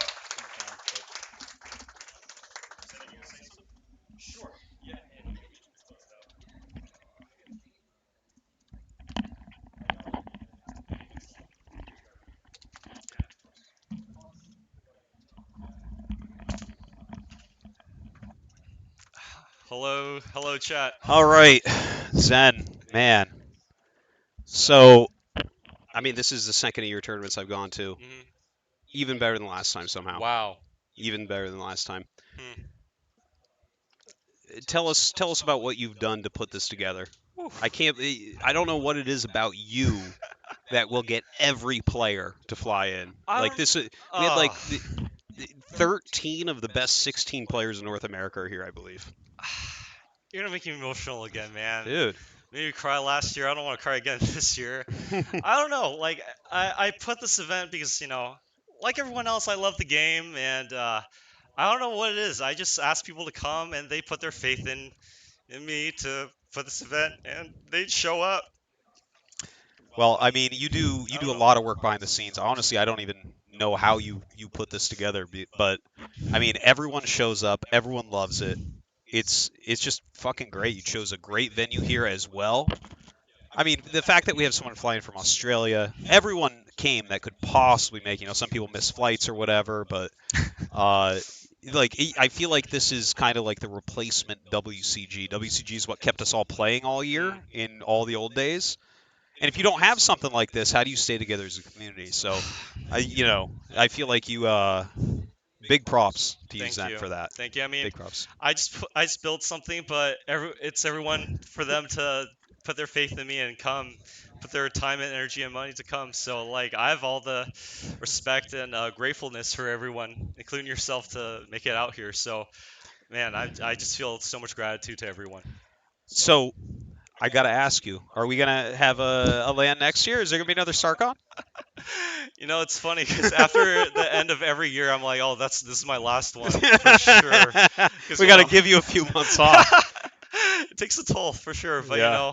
I always look back on it, and I always look back with how much love and joy and pride that each event has turned out. So no promises, but man, I'm always so happy with how it turns out each and every time. Well, I think you've really kind of become the heart and soul of North American StarCraft at this point. How can people who have enjoyed watching this event, playing in this event, whatever it might be, how can they support you? I'm fine. I just want people to support the scene.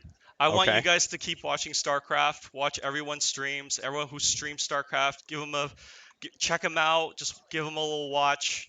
Play the game yourself. I know this game is super gatekeepy and really hard, which kind of sucks, but give it a try. I hope you enjoy it, even though it's really hard. But just keep playing the game, keep watching the game, and keep supporting. That's all I ask of you guys. Give it a All shot. right. All right. And I believe your Twitch channel is Zen_BW. It is. So go follow that as well. And in a few months, don't bother me. In a few months, start asking about StarCon 2025. All right. Any final words, Zen? I don't. I mean, with Gypsy saying, huh? Oh yes, thank you, University of Washington, for the amazing venue. They helped coordinate everything, and It's they were so beautiful here. gracious with their venue. So big shout out to them, and again, big shout out to all the participants and Artosis for his streaming platform. So many people donated, so many people put extra time and effort to making this event happen. I don't want. It's gonna take so much time reading off all those names, but I just want to give everyone good vibes for all the extra help and donations that they made. So thank you, everybody. Awesome. All right, guys, thanks for watching. Hope you enjoyed StarCon 2024. So many people were involved. Of course, Zen made it. Big thanks to Zen. Big thanks to Diggity, Moletrap for coming down. Everyone so many people made a difference. So support them, guys. Give them some love. And that's going to be it for the stream. See Thanks, you guys. everyone. Take care.